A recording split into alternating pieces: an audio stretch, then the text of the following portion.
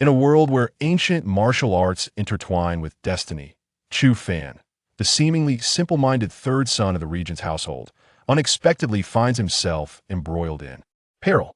Initially seeking a low-profile existence, he becomes the target of his scheming elder brother, Chu Lin.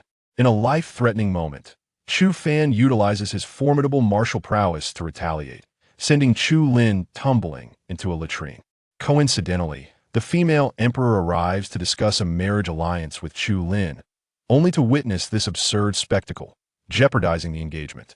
Recognizing the necessity of consolidating her throne through a union with the regent's son, the emperor is compelled to act. Amidst the chaos, she inadvertently uncovers Chu Fan's façade of folly and, through a mysterious means, perceives his innermost thoughts. She learns that marrying Chu Lin would not only lead to his demise, but also threaten the stability of the realm. After weighing the consequences, she decisively agrees to an engagement with Chu Fan. This bold move infuriates Chu Lin, who clandestinely plots his revenge, while Chu Fan, armed with knowledge from his previous life, collaborates with the Empress to navigate the treacherous waters of court intrigue. Concurrently, a hidden power known as Bai Wu Hen enters the fray, a figure referred to as the Guest of Time, who orchestrates a vast secretive force, treating the world as his chessboard and humanity as mere pawns in his long game. As Chu Fan and the Empress embark on a journey to reshape their fates, their paths intersect with the enigmatic Bai Wu Hen. What sparks will ignite when these destinies collide? Will they join forces against a greater crisis, or become pivotal variables in each other's fates? An ultimate confrontation concerning the realm, power, and destiny is poised to unfold. Chapter 1. A fateful encounter. Soft rays of light gently infiltrated the regent's residence, casting a serene glow across the courtyard. Chu Fan, the third son of the regent, awoke from slumber, his mind still clouded and his gaze bleary with the remnants of sleep. Clumsily donning ill-fitting shoes, he stumbled to his feet, mumbling an incomprehensible tune. Stepping outside, he was greeted by the flowers and grasses swaying in the gentle breeze. With a silly grin, he reached out with his rough little hands to touch the petals, murmuring, "Oh, little flowers, how lovely you look today. Did you miss me?" Just then, he caught sight of birds flitting through the branches, prompting him to tilt his head back, grinning and waving. "Little birds, wait for me. Come play with me." With childlike exuberance, he ambled toward the latrine. As he approached the entrance, a shadow darted out from behind him. Chu Lin's eyes glinted with malice, recalling the scolding he received from the Empress after a confrontation with her. His pent-up resentment found an outlet in his foolish brother. With a glance, he signaled to his accomplices, Lu Fu and Zhou Gei, who understood his intent. Lu Fu swiftly approached from behind, raising a wooden club with a menacing swish, and struck Chu Fan on the back of the head. With a dull thud, Chu Fan collapsed, consciousness slipping away. Chu Lin surveyed the fallen figure with a cruel smirk, thinking, "Let your mother see the consequences of her arrogance before me." He commanded Lu Fu and Zhou Gui, "Lift him to the latrine's edge, we'll teach him a lesson." Soon, Chu Fan was hoisted beside the latrine. Chu Lin, with malevolence etched on his face, scooped a large spoonful of filth from the pit, declaring, "Let's make this fool remember his place." Just as Zhou Gui was about to pry open Chu Fan's mouth, an extraordinary event unfolded. A skilled assassin betrayed during a mission met his demise, only for his soul to inexplicably inhabit Chu Fan's body. Disoriented yet aware, he caught a whiff of the foul odor and heard Chu Lin's impatient voice urging him to hurry. In that instant, clarity surged through him as he assessed his predicament. Feigning unconsciousness, he calculated his escape. Zhou Gui pried open his mouth again, bringing the foul concoction closer, and sensing the urgency, Chu Fan knew he could wait no longer. Just as the refuse was about to enter his mouth, he surged upward with lightning speed, executing a swift scissor kick that sent Zhou Gui crashing off balance. The now unsteady Zhou Gui stumbled forward, colliding with Chu Lin, who fell into the latrine with a splash. "Ah, you useless fool!" Chu Lin roared from within the pit, his fine garments now soiled. "Enjoy your meal." Chu Fan thought gleefully, masking his delight with a silly expression, wide-eyed and pouting, as he skipped away, shouting, "Second brother has fallen into the latrine. Come quick and see." His voice rang out, sharp and tremulous, as if genuinely startled. As the commotion escalated, the regent's household was roused. The regent, Chu Lin, emerged from his quarters, robe hastily draped over his shoulders, irritation etched across his brow. What is the meaning of this ruckus? The Empress, Xiao, followed closely behind, concern evident in her eyes for her foolish son, Chu Fan. Concubines Lu and Su rushed in, each accompanied by their sons, the former displaying barely concealed excitement, while the latter held on her son, Chu Yu, with a glimmer of mixed emotions. The eldest son, Chu Xiao, remained aloof, as if the commotion did not concern him, while the fourth son, Chu Yu, exhibited curiosity, peering around. Meanwhile, Chu Fan continued to chant, maintaining his facade of simplicity as he called out, "Mother, second brother, is in the latrine, eating filth." Chapter 2. The arrival of the Empresses. The gathered crowd exchanged bewildered remarks. A cacophony erupted from the latrine. Chu Lin, trembling within the muck, grappled desperately at the edge, each breath assaulted by the offensive stench, his stomach churning violently. Unable to contain himself, he doubled over, retching violently, spewing filth and water in all directions, the acrid odor intensifying. "You two fools!" Chu Lin retched violently, his fury erupting in the stench-ridden latrine. "You can't even manage such a trivial task." Zhou Gui and Lu Fu were in a state of panic, beads of sweat dotting their brows. After exchanging a glance, they gritted their teeth and swiftly removed their shirts, each grasping one of Chu Lin's arms. With all their strength combined, they finally managed to pull him from the fetid pit. Chu Lin reeked horrendously, his hair matted against his face, and his once resplendent garments now sullied. In that moment, he bore no resemblance to his former arrogant self. Seeing her foolish son, Chu Fan, flailing about and shouting, the primary consort, Xiao, hurried to grasp his hand, gently coaxing, "Fanner, do not shout any longer. Come with your mother to have breakfast. I have had someone prepare your favorite pastries for you."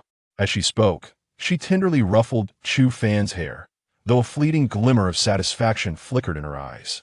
After all, this second son had often bullied her simple-minded child, and witnessing his current predicament was a source of relief.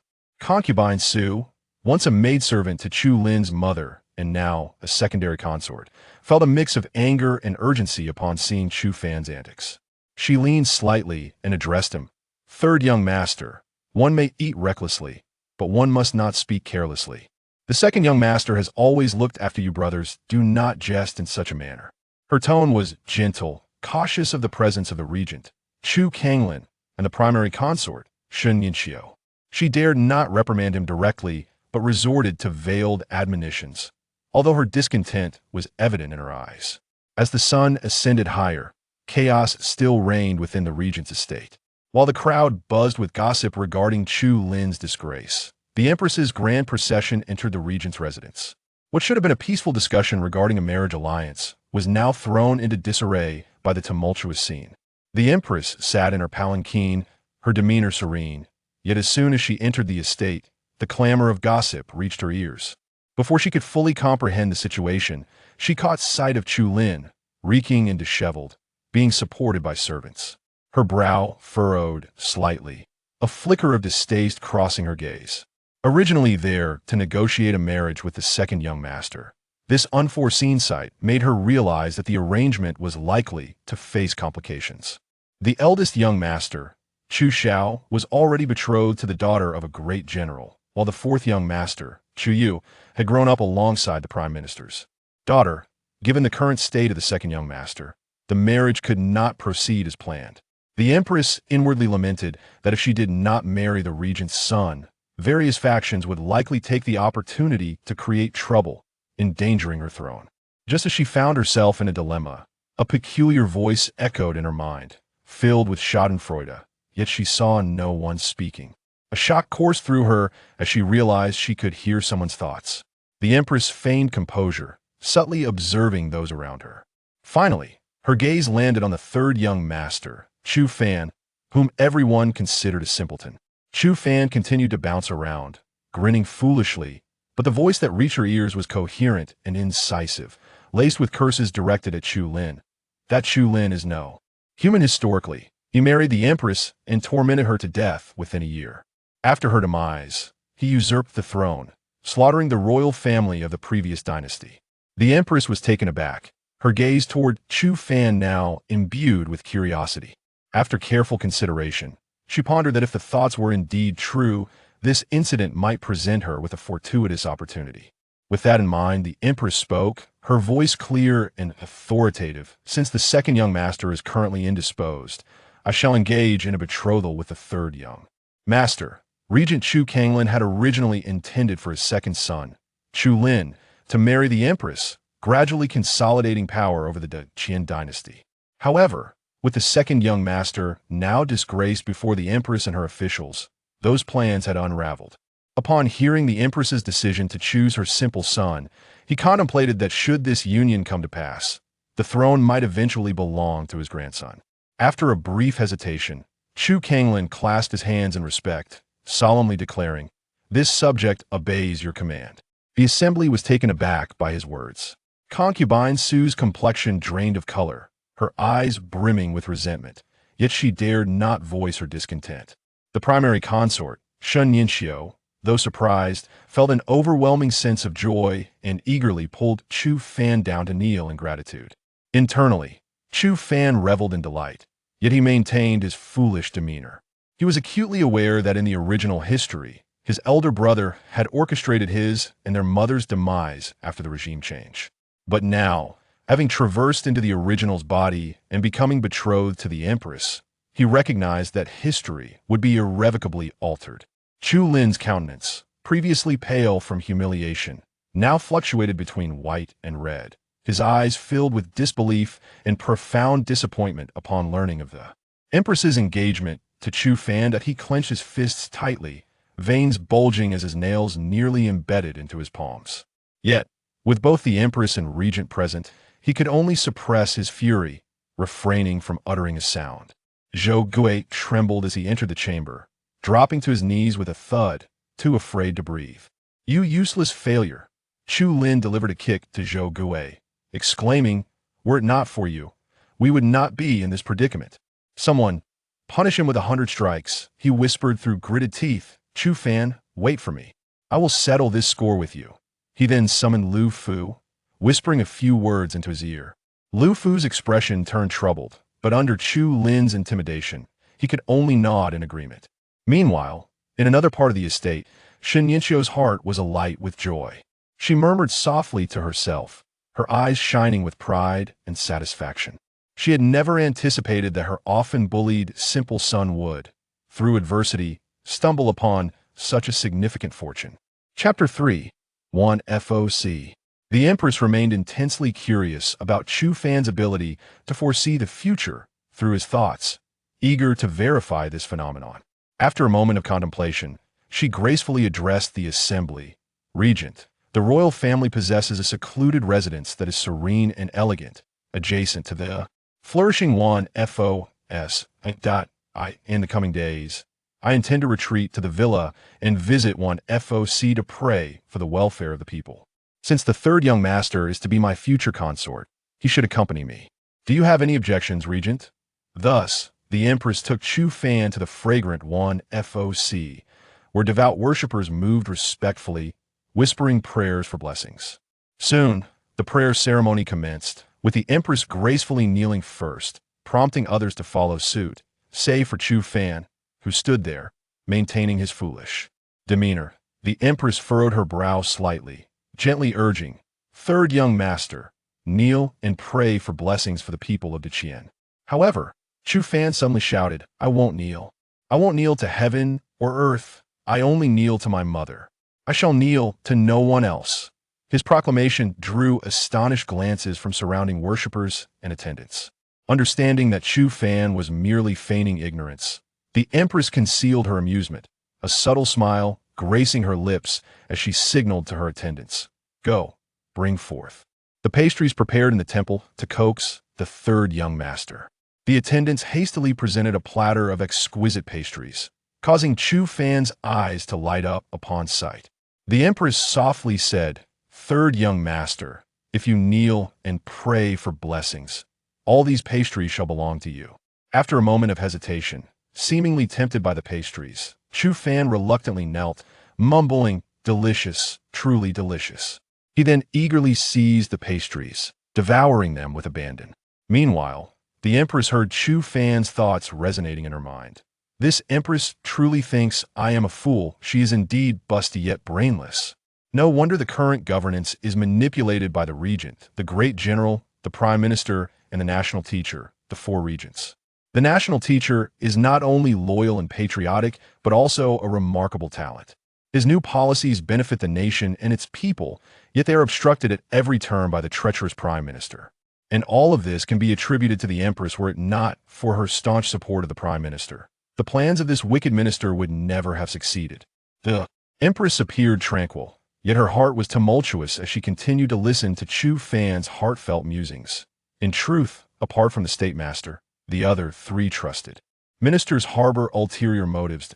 If I were in your position, I would first ally with the state master to secretly gather irrefutable evidence of the chancellor's corruption and then publicly expose him in the court, allowing the Empress and the officials to see his true nature, thereby toppling him.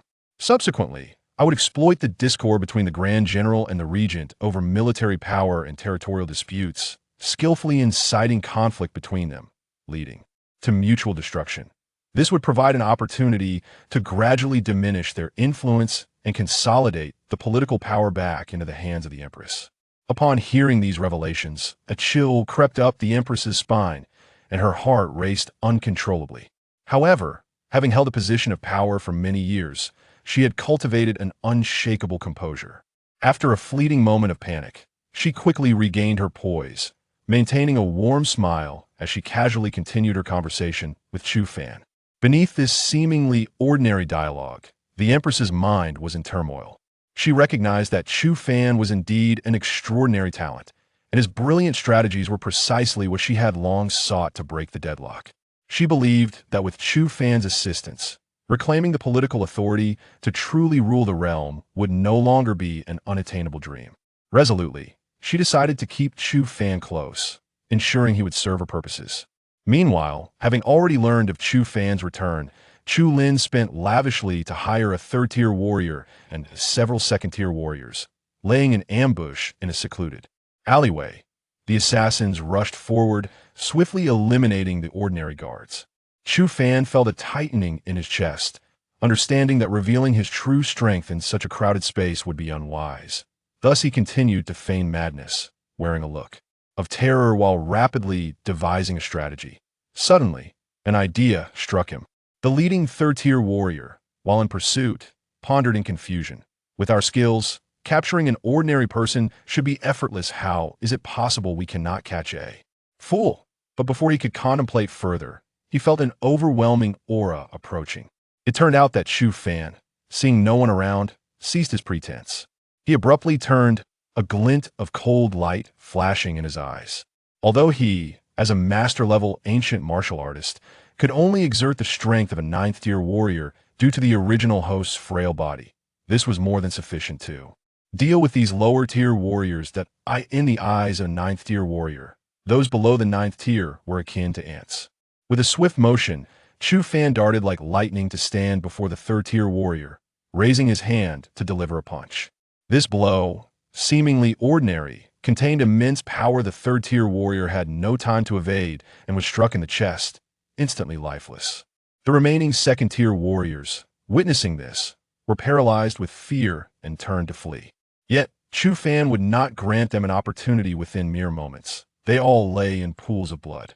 However, amidst this seemingly desperate escape, his gaze grew increasingly icy as he pondered, "Who wishes for my demise? It must be Chu Lin.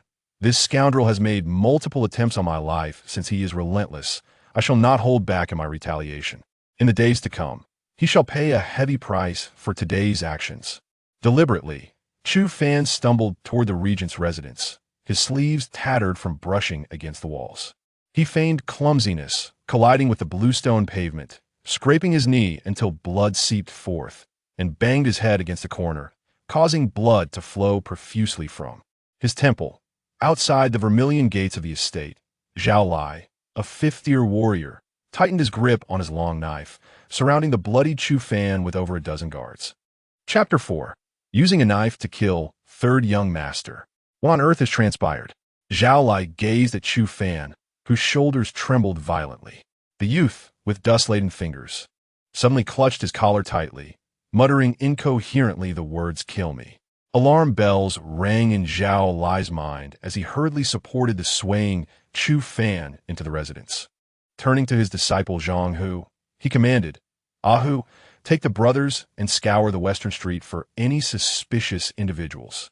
The sixth-grade martial artist, Zhang Hu, responded promptly, drawing his long blade, its edge glinting coldly, before leading a squad of guards swiftly around the corner. Suddenly, a sound of shattering porcelain echoed from within the Wang residence. Upon learning that his son was under attack, Chu Kanglin erupted with rage, slamming his palm heavily onto the table. As an early-stage, 8th-grade martial artist, his inner strength was profound. With that strike, the teacups on the table he shattered into fragments, and his dark robe rustled ominously with the fury emanating from him. In an instant, a chilling, murderous intent enveloped the surroundings, and he coldly commanded, "Dispatch orders immediately to seal the city. Conduct thorough searches of all inns and residences in Lingxiao City. Anyone found harboring the assailants shall face extermination." Shen Yinxiu staggered to Chu Fan's side, her trembling fingers brushing gently over his bloodied forehead, tears cascading uncontrollably, staining the youth's already blood-soaked garments. Yet, Chu Fan suddenly grasped her wrist, his gaze vacant as he foolishly smiled. "Mother, I am hungry." As night deepened, after receiving accurate intel, the guest official of the Wang residence, Zhou Yi, encircled the old mansion in the west of the city with dozens of elite shadow guards. The 7th-grade martial artist, surrounded by a chilling aura, raised his hand to signal for silence, his eyes scanning the vine-covered courtyard walls like a hawk. Suddenly, the tiles rustled, and a dozen shadows burst through the windows, their poisoned daggers glinting as they aimed for the face. Zhou Yi bellowed, drawing his flexible sword like a silver snake emerging from its lair. And in a flurry of sword energy, the weapons of 2 assassins shattered inch by inch. The sounds of battle within the courtyard gradually subsided. The shadow guards discovered black night gear in the cellar, along with masks identical to those worn by the assailants who pursued Zhao Fan. Regrettably, they found no clues leading to the mastermind behind it all. Nonetheless, this sudden ambush had made the various factions in Lingxiao City acutely aware of the regent's wrath. When the news reached Chu Lin, he was in his chamber, smashing furniture in a fit of rage. Upon learning that his carefully cultivated den of assassins had been wiped out, he was filled with anger and hatred. Kicking over the round table beside him and shouting at his confidant, "Go! Bring that scoundrel Zhou Guei to me. Give him 50 lashes." At this moment, Zhou Guei lay in the woodshed, barely alive, having narrowly escaped a lethal 70 lashes through bribery after previously receiving 100. He was now at the mercy of Chu Lin, who personally oversaw the punishment, with blows raining down like a torrential downpour. Zhou Gui's anguished screams gradually faded, leaving him sprawled in a pool of blood, his eyes wide open, filled with terror until his last breath. Upon hearing that Chu Fan had been attacked, the Empress rushed to the regent's residence, carrying pastries. Seeing the wound on Chu Fan's forehead, she tightened her grip on the basket. "Your Majesty, the regent, the princess, and several young masters of the Wang family were comforting Chu Fan. Upon seeing the Empress accompanied by the elderly eunuch, they all knelt in greeting. Your ministers need not be so formal. Rise." The Empress waved her hand and said, "I have come to visit Chu Fan and brought him some pastries he loves." Upon seeing the basket in the Empress's hand, Chu Fan giggled and snatched the basket containing the osmanthus cakes. Simultaneously, a clear voice echoed in the Empress's mind. "That scoundrel Chu Lin wants to eliminate me, but he lacks the capability. However, I must devise a plan to use a knife to kill him. If I can have the Empress send Chu Lin to compete against the Grassland Kingdom, it would be an excellent opportunity to dispose of him. Even if it does not result in his death, he must suffer greatly. Historically, the Grassland Kingdom has sent their strongest warrior of the mid-8th grade. Chu Lin, merely at the late 7th grade, is no match." The Empress gazed at Chu Fan's naïve and foolish demeanor, while her heart surged with tumultuous waves. Yet soon, she sank into new worries. If the martial contest failed, Dakian would not only have to concede 20% of last year's tax revenue, but the royal prestige would also be utterly obliterated. She took the tea handed to her by a servant, gripping it tightly, oblivious to the scalding liquid spilling over. She quickly regained her composure, a glint of determination flashing in her eyes. She recalled Chu Fan's earlier thoughts. Had it not been for Chu Lin accidentally falling into the latrine, she would have undoubtedly been bullied to death after marrying him. With that thought, the Empress resolved to send Chu Lin to his doom. Just as Chu Fan was troubled about how to make Chu Lin fight, the Empress turned to Chu Lin and tentatively asked the regent, "My dear minister, I have heard that your second son, Chu Lin, is exceptionally talented in both literature and martial arts. It is a pity that he is not destined to be with me.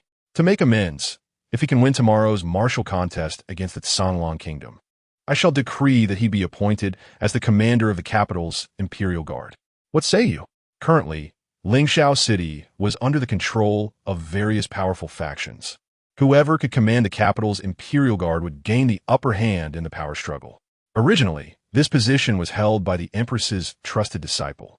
But due to opposition from the powerful factions, the Empress had to let her disciple temporarily oversee it while waiting for a suitable candidate.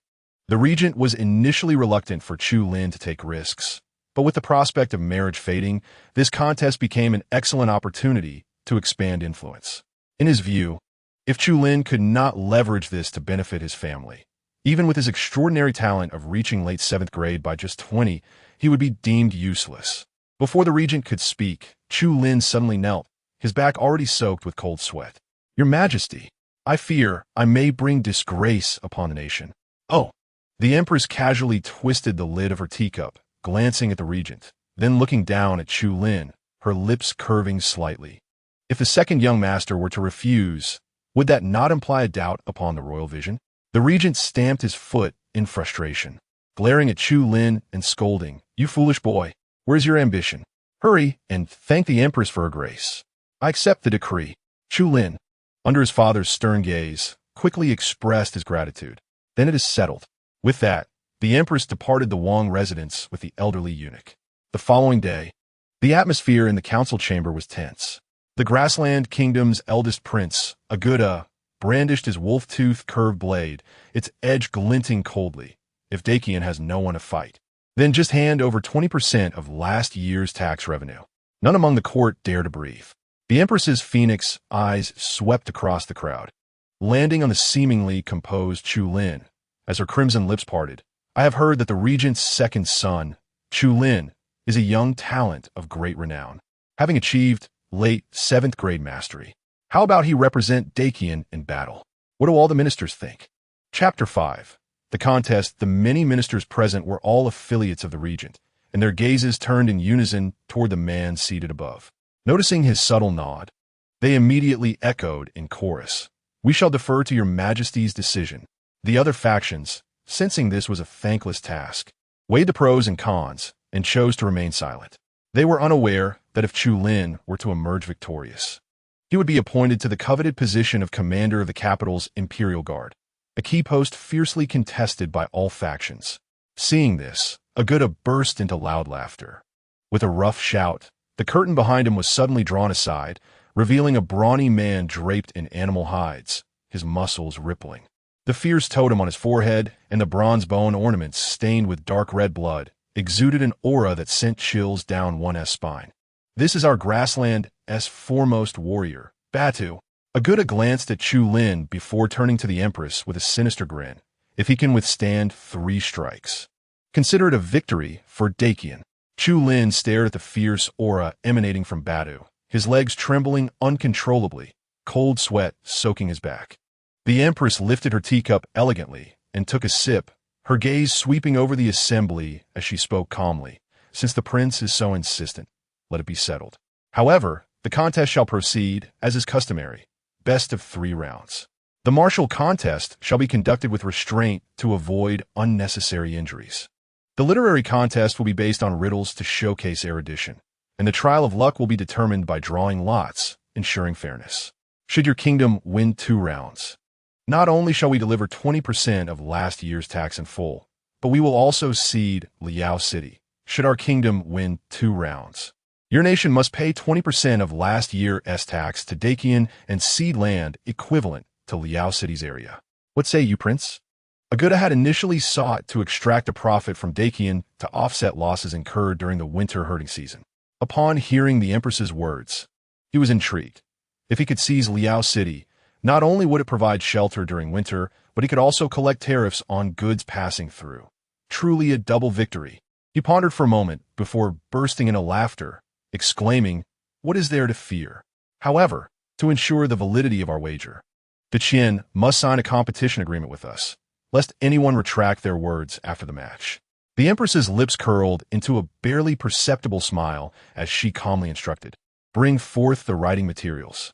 Just as the agreement was signed, the sounds of drums resonated throughout the capital's training grounds.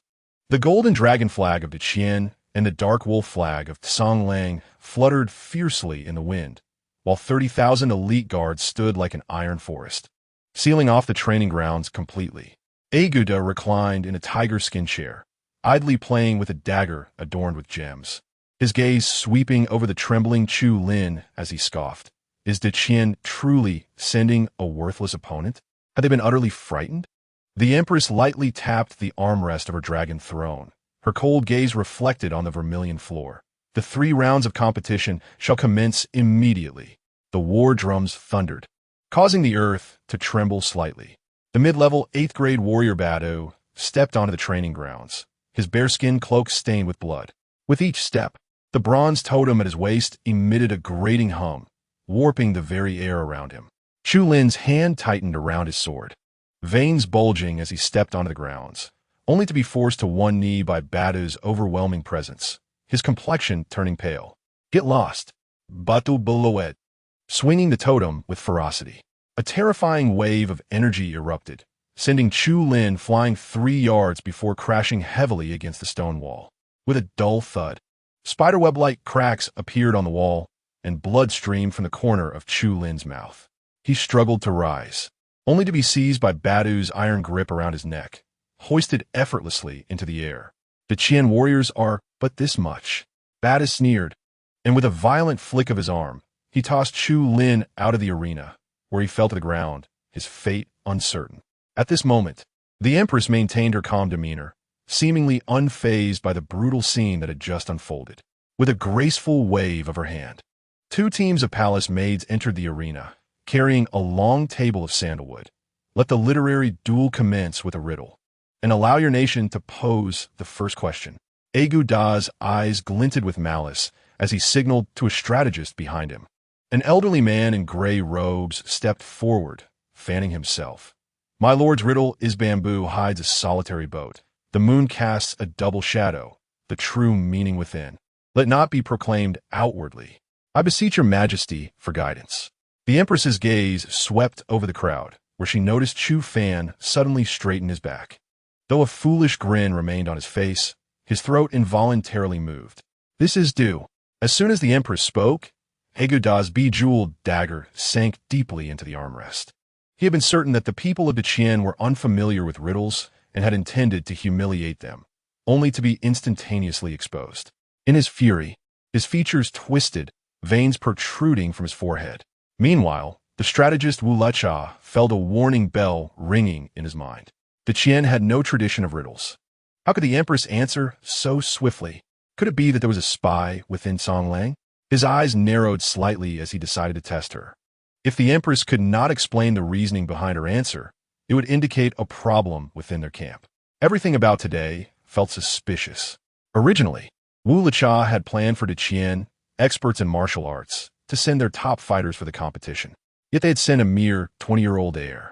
Now, this riddle seemed utterly incomprehensible, considering the people of Dacian were typically unversed in such matters. Wu Lecha bowed respectfully, his tone probing. "May I request your majesty to enlighten us on why the answer is due?" The Empress, composed, began to explain. "I concluded that the answer is due because bamboo hides a solitary boat refers to the bamboo radical. The moon cast a double shadow resembles the shape of 2 moons, akin to a fine steed poised to gallop, its head raised for hoof strong. The 2 moons together resemble the outline of dew. Furthermore, Let it not be proclaimed outwardly aligns with the notion of due representing loyalty, steadfast and reserved, not easily displayed. Does the envoy from a foreign nation believe, I have erred? The strategist Wu Lecha pondered deeply, initially suspecting a spy had informed the Empress of the answer, but now realized he had underestimated her intellect. He quickly bowed respectfully, forcing a smile. Your Majesty is indeed wise and perceptive. Your insights are astute. Your scholarship is profound. You truly are the rightful ruler of Deqian, and we are in awe.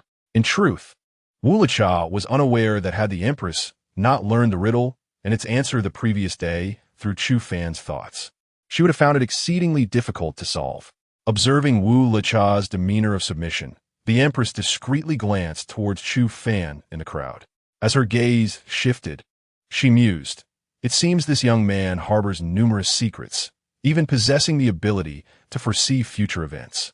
The divination was hoisted onto the high platform, the purple sandalwood entwined in golden threads emanating a cold gleam. As Badu approached, he intentionally shoved aside a blocking guard, his fierce gaze locking onto the Empress. The Deqian royal family should not resort to underhanded tactics. The elderly eunuch Wang Fuku crouched as he held up the, fully aware of the hidden intricacies within it, thanks to the Empress's revelations the night prior, allowing him to remain calm. At the moment Badu's massive hand delved into the, Wang Fuku subtly rotated the magnetic clasp at the bottom.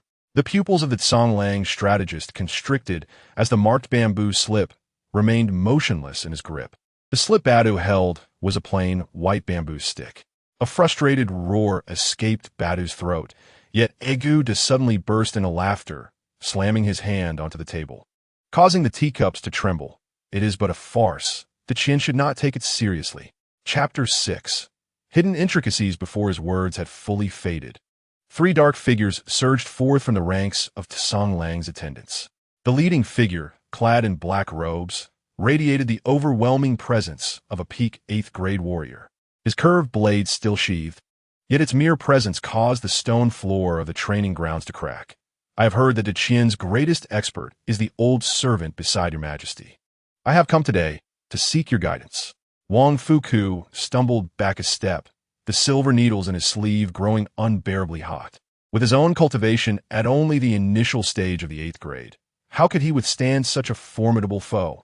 Beside him, Chu Lin struggled to raise himself, a flicker of joy crossing his eyes. He had long anticipated that Song Lang would have a backup plan, hoping for the Empress's demise to allow his father to seize power. The Empress remained seated upon her dragon throne, a dozen dark guards swiftly surrounding her. These guards had been summoned by her younger sister, tasked with protecting her. The black-robed figure's blade flashed like lightning, and Wang Fuku narrowly avoided a fatal blow, though a large patch of flesh was sliced from his shoulder. In a moment of peril, Chu Fan suddenly rushed forward, his grimy hand pressing against Wang Fuku's back. A tremendous surge of internal energy erupted like a volcano, causing Wang Fuku's hunched spine to straighten instantly, and the silver needles in his sleeve transformed into a glimmering arc that pierced the black-robed figure's throat. Blood splattered onto the Empress's dark skirt. Gazing at Chu Fan's bewildered smile, she heard his thoughts resonating in her ears. With these few rotten fish and stinky shrimp, I wouldn't deign to intervene. As a 5th-grade warrior, the Empress was greatly shaken. This was the technique of using qi to control a sword, a skill only a 9th-grade warrior could execute. At that moment, Song Lang's foremost warrior, Badu, took advantage of the chaos, swiftly eliminating several dark guards, leaving only one standing between him and the Empress's final line of defense. Just as the situation grew dire, a stone flew from an unknown source, striking Badu squarely on the back of his head and killing him instantly. The remaining 2 6th-grade warriors were seized by Wang Fuku, who snapped their necks with a single motion. This elderly eunuch could actually defeat opponents far stronger than himself. Agada's expression changed dramatically, and the Songlang forces retreated in panic. Chu Fan suddenly pretended to falter, collapsing onto the ground. Pointing at the black-robed corpse while grinning foolishly, the bad man attacked the old servant. Wang Fuku, clutching his wound, was filled with confusion. Why did the silver needles suddenly shoot out? And how did he manage to use the technique of controlling a sword with chi. This is a skill only a ninth-grade warrior can perform.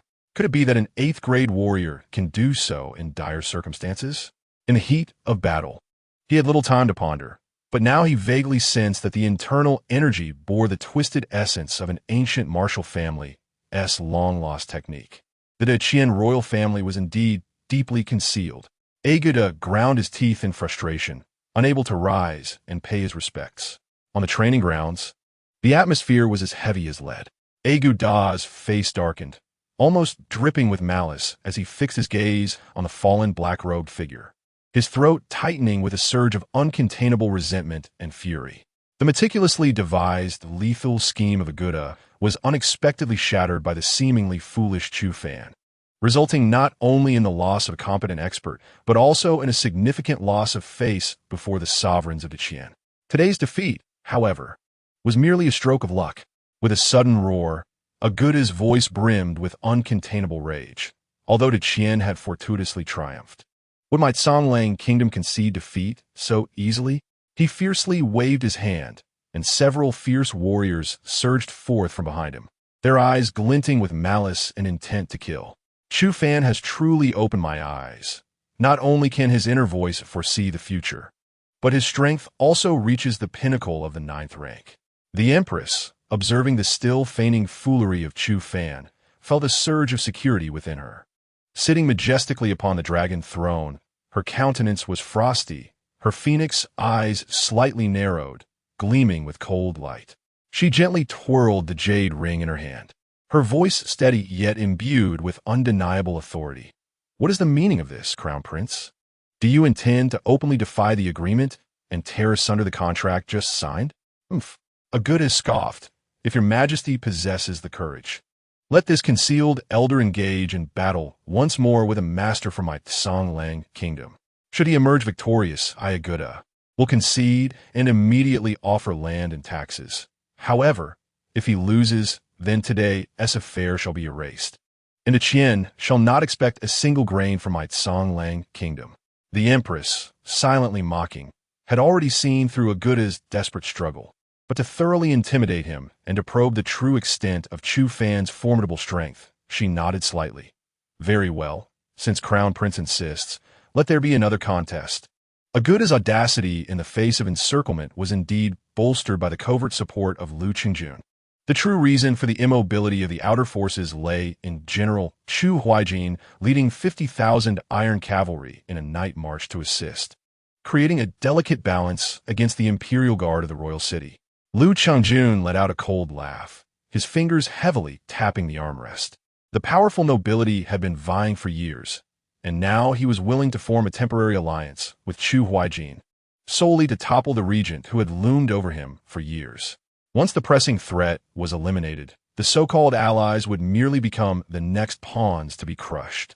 Chu Huaijin reined in his horse before the army, his gaze icy as he looked toward the arena.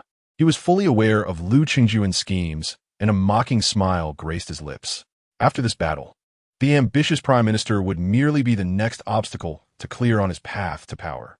Both harbored ulterior motives, viewing each other as mere prey. From the ranks of the Songlang kingdom stepped forth a burly middle-aged warrior, Mangu Dai, whose imposing presence was daunting. As a mid-level 8th-rank expert, he gripped a colossal wolf-toothed club, each step causing the ground to tremble slightly. He contemptuously glanced at Wang Fu, baring his yellowed teeth and speaking with disdain. Old fool, today marks your demise. In contrast, Wang Fu, an early 8th-rank warrior, had just fought fiercely against a man in black and was now injured, with his internal energy severely depleted. As he faced the oncoming threat, he silently lamented, fully aware that this battle could be a near-fatal one. However, as the Empress's most trusted eunuch, Wang Fu had long since cast aside the fear of death. Taking a deep breath, he summoned the remnants of his internal energy, causing the silver needles in his hand to tremble slightly as he resolutely assumed a defensive stance, preparing for a final desperate fight. As the battle was about to commence, Mangu Dai roared, swinging the wolf-toothed club down towards Wang Fu's head. The club sliced through the air with a fierce wind, seemingly intent on tearing it apart. Wang Fu dodged swiftly, barely evading the lethal blow, only to hear a thunderous crash as the club struck the ground, creating a pit half a person deep, with debris scattering everywhere. Watching anxiously, Chu Fan knew Wong Fu could not hold out much longer. However, to reveal his strength recklessly would undoubtedly incite caution from all parties. Weighing his options, he suddenly adopted a foolish demeanor, stumbling into the arena, shouting at the top of his lungs, "Do not hit the eunuch, do not hit the eunuch." He then clung to Mangu Dai's thigh. Caught off guard by this unexpected turn of events, Mangu Dai was momentarily stunned, then filled with rage. He kicked Chu Fan away. The onlookers, except for the Empress, believed that Chu Fan, propelled by Mangu Dai's full-force kick, was surely doomed. The regent's face turned ashen as he gasped in alarm. Yet, as Chu Fan rolled through the air, he seized the opportunity to quietly channel a surge of internal energy into Wong Fu. A torrent of vigorous energy surged into Wong Fu's dantian like thunder, causing his pupils to constrict as his blood and energy boiled violently. Before Mangu Dai could react, the silver needles in Wong Fu's sleeve shot forth like arrows, targeting his throat and vital points. Chapter 7. The tumult of the arena. Mangu Dai could hardly believe that Wong Fu could retaliate from such a dire predicament. Caught off guard, he could only hastily evade. However, the trajectory of the silver needles was too cunning. Although he dodged the fatal strikes, he was still pierced in his limbs, howling in pain. Wong Fu, seizing the advantage, closed in like a specter, the silver needles dancing in his hands with lethal precision. Mangu Dai, enduring the pain, swung his wolf-toothed club in a desperate defense. But as his wounds bled profusely, his movements grew sluggish, and he gradually fell into a disadvantage. Ultimately, Wong Fu capitalized on a moment of weakness, driving a silver needle straight into Mangu Dai's heart. Mangu Dai's eyes widened in disbelief, his face a mask of incredulity as his wolf-toothed club clattered to the ground, followed by his colossal body crashing down. Devoid of breath, a profound silence enveloped the arena, as all present were rendered speechless by the breathtaking clash. Aguda's countenance turned as pale as a sheet, his body wavering, as though he might collapse at any moment. He could not fathom how this seemingly ordinary elder could unleash such formidable strength in the face of despair. The Empress slightly lifted her phoenix eyes, her voice like shattered jade. "Crown Prince, do you still have words to say?" The inflection of her tone carried a teasing mockery woven within its melodic cadence. "Your Majesty's foresight is remarkable," Aguda replied, kneeling on one knee, his arms straining with bulging veins. "The Songlang Kingdom concedes. In 3 days, the land contract and tax records will be presented." Before his words had faded, he staggered to his feet, his robe brushing against the scattered debris. The setting sun elongated his shadow into grotesque shapes as remnants followed behind, the sounds of clashing weapons and armor revealing his turmoil. Aguda gazed at the blood-red evening clouds, his nails digging into his palm. After losing several experts, the strongest protector beside him was merely a mid-level 6th rank. Without external aid, how could he hope to win this battle? The regent, witnessing this, was filled with urgency and promptly summoned the imperial physician for a thorough examination. Only after confirming that Chu Fan was unharmed did his tense expression finally ease. After all, despite Chu Fan's foolishness, he was ultimately the Empress's personally appointed heir. Should anything happen to him, it would be a severe blow to the regent's power, rendering all efforts fruitless. Very well, my Songlang Kingdom admits defeat. Although Aguda was unwilling, he could not refute the established outcome, gritting his teeth to squeeze out those words before departing. However, just as everyone believed the matter was settled, General Chu Huaijin outside the arena, upon learning of Aguda's defeat and retreat, suddenly transformed his expression into one of cold malice. He raised his hand sharply, and over 100 second and third-rank warriors, led by the 8th-rank expert Xiao Ju and 3 6th-rank experts, donned masks and unsheathed their long swords, swiftly encircling the arena within 100 meters, sealing it off completely. "Who are you? Do you intend to rebel?"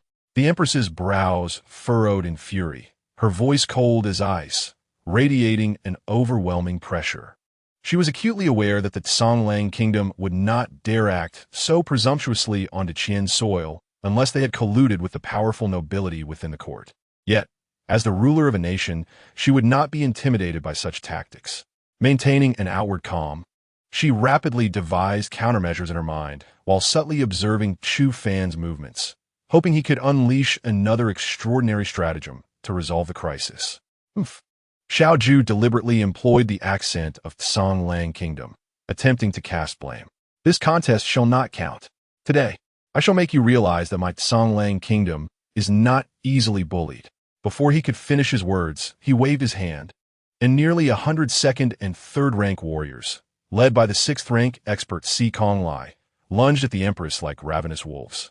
Exuded a formidable aura. Stepping forth from the crowd, he was a newly recruited guest of the Grand General, having taken a military oath to assassinate the Empress in order to pledge allegiance to the forces behind the scenes. His eyes gleamed with disdain, as if the assembly was nothing but a horde of ants. Concurrently, hundreds of masked assassins surged into the arena like phantoms. Elite warriors nurturet biha ha-u-i-ye-en. Without uttering a word, they charged directly at the regent and his companions, igniting a chaotic melee. The regent's aura surged violently. As a practitioner at the early stage of the 8th rank, he wielded his sword to confront the onslaught. Where his blade passed, blood spattered. Yet he found himself ensnared by the sea of assassins. Hearing tales of a formidable eunuch from the Dichi-en royal family, he declared, "Today, I shall engage in a duel with him to ascertain the true prowess of Dichi-en's foremost expert." With a voice resonant like a bell, Xiao Ju began to stretch his limbs, muscles taut and crackling, a palpable pressure causing many to instinctively retreat. F felt a sinking sensation in his heart, aware that today, as events boded ill.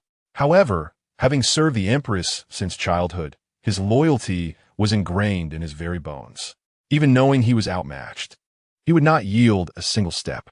Drawing a deep breath, he summoned the remnants of his inner strength, trembling slightly as he raised his whisk to assume a defensive stance.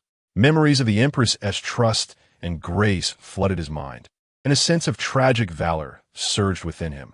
"Your Majesty, even if it costs this old life, I shall not allow you to be harmed."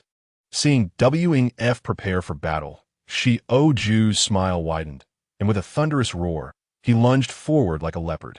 His speed was astonishing, a gale trailing behind him, obscuring his form.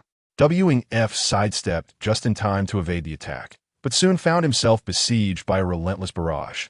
A fist imbued with the weight of 1,000 pounds striking forth, causing the very air to hum.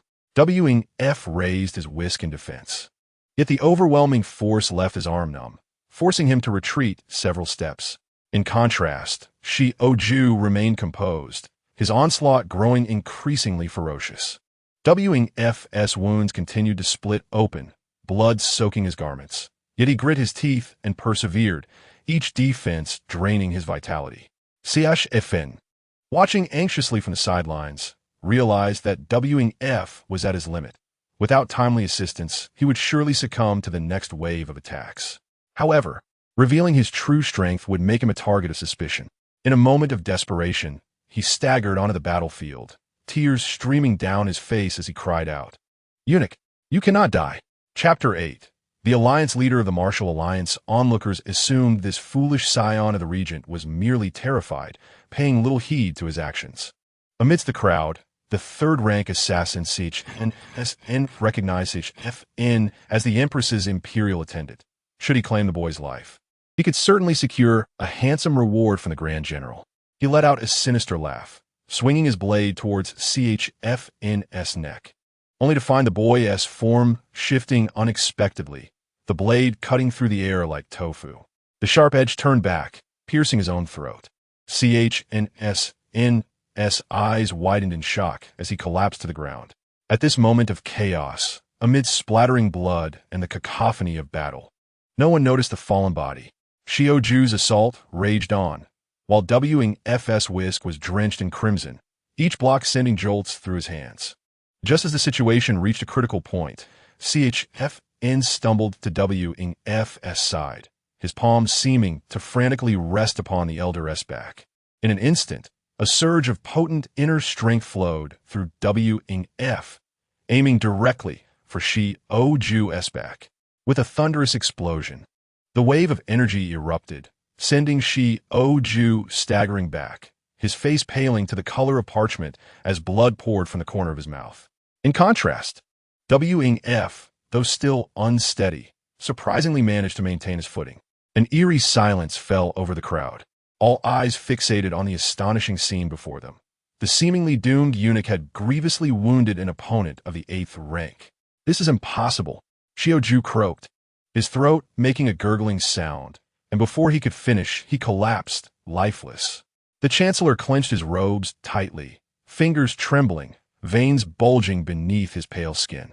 The meticulously orchestrated ambush he had devised over months had been shattered by an eunuch of merely the early 8th rank. Those elite fighters he had dispatched, all of whom were superior in cultivation, had fallen one after another. How could this be? What secret did that eunuch harbor? The Empress, her heart slightly at ease, cast a more profound gaze towards CHFN. Meanwhile, the boy himself tilted his head, foolishly smiling as he stumbled through the crowd, inadvertently brushing against the vital points of several assassins. The concealed fatal strike allowed the remaining guards beside the regent to barely withstand the onslaught of the assassins. Retreat. In the midst of the melee, the 6th rank warrior who smashed his opponent's skull with a blood-soaked wooden fish mallet. He shot a venomous glare at the Empress, gesturing with a wave of his hand, leading the remnants of a dozen assassins to vanish into the night like lost dogs.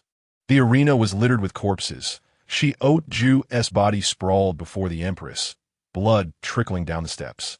Just then, the sound of galloping hooves approached swiftly as Grand General Chu Yan, clad in dark iron armor and wielding a bloodied longsword, surged in with hundreds of loyal guards like a black tide.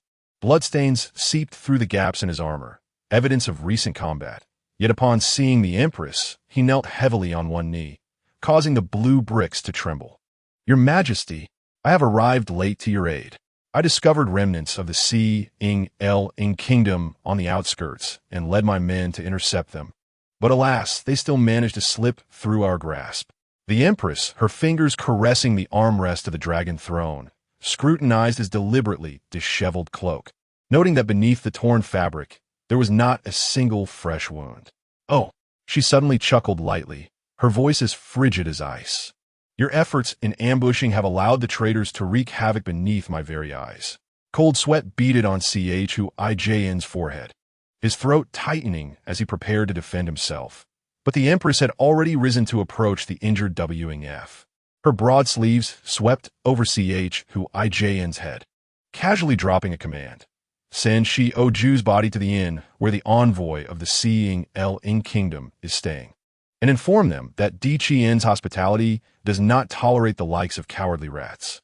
As for the remaining matters," she paused, her gaze catching the tense back of the regent in the crowd. "In a few days, when the Grand Master visits incognito, we shall deliberate further." The night wind rustled Chu's cloak as he watched the Empress's retreating figure, his grip on the sword tightening, veins bulging. In the shadows, the Chancellor exchanged a subtle glance with him. The flickering torches cast long shadows on the arena, dragging the specter of this farce into the night. The regent's gaze darkened as he absorbed the calculations of the Chancellor and the Grand General, realizing that these two old foxes sought to exploit the competition between the two nations to conspire against him, even attempting to take his life. It was clear that he must swiftly devise a strategy to counteract this. As they journeyed halfway, dozens of black shadows emerged like specters, surrounding Chlin and his entourage. The 6th rank warriors drew his sword immediately, his eyes wary. Who dares to disturb the people of the regent's household? The leader, an elder with white hair, coldly laughed and raised his hand, signaling two agile figures in black to attack. In an instant, blades clashed and shouts of battle echoed. Bellowed and charged at the white-haired elder, his long sword slicing through the air with fierce intent.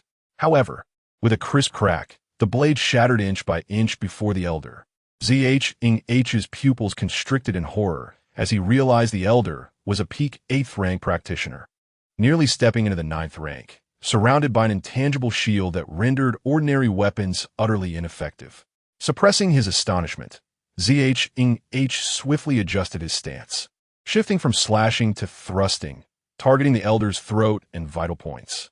Yet each attack felt like striking iron, the rebound force causing his hands to tremble. Out of the corner of his eye, he saw CHFN in peril, and with a fierce swing, he repelled the nearby assassins, pushing CHFN aside. Third young master, flee. Seeing this, the elder's eyes flashed with anger as he raised his hand with a gentle push. An invisible force surged forth like a tidal wave. ZH had no time to react, his body hurtling backward like a kite with a severed string, crashing heavily to the ground, and he spewed blood, losing consciousness on the spot. Meanwhile, the agile figures, like phantoms, weaved through the dark guards, and in mere moments, the remaining guards lay slain in pools of blood. A mere 6th-rank warrior dares to stand against me? The elder coldly scoffed, his figure darting past ZH and instantly positioning himself before CHFN. Help! Help! Someone is attempting to take my life. Chu Fan staggered backward, his face a mask of terror, tears and mucus smearing his visage. Song Ming spoke slowly, his tone tinged with a hint of pity. You, a foolish child yet to awaken, likely harbor no ill intentions. However, as the acting leader of the Qianwu Meng, I cannot permit your union with the Empress. If I do, this realm shall inevitably fall into the hands of your treacherous father. As he spoke, a ghostly blue light flickered in his palm. Do not blame me. This strike shall bring you no pain. A wave of force, imbued with the might of thunder, surged toward Chu Fan, distorting the air around him. However, as the force approached within 3 inches of Chu Fan, it dissipated into nothingness, as if a cow had plunged into the sea. Song Ming's pupils constricted, and he lunged forward, his massive hand wielding immense power, striking down upon Chu Fan's crown. The onlookers held their breath, anticipating a spray of blood. Yet Chu Fan merely continued to grin foolishly, dodging left and right. Song Ming's blow struck him, seeming to collide with a mere illusion, not even lifting the hem of his garment. How is this possible? Could you be a peerless master of the 9th tier? Song Ming stumbled backward, his eyes filled with dread. At that moment, Chu Fan unexpectedly drew close, his pudgy hand gently patting Song Ming's shoulder. This seemingly innocuous gesture hit Song Ming like a thunderbolt, causing him to lose control and topple backward, crashing to the ground. A mouthful of blood surging up from his throat. Chapter 9. The city is sealed, and the hunt begins. Song Ming struggled to prop himself up, yet at that moment, he felt as though he had plunged into an icy abyss. His internal cultivation was visibly disintegrating, as if countless burning iron needles pierced his meridians, the agony causing his vision to darken. That seemingly harmless pat had shattered his 8th-tier protective aura in an instant. He had been certain that this foolish youth concealed extraordinary strength. Impossible, impossible. Song Ming muttered brokenly, his gaze fixed on the direction in which Chu Fan had fled, his eyes filled with panic and reluctance. He could not comprehend until the very end that the fool he regarded as insignificant was, in fact, the true player orchestrating the storm. Meanwhile, Chu Fan continued to cry out as he fled. They are coming after me. Help!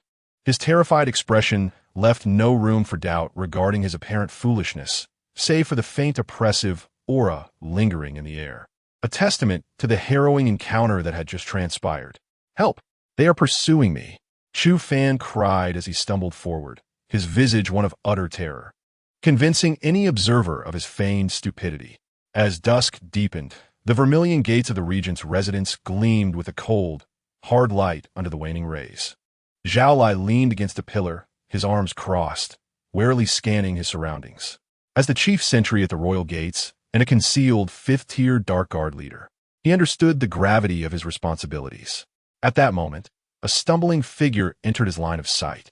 It was Chu Fan, the usually daft 3rd young master, now disheveled, his face a portrait of fear, hair in disarray, mumbling incoherently about murder. Zhao Lai's heart tightened as he hurried forward, reaching out to steady the nearly fallen Chu Fan. 3rd young master, what has happened? He asked urgently. Chu Fan merely shook his head vigorously, his eyes brimming with terror, mumbling unintelligibly. Zhao Lai was acutely aware that, despite Chu Fan's apparent foolishness, such panic did not arise without cause. He swiftly instructed the nearby guards, quickly, escort the third young master into the residence and take good care of him. After the guards led Chu Fan away, Zhao Lai furrowed his brow, deep in thought. From Chu Fan's desperate cries of murder, he sensed that something grave had occurred. Suddenly, Zhao Lai's attention faltered. He had previously received news that the second young master, Chu Lin, had sustained severe injuries while escorting someone. Now, witnessing Chu Fan's disheveled state, a heavy dread settled in his heart. Chu Lin and Chu Fan were traveling together, and in such a weakened state, self-preservation would be a challenge. An ominous premonition washed over him like a tidal wave. Zhao Lai's expression hardened as he commanded, "Send word to assemble 200 dark guards. We shall depart immediately," searching carefully along the way to ascertain the situation. With his orders, the royal residence sprang into action.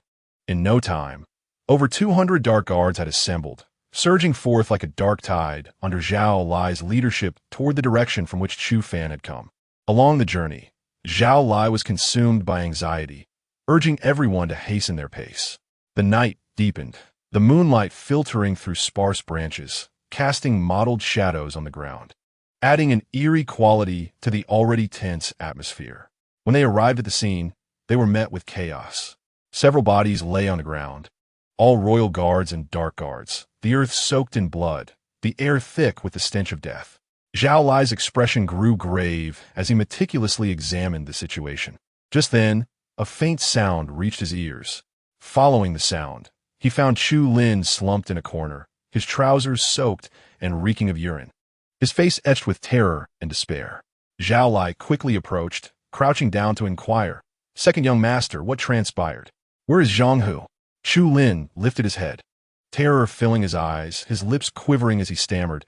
There were dozens of black-clad figures, masked and suddenly attacking. "Many of the royal guards have perished, and they sought to kill me and third brother, Zhang Hu, in his attempt to protect me."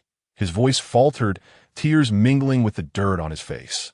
Chu Lin choked back sobs, pointing to a body nearby, lying in a pool of blood. A jolt ran through Zhao Lai, his breath catching in his throat. He stumbled to the side of the corpse, where Zhang Hu lay with wide-open eyes, his body marred by wounds, a broken dagger clutched in his hand. Zhao Lai slowly knelt, trembling as he closed Zhang Hu's eyes, tears streaming uncontrollably down his cheeks.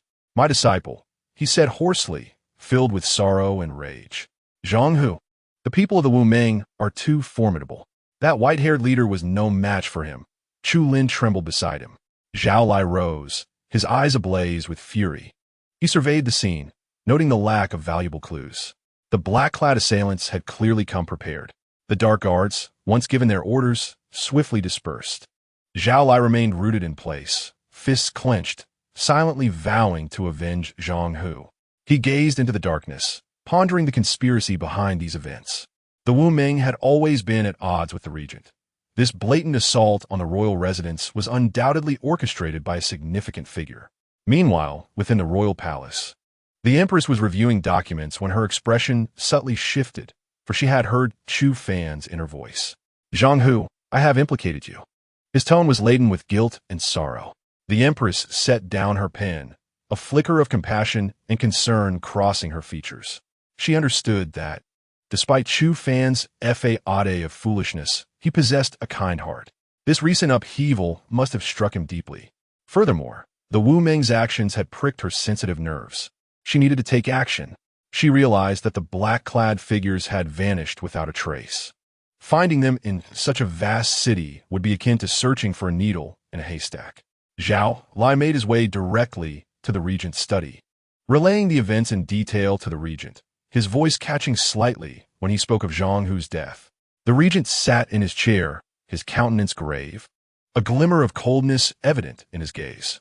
"Dares to be so audacious," the regent coldly declared, "issue an order to impose martial law throughout the city, sealing all city gates and conducting thorough inspections of every passerby. We must uncover this group of cloaked figures. Furthermore, bolster the defenses of the royal residence. I wish to see who else dares to infringe upon us." With the regent's command, the entire city swiftly mobilized. The city gates were tightly shut, and squads of soldiers patrolled the streets, scrutinizing every suspicious individual. The common folk hastily barred their doors, and a tense, oppressive atmosphere enveloped the city. By noon the following day, the scorching sun rendered the bluestone slabs of the Wu Meng headquarters unbearably hot. Hundreds of dark-clad guards from the regent's residence descended like a storm cloud, encircling the expansive building with an impenetrable barrier. Zhao Lai, holding the Xiantai command token, scanned every corner of the courtyard with predatory eyes. The long blade at his waist glimmered ominously in the sunlight. "Search, alive or dead. We must find him." At Zhao Lai's command, the dark guards dispersed like phantoms, kicking down doors and rummaging through the halls. The clanging of weapons and shouts startled the birds in the courtyard. The disciples of Wu Meng huddled in corners with pale faces, their usual bravado extinguished, fearful of provoking the murderous royal guards. Song Ming curled up in the hidden compartment of a dry well in the Wu Meng backyard, cold sweat soaking his dark robe. His broken right arm hung uselessly at his side. Each breath felt like fire scorching his shattered veins. He clutched his clothing tightly, listening to the sounds of the guards moving the stone slabs above. Just half an hour prior, he had exhausted his last ounce of strength to activate the mechanism and plunged into this secret passage known only to a select few within Wu Meng. "Search the dungeons." Zhao Lai wiped the sweat from his brow, crushing the dried moss underfoot. After the guards retreated like a receding tide, Song Ming could no longer hold on. Darkness enveloped him as he collapsed into a pile of decaying leaves, blood bubbling silently from his throat and falling into the dark river, carried away by the current into the unknown depths. Chapter 10. The Guest of Time by Wu Hin. This time, the dark guards conducted a meticulous search of the Wu Meng headquarters for a whole hour, yet found nothing. Zhao Lai's expression darkened, his eyes filled with resentment, and he ultimately had to lead the team in retreat. However, this turmoil did not subside. Rather, it was like a boulder thrown into a deep pond, sending ripples of disturbance through various factions. Shortly after the guards withdrew, in a highly secretive chamber of the Wu Meng headquarters, several figures gradually materialized. The leader appeared to be an elderly man with white hair and a sinister gaze, but in reality, he was employing a transformation technique to disguise himself. His true form was merely that of a young man in his early 20s. No one knew his identity or strength. His age and appearance were entirely mismatched.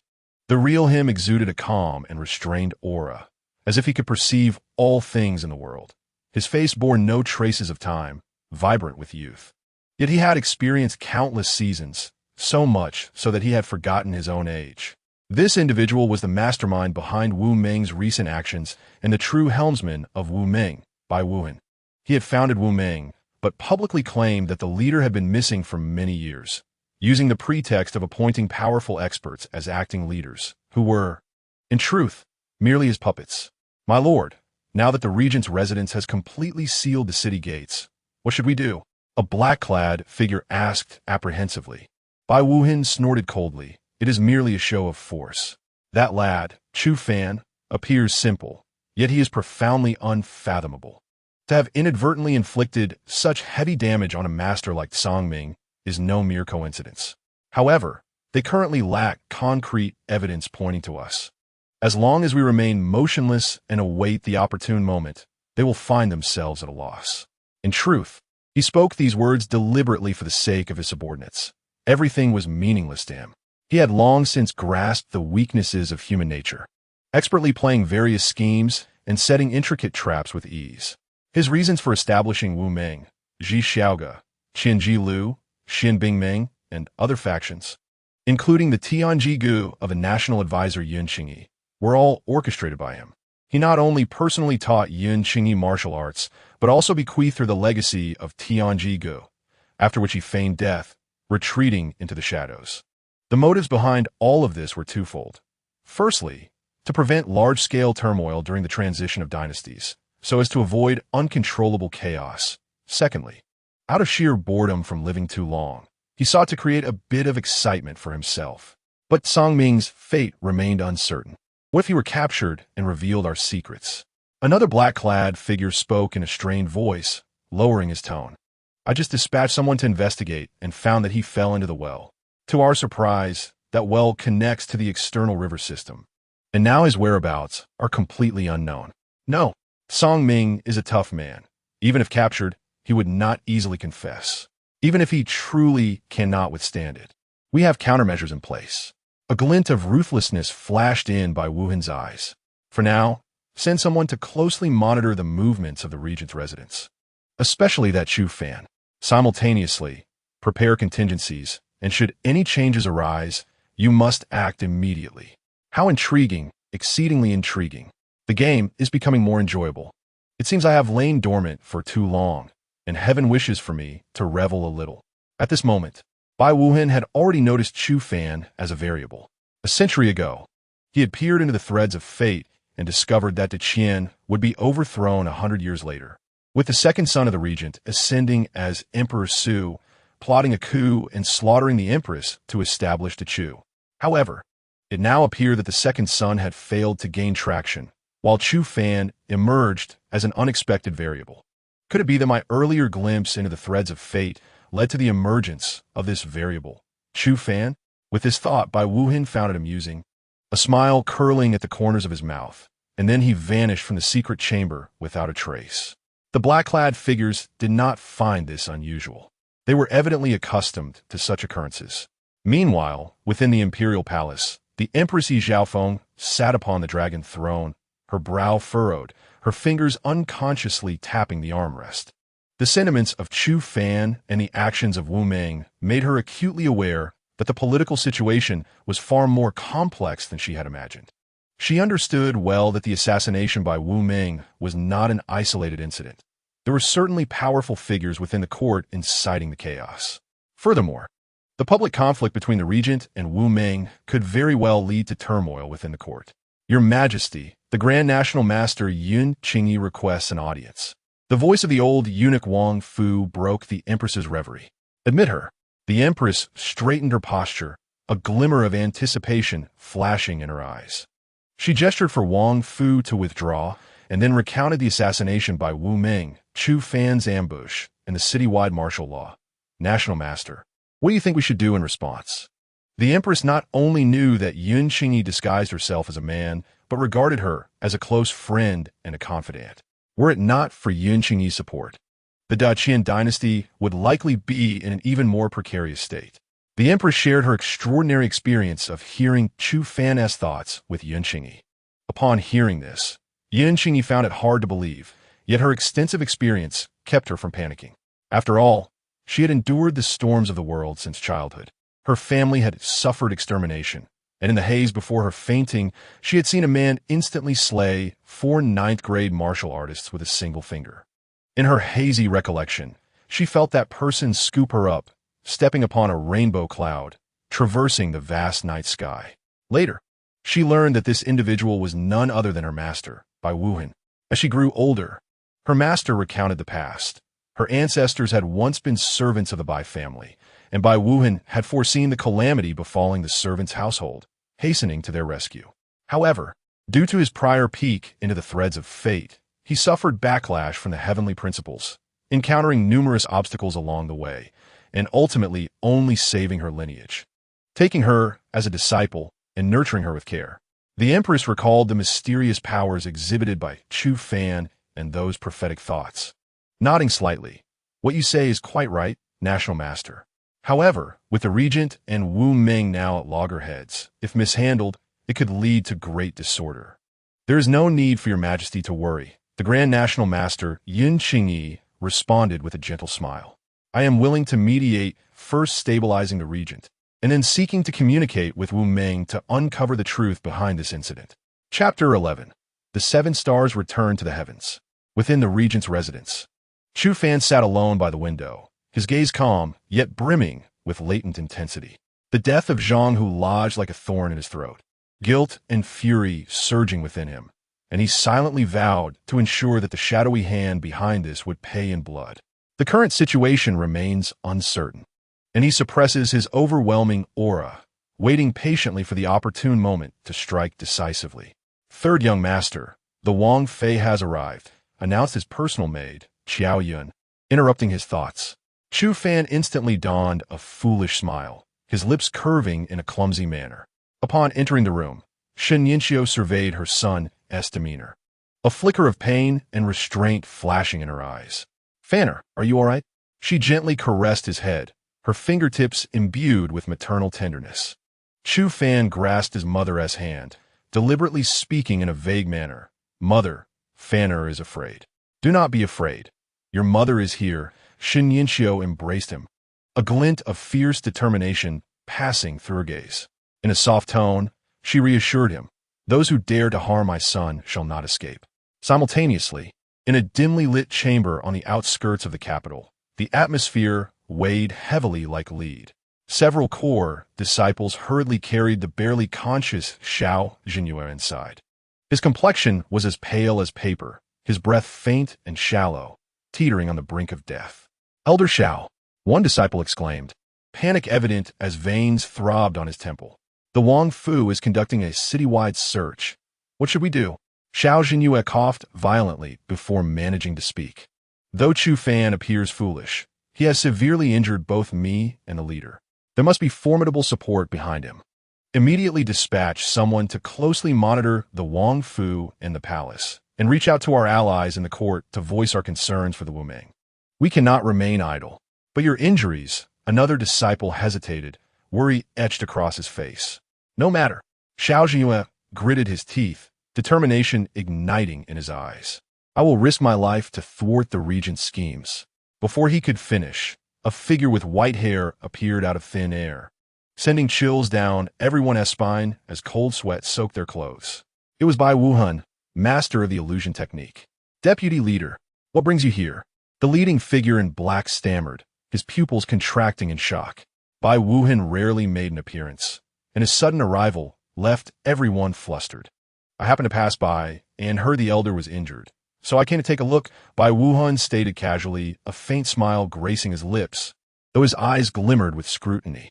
He had his sights set on Xiao Yan, a pinnacle-level expert in the Wuming for only 2 years. A perfect candidate to replace the leader. "The deputy leader flatters me. I am merely a pinnacle-level practitioner," Xiao Yan replied, veins bulging on his forehead, dismissing the compliment while gripping the bed sheet tightly. The dormant energy within him stirred, a familiar yet foreign power awakening, clearly the breakthrough he had sought for a decade. "Since you are disinterested, I shall grant you this final needle to guide you to your rest."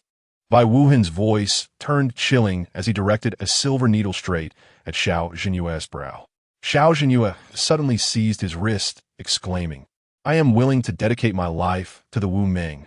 A torrent of true energy surged through his meridians like a broken dam, mingling pain with ecstatic joy. When the pressure of the 8th grade late stage shattered the table, Xiao Yan found himself kneeling on the ground. When he raised his head, only a silver needle engraved with star patterns remained, glowing faintly in the chamber. Bai Wuhan's icy voice echoed in his ears from this day forth. "Your life belongs to the Wuming. Should you harbor any treachery, even if you flee to the ends of the earth, I will take your life." It was only then that Xiao Yan grasped the depth of Bai Wuhan's inscrutability. He possessed knowledge of an ancient needle technique lost for centuries. Wang Cheng'an silently scoffed, maintaining a facade of respect. At present, this villain was barely afloat, yet still wished to secure him a lifetime of glory. He should first contemplate how to meet his demise. Had it not been for his father being the regent, he would have disregarded him entirely. After a prolonged moment of contemplation, he slowly replied, "Second young master, it is not that I am unwilling to treat you, but my abilities are limited." Unless, before he could finish, Chu Lin interjected, "Unless what, Dr. Wang? Please speak quickly." Chapter 12. An astonishing scheme more than 20 years ago. Wang Cheng'an was merely an ordinary herbalist, traversing the mountains daily in search of precious medicinal materials. One day, as usual, he ventured deep into the forest. Sunlight filtering through the dense foliage, casting dappled shadows, and the surroundings were so serene that only the chirping of insects and birds could be heard. Just as he was fully focused on his search, a vividly colored venomous snake suddenly lunged at him, biting his ankle. A sharp pain surged through him, and he felt darkness closing in as he fell to the ground, consciousness fading. The venom spread rapidly through his veins, searing his body as if engulfed in flames, leaving him breathless and weak. Just when he believed his demise was imminent, a figure appeared before him. It was a young man in his 20s, clad in pristine white robes, handsome of face, with a gentle and composed gaze. He was Sui quickly approached it, crouching down to retrieve a small silver needle pouch from his waist. His fingers were long and slender, moving with elegance and proficiency, the silver needles glinting in the sunlight. With a flick of his wrist, the needles pierced several acupoints on Wang Cheng'en's body with precise accuracy. Each needle was as steady as a mountain.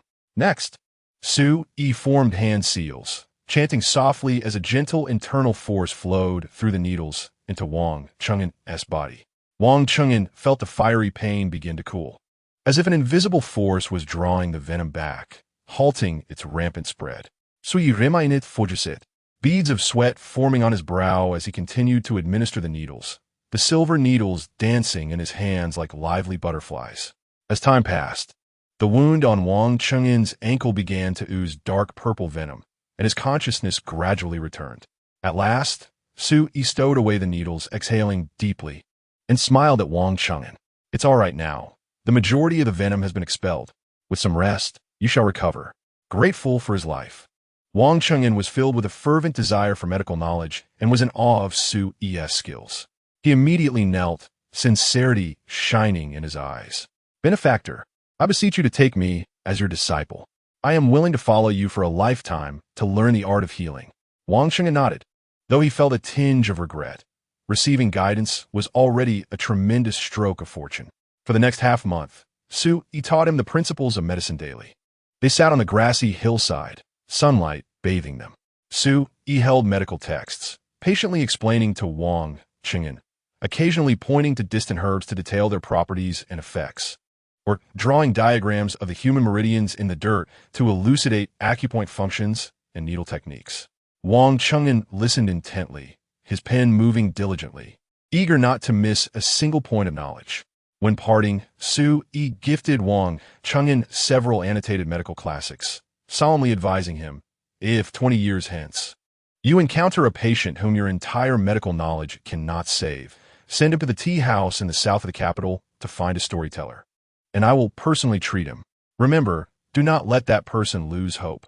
Otherwise, calamity will befall you. Reflecting on the past, Wang Cheng'en glanced at Chu Lin, pondering the latter's ruthless and vindictive nature. If he could not cure him and offered no hope for recovery, stepping out of the regent's residence could very well lead to his untimely demise in the streets. As these thoughts crossed his mind, a chill ran down his neck. He never anticipated that the life-saving grace from over 20 years ago had been part of a scheme foreseen by his benefactor. Not only had the benefactor predicted his impending tribulation, but he had also laid out a method for resolution. Such prophetic foresight could not merely be attributed to the heir of the Needle Saint. This astonishing scheme was beyond the capabilities of even a divine being. How could one traverse time and space, calculating every step flawlessly? Cold sweat trickled down Wang Cheng'en's spine, the chill enveloping him entirely. He finally realized that from the moment he was bitten by the snake over 20 years ago, he had perhaps been a pawn in Sui's game, every action meticulously controlled by the latter. At this moment, Wang Cheng'en was filled with profound emotions as he looked at Chu Lin, detailing the methods to find Sui before respectfully taking his leave. After sending off Dr. Wang, a glimmer of hope ignited in Chu Lin's eyes. He immediately dispatched a trusted aide to seek out the Needle Saint, Sui, at the tea house in the south of the capital, as Wang Cheng'en had instructed. After departing from the outskirts of Wuming's branch, Bai Wuhin formed a seal with his fingertips, and a soft golden radiance enveloped him. In the blink of an eye, he shed the guise of an elderly man with white hair, transforming into a middle-aged man, approximately in his 40s. This individual stood nearly 2 meters tall, with a lean physique and a loose dark blue long robe draped over him, accentuating his sharp skeletal structure. His jawline was as keen as a knife's edge, and fine lines etched the corners of his eyes, which slightly lifted when he smiled, revealing a hint of worldly wisdom and cunning. His deep-set eyes, reminiscent of an ancient well, occasionally flickered with a cold, sharp light that seemed incongruous with his role as a storyteller. Having completed his disguise, he strolled to a tea house in the southern part of the capital, adopting the name Su Yi, and transformed into the storyteller who entertained daily. At this moment, the southern tea house bustled with patrons, vibrant and lively. The aroma of tea filled the air amid the wooden tables and chairs, intermingled with the sounds of laughter and the shouts of waitstaff. As Zhao Kuei, a trusted subordinate of Chu Lin, entered the tea house, he heard the impassioned storytelling from the second floor, vividly recounting the legend of the medical sage and the divine needle. With an urgent expression, he hurried up the stairs in quick strides, scanning the crowd until his gaze landed on Su Yi, who was seated on the high platform narrating the tale. He approached with determination, clasping his fists in salute, his rough voice tinged with urgency. "Pardon me, is your surname Su?" Su Yi paused, his hand stilling the wooden clapper, and glanced down at the burly man before him, a subtle smile playing on his lips. "I do not change my name or surname. I'm Su, and I have been telling stories here for 5 years." Zhao Kuei stepped forward, lowering his voice. "My young master is willing to pay a substantial sum. May I request you to come to our residence to tell a story? What do you say?" "Oh." Su Yi leisurely lifted his teacup, gently blowing away the foam. "This little tea house has many patrons who come to listen. If your master wishes to hear, he is welcome to join us here." Zhao Kuei's brow furrowed, a flicker of impatience crossing his face, which he suppressed. "You see, my young master is unable to move about and cannot leave the house. I hope you will consider coming to our residence. I ask for your understanding." Su Yi set down his cup, his fingertips absently tracing the rim, and after a moment, he replied, "If you want me to come to your residence, it is not impossible, but—" Seeing Su Yi pause mid-sentence, Zhao Kuei felt an urgent anxiety bubbling within him and blurted out, "Please, sir, continue. What is it?" Su Yi raised his eyes, his gaze sweeping over the crowd of tea patrons with a knowing smile. "However, you must settle the bills for all those present today, and then I will personally go to your residence to tell the story." Zhao Kuei's face turned crimson in an instant. Had it not been for Chu Lin's strict admonitions to treat the storyteller with courtesy, he would have lost his composure. Gritting his teeth, he finally relented and pulled out his money pouch, slapping the meager 3,000 taels of silver notes on the table.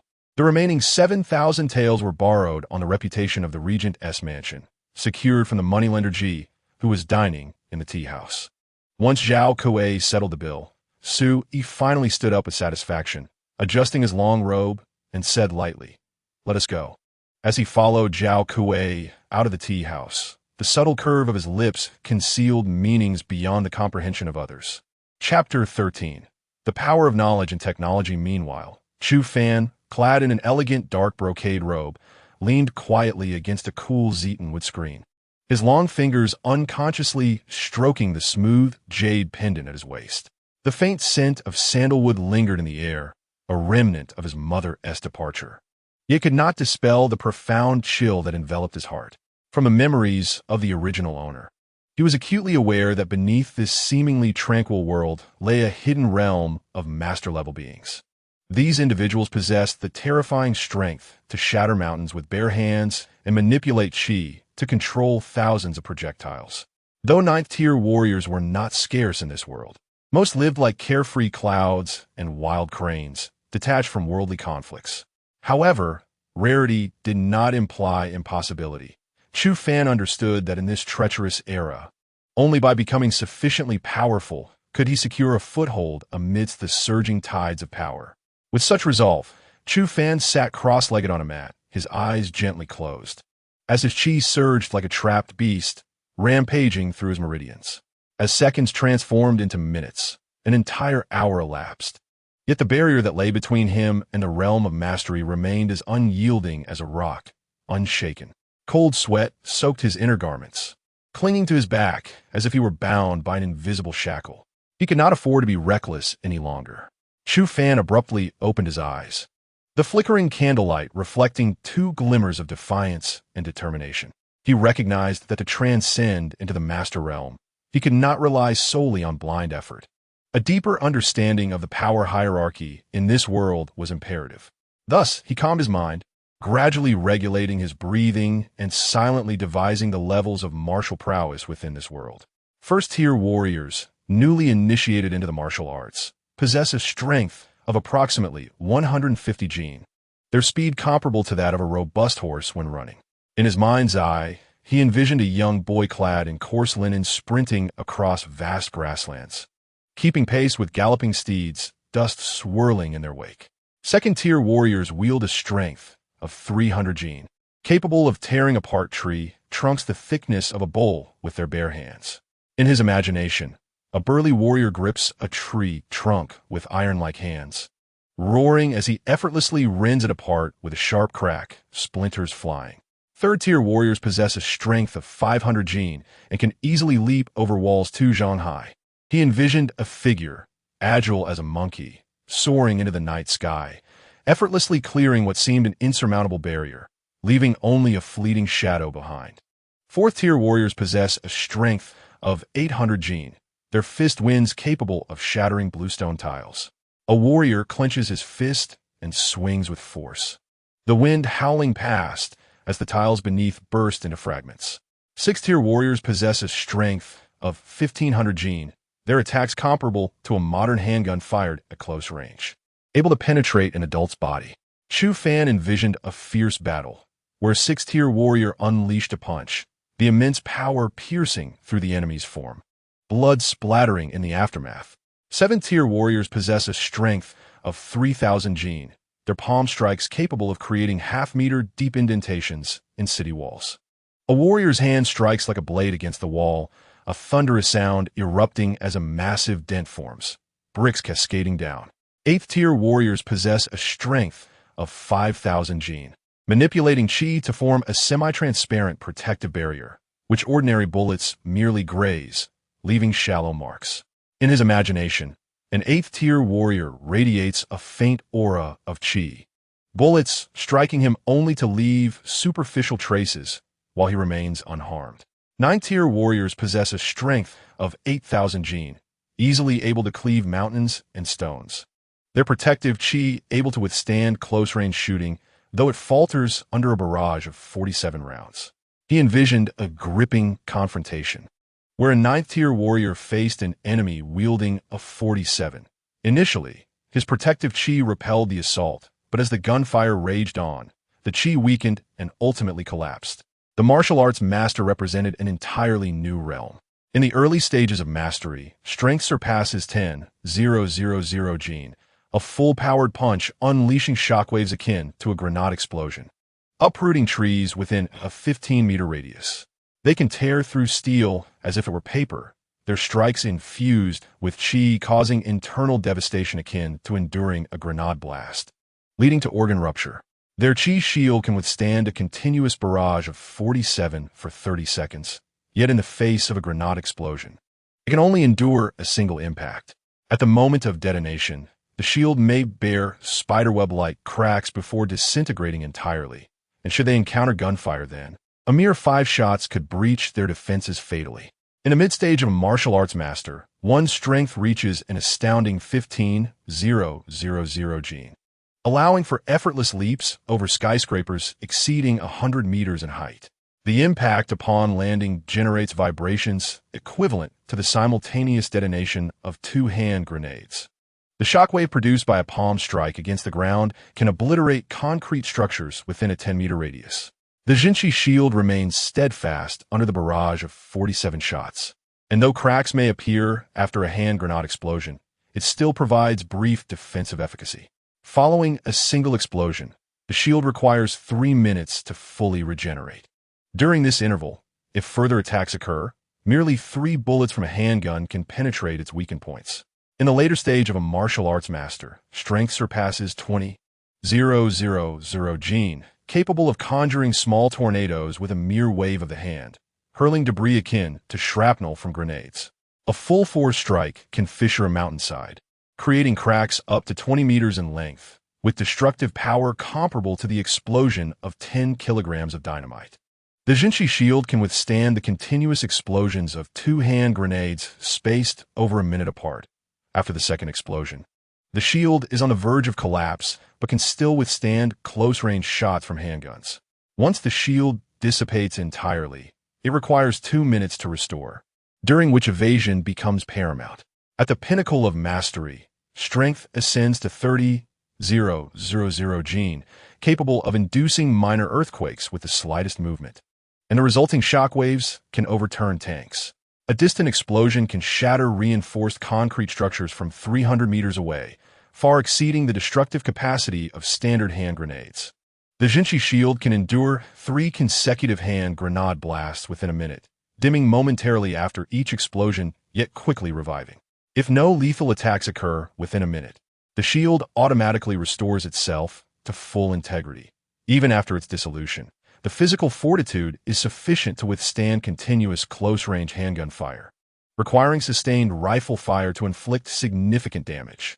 As Chu Fan delved deeper into these realms, a plan began to form within his mind. He understood that in a world teeming with formidable beings, relying solely on martial prowess was grossly inadequate. While these powerful masters were indeed terrifying, the potency of firearms could not be underestimated. Perhaps firearms would become the pivotal element in altering the situation, showcasing the power of technological knowledge. With this realization, Chu Fan donned a pitch-black mask and stealthily made his way to Qianjuntang, the largest blacksmith shop in the capital, as recalled from the original owner's memories. Upon pushing open the heavy wooden door adorned with gilded copper nails, a wave of heat mixed with the acrid scent of iron enveloped him instantly. The sound of hammering resonated like thunder, causing his eardrums to ache. There, a towering figure, wielding a massive black iron hammer the size of a water barrel, vigorously struck a glowing red block of iron.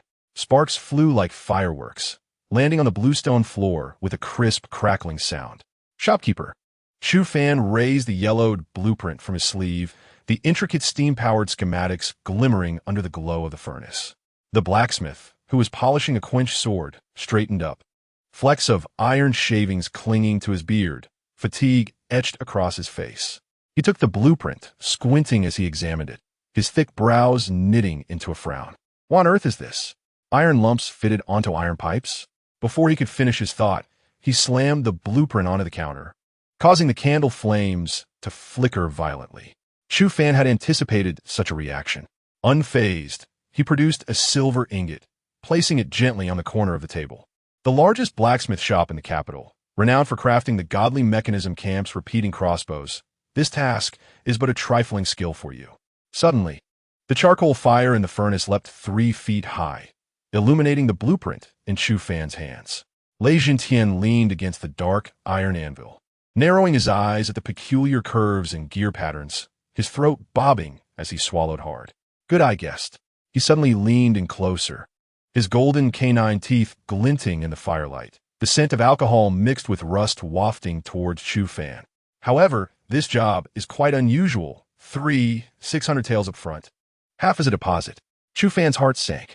The coins jingling in his money pouch amounted to only 300 taels. He gazed at the blueprint's edges, dampened by sweat, and let out a hearty laugh. With a flick of his wrist, the snowflake silver cascaded onto the weathered wooden table. Shopkeeper Lei, your generosity is commendable. This 1,000 taels shall serve as team money, a gesture of friendship. The crisp sound of the silver hitting the table startled an apprentice nearby, causing his tongs to clatter to the ground. Lei Jintian's pupils dilated suddenly. His sturdy hand pressed down on the silver, though he maintained a stern expression. What does young Master Chu mean by that? In 3 days, at the hour of the dragon, I shall return with the remaining 600 taels to collect the goods. Chu Fan traced the edges of the blueprint with his fingertips, the candlelight igniting 2 flickering blue flames in his eyes, radiating a sense of resolve and determination. The reliance on Qianjuntang would be crucial moving forward. Lei Jintian's coarse fingers brushed over a silver ingot, the clear sound of its quality ringing in his ears. He had already calculated that these iron lumps were worth at most 600 taels. Even if the other party fled, he would still profit by 40. With this thought, he suddenly broke into a wide grin, revealing a mouthful of gold teeth. Young Master Chu is a man of integrity. The leather contract was thumped onto the table, and the vermilion brush fell heavily onto the paper. Having been in the capital for 2 decades, Regent Tian valued nothing more than trustworthiness. The heat from a forge, mingled with the scent of sulfur, washed over Chu Fan as he gazed at Regent Tian's name, gradually drying on the contract, and suddenly felt a warmth in his palm. Those blueprints of firearms would ultimately become his sharp weapons to pierce through this martial world. But for now, he needed more silver, more resources.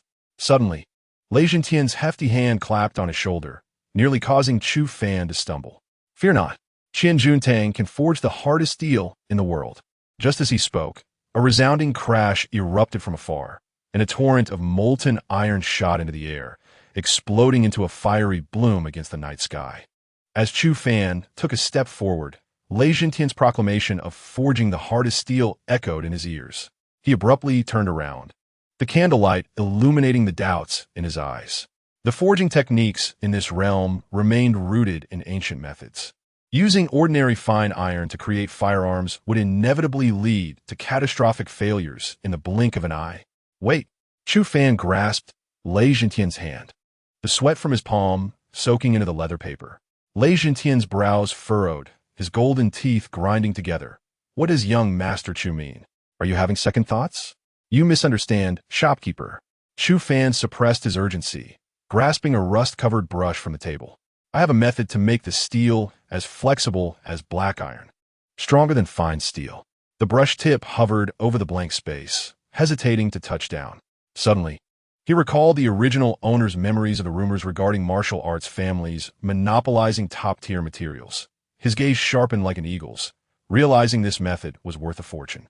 Regent Tian's hefty palm slammed onto the anvil, causing the array of tools to jingle. "Do you think I am a beggar?" Before he could finish, he saw Chu Fan leisurely produce half a piece of jade adorned with a phoenix pattern, a prominent ornament on the desk of the regent's study. "Shopkeeper, this forging method is worth 100 times more than that jade pendant." Chu Fan gently pushed the jade forward. The warm touch contrasted sharply with the cold silver, producing a clear ringing sound. "If I can refine the steel as I propose, Qian Juntang will not only be engaged in weaponry business in the future." Regent Tian's murky eyes fixated on the phoenix pattern, his coarse fingers repeatedly tracing the raised carvings.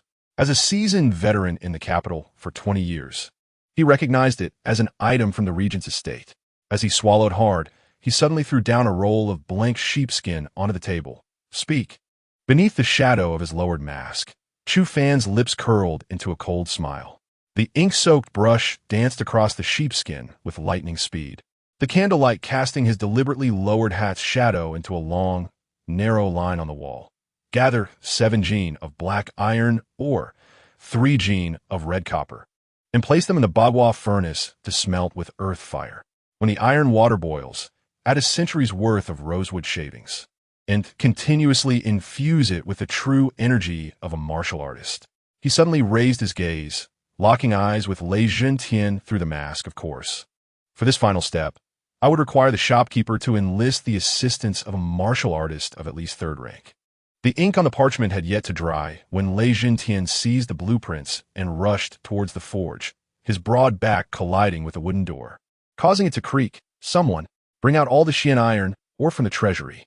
We shall commence the furnace tonight." The midday sun scorched the bluestone slabs, and Chu Fan stumbled out of the blacksmith shop, sweat staining the silk fabric of his back. The debt of 3,600 taels clung to him like a scorching iron clamp, biting into the nape of his neck. Gazing at the grand shops of his elder brothers, he instinctively reached for the cool Fengwen waist token at his waist, a gift from the Empress 6 months prior. Now glimmering oddly in his palm, bound by a marriage contract, he needed to devise a way to borrow money from her. Chu Fan abruptly halted, startling a nearby vendor who nearly collided with him. The Empress, being the sovereign of the realm, would not find 3,600 taels significant. Even 36,000 taels would be but a trivial amount. What once seemed a troublesome engagement now appeared as the most enticing opportunity. Without further hesitation, he activated his lightness skill and sprinted towards the palace. In the sweltering alleys, his figure flitted between shadows and crowds. Upon reaching the alley beneath the palace walls, he swiftly removed his mask, returning to his usual foolish demeanor, bobbing his head and humming a discordant tune. brandishing the waste token as he approached the palace gate.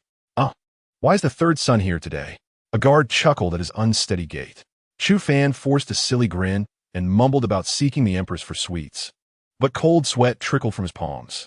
As he passed through the layers of palace gates, the white marble steps burned beneath his feet, yet he remained oblivious. His mind consumed with strategies on how to ask for money. The duty guard, recognizing the foolish third son, chuckled and allowed him entry. Chu Fan swayed forward, the eastern pearl on his jade crown producing a faint sound, suddenly realizing the gravity of his predicament. The original owner was indeed recognized as a fool. Panic erupted within him. Would the Empress find this strange? What could a fool possibly want with money? Would claiming to buy sweets seem too trivial? But if he asked for too much within the Tongming Hall, the golden incense burner released wisps of azure smoke.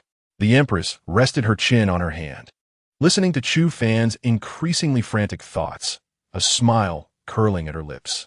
As he stumbled in, she stepped forward, lightly tapping his forehead. What trouble have you stirred this time? Chu Fan swayed back, internally calculating. To directly mention 3,600 taels would surely raise suspicion. But to say less might not suffice. Perhaps asking for 10,000 taels would be better? But how to fabricate a purpose? Your Highness. He knelt on the coiling dragon-patterned tiles, nearly bumping his forehead against the table. Out of the corner of his eye, he spotted documents on the table, and suddenly inspiration struck him, shouting, Fan wants to buy beautiful paper for the Empress. To write many words. A playful glimmer flickered in the Empress's eyes. She understood his tumultuous thoughts all too well. From the predicament at the blacksmith shop to his current scheme, this usually foolish third son was far more intriguing than he appeared. She deliberately lingered on her words. Oh? What do you need the paper for? Surely it's not to exchange for silver? Chu Fan froze, cold sweat instantly saturating his back. He forced a silly grin. What does the Empress mean? Fan just thinks it looks nice. Yet internally, he screamed. How could she ask such a thing? Has she uncovered something? Impossible, absolutely impossible. Chapter 15. Luring the snake out of its hole, the Empress observed his outward façade of calmness, contrasting with his inner turmoil, and her smile deepened.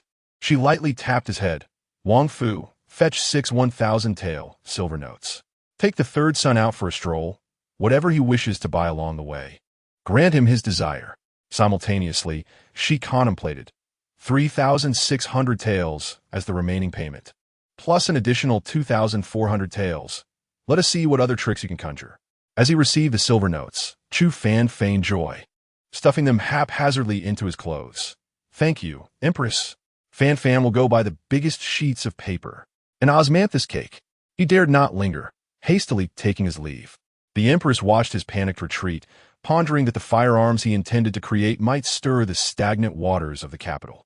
With this thought, she summoned her personal female shadow guard and whispered instructions. Assign someone to keep an eye on Qianjun Hall and Chu Fan.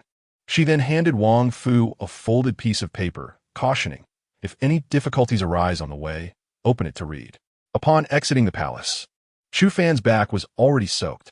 The silver notes pressed painfully against his ribs, and the Empress's cryptic words left him uneasy. Once outside the palace, he seized the opportunity amid the crowd, deftly slipping away from Wang Fu and the others. The anxious old eunuch Wang Fu suddenly remembered the Empress's order. Trembling as he unfolded the paper revealing 7 words, deliver it halfway, and you may return. Several shadows quietly followed the direction Chu Fan had taken. After a few paces, Chu Fan sensed he was being followed and headed straight for the regent's residence, feigning foolishness, smiling, and jumping around. Boss, why did the Empress want us to follow this fool? Is there anything to discover? One shadow guard, observing Chu Fan's foolish antics, felt that following him for any potential discovery was utterly absurd, viewing this task as an inexplicable insult. What do you know? He is now the imperial son-in-law. The Empress asking us to track him is merely a pretext. It is primarily to ensure his safety. The leader of the shadow guards waved his hand, signaling for patience, continuing the surveillance and protection. Meanwhile, Zhao Kuei drove the carriage carrying Su Yi over the Bluestone Road, halting before a dilapidated red-lacquered house in the northern part of the city. As the curtain of the carriage was drawn back, Su Yi's gaze swept across a cold face, peering through the door gap. He discreetly pressed his palm against the silver needle at his waist while observing the three dark figures exchanging gestures at the turn, confirming his suspicions. Zhao Kuei's throat moved, forcing out a stiff smile. Mr. Su may not be aware, but the young master was gravely injured while competing with the warriors of Songlong Kingdom and requires rest. The Wang residence bustled with activity, and before Zhao Kuei could finish his sentence, he had already stepped over the threshold. A heavy stench of blood, mixed with medicinal aroma, assailing his senses. In the center of the main hall, Chu Lin lay rigidly on the tiger skin couch. His limbs sprawled as if stripped of sinew, his pallid face devoid of color, yet his eyes fixated on the door like two pools of malevolent fire. As Sui crouched down, he caught sight of dark red stains seeping through the bandages at Chu Lin's neck, and each breath emitted a faint, painful wheeze. Heard the young master fought valiantly to protect the nation against barbarian bloodshed? Su Yi's fingers brushed against Chu Lin's icy wrist, his peripheral vision catching glimpses of glinting blades behind the screen. Such courage would earn him the admiration of countless people in the future. He emphasized the word future, watching as Chu Lin's pupils suddenly contracted. Will I recover? Chu Lin struggled to part his lips, a sound escaping his throat like the creaking of a windbag, tears welling in the corners of his eyes.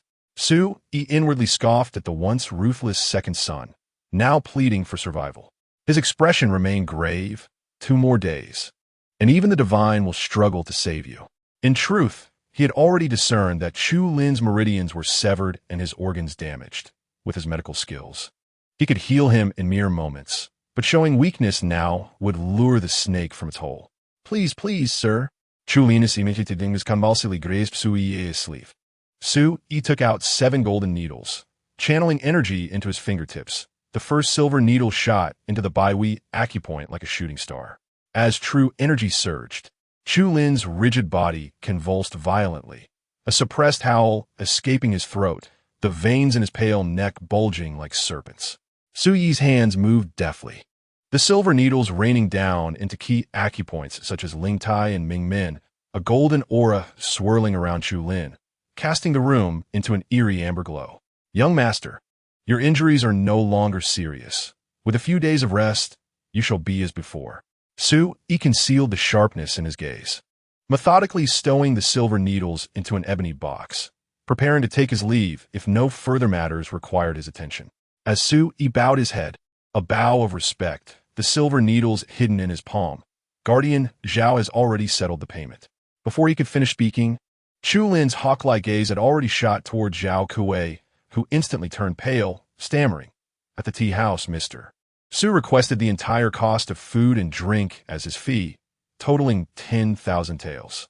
I only had 3,000 on me, so reluctantly, I borrowed 7,000 taels from the moneylender using the Wang residence's credit. Such a lion's demand. Chu Lin abruptly smashed the teacup to the ground, shards flying. His voice cold as if laced with poison. How dare you use the regent's reputation to barter for your worthless life?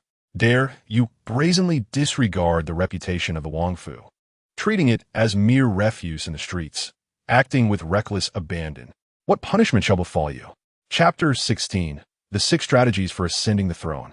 CH's right hand, veins bulging, grasped the hilt of his sword with the iron grip of a vice, with a clang that echoed like a dragon's roar. The blade was drawn, its cold gleam slicing through the air with a sharp, piercing sound, the tip aimed directly at SY's throat. The merits of healing may be worthy of reward, yet the crime of dishonoring the house cannot go unpunished. In his eyes, venomous fury churned like a serpent, his words dripping with malice, each syllable a poison needle. I grant you this reprieve for your previous act of salvation. Let your family be safe, and may you now embark on your final journey. Before the words left his lips, the sword, imbued with the stench of blood, shot forth like lightning.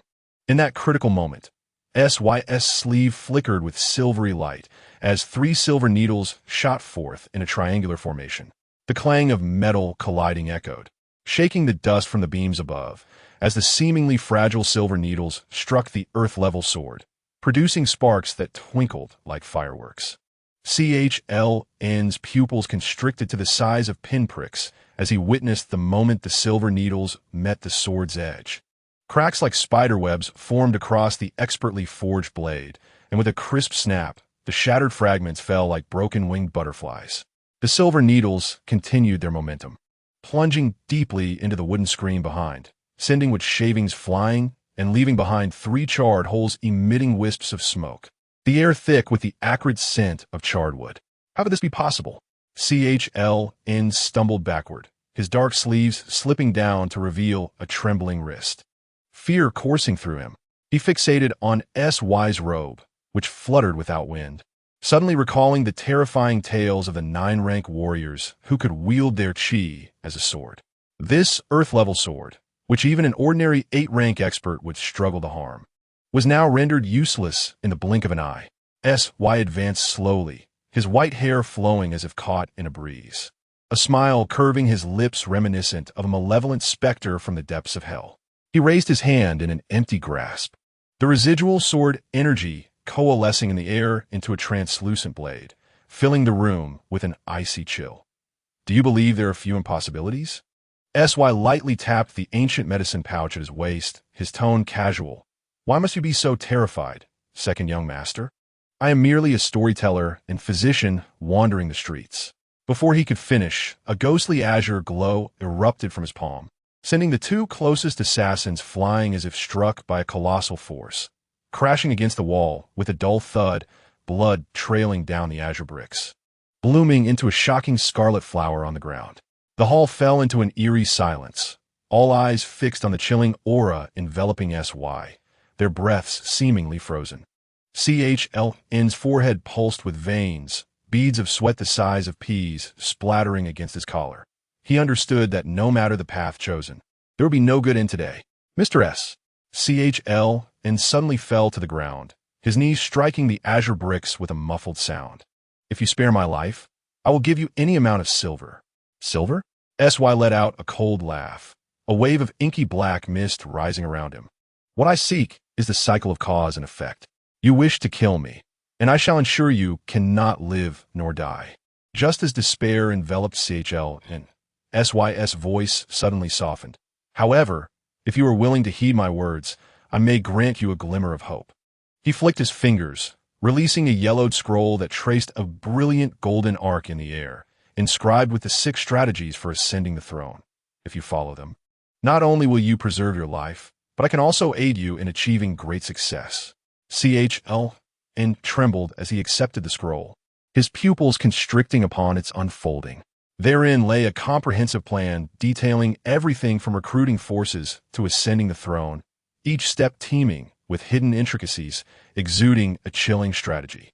Before he could utter a word, a shadow flashed past, a command token inscribed with a fearsome demonic visage striking his chest, followed swiftly by a gleaming pill flying into his throat. This is the 8-rank breakthrough pill.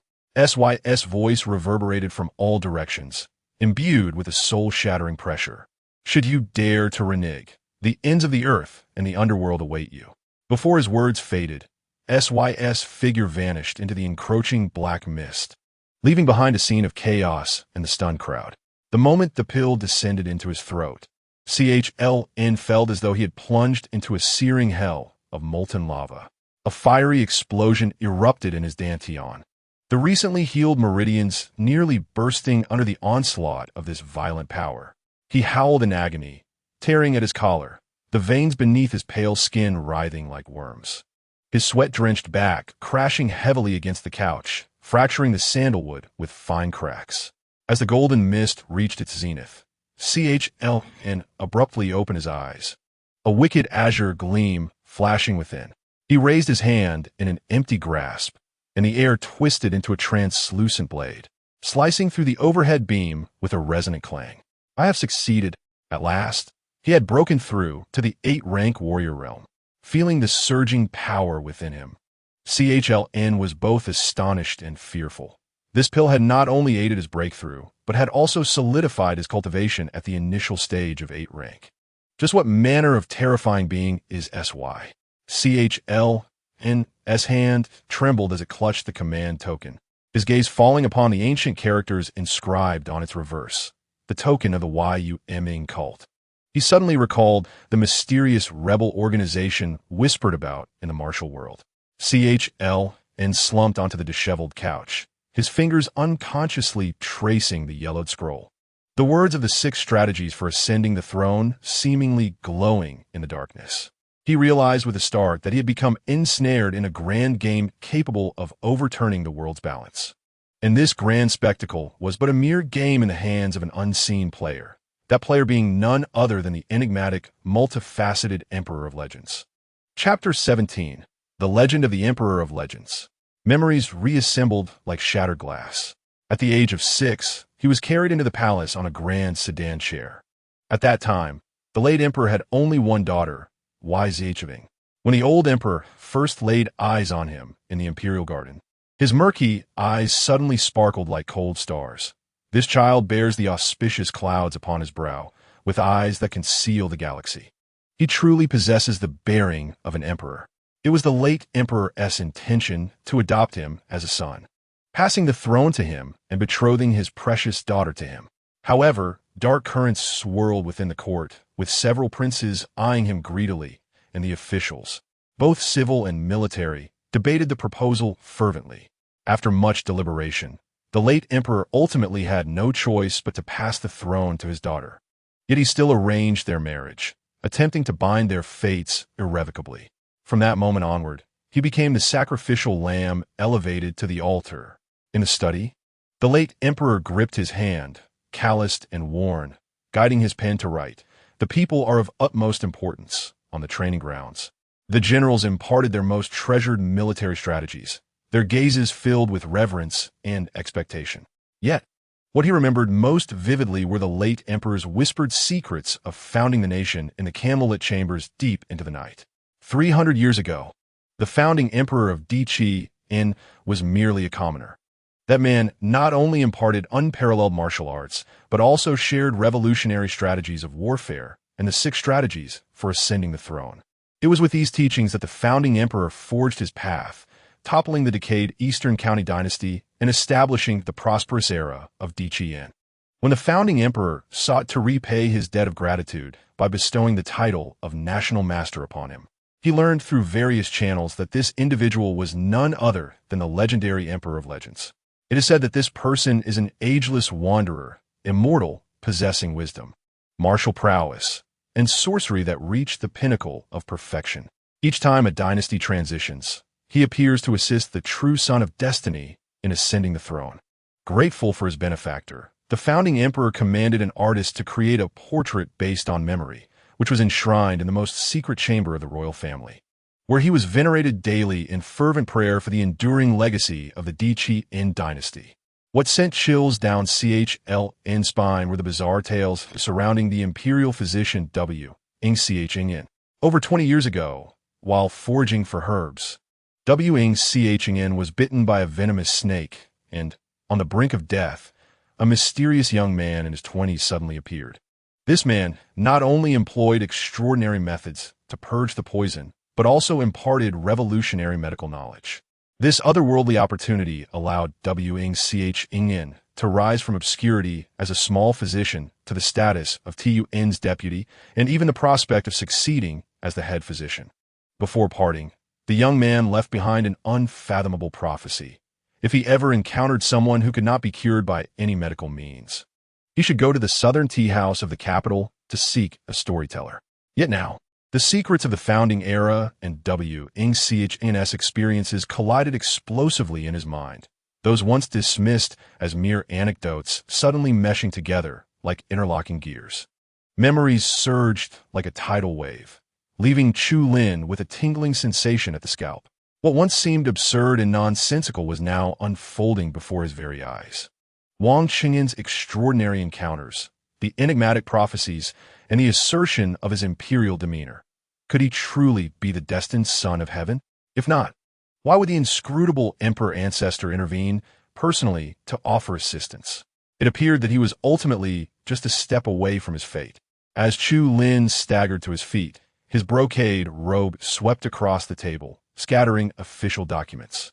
A sickly flush crept across his pale face.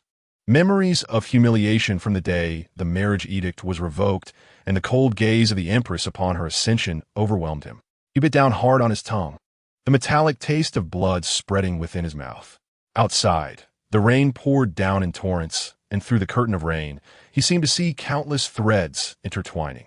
Once believing himself to be the soon-to-be ascendant heir, he now recognized himself as merely a pawn in the game of imperial power. At this realization, Chu Lin was seized by a tumult of emotions, his eyes gleaming with fervor and the pallor of his face deepening into a sickly hue. He clenched his fists, as if he could already grasp the pinnacle of authority. Yet, unbeknownst to him, the multifaceted emperor ancestor had long been meddling in the cosmic order, disturbing the very laws of fate. To restore balance to this world, an unseen force had quietly intervened, casting the traveler named Chu Fan into this chaotic era. This unexpected variable was akin to a boulder cast into a deep pool, sure to stir up a tempest capable of overturning everything. Immersed in his reverie of power, Chu Lin, in a daze, donned the dragon robe and began to stride towards the throne, symbolizing supreme authority. Beneath the grand hall, ministers bowed low, and the sound of bells and drums filled the air. As he approached the dragon chair, just 3 meters away, a thunderclap shattered the silence. Simultaneously, within a tea house in the southern part of the city, the fragrant aroma of tea enveloped the air. The storyteller flicked his fan lightly, striking the wooden table with a resounding thud. Esteemed guests, listen closely to today's new tale of the destined one. A reversal is imminent. The crisp sound of the wooden block resonated with the thunder in the distance, drawing the gaze of patrons towards the roiling clouds outside. Suddenly, Chu Lin sprang from his wooden chair, stumbling backward and overturning the table. Ink and brush splattered, his pale face etched with terror as cold sweat trickled down his jawline. The guards and guest officials nearby were startled, with the mid-level guest official, Cheng Mo, the first to react, rushing forward. "Second young master, are you all right?" "I am perfectly fine." Chu Lin suppressed the tumult within, his voice as frosty as winter's breath. "You must relay this command. Should any word of today's events be leaked, the consequence will be death without mercy." "Understood." Cheng Mo clasped his fists in response, watching Chu Lin's trembling back, doubt creeping into his heart. He believed the second young master was merely shaken by the mysterious figure, Su Yi. Yet he remained unaware that the thunder had shattered a secret capable of overturning the dynasty. Meanwhile, the storytelling in the tea house continued, the echoes of the wooden block intertwining with the thunder, weaving a tale of impending upheaval. Earlier, the Empress had issued an edict, and his father, the regent, had thrust him into a contest with the warriors of the Sanlong kingdom for the sake of power. That brutal battle had left him gravely injured, nearly at death's door. In the blazing sun, Chu Lin was carried into the regent's residence by servants, feigning weakness and occasionally uttering pained groans. Outside the mansion, a crowd of onlookers had gathered. "Have you heard? The second young master of the Chu family has been rendered a cripple by the warriors of Sanlong. Such a talented youth, ruined just like that. Indeed, it seems there is no hope for recovery. He is likely to bear lifelong disabilities." The whispers among the common folk washed over Chu Lin like a tide. He smirked coldly. These rumors were precisely the effect he sought. At that moment, from the shadows of the corner gate of the mansion, secret guards of the Empress leapt down from the eaves. They had initially been tracking the seemingly foolish Chu Fan entering the regent's residence, but upon witnessing Chu Lin, supported by servants, crashing into a flower stand, appearing as if incapacitated, they exchanged glances filled with cold light. In an instant, they vanished into the alleys like nocturnal owls, transforming this ambiguous scene into a covert report destined for the depths of the imperial palace. Chapter 18.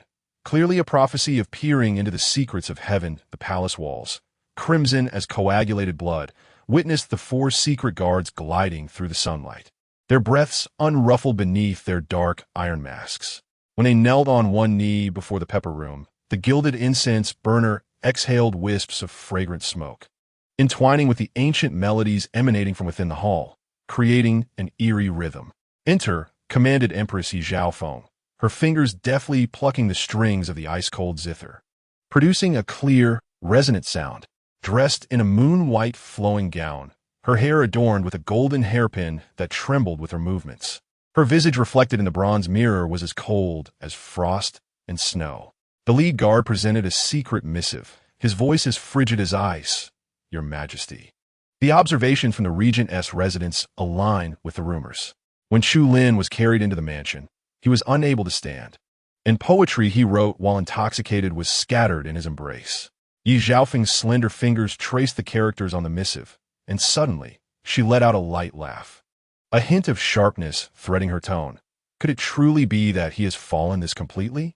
As her words fell, the candle flames in the hall flickered abruptly, startling the copper bells hanging from the eaves. The music ceased abruptly. Yi Zhaofeng rose and paced, the hem of her gown brushing the blue bricks with a soft rustle. You may leave.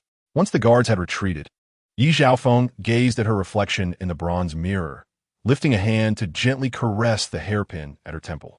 Within the pepper room, the gilded incense burner emitted curling blue smoke, and the flickering candlelight cast dancing shadows across Yi Zhaofeng's pale face. Her fingers clutched the missive tightly, trembling slightly, as the image of Chu Lin being carried into the regent's residence overlapped with the terrifying future glimpsed from Chu Fan's heart. Since the moment she inadvertently overheard Chu Fan's inner monologue, Yi Zhaofeng had realized that his thoughts seemed to possess foresight into the future.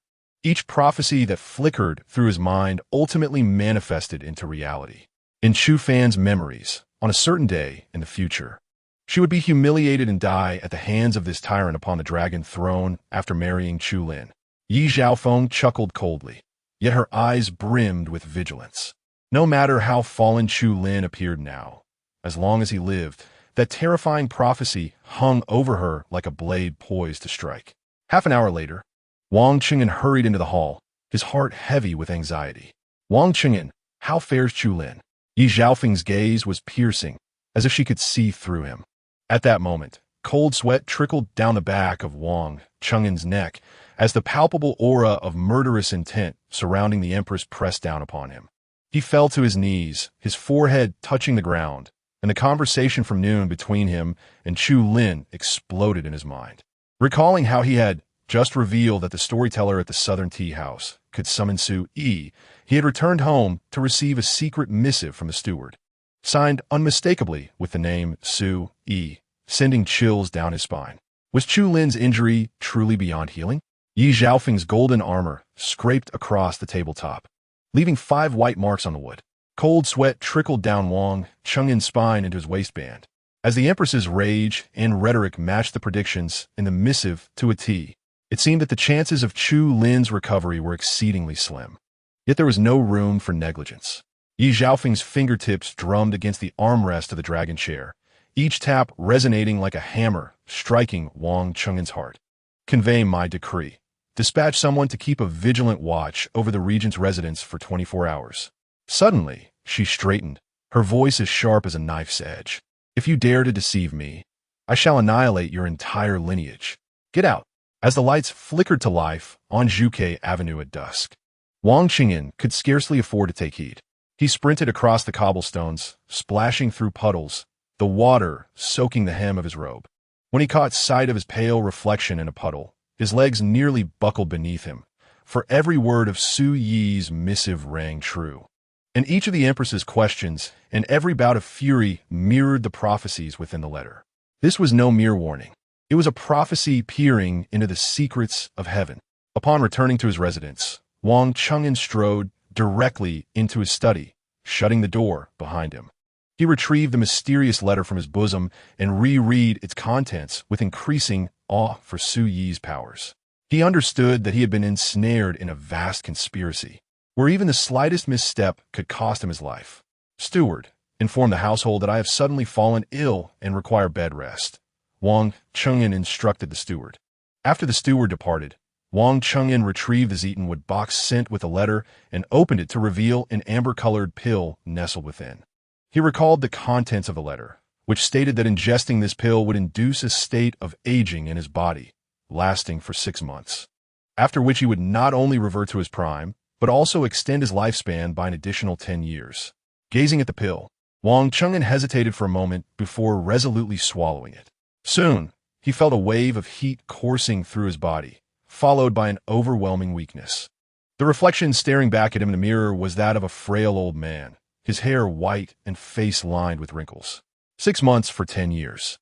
May everything unfold as promised in the letter, he murmured to himself before succumbing to a deep slumber in his chair. Chapter 19.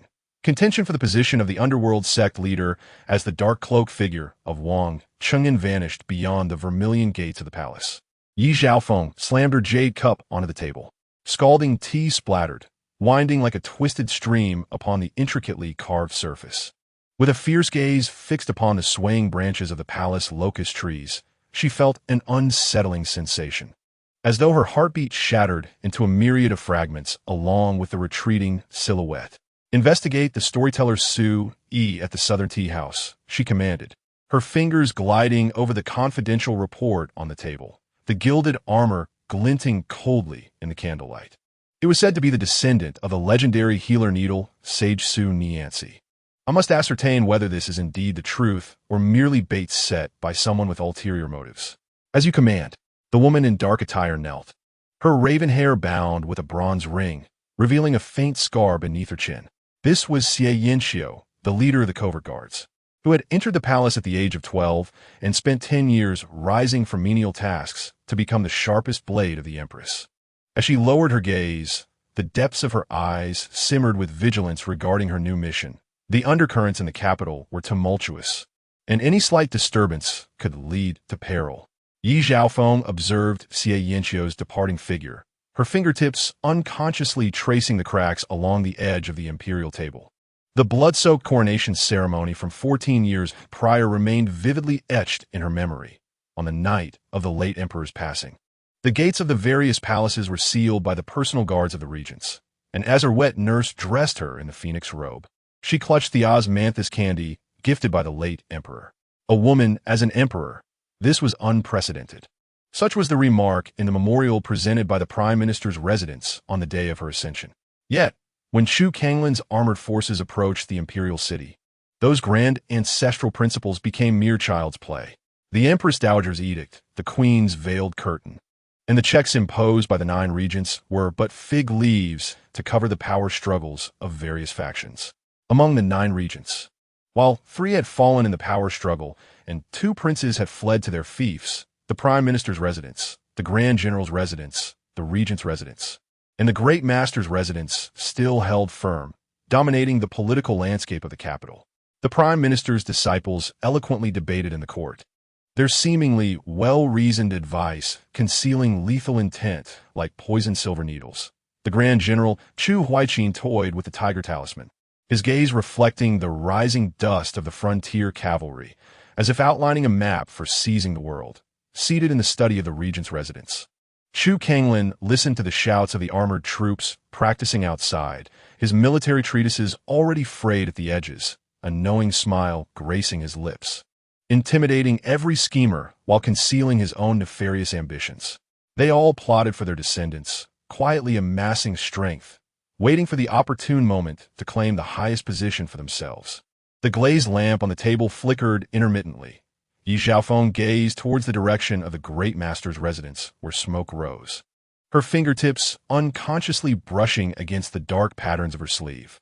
This was the twin lotus embroidered by Yun Qingyi just days prior, the stitches so fine that no flaws could be detected. This once playmate, with whom she chased fireflies within the palace walls, had been saved from a family massacre by the enigmatic guest of time, by Wu Hin, and had retreated into the mountains to hone her martial skills for 9 years. Upon their reunion, Yin Qingyi had shed her youthful innocence, masquerading as a man to inherit the position of national master, navigating the treacherous court filled with wolves.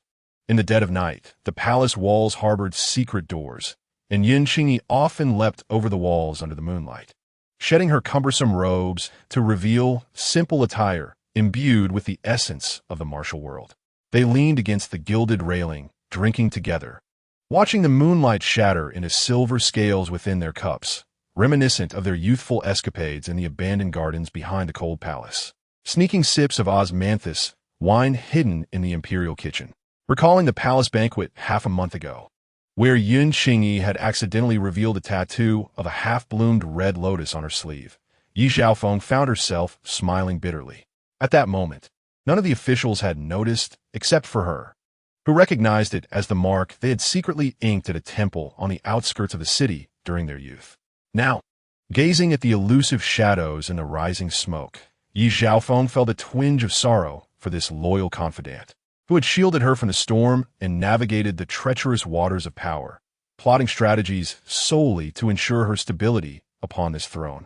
She looked at her increasingly imposing reflection in the bronze mirror, suddenly recalling the days when she was scolded by the wet nurse for her mischief. Her father had always called her his precious jewel, yet he had never considered teaching her the art of rulership. Now, faced with a mountain of memorials and the accusations from court officials, both overt and covert, she understood that this gilded hall had never been meant for a jewel, but rather a crucible. The Chu family remained the sword hanging over her head. The late emperor's marriage decree had bound Chu Lin to her, while the Empress Dowager had facilitated Chu Kanglin's appointment as regent, seemingly drawing them closer. But in truth, it was a scheme to entwine the Chu family's military power within the palace. Yi Xiaofeng gently caressed the emerald bracelet on her wrist, the cold touch concealing a hidden resentment. Had it not been for the fears of various factions regarding the Chu family's might, she would not have lived as a puppet for over a decade. As the night breeze swept through the hall, the candlelight flickered unpredictably. Yi Xiaofeng rose and walked towards the direction of the ancestral temple, the glazed tiles shimmering a haunting blue under the moonlight. Unbeknownst to her, deep within a secret chamber, the portrait of the multifaceted progenitor of the human emperor, aged just over 20, gazed intently at her, harboring secrets that could overturn the entire Deqian dynasty. As darkness enveloped the world, Chu Lin donned the obsidian mask upon his face. In an instant, the cold glimmer reflected a transformation. The debauched young master was no more. The unique inner strength of an 8th-grade martial artist surged through his veins as he ghosted out of the Wang residence. His light-footed agility transformed mountains and rivers into mere lines beneath his feet, traversing 3,000 miles in the blink of an eye. At the stroke of midnight, 12 ghostly lamps before the obsidian altar suddenly ignited. The sect leader has arrived. The black-clad disciples knelt in unison. Chu Lin tightened his grip on the underworld order token, but his pupils constricted sharply as a crimson figure emerged slowly from the shadows of the altar, none other than the vice leader. "Did Su Jiao Zhu pass the token to you?" The vice leader mused, his tone a mix of mockery and mirth. But he clearly stated before his demise that his fortune was too shallow to bear such responsibility. He suddenly lunged forward, a gust of wind carrying the scent of blood aimed directly at Chu Lin's face. "So it seems the old man deceived me. Is this all you've got?" The vice leader grinned maliciously, his soft sword coiling around Chu Lin's wrist. "Hand over the token, and I might spare your life." Chu Lin grunted as he felt his inner strength surge violently, black flames erupting around him. This was the long-lost 9 nether-burning heaven technique of the underworld sect.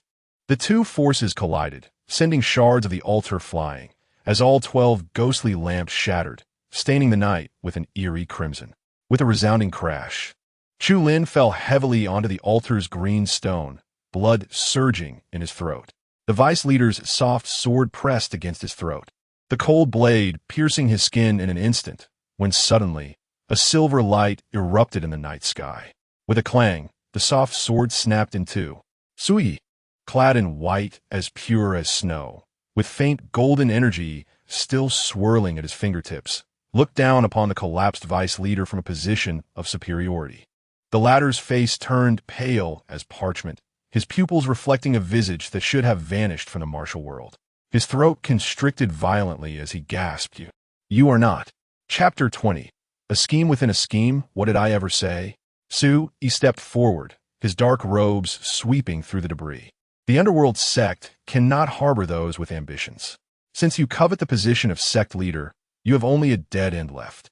As his words fell, he flicked his finger, sending a golden energy straight into the vice leader's brow. The cloaked figure screamed as he was propelled backward, dragging a long trail of blood across the green stone, before twitching a few times and falling silent. Chu Lin struggled to rise, but was held down by Su Yi's hand upon his shoulder. Silver needles shot like meteors into his acupoints, a warm force coursing through his meridians, instantly dispelling the excruciating pain. He gazed incredulously at his gradually healing wound. "This is..." Chu Lin's face flushed. "That Yuming Ling was given to me by you. I cannot." Thus, it was evident that your experience in the martial world is insufficient. Su Yi raised his hand and deftly launched 3 concealed weapons, which accurately struck the 3 pillars of the altar. The other party had long harbored murderous intentions. Yet you boldly revealed your identity and ventured into danger alone. Remember, a true hunter never exposes its fangs in front of its prey. With a light flick of his fingertip, the concealed weapons erupted in blue light, transforming into a spiderweb-like poisonous mist that enveloped the altar. For instance, this Qinji Ying can create chaos while restraining the enemy. Had you used it to obscure their vision and then escaped with your lightness skill? Chu Lin looked at the white-robed figure flickering within the poisonous mist, and his earlier dissatisfaction had long dissipated. He knelt on one knee and clasped his fists in salute, exclaiming, "I stand corrected." Su Yi extended his hand to assist him up, the moonlight casting a gentle glow in his eyes, revealing a hint of satisfaction. As his elegantly white sleeves fluttered, an ancient tome adorned with dark patterns slipped into Chu Lin's palm. Its cover bore no inscriptions, only the uneven cloud and thunder motifs that pricked at his fingertips. "From tomorrow, you must study diligently." He tapped the spine of the book with his finger, the inky wide sleeves cascading like curtains, concealing the fleeting brilliance in his eyes. "These methods I have employed for the better part of my life. The pitfalls I have encountered and the lessons I have learned are all contained within. In chaotic times, survival is never forged through brute strength." Chu Lin traced the bizarre raised patterns on the cover, the coarse paper resembling sandpaper, faintly tinged with a metallic scent reminiscent of rust. When he lifted his gaze, Su Yi had already commenced his measured approach toward the corpse of the deputy leader, his white boots crunching over the scattered stones, producing a faint sound. "Once you have fully comprehended this, we shall discuss your qualifications to vie for supremacy." Su Yi's voice was as cold as frost, the golden true energy swirling at his fingertips still lingering. He lightly tapped his toes, firmly stepping upon the contorted corpse of the deputy leader, his garments billowing in the night breeze with a rustling sound. 12 Yuming lanterns flickered behind him, elongating his figure into one of imposing grace. Su Yi turned to face the kneeling disciples, a flash of dark radiance from his sleeve revealing a token inscribed with the Yuming totem that fell into Chu Lin's palm. "From this day forth, Chu Lin shall be the new leader of the Yuming sect." The resonance of his voice, imbued with inner strength, reverberated across the expanse, startling the crowd into prostration, too intimidated to meet the gaze of the figure who resembled a celestial being yet exuded a terrifying aura. The cold wind swept over the altar, carrying with it a whiff of blood. Only then did the disciples come to a realization, bowing their heads in reverence. The leader is benevolent. Amidst the chorus of admiration, Chu Lin felt a chill creep down his spine. It dawned on him that this seemingly perilous crisis had already been orchestrated by Su Yi. Remember, the rules of the Yuming sect are not to be trampled upon.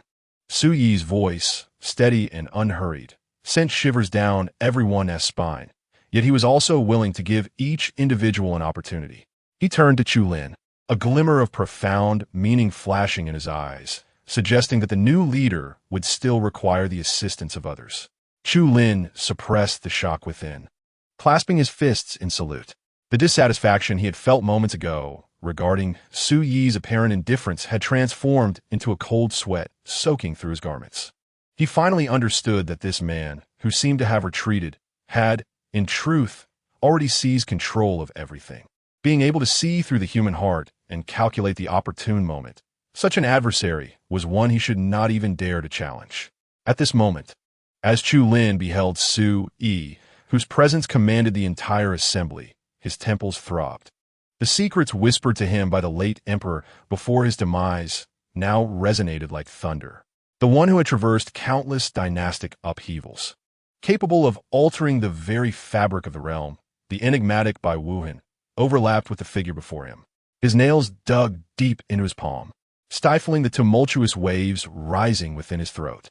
The blood-soaked history of the Dacian founding emperor, who had slaughtered the informed under the guise of a plague over 300 years ago, now manifested as cold sweat cascading down his spine. Su Yi's casual glance seemed to penetrate the turmoil in his mind, and Chu Lin suddenly realized that he was not merely facing a master of political intrigue, but rather an ancient being who had toyed with emperors of all eras, and this meticulously crafted trial was merely a minor move in the grand game of chess. Beneath the iron mask, his eyes glinted like ice.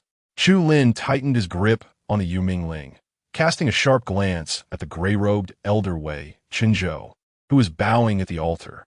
Within the capital, do we still have a foothold for our sect? Wei Qinzhou trembled, cold sweat beading on his forehead. Reporting to the leader, the capital's defenses are stringent. The Imperial Guard patrols day and night, and I have yet to position any personnel. His emaciated fingers dug into the crevices of the bluestone bricks. Yet Lin Yuan City, located merely 50 li from the capital, controlled the vital shipping routes. The Zue Xianlu in the west have been operated by our sect for a decade, serving as a foundation. Chu Lin stepped forward, his dark garments sweeping over the splattered blood. How can we ensure we do not meet the same fate as the deputy leader? This city is a melting pot of various sects and factions, making it conducive for operations. Wei Qinzhou replied urgently. On the surface, Zue Xianlu is merely an inn, yet it conceals an underground channel leading directly to the border, capable of transporting grain, hiding troops, and intercepting confidential correspondence. However, the eyes in the capital are numerous. Reckless expansion may provoke the Imperial Guard. Before his voice could fade, Chu Lin had already soared into the air, employing the 8th-tier martial artist Tiu Zwixingbu, tearing through the night veil. The fierce wind howled past his ears, mountains and rivers blurring beneath him as he traversed the 50-li distance in an instant. Just an hour and a half later, the glazed tiles of the regent's palace shimmered coldly in the moonlight. He lightly tapped the eaves, landing so gracefully that the copper bells at the corners barely emitted a sound, his garments billowing without stirring a speck of dust. Meanwhile, 50 li away in Lin Yuan City, Wei Qinzhou was leading the black-clad assassins, stealthily merging into the shadows of Zue Xianlu under the cover of night. Chapter 21. Strategies for Ascendancy. The candlelight of the regent's palace cast shadows on the blue brick floor, resembling a giant clawed net. Chu Lin unwrapped the silken cover of Wending Lu Su, the musty scent of sheepskin mingling with the aroma of ink wafting toward him, seemingly laced with a faint hint of blood. On the yellowed pages, 6 lines of small, hasty script coiled like venomous serpents. Light and dark intertwine. Hearts are bewitched. Truth and falsehood are indistinguishable. Strike at the root, wait for the opportunity, and chain reactions. Chu Lin rubbed his throbbing temples, and the candlelight flickered over the 3 words hearts are bewitched. Several lines of scrawled handwriting struck his temples with a jolt. The middle censor loves young boys. Secret accounts are held in the Chunyu Lu of the Western market. The Grand General of the North has forged weapons, with designs hidden within the 3rd Buddha's abdomen in the temple. These secrets, difficult even for spies to verify, were recorded with such meticulous detail. He suddenly recalled Su Yi mentioning casually that someone in the court was unable to sleep at night. In hindsight, every word was a calculated move. In a daze, he envisioned Su Yi sitting behind the scenes, a cold smile gracing his lips, clutching the weaknesses of the court's powerful figures, ready to ignite this enormous bomb at any moment. It turned out that the frail appearance had long been a part of Su Yi's scheme. He had merely played the role of bait to lure the deputy leader. The candlelight flickered over the pages, yet Chu Lin felt an icy chill envelop him. As if he had been a pawn on the chessboard all along, every action manipulated by those capable hands. He felt trapped in a vast game of chess, where he was merely an inconsequential piece, easily discarded. When the illustration accompanying the chain reaction section came into view, Chu Lin froze entirely. The image depicted a spiderweb, outlining a plan for the princes to attack each other, leading to mutual destruction, under the pretext of quelling chaos to reclaim military power, further inciting a rebellion among the commoners to eliminate dissenters in the court. These predictions of future events aligned perfectly with the current political trajectory. He seemed to foresee the impending bloodshed, all of which lay within Su Yi's calculations. The multifaceted Chu Lin tore off his mask, veins bulging on his forehead, realizing that the sovereign ancestor truly existed. Cold sweat dripped from his chin, soaking the characters on the pages. He finally understood that the seemingly fortuitous guidance and timely assistance were all part of Su Yi's elaborate scheme. And this book, When Ding Lu So, was clearly a poison brewed over a millennium. Chu Lin clutched the burning tome tightly to his chest, candle tears dripping onto the mottled cover of When Ding Lu So, congealing into dark red scabs within the cloud and thunder patterns. The ticking of the clock echoed. The moonlight outside shifted from silver to a ghastly hue, and the cold wind howled against the window, emitting a mournful wail. He, however, remained blissfully unaware, merely running his fingers over the annotations, his nails nearly piercing the parchment. When the first crow of the rooster pierced through the morning mist, Chu Lin suddenly realized he had been sitting in the chair all night. A series of stiff aches coursed through his neck, while his mind continued to churn with the bloody calculations that spanned centuries within the book. He stumbled to his feet, nearly collapsing due to the numbness in his legs, causing the scroll in his hand to fall to the ground with a thud, stirring up clouds of dust that danced wildly in the faint morning light. As he lay down on the bed, the distant clamor of the marketplace began to drift in. Chu Lin gazed at the swaying shadows on the tent's ceiling, his eyelids heavy as if weighed down by 1,000 pounds. In a daze, the figure of Su Yi, clad in white like fresh snow, emerged from the mist, smiling as he pressed a command token into Chu Lin's palm. The golden aura entwining his fingertips, transforming into chains that bound him to the chair of the underworld sect master, the twisted corpse of the deputy sect master. The sound of the congregation bowing in reverence, and the cold moonlight on the glazed tiles of the regent's palace revolved like a revolving lantern in his dream. Deep within the dream, countless faces of Su Yi flickered across scenes from different dynasties, each face adorned with a smile that suggested mastery over all, sending chills down one's spine. It was not until the sun had risen high that the timid call of a servant outside roused him from his slumber. Chu Lin sat up abruptly, his sweat-soaked inner garments clinging to his back, while the book When Ding Lu So lay open beside him, its intricate diagrams glimmering eerily under the sunlight, as if mocking his insignificance and helplessness in silence. While Chu Lin was tormented by the truth and unable to sleep through the night, the Grand Master Yun Qingyi had, through the power of the Tianji Pavilion, pinpointed the Shadow Organization by noon the following day. This mysterious group, which had quietly risen 50 years prior, operated in a furtive and secretive manner, like a venomous snake lurking in the shadows, evoking a sense of constant vigilance. It was rumored that 3 years ago, the Minister of Works had met with a mysterious demise after falling from his horse, a deed attributed to the Shadow Guards acting under the Shadow's command. Furthermore, the sudden salt tax dispute that erupted 6 months ago in the court was also believed to have been orchestrated by the Shadows, manipulating officials to engage in infighting. The structure of the Shadow Organization was tightly knit and hierarchically stringent. At the base were the Shadow Guards, each skilled in assassination, tracking, and intelligence gathering, serving as the organization's eyes and blades. Above them were the Shadow Envoys, tasked with commanding the Shadow Guards in executing various missions while establishing intelligence outposts in the martial world to expand the organization's influence. Next in rank were the Shadow Officials, well-versed in the art of intrigue, responsible for colluding with the powerful in court to procure benefits and protection for the organization. And at the pinnacle was the Shadow Lord, who wielded absolute power over life and death within the organization, both mysterious and formidable. After the current Shadow Lord, MOU, took over, the organization extended its reach into critical areas such as examination fraud and military grain distribution.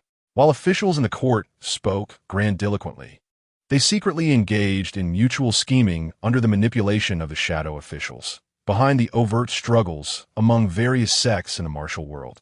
The shadows of the Shadow Guards constantly flickered, creating a façade of tranquility that belied the imminent crises lurking beneath the surface. Chapter 22. The past is unbearable to recall. More than 40 years ago, the shadows gradually rose under the leadership of the first Shadow Lord, Ming, who was ruthless and astute, securing a foothold in both the martial realm and the court through his iron-fisted methods and exceptional strategies. However, during a fierce conflict with a mysterious force, Ming was unfortunately betrayed, ultimately succumbing to his injuries, and the position of Shadow Lord fell to his successor, Mou. Yun Qingyi keenly sensed that the Shadow organization had intricate ties with the Martial Alliance and certain powerful figures in the court, likely serving as the true mastermind behind the Martial Alliance's assassination incident. She discreetly dispatched elite disciples from the Tianji Pavilion to meticulously trace the breadcrumbs left by the shadows, harboring hopes of uncovering irrefutable evidence to unveil the truth hidden behind this incident. Meanwhile, Yun Qingyi also sent people to covertly engage with the Martial Alliance. She expressed her firm stance to the high-ranking officials of the Martial Alliance, earnestly stating her desire to resolve the dispute peacefully and avert unnecessary bloodshed. She solemnly promised to thoroughly investigate the incident concerning the serious injury of the Martial Alliance's acting leader, providing a just and reasonable explanation. Yun Qingyi was unaware that the driving force behind this incident was none other than the third son of the regent, Chu Fan. Although she had learned from the Empress that the Empress had eavesdropped on his thoughts and discovered that the one once perceived as a fool was, in actuality, feigning ignorance. The Empress also informed her that as long as she remained within 10 miles of Chu Fan, she could hear his thoughts. However, she remained skeptical, for such an ability to eavesdrop on one's thoughts seemed exceedingly bizarre. Thus, she did not treat this information as a pivotal clue in her investigation, thinking perhaps the Empress had merely developed an infatuation with Chu Fan's appearance, leading to her delusions. After all, Chu Fan was indeed an exceedingly handsome young man, and even when appearing foolish and mad, she had found herself inexplicably drawn to him when she first laid eyes on him 5 years ago. Reflecting on this, Yun Qingyi instinctively slowed her pace. The scene of her first encounter with Chu Fan at the palace banquet 5 years ago vividly resurfaced in her mind. The moment she first saw Chu Fan, he was strikingly handsome, clad in a light-colored robe that accentuated his tall and slender figure. His hair was tied back, and his simple yet elegant hairpin did not detract from his grace. His sword-like eyebrows and starry eyes sparkled with brightness, concealing a hint of cunning, as if harboring myriad thoughts. His high nose and beautifully shaped lips contributed to his striking features, with a naturally flowing facial structure and distinct contours. Despite the original owner's foolishness at the time, his ethereal and transcendent aura was undeniable, subtly revealing a hint of agility and defiance. Suddenly, she stood up abruptly, her dark sleeves sweeping the wine vessel off the table. Amidst the astonished gazes of those present, she descended the jade steps, striding directly to Chu Fan. Chu Fan looked up at her, his eyelashes casting delicate shadows beneath his eyes. "And madam, this venison on my plate is exceptionally delicious." Yun Qingyi feigned a stern expression, grasping his sugar-coated wrist and pulling him towards the main seat. As the son of the regent, how could he beg for food at others' tables? Out of the corner of her eye, she caught sight of Chu Lin's suddenly darkened expression, and a cold smile crept into her heart as she pressed Chu Fan beside the long table. "If you wish to eat anything in the future, just tell Yun." The regent furrowed his brows, about to speak, when Yun Qingyi had already heavily placed a roasted leg of lamb into Chu Fan's bowl. "Young Master Chu, you have a good appetite, just to my liking." She laughed heartily, patting Chu Fan's shoulder, and deliberately displayed the Grand Master's command token at her waist. "Whoever dares to mock my brother will have to get through me first." Outside the hall, the twilight deepened. Chu Fan, gnawing on a lamb leg, beamed at her with a silly smile, accidentally smudging grease on Yun Qingyi's sleeve. She gazed at his food-stained face and suddenly recalled his elegant appearance from their first meeting, feeling an inexplicable warmth in her heart. Beneath this seemingly foolish exterior lay a soul that, like hers, yearned to break free from the shackles of worldly conventions. The golden dragon candle flickered unexpectedly as the young man in dark robes ascended the main steps, causing the whispers throughout the hall to come to a sudden halt. The murmurs of the ministers intertwined, and the phrase "new Grand Master" wound its way through their throats like thorny vines. Could this seemingly frail youth truly bear the heavy responsibility of protecting the nation? The Empress's fingers tapped rhythmically on the armrest of the dragon throne. Her playful smile reflected in the vermilion lacquer table. Do you all remember the Grand Master Yuan Jiuxiao, who tragically met with a massacre 8 years ago? She paused deliberately, observing the rising gasps within the hall, and slowly continued. This child is the surviving son of Yuan Jiuxiao, saved back then by his confidant, the head of the Tianji Pavilion. Outside the hall, thunder rumbled, illuminating Yuan Qingyi's pale visage. She lowered her gaze to suppress the surging hatred within her, her nails digging deeply into her palm. The vivid, blood-soaked memories lurking deep within her consciousness erupted once more, the droplets of blood that splattered when her father fell. The resolute gaze of her mother as she pushed her into the secret passage. How could it be that a 9th-rank martial artist? The right minister suddenly stepped forward, the jade belt clinking melodiously, as there were scarcely any at the peak of the 8th rank. His voice faltered, for at that moment, Yuan Qingyi raised her hand, and a brilliant golden aura surged forth, illuminating the dragon totem on the dome of the Grand Hall. The ministers, as if struck by lightning, fixated on the golden halo surrounding her, a clear manifestation of the aura only a 9th-rank martial artist could possess. An elderly official staggered to hold onto a pillar, murmuring in disbelief, "It truly is the 9th rank." Before his words could fully escape, Yuan Qingyi had already clasped her fists in salute. Her voice as crisp as shattered jade. "I am deeply grateful for your majesty's favor, and I shall do my utmost to fulfill my duties." 2 days prior, in the imperial study, the Empress Dowager had repeatedly urged the Empress, saying, "The Deqian cannot be without a Grand Master." However, the ancestral decree stipulated that this position could only be passed down through males. Just as the Empress was troubled, she witnessed Yuan Qingyi transform from a gentle maiden into a spirited youth under the influence of Bai Wuhan's illusion technique. As the girl tied her hair up and donned a dark brocade robe, even the seasoned Empress Dowager was momentarily taken aback by the natural authority she exuded, no trace of femininity remaining. At that moment, the Empress decided upon this exceptional successor. Chapter 23. The shadows of a Yuan family massacre begin to surface. The previously skeptical ministers quickly shifted their demeanor, with Lord Lin stepping forward, his eyes brimming with flattery. The young lady is merely 16, gentle and virtuous.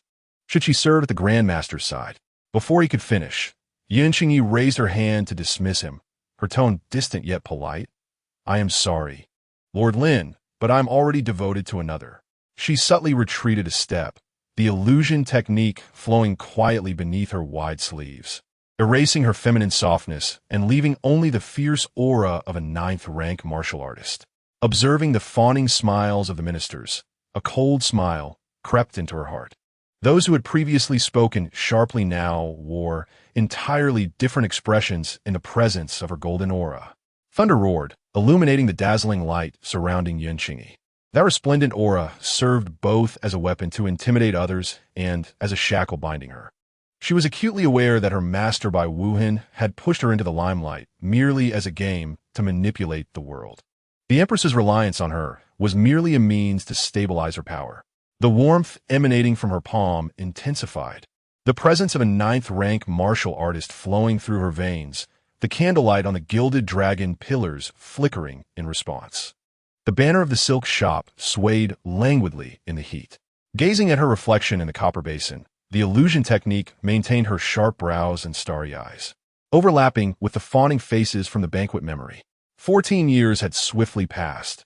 9 years ago, Bai Wuhan, with hair as white as frost, had wrapped her in a dark cloak, teaching her the art of bone tempering and spell casting by hand. The intricate power struggles of her 5 years as the Grand Master now manifested as sweat stains on the letter in her sleeve. The word shadows was wrinkled yet burned hot in her eyes. The ghastly scene of her father and the entire Yuan family being annihilated flickered in and out against the backdrop of the blazing sun. The cacophony of cicadas surged, and she tightened her grip on the sword at her waist, its blade vibrating with the dragon's roar. 14 years of enduring the hatred born from a blood-soaked vendetta had led her to become a 9th-rank martial artist wielding authority. Today, she had brushed against the fabric of truth. The infamous killer organization, rumored to instill terror, was likely founded by her father. and the codename Yiming might just hold the key to unraveling the massacre's mystery. Yun Qingyi's fingertips grazed the letter in her sleeve. The word shadows searing a mark upon her palm. In a daze, memories surged like a tide, and the scene of her childhood, peeking on tiptoe in her father's study, became clear. The bronze token engraved with dark patterns, always hidden at the deepest recesses of the sandalwood box. Back then, she was unaware of the existence of this mysterious organization, nor did she realize that Bai Wuhan had orchestrated a scheme long ago, intertwining the fate of the Yun family with a massacre. The Yun family had passed down through 9 generations, yet by the time of her father Yun Jiuxiao, their fortunes had waned. At the age of 15, Yun Jiuxiao was wrongfully accused and sentenced to death.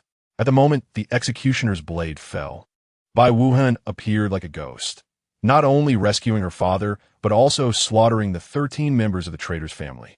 Subsequently, Bai Wuhan personally strategized, assisting her father in establishing the shadows. In a chance operation, her father saved the future emperor and empress before they ascended the throne. Once the emperor took power, he promptly dismantled the Grand Master-S faction that supported the crown prince and appointed Yun Jiuxiao as the Grand Master, granting him hereditary rights. As the shadow's influence soared, the emperor, having no male heirs, led Yun Jiuxiao to entertain thoughts of usurping the throne. Although the emperor had shown him kindness, the allure of power dulled that gratitude. Bai Wuhan repeatedly cautioned, "Your Yun family has never possessed the true dragon's fortune, and your descendants are few. Should you persist in pursuing the throne, disaster may befall your family." Yun Jiuxiao, however, dismissed these warnings, believing he had 3 sons and a newborn daughter. What need had he for more male heirs? Furthermore, with the emperor without heirs, the throne would eventually change hands. It was better to take the initiative than to wait passively. In his eyes, the so-called prophecies were mere fabrications. Seeing that persuasion bore no fruit, Bai Wuhan ceased his efforts, fully aware that no one could escape the manipulation of desire. The consequences of others' actions must ultimately be borne by oneself. Soon after, Bai Wuhan vanished without a trace, and no matter how Yun Jiuxiao searched, he could not find a single clue. Only days before the massacre, Yun Jiuxiao began to realize from scattered hints that Bai Wuhan's rescue might have deeper implications. The ancestors of the Yun family could very well have been servants of Bai Wuhan. This absurd truth sent chills down Yun Jiuxiao's spine. He finally understood that Bai Wuhan's earlier warnings were not mere fabrications, yet it was too late. The arrow was nocked, and he could not refrain from releasing it. His obsession with the throne had already dragged him and the entire Yun family into an abyss from which there was no return. Yun Qingyi tucked the letter back into her bosom and turned to disappear into the alley. The palace walls still glimmered coldly under the blazing sun. Yet the murderous intent in her heart grew ever stronger. Just then, a hurried footstep approached, and her personal shadow guard arrived, whispering in her ear for a moment. While she pondered the truth behind the massacre, another thorny issue surfaced. The day before, the Martial Alliance's acting leader, Song Ming, had been severely injured while pursuing Chu Fan, and subsequently, he was ordered to be hunted down by the regent. In a panic, he sought refuge in a well, which connected to the outer river. Exhausted, Song Ming ultimately fell into the river, swept away by the turbulent waters, his whereabouts unknown. Upon receiving news from Yun Qingyi, the senior members of the Martial Alliance engaged in intense discussions, weighing the pros and cons. They decided to remain inactive for the time being, awaiting the results of the Grand Master's investigation. They understood that a large-scale conflict with the regent's residents would lead to devastation and mutual destruction. Thus, they hoped to resolve the issue peacefully. As dusk enveloped the regent's residence, Chu Fan clutched a leftover chicken leg, saliva dripping onto the golden-threaded cloth of his robe. He tumbled into a rose bush while chasing fireflies, and, as he brushed dirt off his pants, an assassin's poisoned dart narrowly missed him, embedding itself in the bluestone nearby. He merely grinned foolishly, revealing a gap where a tooth had once been. This foolish demeanor gradually led the assassins to replace their swords with bamboo sticks to fend off wild dogs. As the first firefly lit up the night sky, the sounds of snoring from Chu Fan's room harmonized perfectly with the ticking of the clock. Outside the window, fireflies flickered, seemingly providing cover for the unfolding events. With a slight creak, a figure clad in dark attire, imbued with a sharp sword aura, slipped out. With a gentle tap of his toes, he scaled the ancient locust tree like a wraith, startling several fireflies into a panicked flight, their dim lights shattering into silver scales beneath the fluttering edges of his cloak. When the dark guard discovered the fireflies resting on the windowsill, only a few fallen ginkgo leaves danced in the wind, silently covering the faint footprints on the grass. In the bustling night market, Chu Fan donned an apron stained with grease, the slanted shoulder pole pressing painfully against him. He hunched over, hawking candied chestnuts, his hoarse calls startling the searching dark guards who frowned and covered their noses. Once the sound of their footsteps faded into the alley, he suddenly hurled the shoulder pole fiercely at the street corner watchman. Amidst the chaos, he blended into the crowd, while a bamboo whistle hidden in his sleeve emitted 3 short, sharp notes, a unique signal of the martial alliance. At this moment, several fireflies pursued the fluttering hem of his garment, only to scatter in fright when he turned. The abandoned well in the suburban stronghold glimmered with a ghostly blue phosphorescence, intertwining with the flickering shadows of the fireflies. Chu Fan crouched among the wild rose vines, the night dew clinging to his eyelashes falling softly. He peered through the gaps in the paper window, his pupils suddenly constricting as he beheld the newly appointed acting leader of the alliance, Xiao Yan, unfurling the flag emblazoned with a martial alliance emblem. The vice leader who had recommended this individual was none other than the gray-clad elder he had grievously wounded with his sword 2 days prior. The waters of the martial alliance ran deeper than he had imagined. Chu Fan murmured to himself when Xiao Yan suddenly slammed his palm onto the table, causing the tea in the cup to splash out. Who is at the door?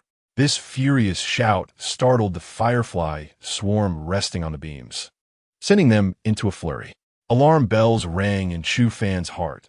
The ornate window frame he was hiding behind was a good 20 feet off the ground, and the moonlight, mingling with the fireflies, cast a slanted shadow of him on the paper.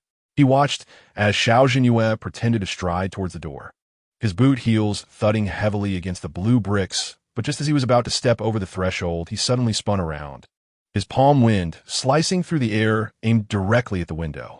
Chapter 24. I'm done pretending. Time to reveal the truth. The true energy of a peak 9th rank warrior erupted around Chu Fan like a surging tide. The instant Xiao Yan's fingertips were a mere 3 inches from his nape, he had already transformed into a shooting arrow, hurtling backward. His dark robe billowed with a fierce energy, tracing a glistening arc amidst the flurry of fireflies, shattering the window frame with a thunderous crash. Splintered wood grazed past his ear, embedding itself deep into the earthen wall, creating a rustling sound that startled the night birds roosting in the beams into a frantic flight, their wings flapping harshly against the stillness of the night. On the other side, Xiao Yan's neck veins bulged as he barely set 1 foot on the windowsill, only to collide with the icy armrest of the intricately carved Grandmaster chair. The finely carved sandalwood chair creaked under the weight, the gilded beast head decorations rattling violently, and the brocade cushion was crumpled in his grip. Just as he prepared to leap, a tremendous force suddenly seized the back of his collar, freezing him in place as if plunged into an ice cavern. A sharp crack resounded as the Grandmaster chair split in 2 under the immense pressure, splintered wood flying across the blue bricks, raising a fine dust that danced in the candlelight. You're no match for him. Bai Wuhan's bony fingers tightened slightly, and Xiao Yan felt a sudden constriction in his throat, as if gripped by an invisible iron clamp. The elder's deep voice bore an undeniable weight. This person has reached the peak of the 9th rank, his true energy solid as if in the transformation realm, his strength far surpassing that of a half-step master. Xiao Yan's throat convulsed violently, the color draining from his face. He stared at the elder's wrinkled visage, his mouth twitching uncontrollably. How is this possible? Peak 9th rank? Transformation realm? Even if it were true, he is merely a half-step master. How could he enter the transformation realm? Was it not said that only at the pinnacle of a master could one take a half-step into the transformation realm? Staggering backward, he stumbled over the remnants of the Grandmaster chair behind him, his eyes filled with panic and disbelief. Bai Wuhan paced to the window, the moonlight elongating his hunched silhouette. He gazed at the direction Chu Fan had vanished, his withered fingertips unconsciously caressing the bronze token in his sleeve. A subtle tremor betraying his age-old voice. But that sound of breaking air just now clearly resonated with the unique energy of a transformation realm expert. He pondered silently. Could this person be Chu Fan? Who else could possess such heavenly fortune? Otherwise, how could he emit such an odd and mixed aura? However, he had only guessed half right. The transformation aura emanating from Chu Fan actually stemmed from his peak mastery in the ancient martial arts from his past life. At that time, he had already reached half step into the transformation realm, and even though he had fallen to the peak of the 9th rank due to his broken body after his reincarnation, the master-level aura had quietly been preserved by the heavenly path, which by Wuhan, with his extraordinary perception, had keenly sensed. The night wind swept in, carrying with it withered leaves that brushed against the window frame, while the candlelight flickered between the two. Xiao Yan observed the elder's slightly trembling back and realized that this normally unshakable vice leader of the martial alliance was now as tense as if facing a formidable enemy. Meanwhile, Chu Fan had already poised himself, using the shadow of the eaves to traverse swiftly between the buildings, racing towards the regent's palace. The cold wind penetrated his sweat-drenched clothing, the hem brushing against the thorny bushes at the wall's corner, leaving thin trails of blood. The metallic scent mingling with the salty tang of cold sweat wafting in the night air. At the same time, within the imperial palace, the Empress was anxiously clutching a pigeon message. Half an hour prior, she had received news of Chu Fan's trail being lost. The regent's palace was 12 miles away from the imperial palace, beyond her ability to hear Chu Fan's thoughts, which stirred unease within her. This fellow has already been assassinated twice. Is he not afraid? In this dark and windy night, what if something goes wrong? With her phoenix eyes suddenly turning sharp, she immediately donned plain clothes and dashed out of the palace, swiftly using her lightness skill under the moonlight. As she approached the palace, the Empress keenly sensed a dangerous aura from several dozen meters away. She concealed herself in the shadows outside the vermilion-painted gate, her soft whip subtly caressing beneath her wide sleeves, the gilded armor glinting coldly in the night, quietly awaiting the troublesome figure she was all too familiar with. At last, the cautious sound of Chu Fan's footsteps drew nearer. His hair was disheveled, his clothes still damp with dew, yet he suddenly let out a derisive laugh. The Empress felt a mixture of urgency and anger. This rascal, while I worry for your safety, how can you still find time to laugh? Just as her anger surged and she prepared to leap down, Chu Fan's thoughts unexpectedly echoed in her mind. Huh? The hidden weapons of Qianlong are merely waiting to be retrieved from Qianlong Hall tomorrow. Once I have this batch, what do I have to fear from that vice leader of the martial alliance? It turned out that the laughter did not originate from Chu Fan's mouth, but rather from his innermost thoughts. As the first light of dawn pierced the night, the flying eaves and curling corners of the regent's palace were suddenly filled with dark-clad guards. They crouched low like phantoms, breath held, 12 pairs of eyes fixated on the tightly shut vermilion doors. The Empress had ordered that every move of Chu Fan be closely monitored. The leading guard tightened his grip on the signaling smoke, his fingertips trembling slightly, fearing that he might miss any trace. At the third watch, the bronze door knocker sounded crisply. The guards tensed, but they saw the regent, clad in a python robe and jade belt, striding out surrounded by attendants. As they watched the retinue depart, one guard couldn't help but mutter a curse. What a false alarm. Half an hour later, the side door of the palace creaked open, the steward barking orders in a duck-like voice for the servants to transport baskets of vegetables, while several maids giggled and passed by with silks in their arms. The guards focused intently on the figures weaving through the crowd, scarcely daring to breathe heavily, until the princess's carriage stirred up a cloud of yellow dust, vanishing at the end of the long street. As dawn broke, most of the guards received orders to quietly withdraw. The elite ones remained, lying atop the scorching glazed tiles, the midday sun making their throats dry and bitter, sweat seeping through the seams of their wrist guards. In the distance, cicadas chirped noisily, the shadows beneath the eaves shifting inch by inch, the guards gazing anxiously at the tightly shut palace doors and windows, their hearts boiling like simmering water.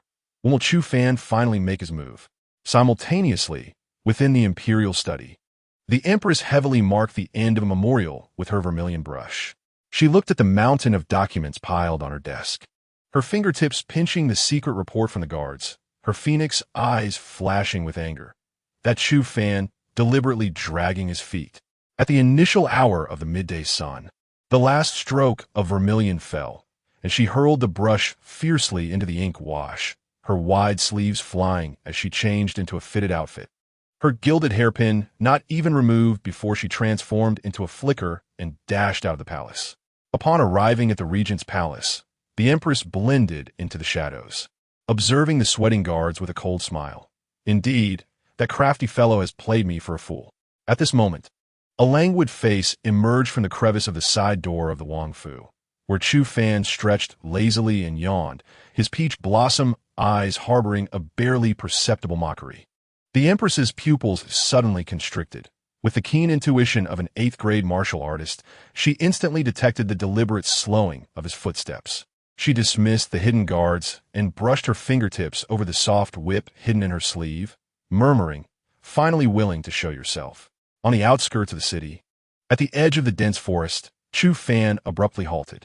The blazing sun elongated his shadow, and he lowered his gaze to the cool mask in his palm, a smile curling at the corners of his lips. His fingertips traced the fierce beast patterns on the mask, the rough texture reminding him of the innkeeper's solemn promise. "In 3 days, you shall witness something that will make the Qian tremble." The eyes that had been watching him from the shadows and the undercurrents surging within the court transformed into a palpable expectation swelling within his chest. Once he secured the firearms, it would be time to stir the winds and clouds. He chuckled softly, his laughter mingling with the heated air and dissipating into the wind. As the dark mask covered his face, a chilling light flickered, leaving only a pair of hawk-like eyes reflecting the slanting sun.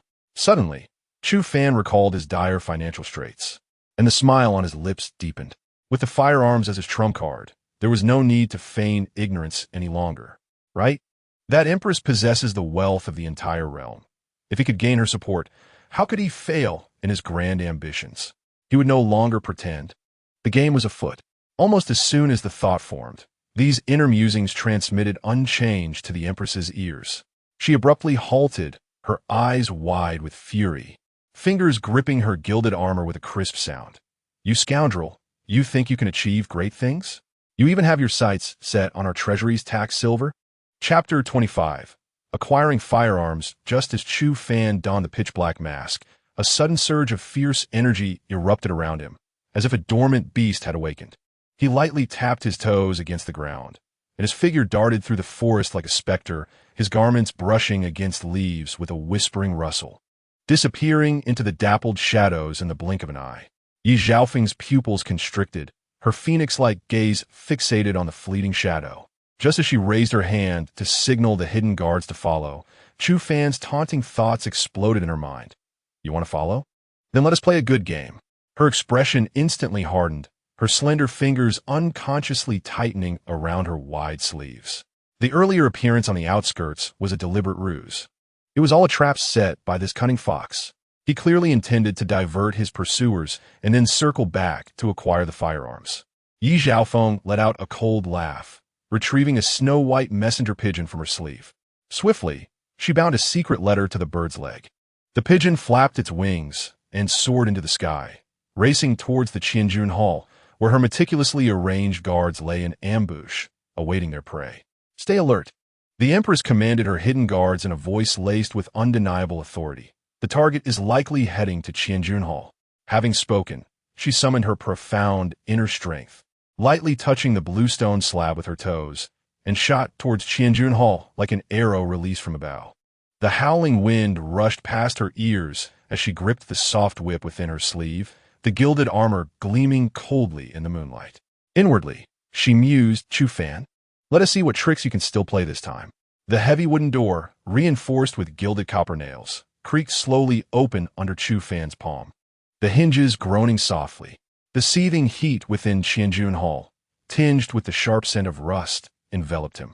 The flickering red flames in the forge illuminated the hanging ironwork, casting dancing shadows. Lei Jintian had long awaited him at the sandalwood table, and upon seeing his arrival, He hastily gestured toward the neatly wrapped items covered in oiled cloth, glinting with cold metallic sheen in the shifting light. He then picked up a crescent-shaped pistol magazine, his fingertips caressing the interwoven anti-slip grooves on its surface. The coarse texture filled him with satisfaction. A gentle tap on the base produced a crisp sound, echoing clearly in the silent forge. The magazine displayed its characteristic arc, the inner side etched with a precisely arranged feeding slope, every angle matching the blueprints to perfection, harmonizing seamlessly with the design etched in his memory. The bullet casings piled neatly into small hills, their brass material shining with a warm golden hue, while the deep, rounded primer pockets at the base and the threads along the edges of the casings meshed together flawlessly, as if they were meant to be united. What truly narrowed Chu Fan's pupils were the egg-shaped grenades wrapped separately in oiled cloth in the corner. Their surfaces were adorned with honeycomb-like patterns, heavy in his palm, while the spiraled fuse at the top was painted a striking red, and the pull ring mechanism, hanging below, glinted coldly. He gently shook the grenade, the faint sound of steel balls rolling inside, resonating, perfectly consistent with the blueprint specification of a hollow chamber filled with 100 steel balls, allowing him to envision its explosive power on the battlefield. Manager Lei, this batch of goods. Chu Fan traced the sharp edges of the grenade with his fingertips, raising his gaze with a fiery light in his eyes, is even more refined than I anticipated. Regent wiped the sweat from his brow, looking at the oddly shaped ironworks, and murmured, "Can this blueprint truly produce weapons that will overturn the martial world?" Chu Fan's fingertips grazed the cold, hard edges of the grenade, a smile blossoming in his eyes. He deftly pulled out a stack of silver notes from his pocket, the heft of 6,000 taels weighing heavily in his palm. "Manager Lei, your craftsmanship is admirable. 3,600 taels for the goods, payment upon delivery." Before he could finish, a cold female voice suddenly echoed from behind. 3,600 taels plus 1,800 taels equals 5,400 taels. 6,000 minus 5,004 leaves 600 taels. How will you repay that 1,800 taels balance? Chu Fan, as he turned, the beam of light filtering through the gilded copper door outlined a woman's silhouette. There stood Yi Zhaofeng, clad in a gown as white as the moonlight, her phoenix crown adorned with a droplet of eastern pearl casting a halo that framed her exquisite features. Beneath her distant brows, her phoenix eyes glimmered like shards of ice, her straight nose and naturally crimson lips merging the regal dignity of an empress with the vibrant allure of a maiden, resembling a fairy stepped out of a painting, yet radiating an intimidating authority that rendered one unable to gaze directly upon her. "None of your business.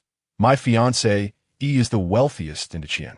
Chu Fan instinctively retorted, but upon truly observing her countenance, his words faltered. In the mere span of 4 or 5 days since his arrival, he had previously chosen to feign ignorance, never taking a moment to truly regard the Empress. Now he realized that her cold beauty and grandeur surpassed the rumors, her elegance capable of captivating the hearts of all under heaven. Watching the jewels and pearls swaying in her hair, shimmering with every breath, as the forge's light flickered upon them, Chu Fan felt his throat involuntarily tighten, a burning fire igniting within his chest. Having only traversed a few days in this realm, to stand in opposition to such an exceptionally beautiful woman, he gazed at Yi Zhaofeng's naturally crimson lips and her icy phoenix eyes, his heart screaming, "Heaven has bestowed such a beauty upon me. If I could embrace her, possessing both the empire and a beautiful woman, it would be a delightful affair of both wealth and love." Yi Zhaofeng, observing the unabashed admiration and fervor in Chu Fan's eyes, narrowed her phoenix gaze, her fingers unconsciously rubbing the whip handle beneath her gilded armor. This boy, who feigned ignorance day after day, could unexpectedly recite such timeless poetry in a moment of passion. Amidst the crackling sparks from the forge, she herself failed to notice that the grip in her palm had relaxed slightly. "Are you not going to take off that mask?" Yi Zhaofeng's eyes narrowed dangerously, the gilded armor clanging against the soft whip, producing a sound that grated on the nerves. Seeing Chu Fan remain unmoved, she suddenly advanced 2 steps, each word like a frosty dagger. "Third son of the regent, how much longer do you intend to play the fool?" Chapter 26. This woman is no good. Inside the blacksmith shop, the crimson embers roared like the tongue of a great beast, the popping sparks resembling golden-red fireflies, continually striking the blue bricks and turning to dust. Chu Fan knelt rigidly by the anvil, his gaze fixed on his clothes, speckled with iron filings. His heart swirling with indignation. Is this empress truly unwell? In this time of turmoil, why not focus on resolving the court's issues instead of fixating on me? He cast a furtive glance at the empress, whose figure resembled a pine tree not far away. The pale blue hem of her gown shimmered in the glow of the hearth. Compelled by an unexplainable impulse, he added, "Could it be that I am strikingly handsome?" The empress had seemingly fallen head over heels, her thoughts drifting to him. The marriage contract, a twist of fate that had unexpectedly landed in his lap, was complicated by the dark guards dispatched by the empress, who stirred chaos and hindered even his plans for weaponry. Did she truly believe he was devoid of temper? Just wait until he found an opportunity to deal with her. He would see how long her arrogance could last. The empress clenched her hands behind her back, the gilded armor digging into her palm. On the surface, she maintained an air of calm, yet the slight tremor of her fingertips betrayed her emotions. Just as her wrath was on the verge of erupting, another voice resonated in her ears. If memory served correctly, less than 3 years remained before the fall of the Qin dynasty. Now that he had become the empress's betrothed, he could not allow this tragedy to unfold. With the protection of these weapons, the Qin dynasty could surely transform its weaknesses into strengths. Chu Fan's thoughts suddenly grew serious. But how could he explain the existence of these iron implements? If he miscalculated, the empress might truly believe he intended to rebel. At that point, the consequences would be dire. It was a classic case of good intentions leading to disaster. Chu Fan had always thought that the empress's surveillance was due to the unexpected twist of fate regarding the marriage contract. After all, who would willingly wed a man of ill repute? Her intentions may have been protective, yet this scrutiny deprived him of his freedom.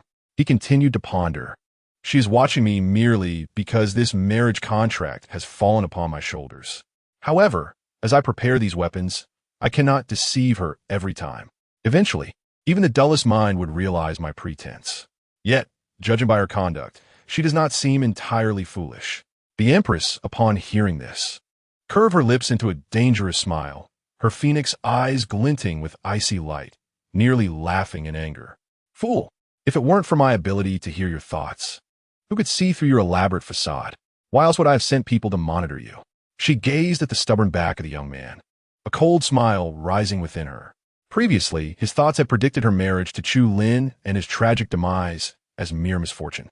Now that she was aware of the future, how could she possibly repeat the same mistakes? The empress lowered her gaze to the sweat-soaked cuffs of her sleeves, her emotions swirling. From initial anger to the shock of realizing his patriotic aspirations, and then to her irritation at his foolishness, her feelings ebbed and flowed like the tide. Subordinate, obey.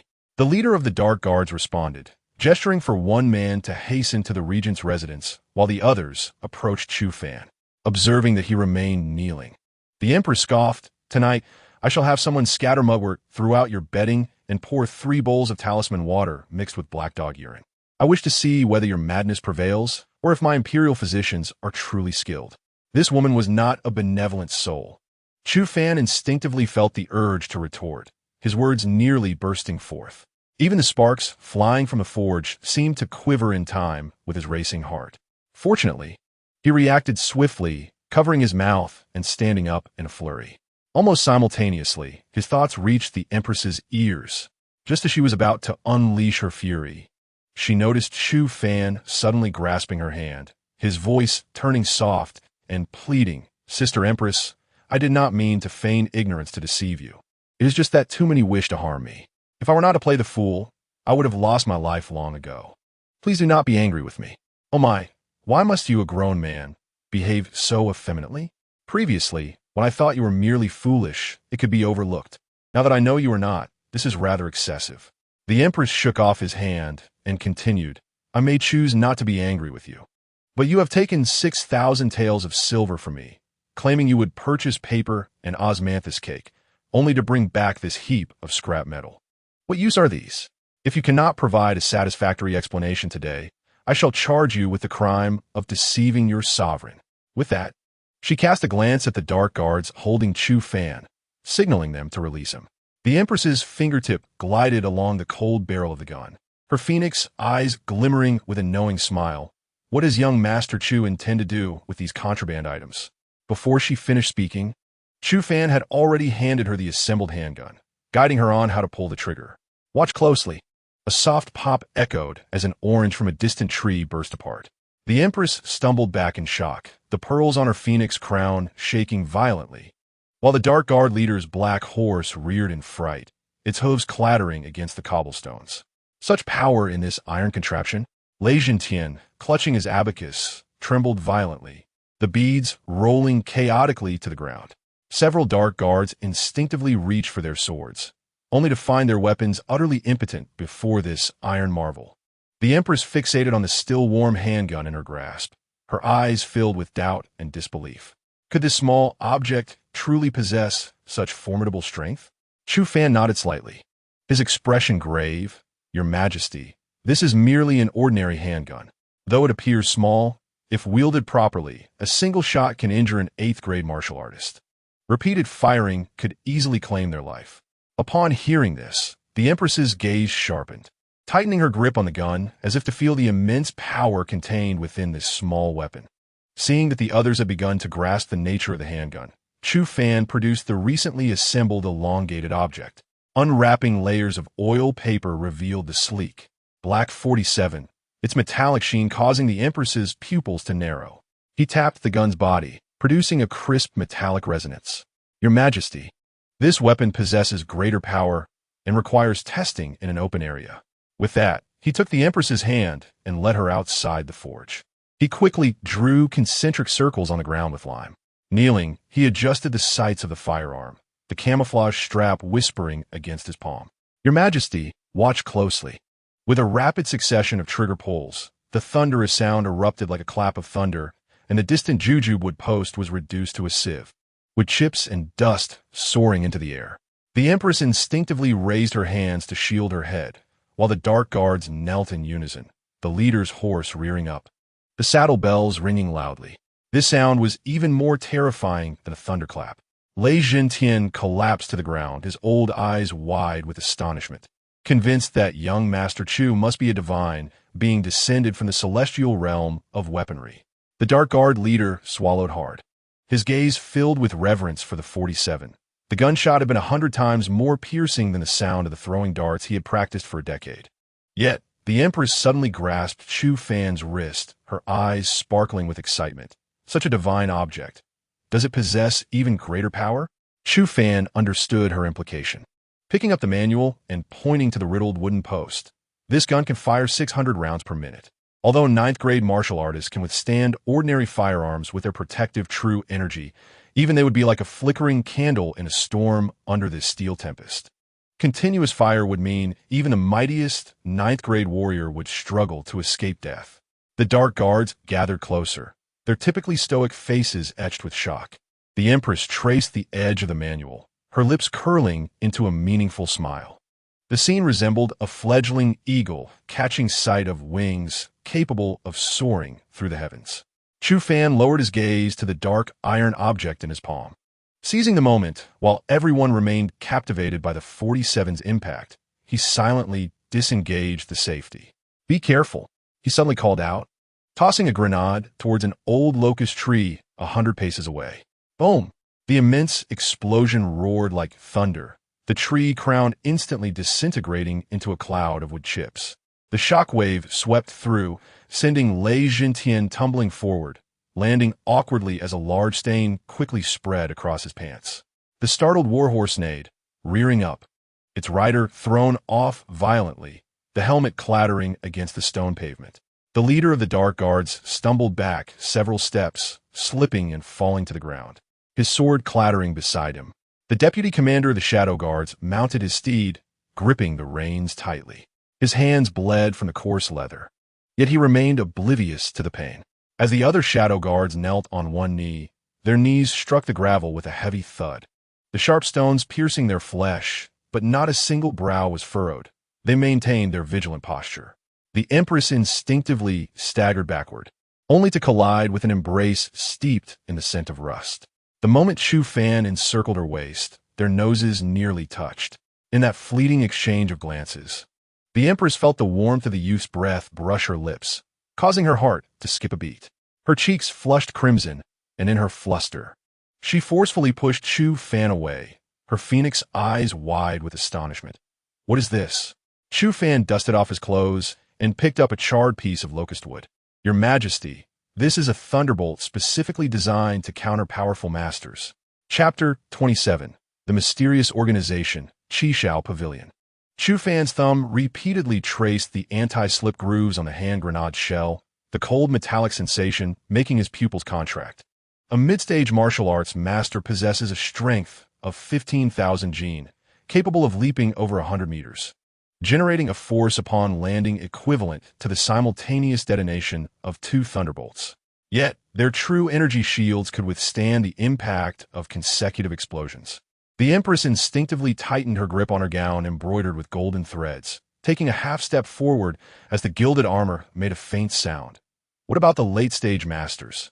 A late-stage master can exceed 20,000 Jin in strength, effortlessly stirring up a whirlwind. Chu Fan bent down to pick up the gravel, drawing the Taiji symbol on the bluestone slab. His fingertips dipped in soil, delineating the patterns of the shield. Their true energy shield could withstand 2 thunderbolts, but the recovery time would be reduced to 1 minute. However, at the moment the shield shatters, the gravel in his palm would be ground to dust, resulting in a critical 2-minute window of vulnerability. The pinnacle of mastery is even more terrifying. As Chu Fan straightened, the distant mountains were bathed in the crimson hues of dusk, a force of 30,000 Jin capable of triggering an earthquake. The burst of true energy could obliterate cities 300 meters away. Their shield could endure 3 thunderbolts within a minute. Yet he suddenly flashed a cunning smile, revealing his canine teeth, as if even the sturdiest walls bore cracks. Sustained firepower suppression is the key to breaking the stalemate. The Empress's fingertips glided over the hexagonal grooves of the hand grenade surface, and she suddenly chuckled softly. "Chu Fan, how many surprises do you truly conceal?" Excitement ignited in her phoenix eyes, as if she had already envisioned how those explosive iron lumps would alter the battlefield's dynamics. Before her words could settle, Chu Fan abruptly pulled the Empress behind him. The tremor from the ground slithered up his spine like a serpent, as he had already pulled the pin from the hand grenade. A cacophony of splintering trees resonated from the distant forest, and shadows imbued with violet true energy burst forth from the sky, raising a cloud of dust mixed with fragments of bluestone as they landed. The leader of the figures in dark robes pressed an ancient bone whistle to his lips. As he swallowed, the totem of the underworld on his neck writhed eerily. The shrill whistle sliced through the air, and dozens of black-clad puppets simultaneously turned their heads, the murky pupils igniting with ghostly blue flames. They charged forward, their limbs contorted, each step cracking the bluestone beneath them like a spider's web. A shadow guard swung his blade to block, but the puppet's iron fist brutally shattered his skull, brain matter mingling with gravel splattering onto the Empress's gown. The scent of blood had yet to dissipate when 3 more shadow guards were crushed, their ribs shattered, viscera erupting from their exploded chests, the scene gruesomely tragic. Shen Xingxuang's stunning blade sparked against the puppet's armor, sending vibrations through her hands. The puppet's neck twisted at an unnatural angle, the protruding bone blade pressing against her throat. Just as the situation became dire, the sound of something slicing through the air erupted from her right. Another puppet's iron fist, enveloped in violet lightning, hurtled toward her face like a meteor. Shen Xingxuang gritted her teeth and spun around, her blade flashing like silver as it sought the gaps in the 2 puppets' defenses. Yet the moment the blade made contact, her pupils dilated. The puppet's skin was as impenetrable as poisoned dark iron, the blade embedding half an inch deep, but unable to advance further. The puppet on her left seized her wrist. The sound of dislocated bones mingling with her muffled groans exploded in the forest. "Break from me!" Shen Xingxuang's true energy surged, the pressure of an 8th-grade warrior shaking the withered leaves from the trees. But her full-force strike against the puppet's chest only stirred a peculiar ripple. Another puppet's knee slammed into her back, shattering her protective energy, blood and viscera erupting from her mouth as she flew backward like a broken kite, crashing heavily against a boulder 3 zhang away. Captain Shun, several shadow guards rushed in with their blades, but upon contact with the puppet, they were sent reeling, spitting blood. The black-clad puppets continued their relentless assault, their fists causing the bluestone ground to crack further. As Shun Qingxuang struggled to rise, 2 violet shadows loomed above her, and she gazed into the ghostly blue flames dancing within the puppet's eyes, finally realizing these monstrosities were not mere flesh and blood. Chu Fan fixated on the swirling black mist surrounding the bone whistle, biting open the safety of another hand grenade. Your Majesty, this person controls souls with sound. I will sever the source. Impudent. The Empress suddenly drew her flexible sword from her waist, the blade's wind striking half of the puppet's face away. My empire is not for you to seek death alone. No sooner had she spoken than 2 waves of violet energy, imbued with the might of thunder, surged above them. Chu Fan grasped the Empress's waist and rolled to the ground, the energy wave brushing past their hair, severing the ancient cypress behind them. Chu Fan's back pressed against the cold, earthen pit, watching as the 8th grade puppet tore through the shadow guards like ragdolls, his throat tightening. The accounts of the puppet technique from wild history suddenly materialized in his mind as chilling images. In the depths of the Qishao Pavilion, at the witching hour, iron chains glimmered coldly under the moonlight. 8 elder figures in gray robes formed a blood array, at the center of which an iron coffin emitted a sound that grated on the teeth. An 8th grade warrior, pierced by iron chains through the bones of his pipa, struggled madly, blood frothing from his throat, blooming into a strange flower on the talisman. The time had come. The pavilion master, Bai Wuhan, swept his wide sleeves over the altar, grinding a millennium of dark crystals into powder within a jade mortar, mingling it with drops of his own blood to form a viscous black-purple liquid. As the bowl of cold, ghostly puppet elixir approached the warrior's lips, the reflection in his pupils captured the twisted smile of the pavilion master.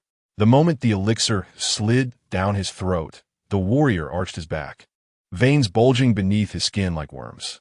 The 9 nether chains greedily siphoned his inner strength, while the 1,000 resentful corpses surrounding the altar simultaneously opened their hollow eyes, emitting a chilling wail. The warrior's meridians burst under the oppressive aura, only to grotesquely reconfigure, his screams piercing the night sky, startling countless owls from the trees.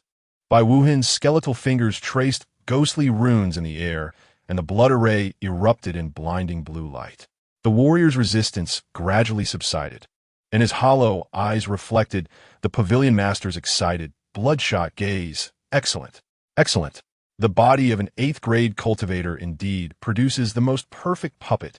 He pressed a half-engraved dark crystal into the puppet's nape, and the instant a ghostly blue light flared, the body rose with a thunderous crash, tearing a nearby elder in half with its bare hands. Chu Fan observed the uncontrollable 8th grade puppet on the battlefield, finally comprehending the accounts within the wild histories. This entity not only retained its combat instincts from life, but also wielded the intelligence to manipulate the dark energy. The brief aerial assault moments ago was precisely the unique ability of an 8th grade puppet. He recalled the descriptions of puppeteers in the texts.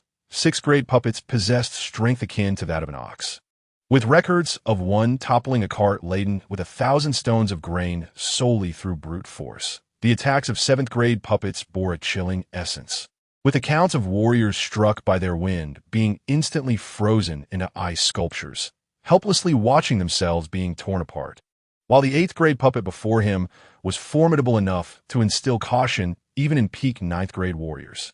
As for the 9th grade puppets chronicled in wild history, their every movement could summon the energies of heaven and earth, forming an indestructible barrier. The historical record stated that 312 years after the establishment of the Qin dynasty, 20 years ago, the 3 great sects of the martial world, the Xianfeng sword sect, the Tsung blade sect, and the Qinglan Valley, had once united to annihilate the notorious Qishao Pavilion. At that time, the atmosphere within Qishao Pavilion was eerie and terrifying, instilling a sense of dread in all who entered. The masters of the 3 major sects stood as if facing a formidable enemy, forming a fan-shaped formation that surrounded the Qi Shao Pavilion, leaving no room for escape. Ling Yunfeng, the leader of the Xianfeng sword sect, donned a blue robe, his sword-like brows and starry eyes exuding an air of authority, while his hand gripped the Qing Shuang sword, radiating a chilling aura. Zhao Tiehu, the leader of the Tsang Yun blade sect, possessed a robust physique, shouldering a blade weighing 100 pounds, its edge glimmering with a lethal sheen. Su Lingyuan, the master of Qinglan Valley, exhibited a graceful figure, holding a jade flute, her eyes reflecting unwavering determination. However, just as they prepared to assault the Qi Shao Pavilion, a figure cloaked in black, enveloped in a dense aura of darkness, slowly emerged, the terrifying Jiupin Mingpai. With a mere wave of its hand, a wall of inky blackness materialized, emanating a bone-chilling cold. Observing this, Su Lingyuan's beautiful eyes flashed with urgency as she raised the jade flute to her lips and played an eerie melody, transforming the notes into invisible blades that sliced through the black wall. Yet, the wall merely quivered slightly, remaining steadfast. As time passed, the internal energy of Ling Yunfeng and Zhao Tiehu began to wane, their faces growing pale and their steps unsteady on the brink of exhaustion. In their moment of despair, Su Lingyuan had a sudden inspiration. She altered the tune of her flute, infusing it with fervor and exhilaration. She called out loudly, "Everyone, follow my lead and strike at the corner of the black wall."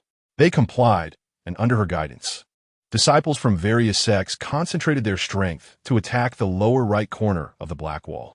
At last, a crack appeared, and seizing the opportunity, Su Lingyuan poured her entire internal force into the jade flute and thrust it into the fissure. With a thunderous crash, a breach was finally made in the wall. Su Lingyuan shouted, "Retreat quickly." She shielded Ling Yunfeng and Zhao Tiehu, leading everyone swiftly out of the encirclement. Once they distanced themselves from the Qi Shao Pavilion, the group collapsed onto the ground, shaken by their near brush with death. Zhao Tiehu gasped, saying, "Had it not been for Master Su today, we would surely have perished here." Ling Yunfeng nodded slightly, his gaze filled with gratitude. This battle unveiled the terrifying nature of the Jiupin Mingpai to the three sects, deepening their understanding of the unfathomable strength of the Qi Shao Pavilion.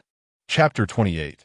The fear of insufficient firepower. The catastrophe from over 200 years ago seemed to replay vividly before their eyes. At the centennial mark of the establishment of the Qian dynasty, the Qi Shao Pavilion caste captured martial arts masters into the corpse-refining array, unleashing a tempest of energy that obliterated the land within 100 miles.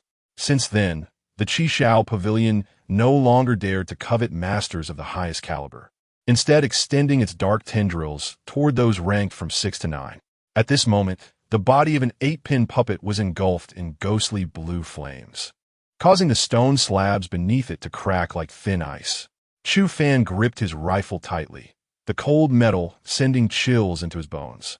Behind this killing machine lay the terrifying secret arts of the Qi Shao Pavilion, a conspiracy capable of upending the martial world. As the puppet arts stirred a storm of bloodshed in the martial realm, the Qi Shao Pavilion rose like a behemoth from the underworld. Within the Qi Shao Pavilion, the figure of the pavilion master, Shao Jin, flickered in the candlelight. A cataclysm capable of engulfing the world and disrupting the court was slowly taking shape in his bloodshot eyes. Chu Fan's temples throbbed as the gilded annotations from the wild history of the Qian sprang to life. 306 years after the establishment of the Qian dynasty, 20 years ago, an 8-year-old Shao Jin was merely a lowly servant of the Qi Shao Pavilion. Until that drizzly evening, when Bai Wuhan, dressed in flowing dark sleeves, swept past his coal-stained face, the gears of fate began their unsettling turn. At that time, Shao Jin crouched in a corner of the trial ground, gazing longingly at his seniors practicing the Tiangang steps. A wooden sword was knocked to his feet, and as he looked up, he met the depthless, talisman-etched gaze of Bai Wuhan. Only those with fire in their eyes are worthy of wielding a sword. The elder's fingers, like iron pincers, grasped his fragile neck, lifting him off the ground. Thus, at every third watch of the Tiger Hour, the echoes of the boy's suppressed breaths would resonate from the Soul Law Cliff. Shao Jin stood inverted at the cliff's edge, allowing the fierce winds to batter his face while Bai Wuhan's jade ruler precisely pointed at his trembling dantian. The power of the underworld only favors the most resilient vessels.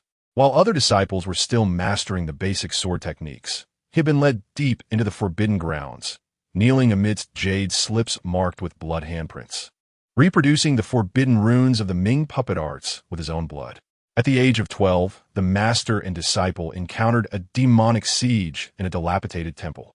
Xiao Jin took a fatal strike meant for Bai Wuhan, hot blood splattering onto the elder's garment adorned with underworld totems.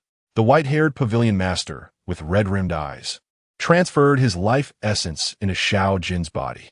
As the bloody liquid slid down his throat, the boy heard a hoarse whisper, "You were born to stand atop a sea of blood." During the grand competition at 16, the sound of Xiao Jin's bone whistle startled the crows. Surrounded by black mist from the underworld, he drew the true energy of his opponents into his palm like threads.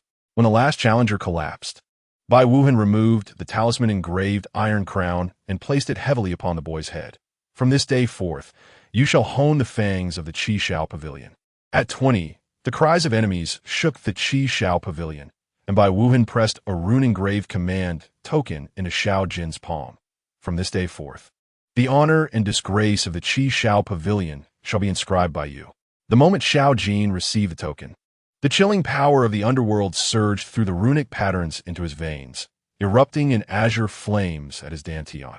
He stood upon the city walls, the bone whistle at his lips, its sharp sound tearing through the night. The next moment, the void split open in a web-like fissure, and the underworld iron cavalry, shrouded in black mist, surged forth, trampling the enemy's onslaught, the sparks and blood intertwining in a surreal tapestry under the night sky. Yet, Xiao Jin would never know that Bai Wuhan's downfall was merely a meticulously crafted ruse. This seemingly aged master was, in truth, a traveler across the river of time, possessing arcane secrets of immortality. In Bai Wuhan's eyes, the position of pavilion master, which he painstakingly nurtured, was but a puppet in his grand game, while Xiao Jin's lifelong pursuit of dominance was merely a pawn in another's chessboard. At this moment, Chu Fan gazed at the puppets wreaking havoc on the battlefield, finally comprehending the source of the unquenchable ghostly flame in Xiao Jin's eyes. The boy who had grown under Bai Wuhan's shadow had long since transformed himself into a being more fearsome than the puppets themselves. Crimson blood erupted from the black-clad figure, yet it did nothing to diminish the onslaught. The puppet, riddled with bullets, clawed its way forward like a demon risen from hell, its shattered black robe revealing glimpses of white bones amidst the ghostly blue flames, advancing towards him in a grotesquely twisted manner. Good heavens, is it truly this ferocious? Stay back. If this continued, I might develop a fear of insufficient firepower. Chu Fan pressed his back against the cold stone wall, the rifle in his hand trembling violently. As he pulled the trigger, bullets poured forth like a torrential downpour, while he shouted hoarsely, his voice laced with terror. Each bullet striking the puppet sent sparks flying, reflecting a grotesque image in his pupils. 3 days prior, it was this face, obscured by black cloth, that led a dozen masters from the Martial Alliance in an ambush against him. At that time, Chu Fan had fought with all his might to escape, but now this rotting body, emanating a foul stench, was closing in on his throat. In a moment of desperation, a dull thud echoed as the puppet crashed to the ground, its hollow eye sockets dimming. I knew it. As long as we unleash our full firepower, there is no monster that cannot be felled. If there is, then we shall unleash another barrage. Chu Fan laughed heartily, one hand on his hip, tilting his head back to the sky, while his other hand performed a stylish spin with the smoking gun, kicking the puppet's lifeless body. In the smoke-filled air, Chu Fan gasped heavily, bending down to lift the black robe. Moonlight fell upon the familiar visage, sending him into a chilling shock. Song Ming. Memories surged like a tidal wave. The pursuit from that rainy night, the opponent's fierce techniques, and chilling intent still vivid in his mind. The wound he had inflicted then remained fresh, yet now it was the vacant-eyed puppet before him. How could an 8-pin warrior fall so easily? Chu Fan staggered back, his back colliding heavily with the weathered earthen wall of the blacksmith shop, producing a dull thud. In an instant, the accounts from Dakian Yishur flashed through his mind like a revolving lantern. The gravely injured Song Ming, seeking refuge from the pursuing soldiers of the regent, hid within an abandoned ancient well. Unexpectedly, he was swept away by the tumultuous undercurrents, plunging into the depths of a dark river, vanishing without a trace. At this moment, the vacant gaze of the puppet before him overlapped with the images recorded in the texts, and the truth sent a chill down his spine. Cold sweat trickled down Chu Fan's forehead as he fixed his gaze on the lifeless puppet on the ground, his pupils trembling violently. Until this moment, all the mysteries unraveled. It turned out that after being gravely injured, Song Ming did not escape misfortune, but instead fell into the clutches of Qi Xiao Ge, where he was cruelly forged into this soulless machine of slaughter. The brutal truth pierced his heart like a poisoned dagger, leaving him horrified. Not far away, the Empress's dark skirt swept across the debris-strewn ground. She silently listened to Chu Fan's unconscious murmurs, a glint of cold light flashing in her phoenix eyes. The previously unheard secrets of Qi Xiao Ge, the art of puppetry, and the remnants of time intertwined in her mind like a spider's web. The leader of the Shadow Guards knelt on one knee, his dark attire billowing like raven feathers, wrapping the puppet's corpse swiftly in black cloth, carrying a chilling aura. The bloodstains meandering across the bluestone tiles had yet to dry, slowly trickling through the brick crevices, glimmering with a dark crimson sheen under the piercing sunlight. Resembling an ominous red serpent, heralding a greater conspiracy, the Empress stood amidst the chaos, her fingertips unconsciously brushing against the dark iron armor, the cold metallic texture causing her to squint. Suddenly, she chuckled lightly, a hint of self-mockery in her laughter. It seems that this time, my incognito excursion has made me a startled bird. As soon as her words fell, the Empress suddenly lowered her gaze and smiled softly, her fingertips absent-mindedly tracing the edge of her armor. Suddenly, a clear thought unexpectedly surged into her consciousness, causing her pupils to contract slightly. There are not 500, but at least 300 shadow guards. Is this what you call incognito? It seemed the Empress had mistakenly taken the word incognito lightly. This abrupt remark caused the pearls on her hairpin to tremble, her gaze sweeping over Chu Fan, who was brushing off dust not far away, a dangerous smile emerging in her phoenix eyes. The Empress's eyes narrowed in an instant, just as she was about to erupt. She suddenly reined in her sharpness. She gazed at the deep scars left by the puppet, the pearls on her hairpin swaying gently with her movements. I have been too careless. Before her words faded, a sudden surge of pressure enveloped her, startling Regent Prince, the blacksmith shop owner, causing beads of blood to form on his forehead. Regent Prince, the Empress's voice was as cold as ice, her dark boots shattering a half-piece of bluestone beneath her feet. I give you 1 month to increase the production of ironware customized by Chu Fan 100-fold. If you dare to be negligent, her fingertip glided across his neck. Do you remember the 32nd article of the weapons law of this dynasty? Regent Prince trembled all over, hastily knocking his head 3 times in submission. I am but a lowly man. Just as he thought the disaster had passed, the Empress suddenly smiled, her gilded armor lifting his chin. From today on, you shall be the deputy supervisor of the 3rd-grade Imperial weapons. Together with Supervisor Chun, you will oversee the weapons of the realm, the workshops, the mines, and the craftsmen. As she leaned closer, the decorative hairpin brushed past his nose. All shall fall under your and his command. Before Regent Prince could react, the Empress suddenly turned, her wide sleeves creating a gust of wind. Sunlight filtered through the mottled leaves, casting fragmented shadows on the ground, and a tense atmosphere enveloped the air. Just as Chu Fan was about to speak, the cold token pressed against his throat. The commander of the Imperial Guard, 300,000 troops. She leaned down, her crimson lips nearly grazing his ear. With your ability to feign ignorance, just take this position with that mask.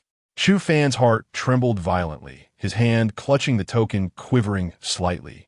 Yet a smile could not be concealed beneath his mask. Watching the Empress's dark skirt swirl as she turned, he silently contemplated.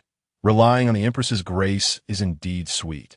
She grants me this heavy burden of 300,000 fierce troops, the 5th great power in the capital. Enough to make even the Prime Minister's residence and the general's iron cavalry wary. After all, who could have anticipated that the once foolish child would grasp the sharpest sword of the empire? The scorching midday sun mercilessly scorched the bluestone tiles, and waves of heat wafted from the entrance of the blacksmith shop. Even the rust on the sign gleamed painfully. Chu Fan wiped the sweat from his brow, watching the Empress's dark skirt sweep across the searing threshold, finally unable to restrain himself. "Your Majesty, I have heard that the commander of the Imperial Guard was supposed to be your senior sister." The Empress paused at the entrance, the light reflected from her gilded armor dazzling to the eyes. Behind her, the shadow guards in dark attire stood straight as statues, despite the heat. A gust of hot wind stirred the iron filings in front of the blacksmith shop, landing on the metal parts Chu Fan was assembling, producing a faint rustling sound. Suddenly, she gripped Chu Fan's wrist, the warmth of her palm penetrating through the fabric. With extraordinary martial prowess and intelligence, if he is not given the position of commander, shall we leave it for others to covet? Your Majesty is wise. Chu Fan grasped her hand in return, but the Empress used her armor to tilt his chin upward.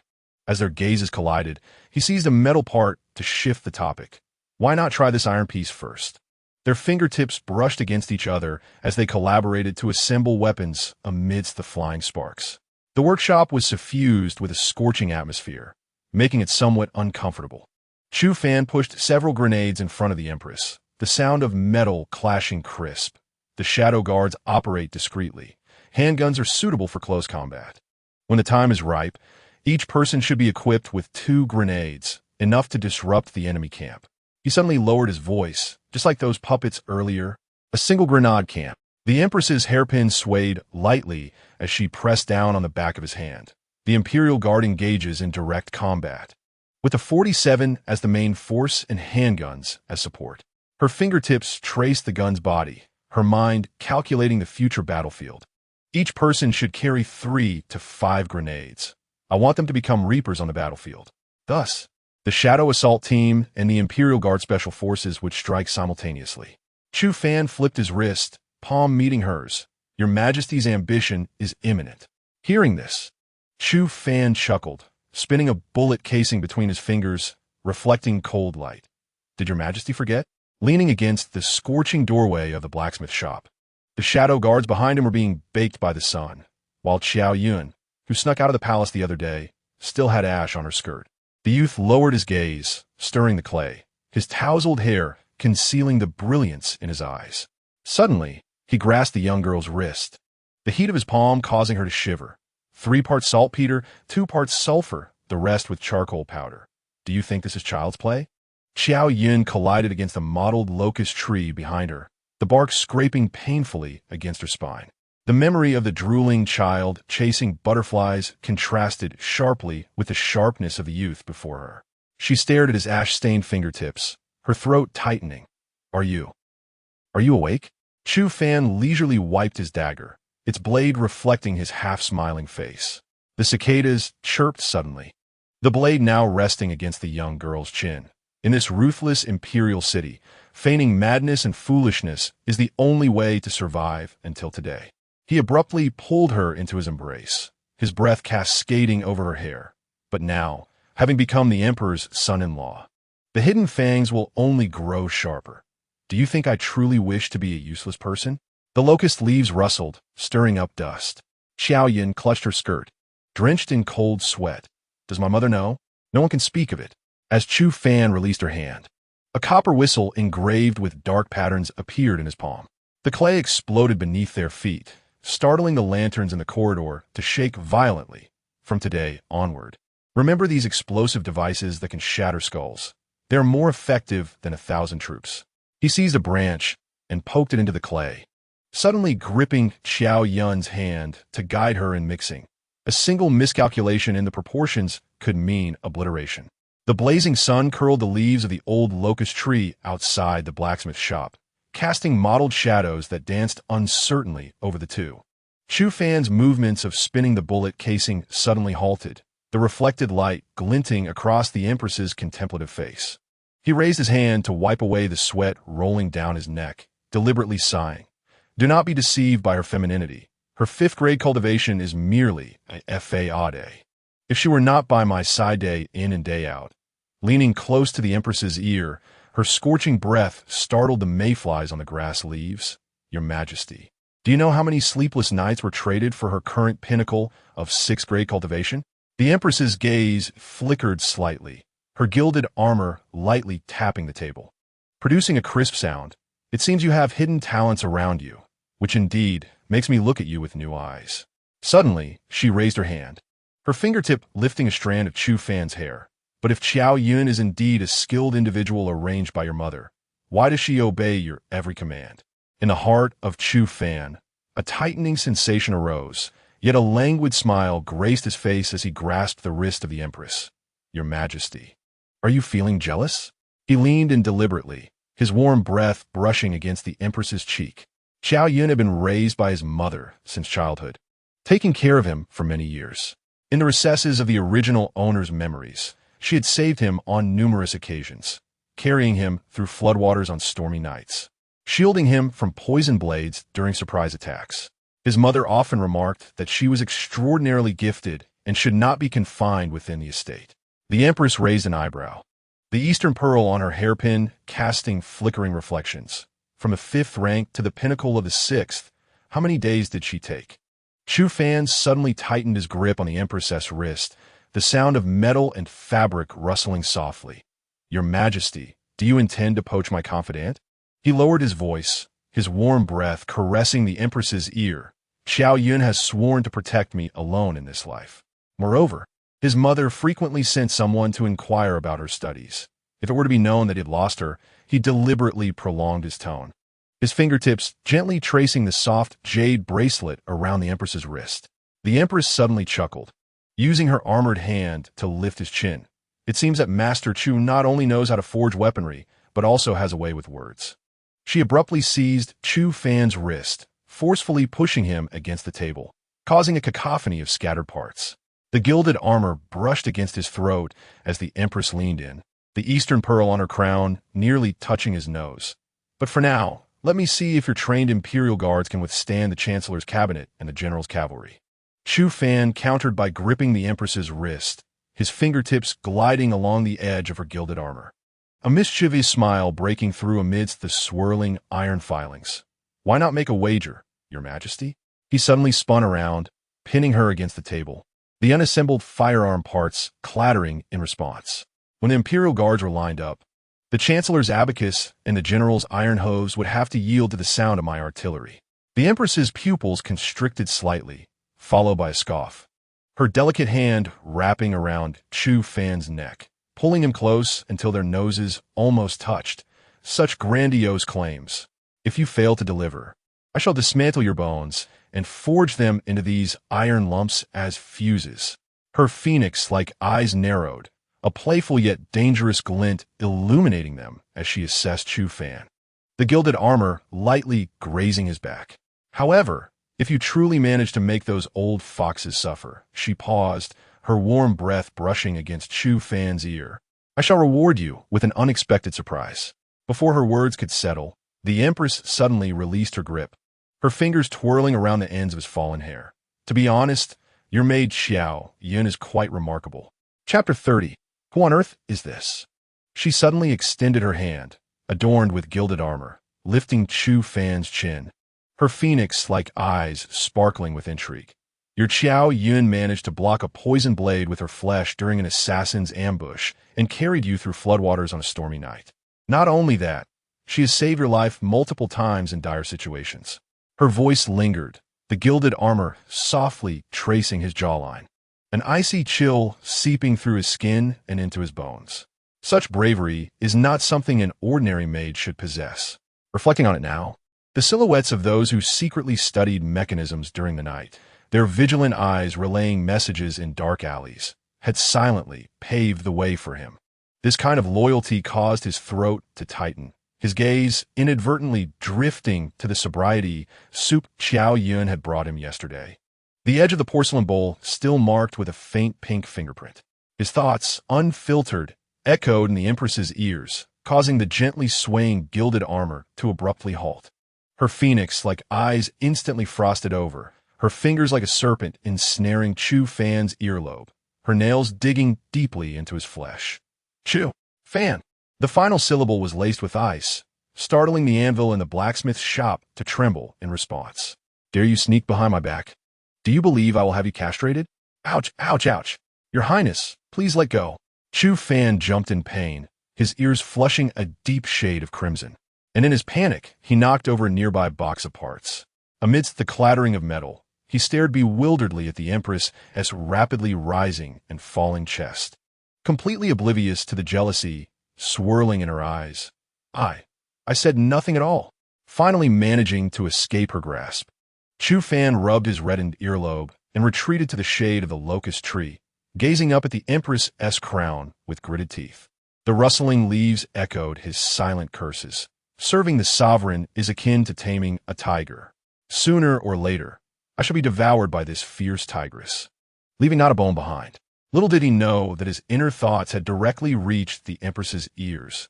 The corners of her mouth twitched imperceptibly, and with a cold snort, she commanded, "Tomorrow at court, come wearing a mask and use the name Emotion." With that, her jade foot crushed a bullet casing that had just fallen from Chu Fan's hand, the cold light reflecting off the gilded armor blindingly bright. Shen Qingxuang immediately cracked her whip, the sound of hooves scattering the chorus of cicadas, leaving Chu Fan rolling his eyes at the rising dust. Soon, news of the new commander of the Imperial Guards taking office spread throughout the capital. Furthermore, this commander was unusually promoted to the esteemed rank of a fierce general, wielding control over the Imperial Guards while also sharing command over the Shadow Guards with their leader, Shen Qingxuang. The following day, at the third watch, as the morning mist lingered, the heavy copper bell of Qian Yuan Hall tolled. Court is in session. The Grand Eunuch Wang Fu called out sharply, as civil and military officials streamed in between the gilded dragon columns. The sounds of ceremonial robes and tablets striking the ground intertwined, as Chancellor Lu Chengjun stroked his beard, concealed calculations flickering in his eyes. He had already heard that the new commander's background was shrouded in mystery, presenting an excellent opportunity to undermine the Empress's power. The Empress, adorned in a bright yellow dragon robe embroidered with golden threads, sat regally upon the dragon throne, her phoenix-like eyes sweeping across the officials below before raising her hand to signal Wang Fu summon the fierce General Emo Chun to the court. A figure clad in dark clothing swiftly entered the hall, emanating an aura of lethal intent. This individual wore a pitch-black mask, revealing only a pair of keen, hawk-like eyes. He walked deliberately into the chamber, clasping his fists in salute. "I am Emo Chun, here to pay my respects to your majesty." His voice was deep and resonant, circulating with internal energy, rendering it impossible for anyone to discern his true nature. Lu Chengjun immediately stepped forward, striking his tablet heavily. "Your Majesty, this person's background is unclear, and the position of commander of the Imperial Guards is vital for the stability of the state. I implore you to reconsider." His peripheral vision caught several officials nodding slightly, filling him with secret satisfaction. If the Imperial Guards fell into the hands of the Empress's confidants, the balance he had painstakingly maintained in the court would be shattered. The Empress's lips curled into a cold smile as her fingertips lightly tapped the armrest of the dragon throne. "Chancellor Lu, yesterday, I personally led 300 shadow guards outside the city for a hunt, only to be ambushed by several dazed monstrosities. These creatures resembled living corpses, and despite our weapons striking them, not a single wound was left. In the blink of an eye, 300 shadow guards suffered devastating casualties, and I was forced to the edge of cliff." As she clenched the armrest, the pearls and jewels of her crown swayed violently. Just when I thought my life was forfeit, General Mo descended from the clouds, with his divine weapons sweeping through. Those monstrosities disintegrated like snowflakes meeting boiling water. General Chu Huaijin's expression hardened, and he spoke solemnly. "Your Majesty, based solely on one side's account, it is difficult to convince the masses." He exchanged a knowing glance with Lu Chengjun, calculating if they could seize this opportunity to topple the new nobility favored by the Empress, they could gain control over the military power. Mo Chun's internal energy surged. his dark robe billowing as he spoke coldly from beneath his mask. If General Chu does not believe me, I invite you to test it. His overwhelming presence spread like a tidal wave, causing the candles in the hall to flicker violently, and several civil officials stumbled backwards. Lu Changjun, however, secretly chuckled. The Empress, in her eagerness to support the newcomer, had concocted an absurd excuse of 300 shadow guards failing against monsters, providing him with a perfect handle to seize. Your Majesty, Lu Qingjuan's lips curled into a scheming arc. If General Mo can spar with one of my guest experts and remain undefeated within 3 exchanges, I shall naturally be convinced. From behind him stepped forth an elder in gray robes, his temples bulging prominently, a jade pendant inscribed with the words Xian Yin hanging at his waist. This was Li Wujiao, an 8th-rank late-stage warrior from the Xianyin sect, his hidden ace. I am Li Wujiao from the Xianyin sect, an 8th-rank late-stage warrior. Considering you are new to our realm, I shall allow you 3 moves. How does that sound? Mo Chun remained silent, his internal energy suddenly crystallizing. The air shimmered with fine ripples, and before anyone could comprehend, a brilliant blue sword light pierced through the air. Li Wujiao's pupils constricted sharply, and in a flurry, he summoned an iron shield, only to see the sword energy slice through it like thin paper, pinning him against a pillar of the hall. Amidst the splintered wood, Li Wujiao's chest oozed blood from a gaping wound, his eyes wide open, maintaining an expression of horror even in death. Mo Chun gradually withdrew his force, the sword-like aura dissipating into the void. He gazed at Li Wujiao's lifeless body, a disdainful sneer escaping from beneath his mask. Is this all? Do you think you deserve to challenge me 3 times? With a casual flick of his black sleeve, he stirred up a storm of wood shavings, declaring that he could not withstand even a single strike, and advised Li to open his eyes in the next life. Come here, where are the Yulin guards? Hurry and remove the corpse. The old eunuch Wang Fu shouted sharply, his robe trembling at his fingertips. 4 heavily armored Yulin guards strode in, their broad backs and gleaming blades moving in unison as they hoisted Li Wujiao's body, the clattering of armor echoing eerily in the silent hall. The Empress abruptly rose, the 9 phoenixes on her crown clattering loudly. Her piercing gaze swept across the pale faces of the ministers. Enough. From this day forth, Mo Chun shall command the Imperial Guard. Any dissenting voices shall face consequences for disturbing the court. Her voice thundered, reverberating outside the hall like a clap of thunder. The Empress surveyed her ministers, noting that none dared to oppose her further, and with a slight lift of her gaze, she continued, My lords, if you have matters to report, do so. If not, you may leave the court. The hall fell into silence, save for the flickering of candle flames. She lightly pressed her lips together and added, After court, the national master shall accompany me to the study for discussions. Casting a discreet glance at the old eunuch Wang Fu, he immediately shouted, Dismissed. As the ministers exited the hall, the Empress leaned against the dragon throne, her gaze following the retreating figure clad in black. Watching Mo Chun, masked and fading into the distance, a faint smile involuntarily graced her lips. This smile concealed a secret unknown to others. Only she understood that beneath the mask was Chu Fan, who had repeatedly saved her from peril. In the study, the scent of sandalwood wafted through the air. Yun Xingyi removed her gilded crown, tying her long hair neatly with a silver hairpin, and respectfully bowed. Your Majesty summoned me late at night. May I ask the purpose? The Empress paused, her hand hovering over the brush, the ink on the rice paper spreading like dark clouds. You have examined the corpse of Songming? Has the martial alliance been notified? The Empress's fingertips suddenly tightened, the gilded armor in her palm producing a faint sound. A sudden realization erupted in Chu Fan's mind. The establishment of a martial alliance in the Qishao Pavilion is connected to Bai Wuhan. The loud crash of a chair being pushed back echoed like thunder, causing her to spring to her feet, her gaze sharpening with icy intensity. Her long nails dug deep into the armrest of the sandalwood chair, with shavings falling like rain. The burden of hidden schemes that had lain dormant for years suddenly intertwined. A cold smile crept across her lips as her eyes swirled with a murderous intent. I shall see just who you truly are, Bai Wuhan. Chapter 31. Those without long-term concerns will face immediate troubles. The Empress abruptly rose, her black dragon robe swirling like dark clouds, sweeping across the cold moonlight that blanketed the floor. Gazing at the roiling clouds outside the window, her voice turned as frigid as ice. Qingyi, you must set off immediately for Tianyuan City. Ensure that you investigate whether the Martial Alliance and Qishao Pavilion are colluding in secret. No sooner had she spoken than a thunderclap roared, splitting the sky open. A torrential downpour followed, with hail-like raindrops drumming on the glazed tiles, heralding an impending storm of bloodshed.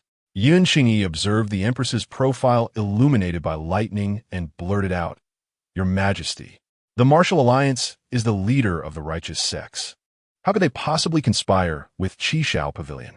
Furthermore, since that disastrous battle 14 years ago, Qishao Pavilion was besieged by the three major sects, Xianfeng Sword Sect, Sangyan Blade Sect, and Qinglan Valley. Although they emerged with a Pyrrhic victory, their elite forces suffered devastating losses, and they have since vanished from the martial world. The sudden emergence of the Ming puppet technique, could it be that they have been lying in wait all this time? I reckon they have already resurfaced." The Empress's gaze burned like a beacon, her fingertips absently caressing the weapon on the table, which was the very same weapon that Chu Fan had used to slay the puppets. She suppressed a cold laugh. If not for her ability to perceive Chu Fan's innermost thoughts, how would she have known that Qishao Pavilion, though seemingly dormant, had already infiltrated the court? The secrets surrounding Bai Wuhan were merely fragments drifting from Chu Fan's subconscious, yet they pieced together a conspiracy capable of upheaving the martial world. This may not be the case at all. The Empress turned, her fingertips gliding over the yellowed, confidential documents on the table. Bai Wuhan, the deputy leader of the Martial Alliance, was the actual mastermind behind it all. Furthermore, among the two founders of Qishao Pavilion, one bore the same name, Bai Wuhan.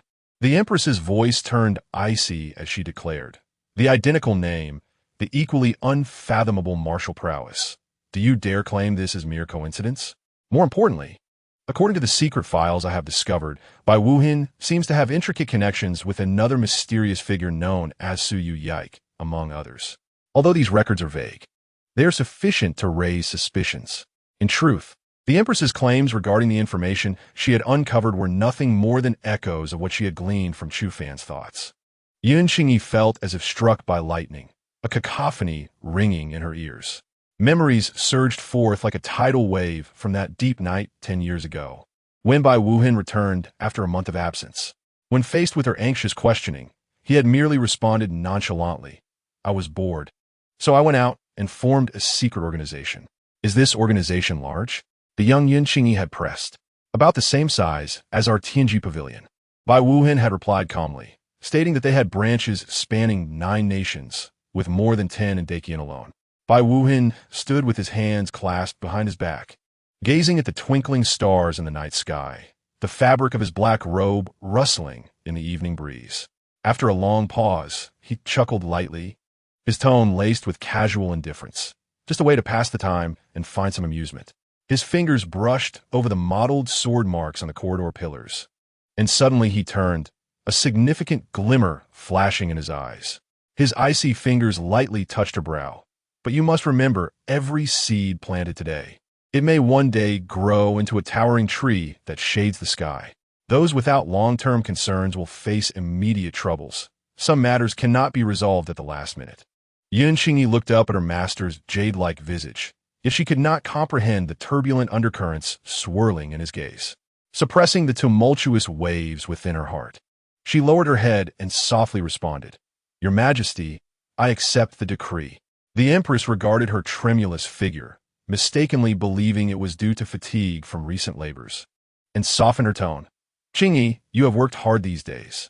Once this matter is resolved, I shall grant you a long leave to rest. With Mo Chen's assistance, many matters will be easier to manage." The Empress gazed out at the rain curtain, a meaningful smile playing at her lips, while Yun Qingyi's hands, concealed beneath her wide sleeves, had already been soaked with cold sweat. The clandestine discussions in the study concluded amidst the thunder and rain, while 2,000 miles away, in the extreme north, at the headquarters of Qishao Pavilion in Tianyuan City, a starkly different scene unfolded. The winter sun hung weakly in the sky, as a north wind swept through with snowflakes like shattered jade, draping the entire city in a cloak of pristine white. Within the main hall of Xiao Pavilion, Xiao Jin reclined half-heartedly in a tiger-skin chair, a gilded teacup nearing his lips. Suddenly, a shadow guard burst in. Snow from his cloak cascading down as he hurriedly reported, "Pavilion Master, Hall Master Xiao, he has been ambushed, and his body is missing." Crash! The gilded teacup smashed onto the jade table, scalding tea spilling like venom over Xiao Jin's white mink cloak, staining the luxurious collar with dark marks.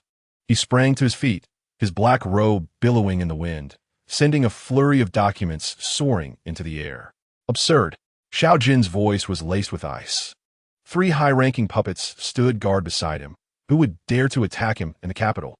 He swallowed hard, his voice growing hoarse, until sunset. The hall master has not returned.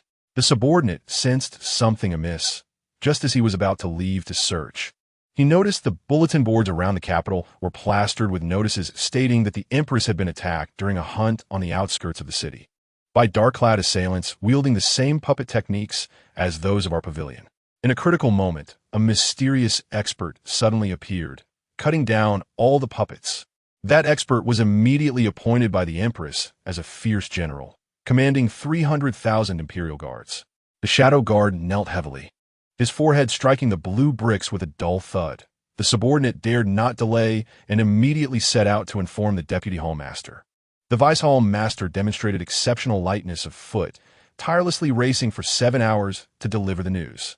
Now, the Vice Hall Master has collapsed from exhaustion and is recuperating within the inner hall. Xiao Jin abruptly slammed his palm onto the table, causing the jade tea cup to tremble upon the wooden surface, amber tea spilling forth. Immediately send a swift messenger to inform General Chu Tunyu. Notify him that the Xiao Pavilion agrees to collaborate. His eagle-like gaze swept across the intricate patterns of the hall, each word articulated with weight. However, let it be clear from the outset that once the deed is accomplished, the Xiao Pavilion must firmly secure its position at the pinnacle of the martial world, and the position of the Pavilion Master must be elevated to that of the Grand National Master. Understood. The subordinate knelt on one knee, his dark attire stirring a gust of wind as he rose, vanishing in an instant through the intricately carved door, leaving only the sound of the copper bell swaying in the night breeze. Originally, Xiao Jin had no desire to ally with Chu Huaijin, relying instead on the unparalleled puppet technique of the Xiao Pavilion, capable of sweeping through armies with ease. Why share the spoils? Yet, the sudden emergence of this Mo Chun instilled in him a sense of pressure. With his current prowess at the late stage of the 9th rank, it was utterly impossible for him to decisively eliminate 3 puppets. At best, he could retreat unscathed. In other words, this Mo Chun was likely a peak 9th rank expert, for only such strength could swiftly annihilate 3 puppets. However, upon careful reflection, this reasoning seemed illogical. If the opponent truly possessed such combat capability, his meticulous cousin, at the late stage of the 8th rank, should have long since fled far away instead of remaining vulnerable in place, unless a master-level expert intervened. It was inconceivable that he would have had no chance to escape. The more Xiao Jin pondered, the more he felt a chilling dread, his fingertips involuntarily trembling slightly. Could it be that this Mo Chun had already broken through the shackles of the 9th rank and stepped into the legendary realm of the Masters? Yet, as soon as this thought crossed his mind, he immediately shook his head in denial. After all, in his understanding, master-level experts were a rarity, appearing only once in a century. Memories surged like a tide, the final conversation with the former pavilion master by Wu Hen flooding back to Xiao Jin's mind. Long-buried events quietly awakened. Under the blazing sun, the north wind sliced through the eaves of the Xiao Pavilion like a sharp blade, causing the copper bells at the corners to ring out. Xiao Jin leaned against the weathered crimson-painted pillar, his fingertips absently rubbing the jade pendant at his waist. The last token left to him, bye-bye Wu Hen. Memories unfolded like ancient texts fluttered by a strong wind. The 13-year-old by Wu Hen growing vividly clear in his mind. At that time, the young pavilion master wore a black hairband, an air of maturity beyond his years evident in his sharp features, his mid-7th rank spiritual power manifesting as a faint aura around him, casting flickering shadows on the lanterns swaying beneath the corridor. Master, with my cultivation speed, I wonder if I can break through to master-level power in 10 years? Young Xiao Jin knelt on the mat, his eyes sparkling with fervent desire. Bai Wu Hin set aside the bamboo slip in his hand, the amber teacup making a gentle sound as it tapped against the table. Little one, you still covet master-level power? He suddenly laughed, though his eyes held no mirth. With your talent, achieving the late stage of the 9th rank in 10 years would be a remarkable achievement. As for the master realm, his tone shifted to one of gravity as he rose, hands clasped behind him, gazing at the swirling dead leaves outside the corridor. That level of realm is far beyond the imagination of ordinary martial artists. Xiao Jin smirked. Master, if reaching master-level power is so difficult, then perhaps it is better not to pursue it. By the time I attain such power, I fear I will be in my twilight years. What use would it be then? Ha! Child, you are too young to understand. You underestimate master-level power. Bai Wu Hin turned, his dark robe rustling. A master in the early stages has a lifespan of at least 150 years, while peak experts can live for 1,000 years. Once you witness the rise and fall of empires, you will realize that nothing is more worthy of pursuit than breaking through realms. He suddenly placed his hand on Xiao Jin's head, warm energy flowing from his palm. Now I have altered your fate.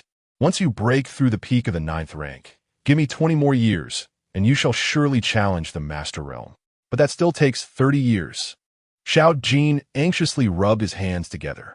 Is there no faster method? Bai Wu Hin twirled the amber teacup in his hand and lowered his voice. There is, but only if. He suddenly stood, his dark robe sweeping across the scroll on the table. Unless one is not of this world, then they may be free from the constraints of the great Tao. Before he finished speaking, he abruptly trembled, dark mist enveloping him. But master, I have searched every corner of this realm through countless seasons, yet I have not perceived the... His voice fell silent, and an eerie black fog surged around him. When the mist dissipated, the seat was empty.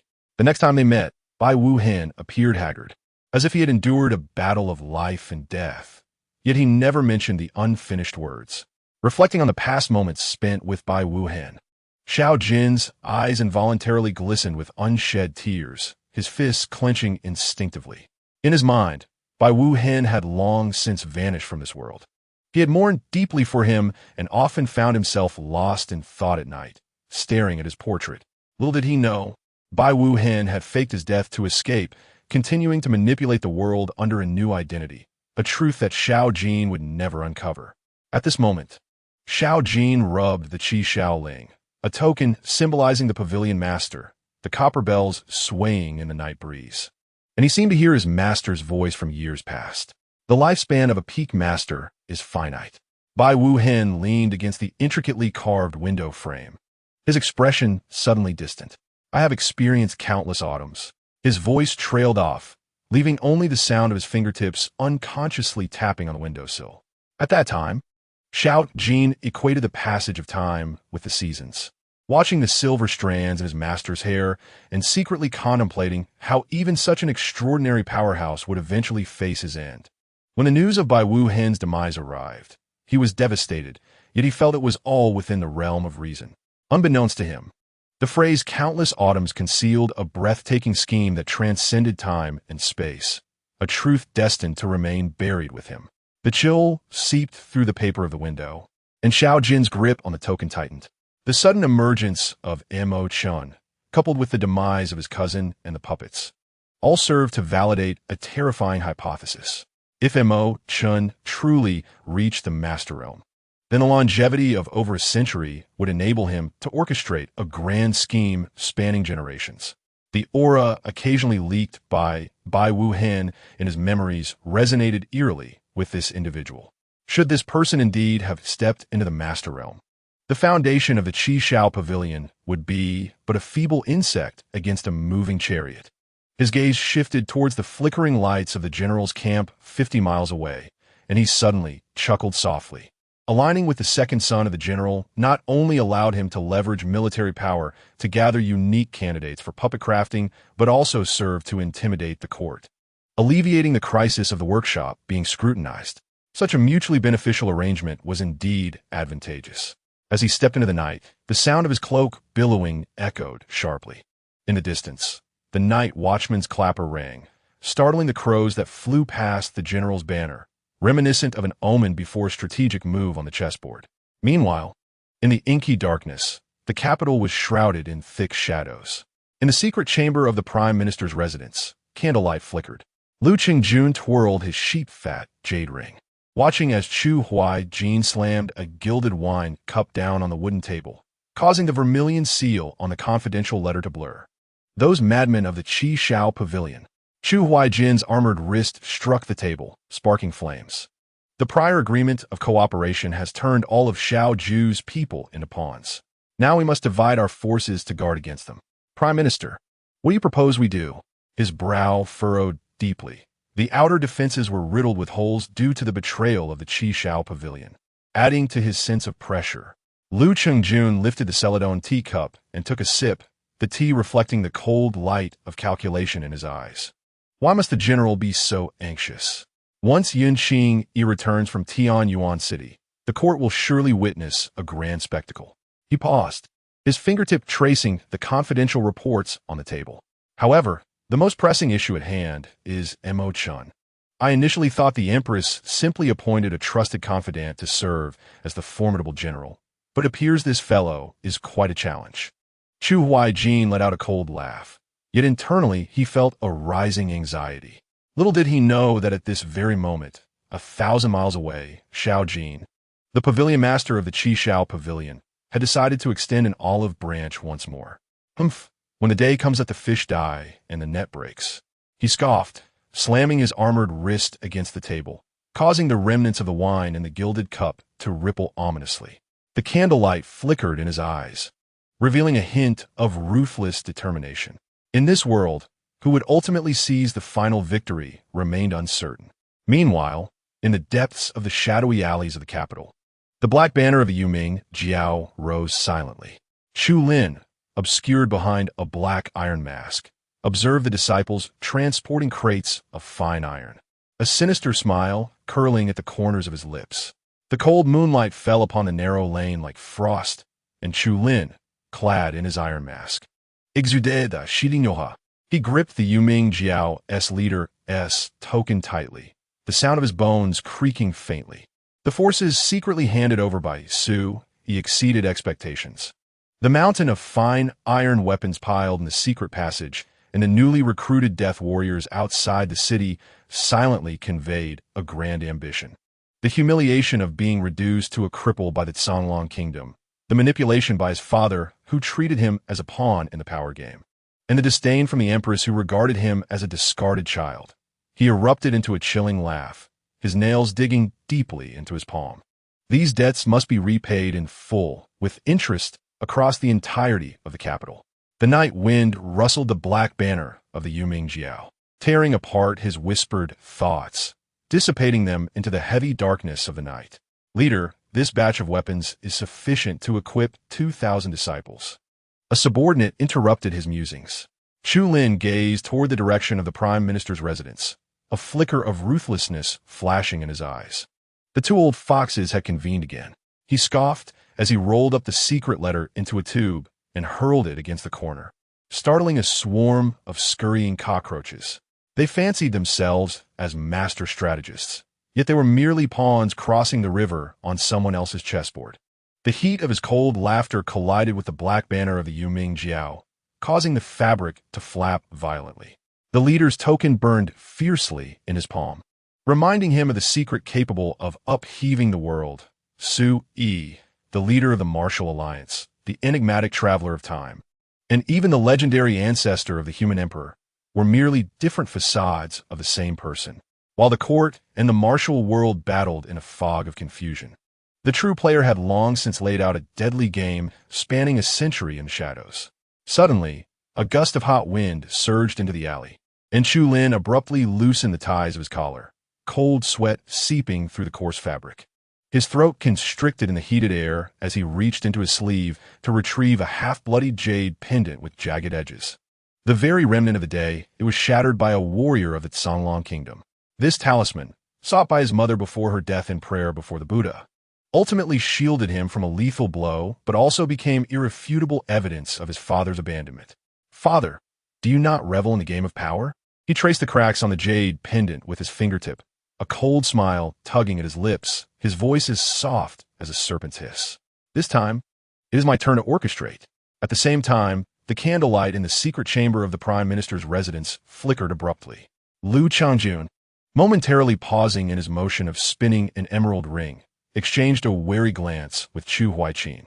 The clank of Chu Huaiqin's iron-armored wrist guard striking the table echoed heavily. Lu Fu? Yu Mingjiao? This is bad. I have been deceived. At that moment, he recalled Chu Lin's unusual behavior from the previous day. The second son, whom he considered a useless cripple, had actually sent his trusted aide Lu Fu to exchange 3 boxes of gold for the old weapons in his storeroom. Before leaving, Lu Fu had specifically mentioned that these weapons were to be used for the guards of the second son's pawnshops, even offering a discount. Yet Lu Fu had left with a cryptic remark, hinting that he would regret selling them too cheaply. At that time, he harbored doubts. How could a mere 100 guards require such weapons? However, he reasoned that perhaps the weapons were too outdated, needing substantial replacement, and dismissed it without further thought. It now seemed that those rusty swords and blades had long since armed a secret legion of death warriors. Chu Huaiqin clenched his waist, sword tightly, the bronze guard clanging coldly. I was careless. The youth disregards martial ethics. I have truly been deceived. That lad's legs are not disabled at all. His public declaration of lifelong paralysis was clearly a ruse to draw us into his trap. The veins on his temples bulged, and the blood vessels in his neck throbbed as he recalled the encounter with the seemingly frail second son days earlier, leaning weakly against a wheelchair, his cough barely audible. In retrospect, it was all a meticulously crafted act. Chapter 33. A series of traps, interwoven light and darkness, truth and illusion. The night wind, laden with grit, violently burst through the secret chamber's window, causing the candlelight to flicker wildly and casting the distorted shadows of Lu Qingjun and Chu Huaiqin upon the mottled walls.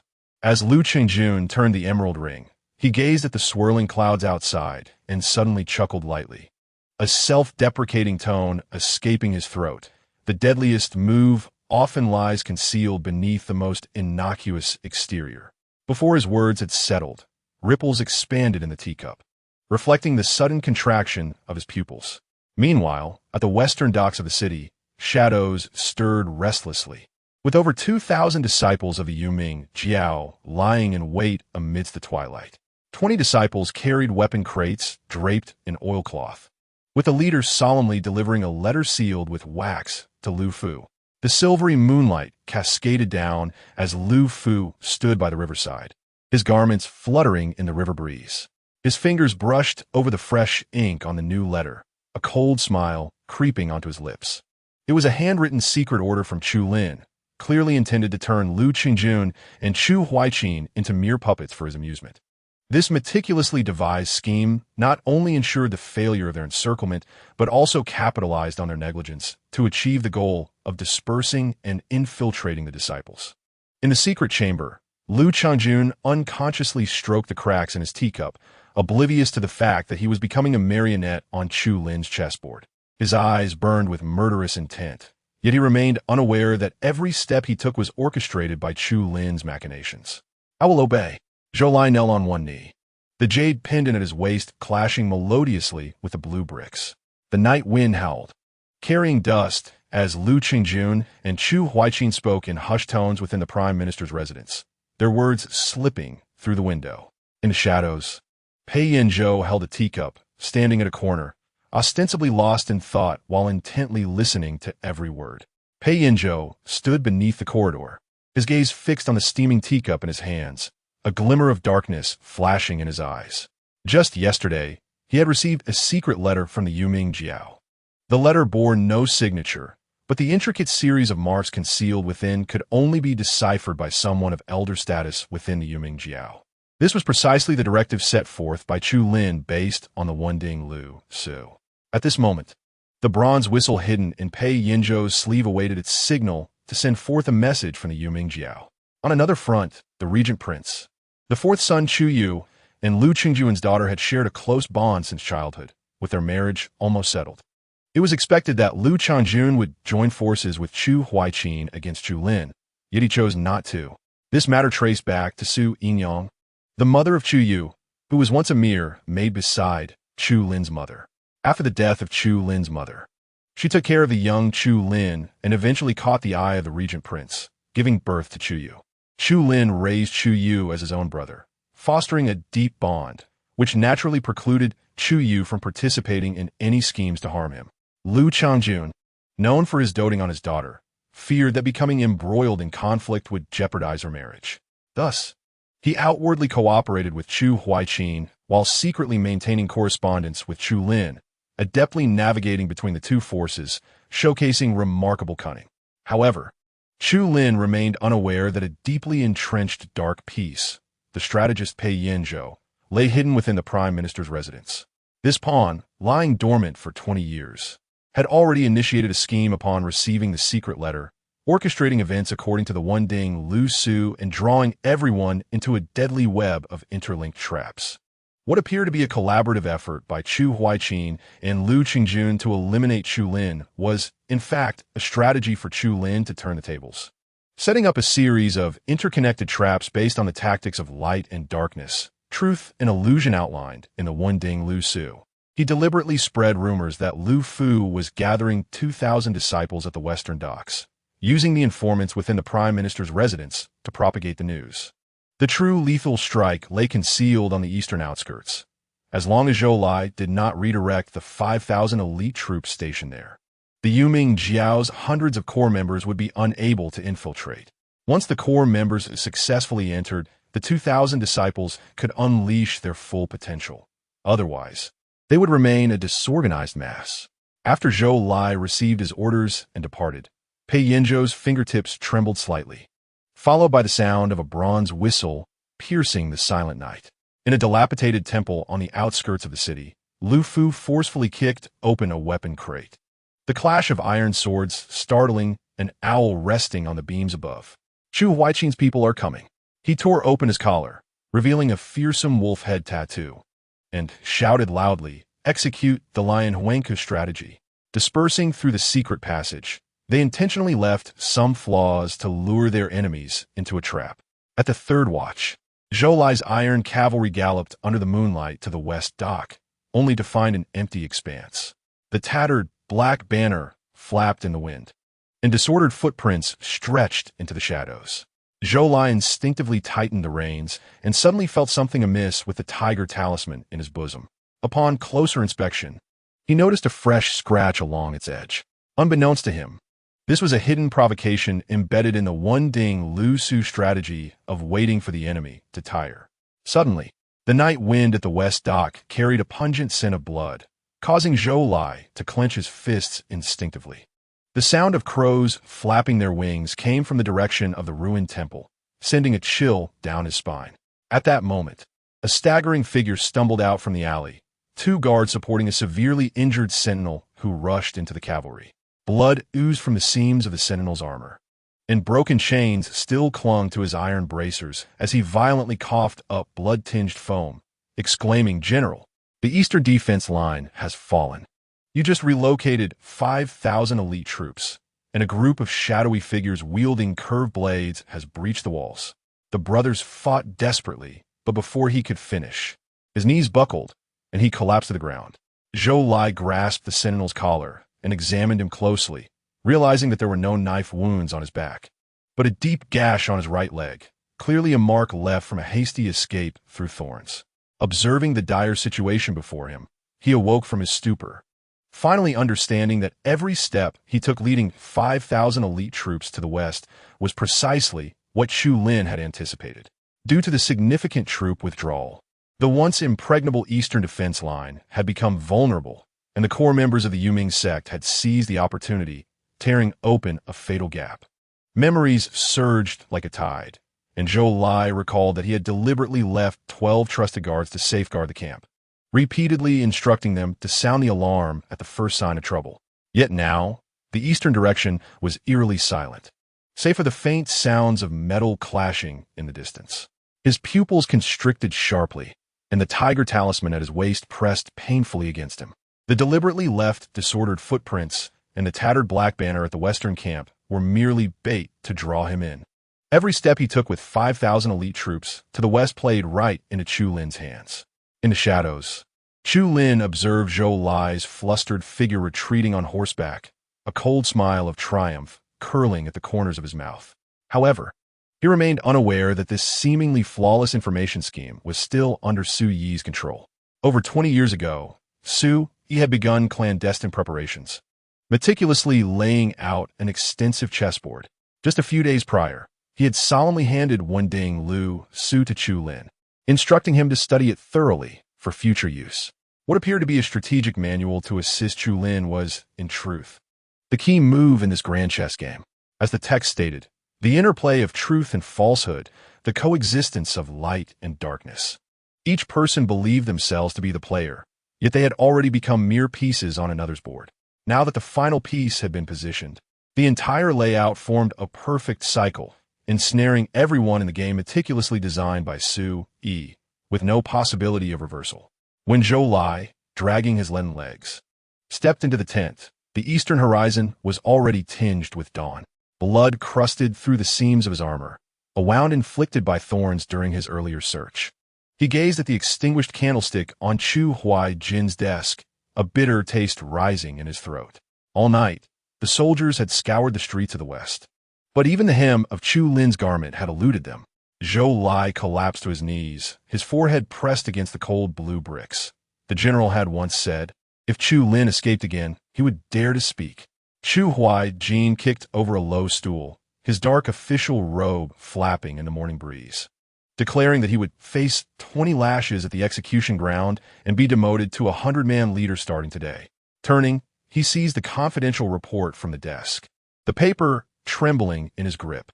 He had hoped to present evidence of Chu Lin's treachery this morning, to eradicate the threat once and for all through the Empress's hand. But it turned out to be a fruitless endeavor. Under the blazing sun, clouds edged with gold loomed overhead. Hundreds of figures on the parade ground were silhouetted by the sunlight, their armor glinting.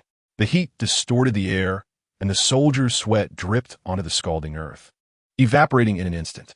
Chu Huaijin gripped the empty report tightly, his teeth clenched in fury, suddenly tearing off his jade belt. Prepare the horses. This general intends to see where that limping Chu Lin has hidden his men. Within the regent's palace, Chu Lin reclined against a sandalwood wheelchair, his pallid fingers languidly fiddling with a gilded incense burner. Hearing the sudden clatter of hooves outside, a faint smile curled his lips as he tucked the latest report from the Yuming sect into his sleeve. Chu Huaijin, you seem quite unaccustomed to this humbled state. Chu Kanglin leisurely lifted a teacup, his gaze skimming over the general who had burst into the hall just in time. For I wish to discuss the marriage between Xiao heir and your beloved. The auspicious day is the 18th of next month. What do you say? Chapter 34. The Scheme Within a Scheme. Part 1. Chu Huaijin froze at the threshold, his intent to expose Chu Lin's feigned paralysis lodged in his throat. He stared at Chu Kanglin, who was savoring his tea, his throat constricting as he suddenly erupted into laughter. Ha! I share the same sentiment. Then it is settled. Chu Lin curled in his wheelchair, his bony fingers tracing the carved armrest, suddenly coughing lightly. I have heard that the general has a skilled craftsman adept at creating mechanisms. Perhaps we should have him craft a pair of mechanism pouches for the newlyweds to add some novelty to the marriage. Chu Huaijin unconsciously rubbed the hilt of his sword, suddenly throwing back his head in laughter. Excellent. What a splendid idea for mechanism pouches. That craftsman is most proficient at crafting lethal devices. It is not just a surprise that could be concealed within the pouches. Even a mechanism that could take a life would be child's play. With that, he cast a meaningful glance at Chu Lin's pale face, hoping that these pouches would not become a death knell for certain individuals. As the sun dipped and painted the palace's vermilion walls crimson, Chu Huaijin departed with heavy steps. He remained oblivious to the fact that Chu Lin was watching his retreating figure, slowly drawing a scroll of confidential documents from his sleeve. The moonlight glinted off the vermilion seal on the latest report, and a knowing smile graced Chu Lin's lips. The real performance is just beginning. Old fox, I shall see what tricks you have up your sleeve. I do not mind turning a joyous occasion into a funeral. As night deepened, a shadow swiftly leaped into Chu Lin's room. An elder wearing a bronze mask removed his hood. It was Elder Yang, responsible for the infiltration plan in the eastern city for the Yuming sect. Elder Yang, is everything in place? Chu Lin turned his wheelchair, his gaze sharp. Rest assured, Lord of the Underworld. Over 2,000 brothers are concealed in various strongholds in the eastern city. Elder Yang pulled out a crumpled map, marking numerous points with a red pen. With your command, we can breach the city defenses at any moment. Chu Lin's fingers traced the location of the Prime Minister's residence on the map. What news of the traitor within the Prime Minister's residence? Elder Yang produced a yellow dossier from his chest, a half-faded secret order falling from between the pages. We cannot ascertain their true identity. The information indicates this individual is named Empress Xiao, who was placed in the Prime Minister's residence by Su 20 years ago. Even the Deputy Lord of the Underworld only stumbled upon this name while sorting through old files last week. Lowering his voice, he added, "It appears that someone is secretly manipulating our actions from behind the scenes." Chu Lin gripped the armrest of his wheelchair tightly, the metallic handle creaking under the pressure. He suddenly recalled the triumph he felt yesterday while outsmarting Lu Qingjun. At this moment, he felt a chill run down his back, realizing that he was merely the last pawn placed on Su Yi's chessboard. Meanwhile, in the Chu family army camp, 50 miles from Tianyuan City, the dark guards of the Qishao Pavilion were crouched outside the tent, gnawing on rations. This location was over 2,000 miles from the capital, and soldiers on the watchtower outside remained vigilant, observing their surroundings. The dark guards waited an entire day before finally hearing a summons from within the tent. Is Master Xiao truly willing to cooperate? Chu Tunyu slammed the table, causing the small flags on the sand table to tremble. The young general's tiger-headed golden knife jingled with his movement. The general should be well aware, as the dark guard suddenly interrupted him, a meaningful smile appearing on his face. He retrieved a token engraved with the emblem of CH-11OG from his bosom, declaring, "Our leader possesses a formidable weapon capable of keeping the Empress awake at night, the MNGL." He deliberately paused, fixing his gaze intently on CHTNU's face, as if trying to capture an ephemeral moment. Then, lowering his voice, he continued, "General, you know all too well the power of the MNGL. If wielded correctly, it could very well be the turning point in our battle.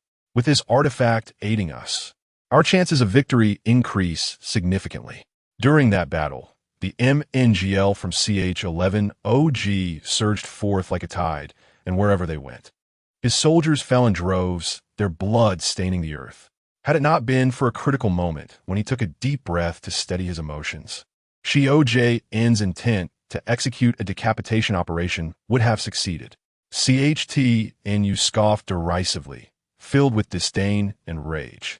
Recalling how Xiaojin had personally led 5 MNGL to infiltrate his camp, the blade nearly resting against his throat, he slammed the table with force, causing the teacup to leap. Had it not been for Mr. S.'s timely arrival, he would have long since lost his life. When Xiaojin pressed the dagger against CHTNU's throat, he had already envisioned the victory celebration in his mind. His meticulously planned execution was meant to be a fatal blow, aimed at thoroughly dismantling the CH family's army. Little did he know, a shadow flickered in the dark, and seeing XK's sword had pierced the throat of the MNGL. The SHNXing D or N had already positioned this dark piece beside CHTNU, waiting to reveal the trump card only when the enemy approached, strictly forbidding any interference in internal strife. When CHTNU's army neared the gates of CH-11OG, he suddenly received a handwritten letter from his father. The ink on the paper was still wet, yet each word struck like a hammer. CH-11OG must be preserved. If it can be subdued, do so. If not, negotiate cooperation. Military orders are unyielding, and CHTN, you could only grit his teeth and withdraw his troops. From then on, the relationship between CH-11OG and the CH family became delicate. Outwardly, they feigned goodwill, while secretly, undercurrents surged. Xiaojin also issued a stern command. Wherever the young general goes, our people must not provoke him. Yet despite this, he adamantly refused to surrender to the CH family, shattering any possibility of alliance. Until last year, when CHUIJN once again pressured CHTNU to seize CH11OG. Although she OJN feared CXK's strength, he had discerned the other S bottom line. The old man would protect CHTNU's safety, but would never commit heinous acts on behalf of the CH family. Nor would he engage in treachery. As long as CHTNU remained untouched, this legendary killer of the GNGH would not stir any tumult. Seeing XK's gray robe constantly stirred the dust in the training ground. He personally guided CHTNU in dismantling sword techniques, repeatedly demonstrating the military strategies he had learned throughout his life on the sand table. No one knew that this master and servant, who spent their days together, had long since formed a genuine teacher-student bond. The GNGH whispered that SHNX-ING-D or N was the progenitor of martial arts, having casually established the SHNX-ING ranking. Seeing XK clutch the iron medal inscribed with SHNX-ING-20 at his waist, the etchings on it polished to a shine. Some claim that SHNX-ING-D or N preceded the ancient martial arts, while others suggested that his legacy was passed down through generations. Yet no one knew the countless secrets concealed behind this name. CHTNU sat resolutely in the command tent, tightly clutching the book G. Li Nu NJZ NGG, gifted by seeing XK. The flickering candlelight in the tent cast shadows that danced upon his resolute face, reflecting the determination and contemplation in his eyes. This yellowed silk scroll felt immensely weighty in his palm. Ever since he obtained it, he had relied on the strategies within to achieve victory after victory on the battlefield. And the memories of past battles began to resurface, slowly unlocking long-sealed recollections. The intricate web of deception and strategy was first employed by CHTNU in a crucial battle concerning the supply lines. At that time, he stood at a high vantage point, observing his soldiers using straw to create 100,000 dummies clad in vibrant armor, marching ostentatiously along the northern official road, raising a cloud of dust that blotted out the sun, resembling a mighty army rushing to the front lines. The enemy scouts spotted them from afar and rushed to report to their commander, who fell into the trap, tightening defenses along the northern front. Meanwhile, a cold smile crept across CHTNU's lips as he personally led the main force under the cover of the inky night and torrential rain, advancing eastward through the muddy mountain roads. The horses' hooves were muffled with cloth, and the soldiers held their breath, silently closing in on the enemy's granary. In the second half of Chapter 35, as the secret passage was opened, CHTNU racked his brain to transport supplies. Behind the CH army camp, under the dim moonlight, hundreds of laborers toiled, drenched in sweat, moving supplies into a hidden mountain path. These passages, known as DL-ING-DO, were meticulously designed by SHNX-ING-D or N, winding through the mountains like the veins of the earth.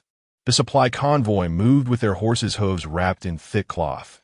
Even the most seasoned and vigilant enemy scouts, pressed against the mountainside to eavesdrop, could only hear the whispering wind, unable to detect the critical supplies being transported through this secret passage, which always managed to alleviate urgent needs on the front lines at pivotal moments.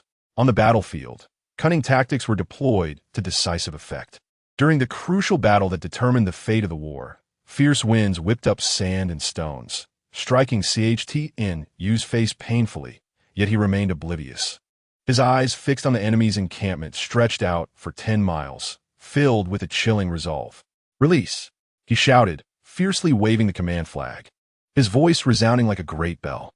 3,000 death warriors, laden with flammable oil-filled skins, stealthily infiltrated the enemy camp under the cover of darkness, moving like phantoms. They approached the tents with agility and stealth, and, at the moment the fire starter ignited, that tiny flicker resembled the eye of a demon, and then, flames surged wildly along the straw ropes of the tents, engulfing the entire enemy camp in a sea of fire. When the enemy soldiers beheld the 1,000 war elephants unleashed by the CH army, they were first taken aback, then erupted in laughter, believing CHTNU was seeking his own demise. Little did they expect that concealed atop the elephants were specially designed crossbows. with the resounding beat of war drums. The elephants trumpeted and charged towards the enemy like a tidal wave. In the midst of the enemy's chaos, the crossbows suddenly fired, raining arrows down like locusts, causing soldiers to fall one after another. The war elephants trampled mercilessly, and wherever they went, the enemy formations crumbled like a spider's web struck by a boulder, quickly descending into disarray as soldiers fled in panic. CHT and U had also set up a massive stone formation on the mountainside, resembling a mysterious labyrinth. When the enemy breached it, weapons drawn and faces frantic, they dashed about within, yet could find no escape, although they could see the exit not far ahead. Filled with hope, they charged forward only to collide with a steep cliff, despair engulfing them in an instant. From his high vantage point, CHT and U surveyed it all, watching the banners shift like specters as ambushers surged forth from the crevices of the stones. The enemy commander looked around, his face pale with despair as he realized his retreat was already sealed by fallen boulders, forced to surrender to the CH army. CHT and U understood well that on the battlefield, besides the clash of blades, the contest of human hearts was even more crucial. One time, he meticulously forged a secret letter and casually discarded it by the creek, his fingertips still stained with wet ink, a sly smile playing on his lips. Half a month later, intelligence reports arrived that the enemy's leaders had indeed turned against one another. It turned out that the enemy commander had found the letter, which instigated suspicion of collusion among his subordinates, igniting his wrath, and he promptly imprisoned them. The subordinates cried out in innocence, yet none believed them. When the intelligence reached CHTNU, he bowed solemnly to the south, stating, "Thank you, SHNX, ING or N, for imparting the art of using a knife to kill from a distance." This stratagem, executed without the loss of a single soldier, effectively dismantled the enemy's internal strength. There was also the beauty's seduction tactic, as a graceful courtesan cradling a pipa stepped lightly into the enemy commander's tent. Her features were enchanting, her eyes filled with allure. Yet no one perceived the cold glimmer hidden within. Utilizing her breathtaking beauty and mesmerizing dance, she quickly won the commander's favor and trust. On a moonless, windy night, while the commander slumbered, she stealthily extracted vital military maps and discreetly sprinkled slow-acting poison into his medicinal brew. 3 months later, the enemy commander met a sudden demise, leading to a fierce struggle for power within the camp, ultimately resulting in their self-destruction. The enemy forces crumbled without a fight, while the Chu family army achieved victory effortlessly. In one particularly perilous moment, the enemy's troops surged towards the city gates like a relentless tide, the atmosphere taut as a drawn bowstring. Yet, Chu Tunyue, clad in a simple robe, sat serenely atop the city wall, playing the qin with an air of nonchalance, as if the approaching enemy was merely a horde of ants. As the strings vibrated, the city gates slowly creaked open, revealing an eerie silence within, devoid of any human sound, save for the wind howling through the desolate streets. The enemy general, mounted on a magnificent steed, gazed at the empty thoroughfare, his grip on the reins trembling slightly, beads of sweat forming on his forehead. He pondered whether there was some treachery at play within the city. Just as he hesitated to attack, the thunderous sound of hooves echoed from afar. Reinforcements from the Chu family army had arrived. Sensing the imminent danger, the enemy forces fled in disarray. Chu Tunyue gently closed the volume Jiu Yan Huan Ji Zhong Ji, placing it carefully on the table, his eyes filled with determination and confidence. He understood that as long as he possessed this remarkable book and wielded its strategies wisely, he would face every battle in the future without fear. Chu Tunyue tucked a silk piece into a hidden compartment, his fingers lingering on the bronze lock for a long moment. Outside the tent, the moonlight was pale, resembling a thin layer of frost over iron armor.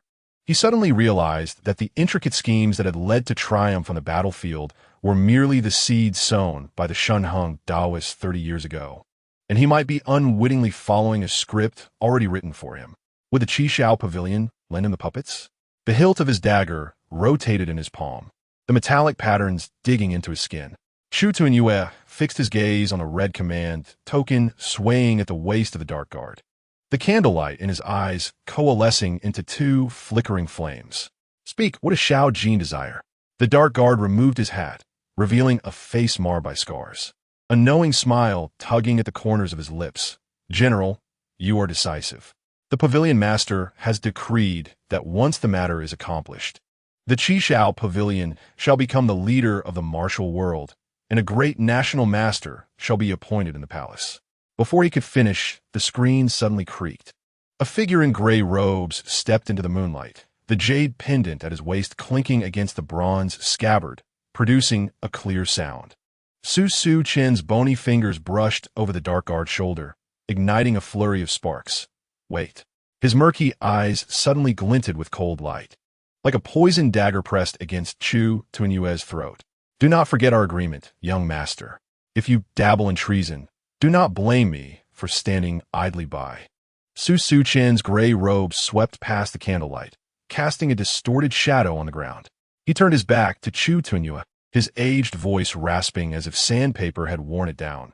In chaotic times, one easily loses sight of their true self, yet you must remain steadfast in your heart.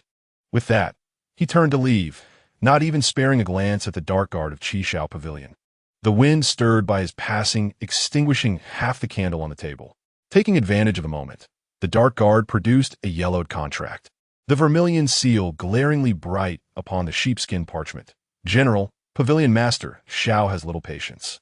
He deliberately pushed the contract towards the candlelight, the paper revealing a dense array of tiny script.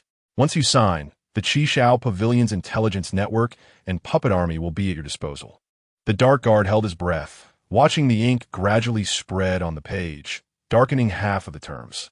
Finally, Chu Tunyue pressed down hard with the brush, piercing a small hole through the sheepskin.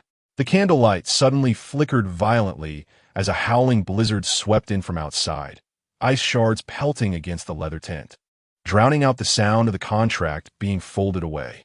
The wind and snow battered against the flagpole outside, producing a sound akin to a lament. Chu Tunyue watched the dark guard slip away with the contract, a cold smile playing on his lips. He was acutely aware that this paper was merely a thin veil. The Qishao Pavilion schemed to use him to infiltrate the court, while his father, Chu Huaijin, surely wished to harness the puppets for his own ends. Otherwise, why would he permit such a treacherous transaction? The frigid wind swept in with snowflakes, lifting tiny crystals that reflected the cold light in his eyes. On this snow-laden expanse of the northernmost Dakian, all factions concealed blood-soaked blades, waiting for the opportune moment to strike. Chapter 36. Bloodbath at the Drunken Red Building. Meanwhile, enveloped in a cloak of dark hue and a chill aura, Yun Xingyi stood beneath the weathered gates of Tianyuan City. The crimson flags of Qishao Pavilion fluttered above, resonating with the golden command token at her waist amidst the swirling snow. Just days prior, the edict of the Empress still bore the warmth of vermilion. Investigate the truth behind the attack on the blacksmith shop. Ascertain any collusion between the Martial Alliance and Qishao Pavilion, and should the opportunity arise, eliminate Chu Xuanyu. If circumstances change, be prepared to remove Chu Xuanyu if necessary. I grant you the liberty to act, but all must be reported after the fact. The cold wind and snowflakes stung her face, her fingertips unconsciously brushing over the yellowed letter in her embrace. It bore Lin Yun's last handwriting, wrinkled from being soaked in the river, with the shipping ledger darkening around a few words, resembling bloodstains that could never be cleansed. The murky waves of Jiangzhou had swallowed the young magistrate, who had always shared his steamed buns with the refugees, leaving behind only an empty official robe hanging in the corner of her study after 2 years of fruitless searching. She recalled the day she had kicked open the door of the Bao residence with the commander of the capital's Imperial Guard, Ling Shuyue, leading 300 guards, when the shipping ledger still held the scent of ink. Amidst the flickering candlelight, the pallid face of Bao Shubai glistened with sweat, unaware that she had already sent copies of all the incriminating evidence to the palace through the eyes of the Tianji Pavilion. In the end, Bao Shubai was merely demoted to a minor official in Tianyuan City, while she was left to caress Lin Yun's grave in the dead of night, allowing remorse to gnaw at her heart. The secret reports detailing Bao Shubai's indulgences at the Drunken Red Building pierced her heart like a rusty nail. In the distance, The lanterns of the Qishao pavilion branch flickered to life, and within the scarlet glow, she seemed to see Lin Yun's last gaze towards the sky as he was pushed into the river. Reporting to the pavilion master, the third group of Tianji guards has locked onto Bao Shubai's whereabouts. At this moment, he is on the second floor of the Drunken Red building, in a private room of the Tianzi suite, accompanied by 6 dark guards from Qishao Pavilion. A figure in gray emerged from the shadows. Partially obscured by a bronze eagle-pattern mask, the embroidered Northern Dipper constellation on his sleeves revealing the unique insignia of the Tianji Pavilion. Yun Qingyi's fingertips grazed the short blade at her waist, its cold gleam reflecting her suddenly fierce gaze. The name that had hung over her heart for 2 years now resonated with the intoxicating music drifting from the Drunken Red building, mingling with the snowflakes that struck her eardrum. Countless sleepless nights, Yun Qingyi had plunged into the same nightmare. The murky river swelled, Lin Yun's struggling figure swallowed by the dark waves, his desperate cries piercing her ears. Now, her hand, clutching the secret report, trembled slightly, the stark truth on the paper intertwining with her nightmares, causing her to instinctively tighten her fist, the taste of blood filling her mouth. Prepare the horses. As she turned, her dark cloak swept across the table, scattering the secret letter, instructing Su Yin to stand by with 20 guards at the back street of the Drunken Red building. Before she could finish her command, the short blade had already been unsheathed 3 inches, casting a chilling aura that made the candlelight within the room quiver. No one shall escape from my blade again. The Tianji guard knelt on one knee, his voice steady as iron beneath the mask. Pavilion Master. Qishao Pavilion has meticulously secured Tianyuan City, leaving no room for error. Even merchants passing through undergo repeated identity checks. Should we summon elite forces from other branches? Unnecessary. Yun Qingyi gazed out at the blood-red lanterns of the Qishao Pavilion branch, a cold smile curling at her lips. Let us begin with Bao Shubai, and draw out the venomous snakes lurking in the shadows. The snowflakes tapped against the crimson doors of the Drunken Red building, producing a delicate sound. Yun Qingyi tucked the golden command token into her bosom, removing the silver marten fur collar from her cloak and handing it to the Tianji guard behind her. Beneath the jade crown binding her hair, her brows furrowed slightly, her deliberately lowered voice mingling with the wind and snow. Proceed as planned. Dressed in dark attire that accentuated her lithe figure, with no fragrance pouch or jade pendant at her waist, only a short blade adorned with dark patterns. She truly resembled a young nobleman newly stepping into the realm of the martial world. Young master, please wait. The brothel keeper swayed her hips towards her, catching sight of the silver ornament with the Northern Dipper pattern that was barely visible at the young man's waist. Her next words caught in her throat, for that was the unique mark of the Tianji Pavilion. Yun Qingyi lightly tapped her folding fan against her palm, proclaiming loudly, I have heard that there is a Miss Hua Jiu in your esteemed establishment. Please lead the way. As her words fell, a sudden crash of shattered porcelain erupted from the second floor, accompanied by a man's furious curses. Get lost. Who dare spill my drink? Yun Qingyi's pupils constricted, her fan swiftly unfurling to cover half her face. The voice of B.O.Shi.B.I. is unmistakable, even reduced to ashes. This young gentleman possesses striking features. With sword-like brows and starry eyes, a jawline that is starkly defined, yet the slight upward curve of his Dan-Feng eyes adds an indescribable charm. What a lack of decorum this brother exhibits. B.O.Shi.B.I. feigned calmness while discreetly searching for an escape route, acutely aware of whose territory he was in. Ynq Ingyi lifted his chin with a folding fan, his deliberately lowered voice imbued with a hint of mischief. Master B.O., the esteemed often forget. Do you not recall Lin Tngpn, whom you pushed into the river at Ngzhus dock? No sooner had the words left his mouth than a dozen shadowy figures, accompanied by a foul wind, shattered the ornate window frames, their curved blades gleaming with a sinister blue poison. Suddenly, Ashidinoha erupted around YNQNG, the oppressive force of his ninth-tier cultivation spreading like a tangible presence. The lurking assassins felt their breaths halt, as if gripped by an invisible hand around their throats. Their movements slow and cumbersome. Without even raising her gaze, she deftly flicked her toes against the bronze wine vessel on the table, and a torrent of icy liquor surged forth, striking the foremost assassin and sending him flying like a severed kite, crashing through the intricately carved partition.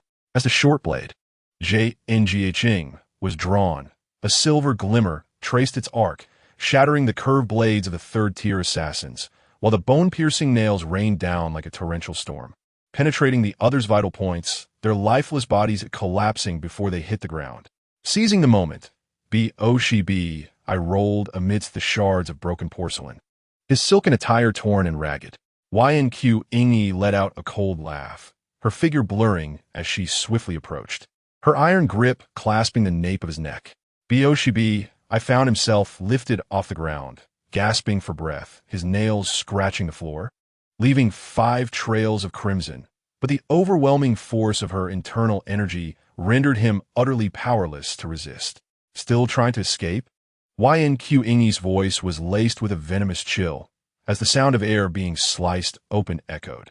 The aura around her surged forth, the pressure of her 9th-tier cultivation vibrating the very air itself. Without even casting a glance, she pivoted, and Jianjiaching traced a half-moon of silver in the air. The 3 poisoned crossbow bolts, upon nearing her protective aura, bizarrely twisted and deformed, grazing Bi's scalp before embedding themselves into the wall, splintering wood that almost blinded his terrified eyes.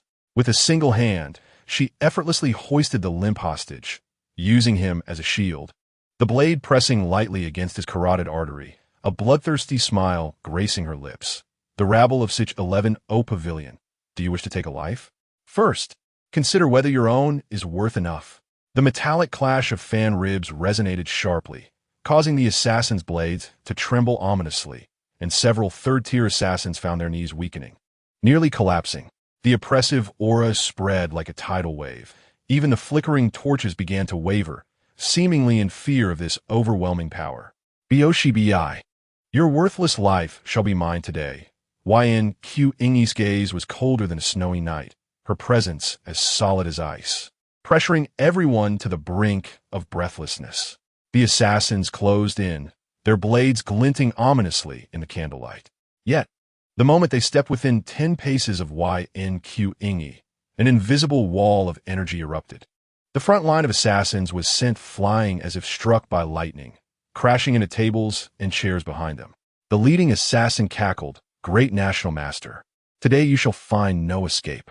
Just as he spoke, his blade suddenly cracked, the fine lines indicating the lethal damage inflicted by Yanqi's formidable internal force. Chapter 37. Those who stand against me shall be mercilessly slaughtered. Yanqi snorted disdainfully, her fingertips lightly tracing the golden patterns of Jianjiaching, her eyes frosty as frost itself. The blade emitted a clear, ringing sound, sending visible ripples through the air, causing the approaching assassins to stagger back, their blood surging. Scanning her surroundings, she plotted her escape, her wrist discreetly grasping the fan at her waist, silently vowing, "These rogues shall pay dearly today." Just as the assassins prepared for a second wave of assault, Yanqi abruptly spun, her sleeves swirling, unleashing Jianjiaching, imbued with a fierce aura, while her fan flew forth like a silver butterfly. The fan's ribs precisely targeted the vital points of 3 assassins, while the short blade cleaved through the oncoming curved swords with ease. Amid the sound of metal fracturing and screams, she lightly stepped upon the shoulder of the leading assassin, leaping onto the rafters, looking down with a cold smile. "Is this all you have?"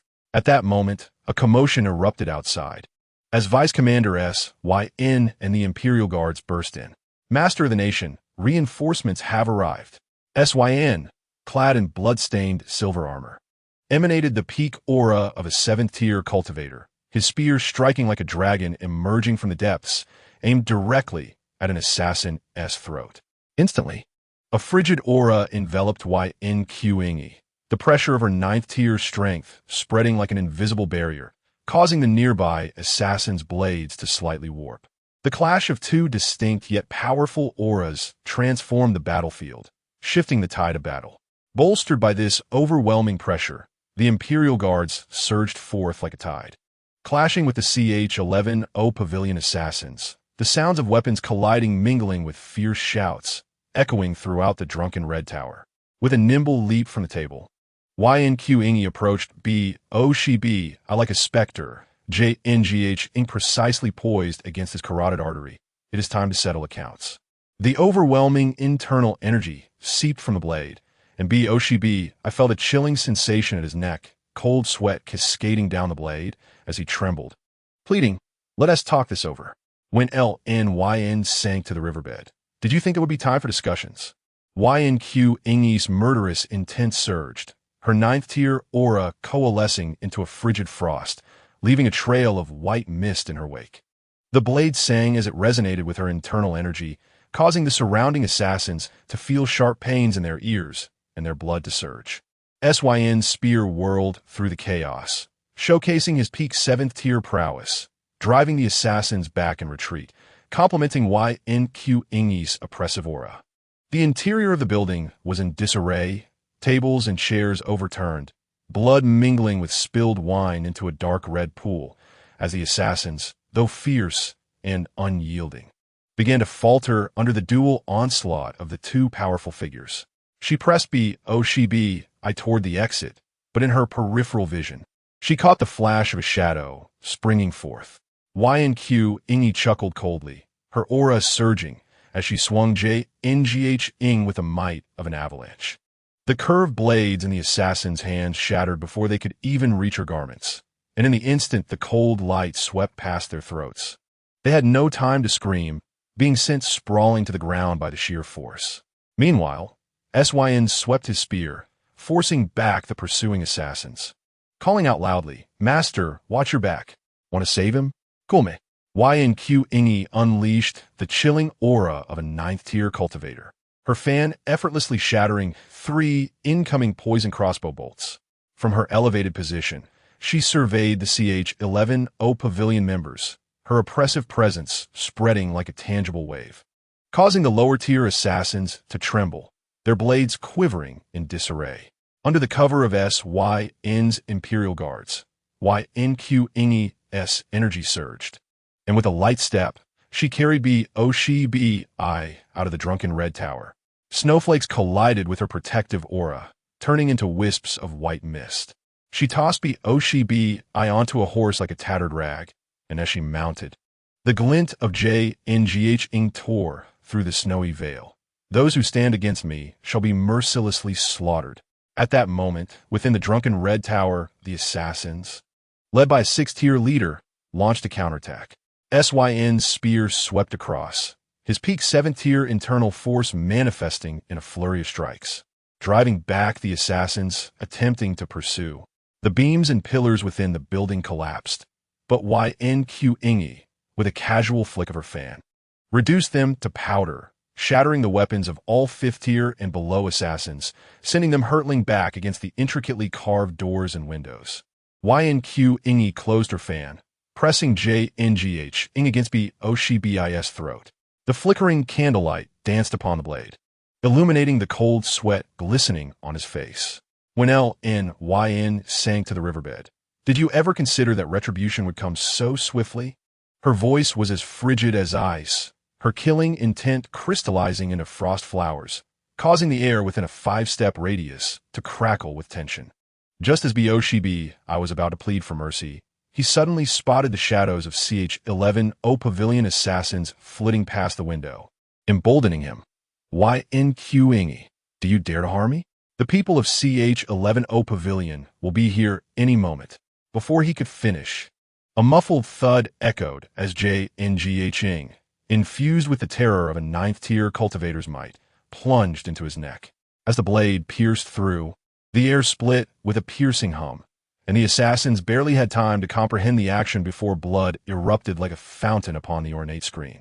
Boxbi's eyes widened in disbelief, his hands gripping Ynq's sleeve with a vice-like strength, producing a series of choked sounds from his throat. Ynq, filled with disdain, forcefully shook off his grasp, unleashing a surge of formidable inner strength that sent the corpse tumbling away. Boxbi collapsed onto the Persian carpet, blood rapidly spreading amidst the vibrant patterns.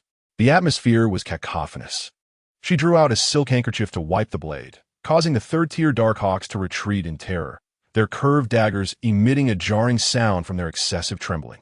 At that moment, the entire drunken red pavilion began to shake violently. Yan Qing's expression turned stern as he quietly pondered. The CH-11O pavilion has actually deployed third-tier fire weapons. The sound of an explosion reverberated from the backyard, with flames illuminating half the sky in a crimson glow. The shockwave collided with the aura surrounding her, creating ripples upon ripples. Su Yan, leading her team, broke through the encirclement and exclaimed, "My lord, the elite of Qishao Pavilion has mobilized in full force." Yun Qingyi smirked coldly, the dazzling short blade, like a startled swan, pointed towards the heavens, its blade radiating brilliance that transformed the swirling snow into a silvery hue. Just in time, let them witness the fury of a ninth-tier powerhouse. Lord of the Pavilion, the reinforcements from Qishao Pavilion have arrived. The voice of TNJWI echoed from below. Yan Qing casually cast aside the blood-stained silk handkerchief, and with a graceful sweep of her wide sleeves, she swiftly approached the window. Below, over 100 dark hawks encircled, brandishing poisoned curved blades like a surging tide, their torches merging into a sea of flames that cast a crimson glow upon the snowy ground. At the forefront stood Qi NWI, exuding a palpable pressure characteristic of the early 7th rank. His gaze was fierce, and in his hand, the dark iron-curved blade shimmered with an ethereal blue radiance. Behind him, 100 dark hawks wielded specially crafted crossbow arrows, clearly a group of well-trained elite warriors. Do you seek vengeance for him? Yun Qingyi gripped the stunning short blade tightly, and the profound energy of the 9th rank surged violently around him, causing the torches in the hands of the surrounding dark hawks to tremble fiercely. Observing this, Xiao Qianwei bellowed, "Form the Qianji formation." 100 dark hawks instantaneously formed an intricate Bagua formation, their curved blades and crossbows intertwining to create an impenetrable web of firepower. Yun Qingyi let out a cold snort, his toes lightly touching the ground as his figure transformed into a streak of black lightning, darting towards the heart of the formation. Xiao Qianwei swung his blade to obstruct him, the knife aura condensed from 7th-tier internal energy colliding with the astonishing short blade, unleashing a piercing metallic clang. A sinister expression surfaced on Xiao Qianwei's face as he attempted to contend with Yun Qingyi using the formation. However, under the absolute suppression of a 9th-tier powerhouse, his defensive energy shield crumbled like mere paper. As Yun Qingyi's blade swept through, several dark hawks, along with their weapons, were sent flying. Xiao Qianwei's pupils constricted sharply. A surge of fear welled up within him, as he finally comprehended the terrifying power of the 9th-tier expert before him. The teacup in Xiao Jin's hand crashed onto the Zetonwood table, scalding tea splattering onto the vermilion seal of the confidential letter from Qishao Pavilion, transforming the words declaring Bai Yi's demise into a grotesque stain of blood.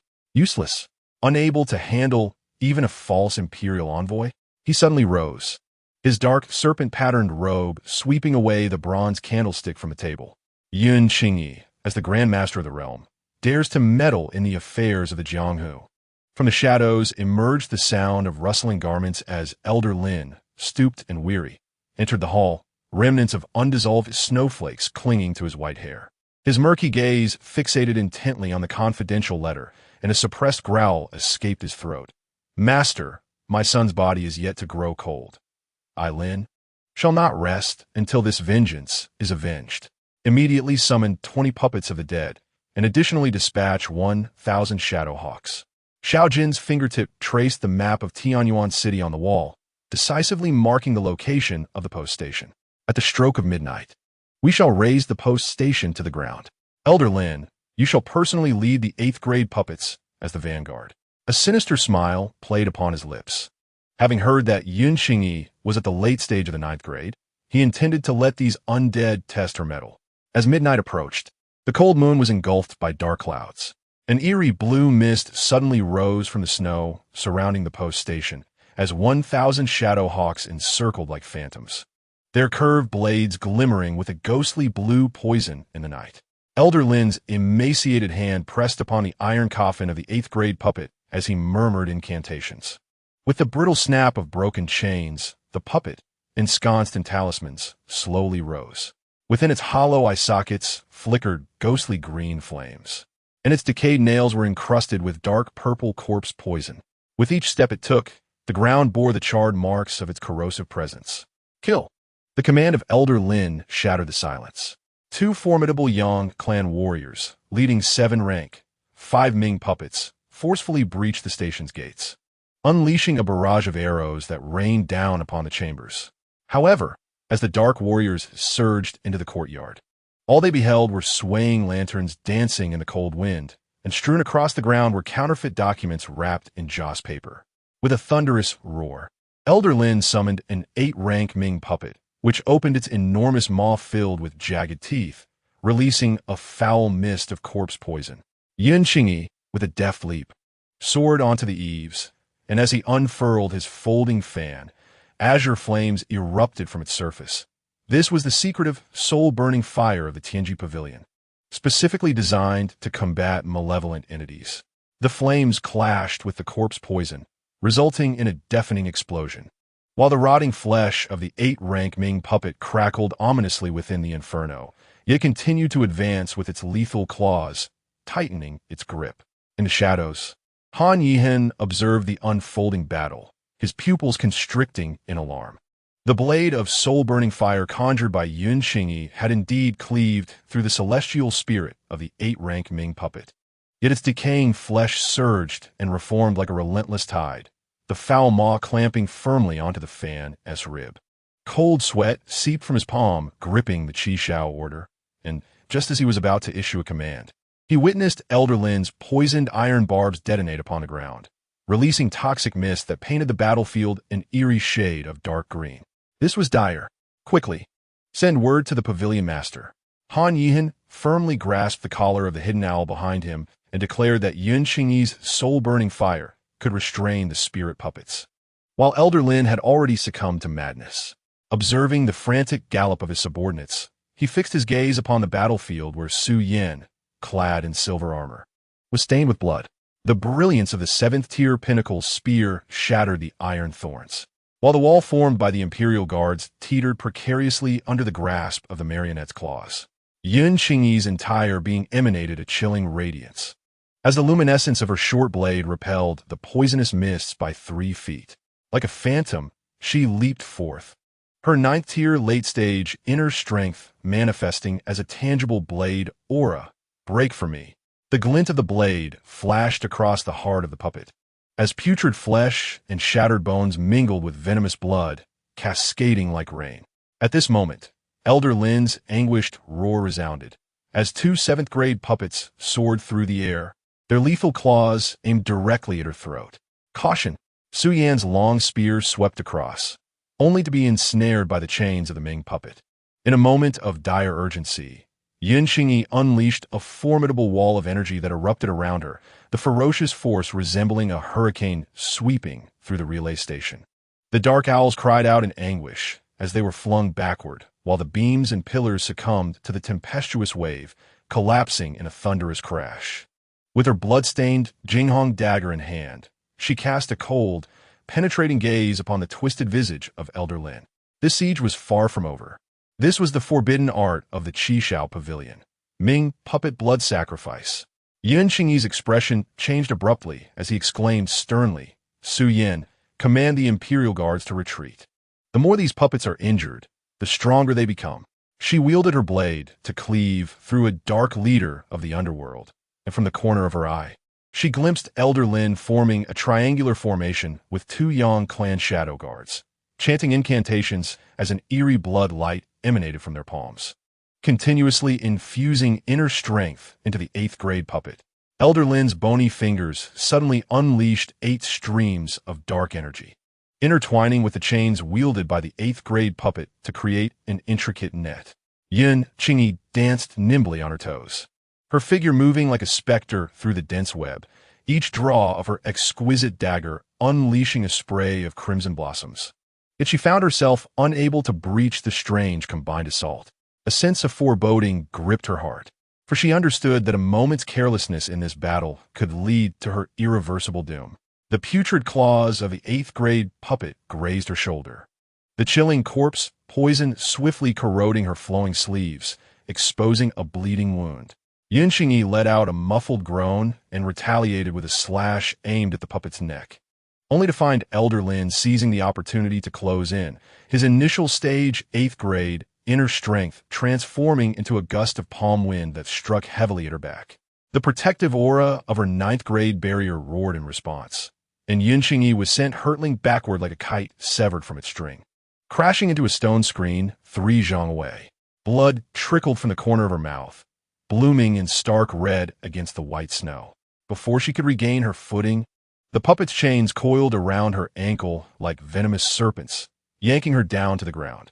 The sound of rotting flesh scraping against the surface mingled with the acrid scent of corpse poison, nearly inducing her to retch. Elder Lin cackled wickedly, forming a seal with his hands. Perish. The 8th grade puppet, its gaping maw resembling a blood-soaked abyss, unleashed a foul liquid imbued with the essence of death, which dripped upon Yun Qingyi's cheek, igniting waves of searing agony. Gritting her teeth, she brandished her blade to sever the chains, yet was met with Elder Lin's devastating empty palm strike, causing her vitality to surge uncontrollably, and the delicate dagger slipped from her grasp, embedding itself deeply into the snow-laden ground. Though this puppet was of the 8th grade, it had been propelled to the pinnacle of the 9th grade's later stages through the blood sacrifice secret arts, each of its strikes meticulously suppressing her energy. Such was the prowess of the Grandmaster. Elder Lin's laughter was imbued with resentment, as the 8th tier puppet seized the opportunity to pounce, its lethal claws aimed directly at her throat. Yun Qingyi exerted herself to shift her body, feeling 5 deep claw marks on her shoulder that exposed bone, the excruciating pain causing her vision to darken. The true energy coursing within her body became increasingly chaotic under the erosion of the corpse poison. Every circulation felt like blades slicing through her meridians. Su Yan's eyes were bloodshot as he swept his spear to repel the dark crows, desperately wanting to rush over to offer aid, yet he was fiercely entangled by 2 Yang clan crows. Although his 7th tier peak spear radiance was sharp, it struggled to break through their coordinated assault. Yun Qingyi knelt on one knee, her blood-stained wide sleeves hiding her fingers which had quietly grasped the specially crafted bone-piercing nails from Tianji Pavilion, an assassin's weapon laced with heart-corroding poison. Once unleashed, she too would suffer the backlash.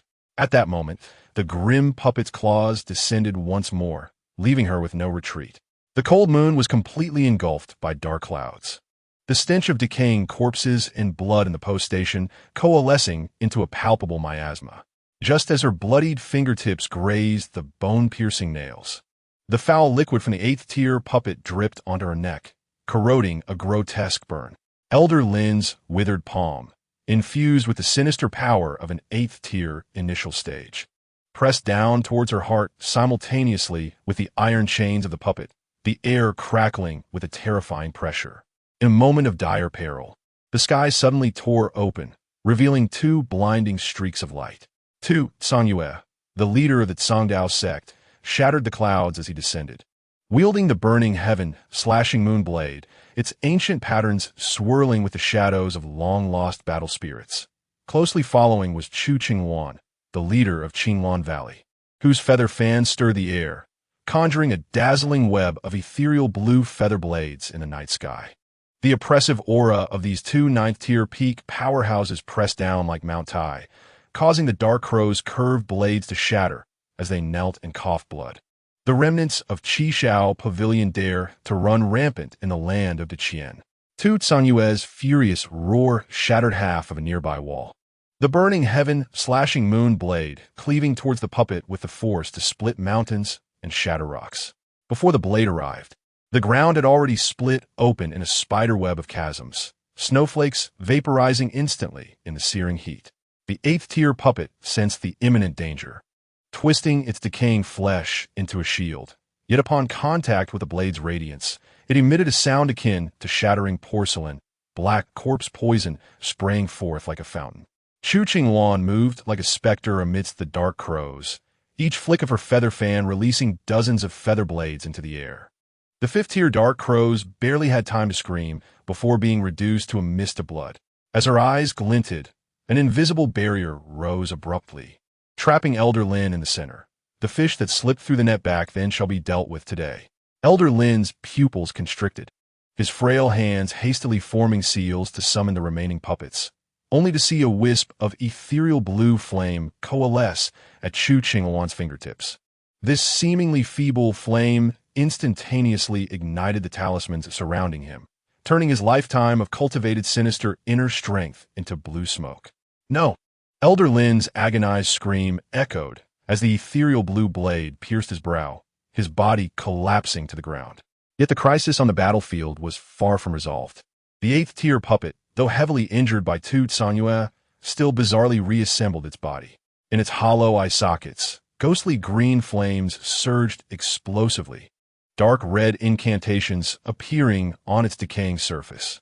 Simultaneously, a Chun clan dark crow seized the moment when Yun Qingyi was exhausted. His poisoned curved blade aimed directly at her throat. Qingyi, Su Yan, drenched in blood, surged forward like an arrow released from a bow. The aura of his 7th-tier peak flared, his spear dancing with countless shadows to push back the Yang brothers. Yet as he turned, he was struck in the shoulder by the leader of the Dark Crow's flying dart. As if unaware, he shielded Yun Qingyi with his flesh and blood. The Chun clan Dark Crow's curved blade embedding deeply into his back, the silver armor instantly soaked in crimson. Yun Qingyi felt the world freeze at that moment. Warm blood flowed down her arm, soaking her dark robe. Trembling, she clutched the gradually weakening body, and in a violent shaking, the sleeve sliding down, Su Yan's right arm revealed a prominent round black birthmark, reminiscent of a childhood memory, glistening dark red in the moonlight. Su Yan struggled to raise his hand, his fingertips brushing over the vermilion birthmark beneath her ear. When we were young, you always loved to count its shapes. He coughed violently, blood splattering on her pale face. Later, you were taken away, and I frantically searched for you. On the day I joined the Imperial Guards, the moment you turn around, I recognized the mark behind your ear. Please do not leave me. My heart aches so much. After Tu Sanyue and Chu Qingluan resolved the battlefield, they gazed at the two in an embrace with somber expressions. Miss Yun, we shall certainly exert our utmost to avenge Su Yan, Chu Qingluan said softly. Yun Qingyi gradually rose, her sorrow transforming into overwhelming murderous intent. Qishao Pavilion, Xiao Jin. She gripped the Jinghong short blade tightly, pointing it towards the heavens. The master of the Xin Feng sword sect, Feng Yutian, has reached the late stage of mastery. I shall request his assistance. From this day forth, I demand blood from Qishao Pavilion, for Su Yan, for Lin Yun, for all the wronged souls. Chapter 39. Journey to Tianshan. Yun Qingyi solemnly entrusted Su Yan's body to the Imperial Guards, watching as the horse-drawn carriage bearing the coffin disappeared into the wind and snow. The wheel tracks quickly covered by fresh snow. Tu Sanyue and Chu Qingluan stood beside her, the three of them silent for a long while in front of the dilapidated post station, with only the biting north wind swirling the stench of blood past the charred beams. This time, we owe much to your assistance. Yun Qingyi bowed deeply. Tu Sanyue quickly supported her arm. Qishao Pavilion is indeed the public enemy of the martial world. Eradicating them is for the peace of the Jianghu. Chu Qingluan lightly tapped her palm with her folding fan. The previous encirclement allowed them to slip through the net. This old score must be settled. Yun Qingyi tightened her grip on the Jinghong short blade. Xiao Jin will not relent. I intend to visit the Xin Feng sword sect to celebrate Master Feng Yutian's birthday, hoping to request his aid. Would you two be willing to accompany me? That is precisely our intention. The two replied in unison. The three immediately set off. Along the way, Yun Qingyi revealed the conspiracy of Qishao Pavilion colluding with the court to control the puppets.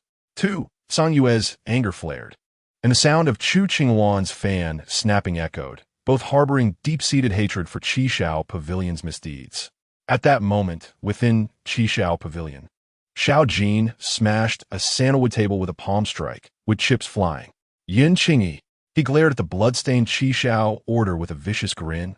Next time, I will ensure you pay in blood. Inside Qishao Pavilion, Xiao Jin fixed his gaze on the bloodied Qishao order, suddenly slamming the order heavily onto the table. Prepare the horses. I shall personally take the 9th-tier puppet. Let us see where Yun Qingyi can escape. His murderous intent surged, the candlelight flickering violently in the raging wind. As dawn broke, the gray-white light spilled over the remnants of walls. Xiao Jin strode into the post station over the charred debris, the sound of his boots crushing frozen blood scabs echoing sharply. He caught sight of the scattered remains of puppets among the collapsed beams, his eyes swirling with murderous intent, and with a sudden kick, he struck the half-collapsed screen wall. The decayed wooden beam collapsed with a thunderous crash, falling snow hitting his shoulder, but unable to quell the rising malice enveloping him. You are indeed fortunate. Xiao Jin drew his flexible sword, its blade slicing toward the corridor pillars like a venomous serpent. The half-person thick wooden beam snapped in response, with chips exploding into the snow. His crimson eyes swept across the devastation, his boots repeatedly grinding over the puppet remains as he gritted his teeth. But this grudge I will repay 100-fold. The cold wind swept past him, carrying the stench of decay, while the approaching footsteps of the dark crows faded into the background, crushed beneath his blade-like murderous intent. At almost the same moment, deep within Qingyun Mountain, Chu Tinyue forcefully pressed a chess piece into the board. The candlelight reflected the scar on his brow, casting a chilling shadow of the words Yun Qingyi on the wall. Meanwhile, Yun Qingyi and her companions had reached the foot of the Xianfeng sword sect. Amidst swirling clouds, the Vermilion Mountain Gate appeared faintly, the snow unshoveled on the bluestone steps crunching underfoot. Disciples adorned with swords bowed respectfully upon seeing Tu Sanyue's burning heaven slashing moon blade at his waist and Chu Qingwan's feather fan hidden in her sleeve. Two dear brothers. Miss Yin, I hope you've been well. Feng Yuqian greeted them with a smile. Tu Sanyue patted him heavily on the shoulder. Brother Feng, with such momentum, you might shatter half of Qingyun Mountain. Chu Qingwan bowed gracefully. Congratulations, Brother Feng, on reaching the Master Realm. We have come to celebrate your birthday and, moreover, to discuss urgent matters. Feng Yuqian's gaze lingered momentarily on the bloodied hems of their garments. Then he gestured towards the hall. Please, enter the hall. Today we must drink to our heart's content. Amidst the flickering golden candlelight, the guests and hosts took their seats. The emerald jade goblets brimmed with spirit wine, and Feng Yuqian raised his cup, drinking it down in one gulp. To our esteemed guests, this toast is in celebration. Before he finished speaking, Yun Qingyi had already set down her cup, the Jinghong short blade trembling lightly within her sleeve. Master Feng, I implore you to come out of retirement and join us in eliminating Qishao Pavilion. As she recounted the blood sacrifice of the puppets and the sacrifice of Su Yin, the temperature in the hall plummeted. Feng Yuqian crushed the wine cup in his hand, shards of porcelain piercing into his palm, causing golden-red blood to seep out, an essence refined after stepping into the realm of masters. He gazed at the bloodstains on his palm, his brow furrowing into a tight knot. The Xianfeng sword sect had recently been engulfed in hidden currents, and to rashly leave the mountain would be unwise. Tu suddenly slammed his palm on the table, causing the wine cup to topple. Brother Feng, back when our three major sects joined forces, we allowed the Qishao Pavilion to slip through our fingers. Now, if we permit them to collude with the imperial court, they will surely become a grave threat. Miss Yun, as the Grand National Master, faces not only the grievances of the Jianghu, but also the destiny of the Qin Empire. Chu Qingwan gently tapped her folding fan against her palm. As long as the Qishao Pavilion remains, the martial world shall never know peace. This burden is one we must shoulder. Feng Yuqian caressed the golden-red blood on his palm, the candlelight reflecting two flickering flames in his eyes. After a long pause, he clenched his fist decisively. Very well. After the birthday feast, I shall accompany you. The blood debt of the Qishao Pavilion shall be repaid in kind. Yun Qingyi rose abruptly, tears welling in her eyes as she bowed. A sudden gust of wind swept through outside the hall, causing the copper bells at the eaves to jingle, as if ringing in celebration of this oath. Meanwhile, within the study of the northern King's mansion at the border town, Chu Tinyue crumpled a confidential report into a ball. Outside, the night was as dark as ink, and the flickering candlelight on the desk cast shadows of a long sword on the wall, its cold gleam intermittently revealed. His fingertips unconsciously traced the window frame, leaving 4 white marks, Should we rashly deploy troops? It would surely provoke the court's forces. Should we remain passive? His thoughts were abruptly cut off as the cold wind whipped snowflakes against the window paper. At last, he suddenly turned, his cloak sweeping across the teacup on the table. Send the order down, maintain strict guard at the borders, and do not act recklessly. Let them resolve their own, Jiang who matters. With the dull thud of the command plate hitting the table, the personal guards departed in haste, leaving only the candle tears in the room, solidifying into frost. The guards complied and left, and the study was left with only the brittle sound of candle tears crystallizing. Chu Tunyue tossed the confidential report into the brazier, the flickering flames reflecting the fleeting struggle in his eyes. The safety of the 300,000 soldiers at the border ultimately outweighed his pangs of compassion. Meanwhile, within the conference hall of the Xianfeng sword sect, the faint golden true energy from Feng Yutian surged into Yun Qingyi's meridians like a swimming dragon. Her complexion turned a shade of deep purple, her clothes soaked in cold sweat, as dark purple poison patterns crazily spread along her veins. The corpse poison of the 8th grade puppet had entered her marrow, and only the Qing Shui Gua from Tianshan could counteract it. Feng Yutian's brow furrowed deeply, and the true energy emanating from his fingertips suddenly grew tenuous. Tu Tsanyue's fiendish heaven moon slashing blade was drawn half an inch before being thrust back into its sheath. I will accompany you. Chu Qingwan lightly waved her fan, and the terrain map of Tianshan unfolded slowly in her spiritual power. I will immediately plan a route to avoid the territory of the Snow Ape King. At dawn the next day, 3 streaks of light suddenly exploded along the snow line on the southern slope of Tianshan. Feng Yutian's feet were planted on the Xian iron sword, and the master-level golden aura plowed through the snow waves. Tu Tsanyue's blade emitted a red glow, melting the ice shards wherever he passed into white mist. Chu Qingwan's feather fan lightly tapped the clouds, and a ghostly blue halo traced eerie trajectories through the snowy backdrop. The unconscious Yin Qingyi lay in a specially designed soft sedan, with the darkly embroidered talismans of the Tianji Pavilion shimmering with a faint silver light. Break!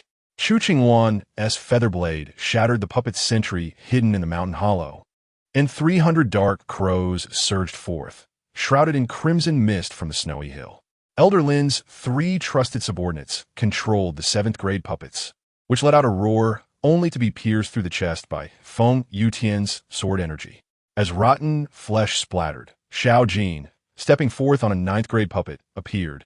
With human bones embedded in the puppet's chains glowing a ghostly green, the ghostly purple flame in its eye sockets illuminating his twisted grin. Yin Qingyi, come and claim your life. Xiao Jin commanded the puppet's claws to tear through the snowstorm, and at the moment Feng Yutian swung his sword to meet it, snow piled within 100 zhang surged skyward. Chu Qingwan's 9 blue lights array managed to restrain the puppet's wrists, only to be violently repelled by the rising corpse energy, causing her to be thrown back, blood spilling from her lips onto the snow like blooming red plums. Tu Tsanyue's blade glowed like silk, yet upon touching the puppet's rotting flesh, it emitted a piercing, sizzling sound as the corpse poison began to corrode his divine weapon. In a critical moment, Tu Tsanyue's fiendish heaven moon slashing blade transformed into a crimson rainbow, blocking the puppet's advance. The clash between the blade's aura and the puppet's claws sent him flying back several zhang, carving deep furrows in the snow. Wiping the blood from his mouth, he roared, "Brother Feng, I will hold the puppet." Feng Yutian's true energy surged violently, the golden sword aura expanding to 3 zhang. With a single slash, he cleaved through the encirclement of dark crows, lifting the soft sedan and merging with Chu Qingwan, racing toward the main peak of Tianshan. Xiao Jin, grinning wickedly, urged the puppet to pursue as glaciers shattered under the terrifying pressure and ice cascaded thunderously into the abyss. Deep within Tianshan, beside an ice pond surrounded by 1,000-year-old snow pines, a luminescent fruit tree swayed in the wind and snow, bearing 3 blood-red fruits, the Qing Shui Gua. The Snow Ape King howled at the sky, and hundreds of snow apes leaped down from the icy cliffs, their claws glinting coldly in the moonlight.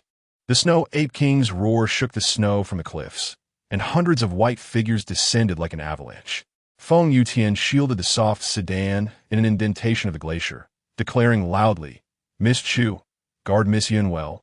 The master-level sword energy surged like a tidal wave, instantly repelling the snow apes within 10 zhang. Meanwhile, the ninth-grade puppet controlled by Xiao Jin had torn through the clouds in pursuit. The rattling chains of human bones intertwining with the snow ape's howls, weaving a deathly prelude. Chu Qingwan's jade fan fluttered, the ghostly blue feather blades weaving a light net that shredded the incoming snow apes into shards of ice. Suddenly, a tearing sound erupted behind her as the ninth-grade puppet, cloaked in a foul wind, bore down upon the soft sedan, its black claws aimed directly at the unconscious Yun Qingyi. In a critical moment, Tu Tsanyue's fiendish heaven moon slashing blade slashed through the air, the red blade aura colliding with the rotting flesh. Sparks flying as the snow within 10 zhang was instantly vaporized. "Xiao Jin, today, I shall make you pay for your blood debts." Tu Tsanyue's grip fractured, blood streaming down the blade. Yet Xiao Jin merely laughed maniacally, commanding the puppet to unleash 7 claws, each strike accompanied by a piercing shriek that tore through space. What are the 3 major sects? This 9th-grade puppet, forged from a 9th-grade warrior, shall be your grave. The chains, embedded with human bones, wailed in response to the attacks, while the hollow eye sockets of the puppet burned ever brighter with ghostly purple flames. Chapter 40. Qing Shuigua Feng Yutian's Xian iron sword cleaved through the snowy veil, its sword energy like a dragon aiming for the Qing Shuigua tree. The snow ape king pounded its chest in fury, as countless ice shards, accompanied by the cold wind, surged toward him, even the master-level aura producing an ear-piercing tremor. Just as he swung his sword to cut through the ice shards, 3 poison crossbow bolts whizzed through the air. The sinister laughter of the Qishao Pavilion's dark crows lurking in the depths of the snow mist. At that moment, the 9th-grade puppet controlled by Xiao Jin had breached Tu Tsanyue's blade defense. The fetid maw was now only 3 zhang away from Yun Qingyi's soft sedan, chains dragging across the ice, with purple smoke and charred corrosive marks coiling like venomous snakes. The talisman embroidered on the sedan's curtain glowed a blinding red under the corrosion of the corpse poison. Beside the soft sedan, the battle had reached a life-or-death juncture. 2 Yang clan shadow guards wielded chain hammers like iron chains across the river, binding Tu Tsanyue tightly. The Chun clan shadow guard's poison whip, like a serpent emerging from its lair, aimed directly for Yun Qingyi's throat. The unconscious girl lay pale as paper, devoid of any power to resist. In a moment of peril, a young disciple from the Xianfeng sword sect suddenly lunged forward. With a dull thud, the whip's blade embedded itself into his back, warm blood splattering onto Yun Qingyi's face. Tu Tsanyue's eyes nearly bulged with rage, and the fiendish heaven moon, slashing blade, erupted with a 10 zhang crimson glow, instantly melting the chained hammers into molten iron. Yet, after battling for so long, he was still a moment too late. The poisoned whip's backward hook was already closing in on the girl's throat. Suddenly, a silver flash tore through the snow mist. The Jinghong short blade shot forth, carrying Yun Qingyi's last instinctive counterattack, precisely penetrating the throat of the Chun clan shadow guard. With a muffled sound of the hidden weapon striking flesh, black blood oozed from the girl's throat, plunging her into an even deeper unconsciousness. Seeing this, Xiao Jin cackled and urged the puppet to forcibly break through the blade's light. The chains coiled around the Qing Shuigua tree like a venomous snake, and just as Feng Yutian grasped the last fruit, a fetid iron chain tightly ensnared his ankle. In that life-and-death moment, the Snow Ape King's massive paw came crashing down from the side, shattering the chains inch by inch. As rotten flesh splattered, the human bone chains wailed in despair, and in the distance, Yun Qingyi's pale visage grew ever more fragile amidst the pool of blood. Feng Yutian's blade erupted with sparks, severing the fetid chains binding his ankle. Retreat. He swung his sword, scattering the icy shards as Chu Qingwan's feather fan wove a ghostly blue barrier, and Tu Tsanyue cleared the path through the snow curtain. The 3 of them shielded the soft sedan as they fled through the wind and snow. The sinister laughter of the Qishao Pavilion's dark crows intermingling with the snow ape's roars the swirling snow dust resembling funeral white banners. Xiao Jin wiped the blood from the corner of his mouth, his crimson eyes fixated on the direction in which Yun Qingyi had vanished. What good is the Qing Shuigua, even if obtained?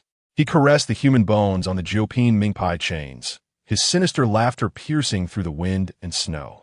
The dual curses, steeped in the essence of deathly poison, would transform you into a mindless zombie within 3 days. The biting cold wind sliced through the wounds of those present. In Feng Yutian's embrace, Yun Qingyi's complexion turned a ghastly purple. The black blood crust at the corner of her mouth falling away with each jolt, still emitting painful whimpers even in unconsciousness. Tu Ziyue's silver armor was riddled with claw marks. Each swing of his blade to sever the pursuing enemies forced him to stagger against the icy wall, blood froth bursting forth to blossom like glaring crimson plums upon the snow. Ahead lay an ice cellar. Chu Qingwan's feather fan shimmered with a cold light, revealing a map of the Tian Shan ice cavern. The extreme cold could delay the onset of the poison. As the three of them braced themselves to dash into the natural ice cellar, Yun Qingyi's pulse flickered like a wisp. Feng Yutian carefully crushed the Qingshu fruit, pouring its crimson juice in her mouth. Yet, the color did not return to the young girl's pallid face. Suddenly, black, spiderweb-like patterns surfaced beneath Yun Qingyi's skin, as if countless venomous serpents were slithering through her veins. The Fengshen Zhanyu blade of Tu Sangyue clattered to the ground. How could this be? Why is the Qingshu fruit under dual curses? Feng Yutian's true energy surged violently into Yun Qingyi's meridians, cold sweat beading on his forehead. Xiao Jin had inscribed a curse upon the claws of the puppet. The Qingshu fruit could only suppress the surface layer of the corpse poison. As Chu Qingwan's ethereal blue flames grazed the black patterns, they were repelled by the frigid power, causing her to stagger back and shatter an ice pillar. At that moment, a chilling sound of chains scraping echoed from outside the ice cellar. The hollow eye sockets of the Jiuping Mingpai ignited with ghostly purple flames as Xiao Jin stepped onto the human bone chains, slowly entering. The stench of rotting flesh instantly filled the entire ice cellar. Yun Qingyi, this time you cannot escape. Feng Yutian gradually rose, golden aura of a late-stage grandmaster billowing around him, gently pushing the unconscious Yun Qingyi towards Chu Qingwan. Take her out through the secret passage. I will hold them back. Before his words could finish, Tu Ziyue had already crossed the Fengshen Zhanyu blade in front of him, the still damp blood on its edge crystallizing. Brother Feng, the fish that slipped through the net back, then shall not be allowed to battle alone today. Chu Qingwan bit her silver teeth tightly, unfurling her feather fan to form a blue light barrier, wrapping Yun Qingyi and plunging into the depths of the ice cellar. At the same time, Feng Yutian and Tu Ziyue surged forward, golden sword energy and crimson blade light intertwining into a blazing web of light, crashing toward the puppet that had broken through the door. At the moment of collision between the rotting flesh and weapons, icicles from the top of the ice cellar plummeted like a torrential rain upon the Jiuping Mingpai, whose power had become even more ferocious than before. Xiao Jin stood behind the puppet, his hands forming dark red seals.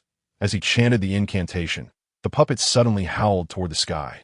The chains that coiled around it suddenly expanded, transforming into countless bone spikes that shot forth. Feng Yutian's sword cleaved through the offensive. Yet he saw Tu Sangyue entangled by chains at his waist, crashing into the ice wall like a kite with a severed string. The sound of silver armor clashing against ice sending shivers down one's spine. Old Tu, in that moment of peril, as Feng Yutian revealed a flaw in his stance, the puppet's fetid claws were already closing in on his throat. In the nick of time, a clear sword cry erupted from the depths of the ice cellar.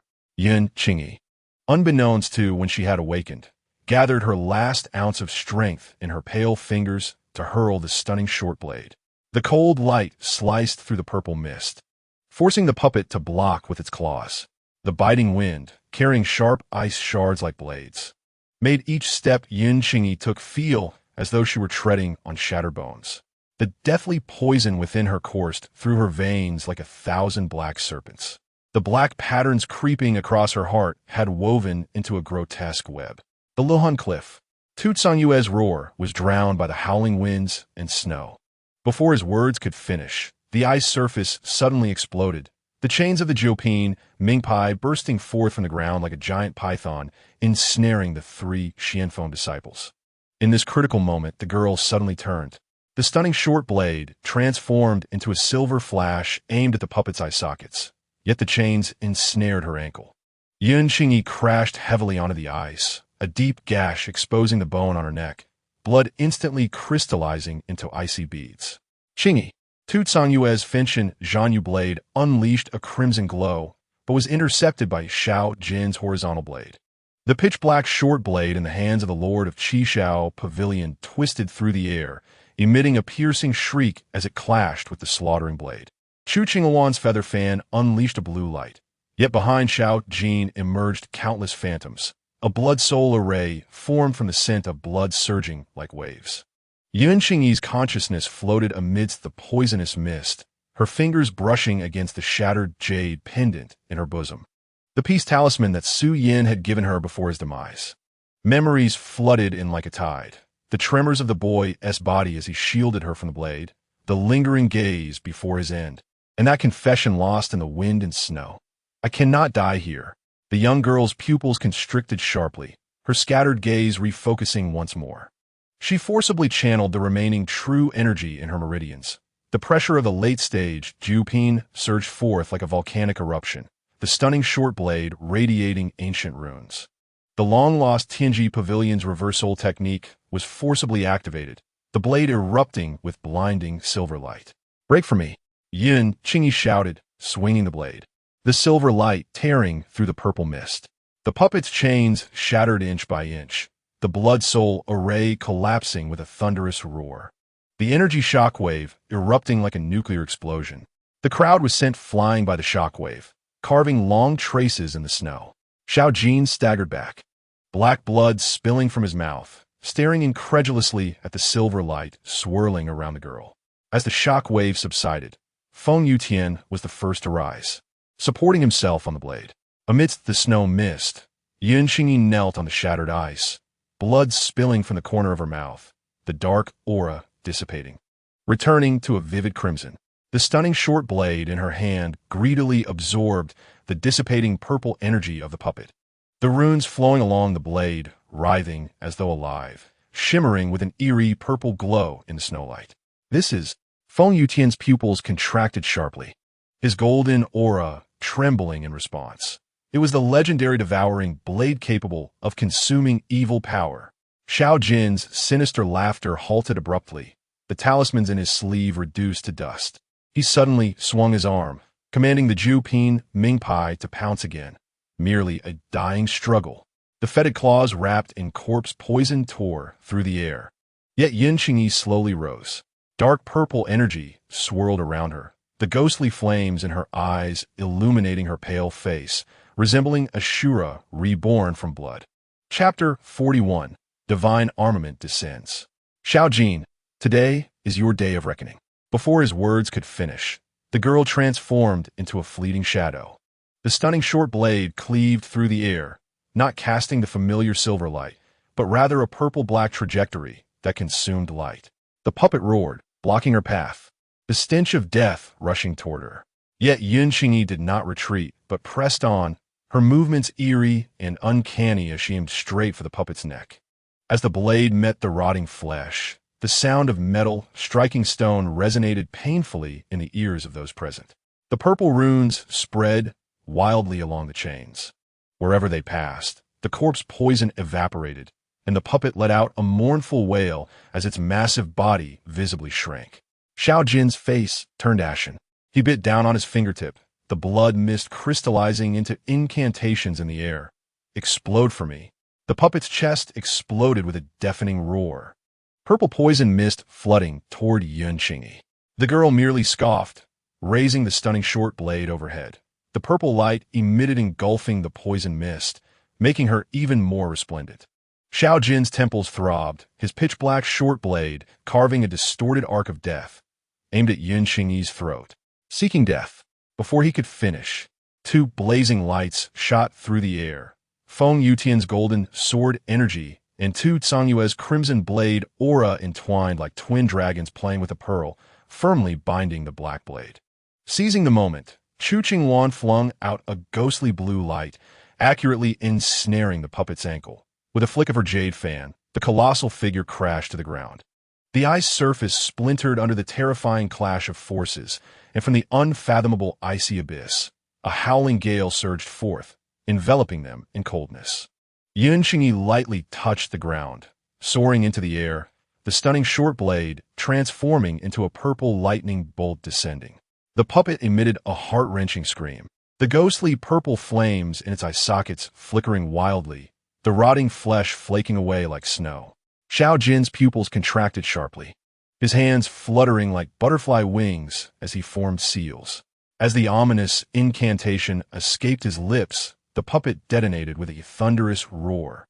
In the instant the shockwave erupted, Yun Qingyi was hurled against the ice wall, tasting blood in her throat, yet her gaze remained fixed on that figure in a black robe. She could clearly sense the evil power being devoured within the stunning short blade boiling over, while Xiao Jin's aura had become as chaotic as a flickering candle in the wind. Want to escape? The girl wiped the blood from her lips, her figure ghosting through the ice shards. Xiao Jin hurled a toxic smoke bomb that erupted into a cloud of white mist. Yet a pair of eyes burning with violet flames pierced through the noxious haze. The Jinghong short blade sliced through the void, its purple blade gleaming like a serpent emerging from its lair, tearing open a grievous wound deep enough to reveal bone on the shoulder of the Lord of Qi Shao. Staggering backward, Xiao Jin was beset by tumultuous waves of disbelief. How could he fathom that this adversary, who ought to be on the brink of death from the poison, was instead growing stronger with the power of demon devouring? At that moment, golden, crimson, and ethereal blue lights shattered the poisonous fog as Feng Yutian and his companions approached in encirclement, trapping him firmly in their midst. Today marks your demise. Yun Qingyi's body radiated with surging purple light, the pressure of her late-stage ninth-grade prowess intertwined with demon-devouring energy, creating a suffocating aura. The Jinghong short blade was raised high above her head, the runic brilliance blinding like the sun as she swung the blade downwards, unleashing a purple blade shadow that obscured the heavens, carrying an earth-shattering momentum aimed directly at Xiao Jin's throat. Xiao Jin's features twisted in madness as his internal energy surged like boiling magma. Yet upon encountering the demon-devouring force, it melted away like snow under the scorching sun. The overwhelming purple blade shadow thundered down, and just as everyone believed the dust had settled, the ninth-grade puppet suddenly transformed into a foul-smelling black mist, engulfing the Lord of Qi Shao within. A chilling metallic scraping echoed from the depths of the icy abyss, as chains adorned with barbs, like venomous snakes, ensnared Yun Qingyi's wrist in an instant. Trivial skills. Xiao Jin's laughter, laced with the stench of decay, penetrated the black mist. This puppet, which had consumed the souls of hundreds of martial artists, had surpassed the ordinary masters. As the black mist swirled, the puppet reformed, its hollow eye sockets swelling with ghostly purple flames. Distorted human faces emerged on the entwined chains, each line etched with sounds of anguish. Feng Yutian's pupils constricted, and the golden sword energy surged by 30%. Be cautious. It is adapting to our attacks. Before he could finish speaking, the puppet lunged like a bolt of black lightning, its claws slicing through the air and carving a 3-foot-deep ravine in the ice. Tu Tsongyu swung his blade to block, yet the crimson light of the burning sky blade was devoured entirely, the backlash forcing blood from his mouth as the long blade nearly slipped from his grasp. Chu Qingwan's jade fan trembled, summoning 9 ethereal blue light formations like blooming lotuses. Yet the puppet shattered the light shield with ease, its chains transforming into blood-red whips that lashed out towards Yun Qingyi. Feng Yutian interposed his sword, but the master-level golden barrier crumbled inch by inch under the constricting chains. More chilling was the fact that each attack from the puppet precisely avoided the vital points of the group, its moves becoming increasingly cunning and devious. At this rate, we cannot hold on. Yun Qingyi wiped the black blood from the corner of her mouth, yet the demon-devouring power of the Jinghong short blade surged uncontrollably. She could sense clearly that the malevolent force within the puppet was like a whirlpool in the abyss, eroding the runes on her blade in reverse.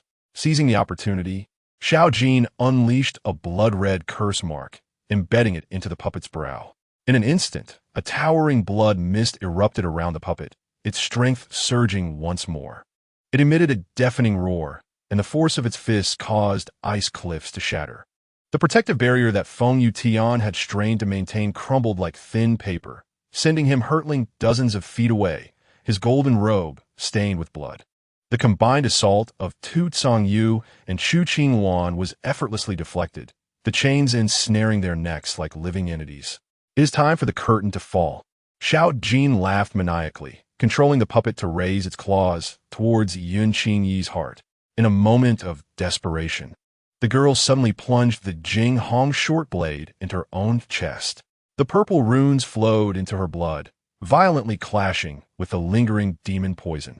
Her pupils transformed into pure purple crystals, unleashing a terrifying pressure that surpassed the late-stage 9th grade, startling Xiao Jin into silence. Do you wish to win? Then let us perish together. Yun Qingyi's voice resonated hollowly like an ancient well, her bloodied fingertips gripping the Jing Hong short blade tightly. As the demon-devouring power surged wildly, an eerie purple light enveloped her, transforming her into a vortex linking the realms of Yin and Yang. From the depths of the icy abyss came the wails of tormented spirits, pieces of the puppet's decayed flesh peeling away, while Xiao Jin's figure flickered in and out of the blood mist. In this life-and-death standoff, Feng Yutian's golden energy was strangled into tatters by the chains, his protective aura crumbling like thin paper. He smashed through an ice pillar and fell to the ground, the metallic taste of blood rising in his throat as he gazed at the increasingly solidified, ghostly purple flames of the puppet, despair flooding his heart. This monster, having consumed hundreds of corpses, was comprehending the essence of martial arts amidst battle, each attack precisely countering the vital points of the group. Be careful. Chu Qingwan's scream was drowned out by the sharp sound of chains slicing through the air. The 9th grade puppet's claws pierced through Tu Congyu's blade aura, heading straight for Yun Qingyi's face. In a moment of critical danger, a blinding fire erupted from the distant snow-capped mountains. Boom! 8 dark figures emerged from the mist, armored in mysterious iron, dark guards wielding long tubes that spat forth tongues of flame. Metal projectiles rained down like a torrential storm, exploding into blood blossoms upon the puppet's decaying flesh. Leading the charge, Chu Fan held a peculiar rapid-fire device in one hand as the sound of gunfire echoed, shells raining down like raindrops, forcing the puppet to retreat repeatedly. What sorcery is this? Xiao Jin's face contorted in fury, desperately controlling the puppet to retaliate. Yet each time the chains swung out, they were suppressed by the dense barrage of fire. Those black long tubes did not discharge arrows, but rather metallic streams faster and sharper than hidden weapons, capable of penetrating the puppet's proud defenses. Throw the bombs, Imochen shouted. 2 dark guards hurled round iron balls that exploded with a thunderous blast, sending waves of steel balls sweeping across the battlefield. The puppet let out a mournful screech as half of its body was blown to pieces, purple blood mingling with shattered bones splattering across the ice field. It curled into a ball, black scales suddenly emerging on its surface, deflecting all subsequent attacks. Yun Qingyi gazed at the still heating firearms amidst the smoke, suddenly recalling the Empress's earnest admonitions in the imperial study days prior. At that time, she had regarded those smoke-emitting iron lumps as cumbersome and useless. Yet now they had become the key to turning the tide of battle. Great Master, the Empress has ordered that we must protect you with our lives. Chu Fan, donning a bronze mask, spoke with a hint of irreverence. He wielded a uniquely designed rapid-fire weapon, the fierce sword intent faintly visible beneath the mysterious iron armor. The dark guards of the Divine Machine Camp followed closely behind, their firearms spitting flames, forcing the 9th grade puppet to retreat repeatedly. Feng Yutian wiped the blood from the corner of his mouth, his gaze fixed intently on the firearm in Chu Fan's hand. Unable to conceal his shock even with his late-stage master-level pressure, such a divine weapon can counter master-level power, is truly a heavenly gift. Chu Qingwan tightened her grip on her shattered feather fan, smiling wryly as she shook her head. If we had such a divine artifact, we would not be in such peril. Yin Qing gripped the Jing Hong short blade tightly, her eyes ablaze with murderous intent directed at the direction Xiao Jin had vanished. Chu Fan leisurely rotated his firearm, a fleeting glimmer of cold light passing beneath his mask. As no one knew how much modern military ingenuity was concealed within this seemingly cumbersome weapon. It turned out that just a few nights prior, the Empress had awoken from a nightmare, unable to shake the image of Yin Qing drenched in blood. The next morning, her right eyelid twitched uncontrollably, an ominous premonition swelling in her heart. She dismissed her attendants and spoke softly into the communication jade tablet. Chu Fan, come quickly. At the hour of the night, Chu Fan, adorned in a bronze mask, silently landed at the eaves of the imperial study. The Empress gazed at the cold, stern mask, a complex emotion flickering in her eyes. Chu Fan, the great master Yin Qing is in peril. You must immediately lead the divine machine camp. With your lightness skill, you can travel 30,000 miles a day and surely catch up. Chapter 42. The Northern Desert's army of 500,000 presses in. Chu Fan, upon hearing this, unconsciously rubbed the edge of his dark pouch, casually replying, to not deceive the great master, before coming here, I've already wiped out the headquarters of Qi Shao Pavilion. Now that desolate land is likely devoid of even a fragment of its ruins. Yin Qing Yi's pupils suddenly constricted as she fixated on the metallic outline faintly visible at his waist. The earlier scene of the firearm tearing through the puppet's defenses replayed in her mind. Realizing that the pressure at the pinnacle of martial arts could not withstand the roar of this iron lump, she could almost hear her own heartbeat thundering. I obey your command. The divine machine guard saluted Chu Fan with military decorum before swiftly turning to unfasten the short firearm from his waist, handing it to Yin Qing the weapon still warm from his body. Great master, please take care and be cautious not to misfire. By the way, this gun can hold 6 rounds. I have 3 left for you. General Mo, you have my gratitude. Yin Qing responded. Yin Qing's fingertips brushed against the cold metal, suddenly recalling the profound gaze of the Empress as she toyed with the firearm in the imperial study a few days prior. She tucked the short gun at her waist, its body exposed. Though somewhat clumsy in appearance, it could not conceal the fervor in her eyes. From this moment on, alongside the stunning short blade, she possessed another means to alter her fate. As her fingers gently caressed the lingering purple runes on the stunning short blade, she gazed at the firearm strapped to Chu Fan's waist, a subtle smile forming at the corners of her lips. Since the remnants of Qi Shao Gu had been eradicated by General Mo, she would refrain from disturbing him, wishing him a safe journey instead. Her tone was calm, yet her heart surged with tumultuous waves. Had it been half a day earlier, she would have scoffed at such words. With over 10,000 dark crows and 2,000 puppets, Qi Shao Ji's power was formidable enough to intimidate even the pinnacle of masters. Yet, having witnessed the might of the divine machine camp's weaponry firsthand, this seemingly unremarkable General Mo Chun had utterly transformed her understanding of combat prowess. Chu Fan cupped his fists in salute, his gaze behind the bronze mask sweeping over Yun Qing's jade crown. Unbeknownst to him, this figure before him was a woman disguised as a man, merely a remarkable young talent in his eyes. After all, Yin Qing's illusionary arts were masterfully exquisite, capable of altering not only her presence, but even the very essence of her being. The Grand Master was courteous, offering that should he require anything, he could send a message to the capital at any time. As he turned, the gentle sound of the firearm and dark pouch brushing against each other resonated, exuding the characteristic cold hardness of modern military technology.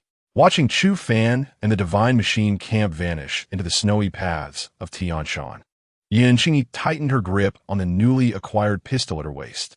The metal's chill penetrated through the fabric, evoking memories of Lin Wei, the official who had perished at the hands of Qi Shao Gu while pushing forth reforms. The cold wind whipped around her garments, igniting a resolute fire in her violet eyes.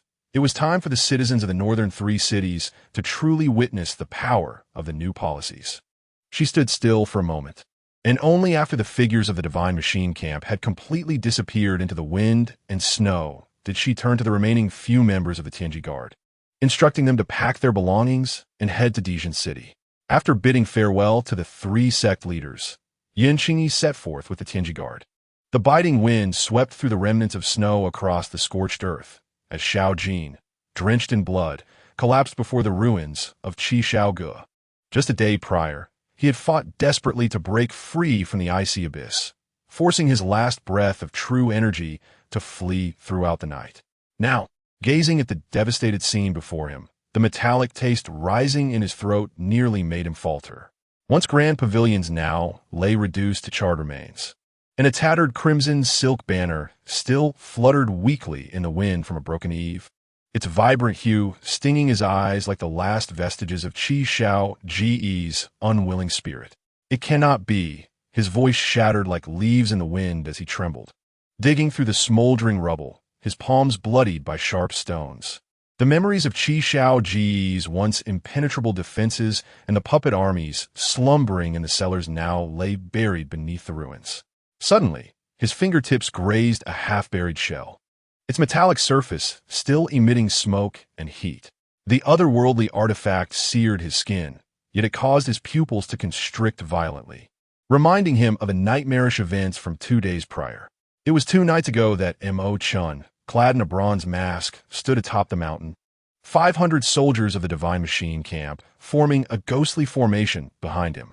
This elite force, comprised of shadowy assault troops and special guards, wielded modified firearms and grenades shimmering in the moonlight. Act according to plan.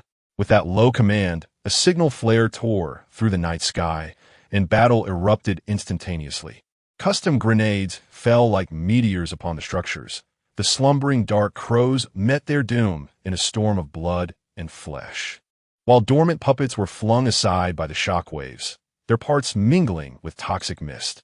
The flames spewing from firearms wove a net of death, and those fearsome dark crows, once terrorizing the Jianghu, fell like harvested straw under the suppression of modern firepower. As the vice leader approached with a bone blade raised, Mo Chun fired a shot, the bullet grazing past his ear and severing half of it. In that moment, Xiao Jin felt as though his carefully constructed dominion was crumbling along with the splattered blood and flesh.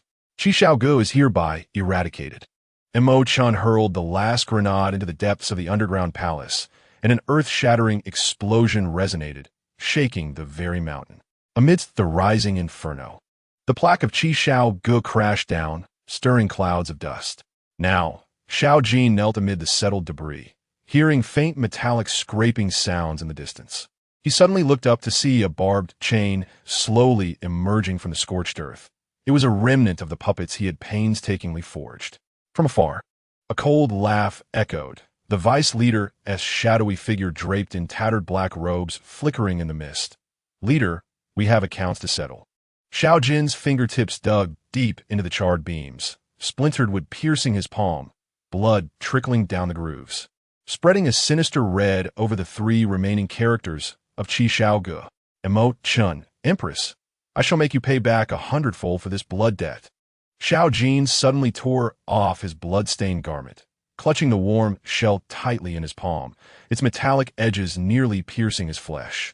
The biting wind swirled around him, forming a vortex of ashes, and in a daze, the former glory of Qi Shaoge overlapped with the current ruins, coalescing into a fierce resolve for vengeance. The secret message from the dark lookout of the Jiangnan division still lay hidden within the sole of his boot, now a lifeline. He understood that there was no longer a foothold in Tianyuan City, but to flee without retribution was an unendurable humiliation. His gaze swept over the scattered debris, and the tactical map detailing the defenses of the Qian military zone in the secret chamber of the Dark Hall became his bargaining chip for revenge. One day later, within the gilded tent of the Northern Desert Royal Court, Kane Gu Lai caressed the yellowed sheepskin scroll, his hawk-like gaze fixated on the fortress marked in red on the map. "Lord Xiao Jin, are you truly willing to hand over such secrets?" His fingertips rapped heavily on the table, the gem-studded belt producing a crisp sound. "Moreover, a mere map is insufficient to mobilize my 50,000 iron cavalry. Certainly, is more than that."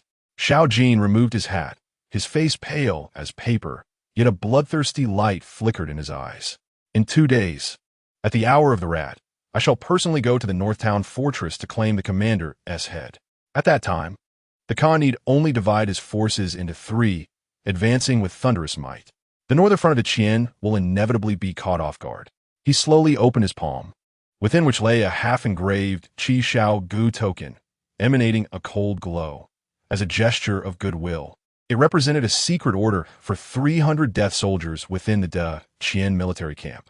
Agulai abruptly rose, his wolf-skin cloak sweeping the bronze wine cup to the ground, his laughter resonating like thunder in the heavens. The banners of the 50,000 army billowed across the snowfield like a dark tide. Meanwhile, Xiao Jin sped toward the Northtown fortress through the swirling snow, his eyes burning with madness akin to a drawn demonic sword, vowing to unleash a storm of blood and chaos upon the northern frontier.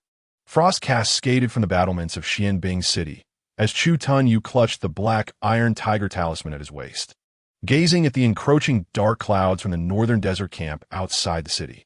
The 30,000 troops stationed in the north town had dwindled to a mere 12,000.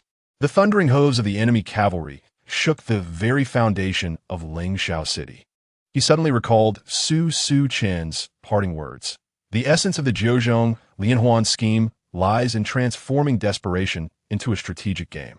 At that very moment, as Yun Qingyi stepped into Dijin City, she was engulfed by the overwhelming presence of the northern desert military flags.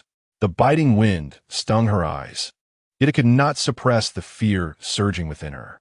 The Northern Desert Dynasty had long since placed a bounty at the border, promising that whoever could claim the head of either the Grandmaster Yun Qingyi or General Chu Tun, you would not only earn a reprieve from death, but also receive a reward of 10,000 gold and the title of City Lord.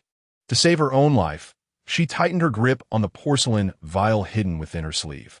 As Yun Qingyi entered the tent, she fixed her gaze on the hand that reached for the teacup, her nails digging deep in her palm as she pushed forward the poison wine laced with Tianji sand, her fingertips trembling uncontrollably. Chapter 43. A series of killing moves, cutting off the fuel, closing the door to capture the thief.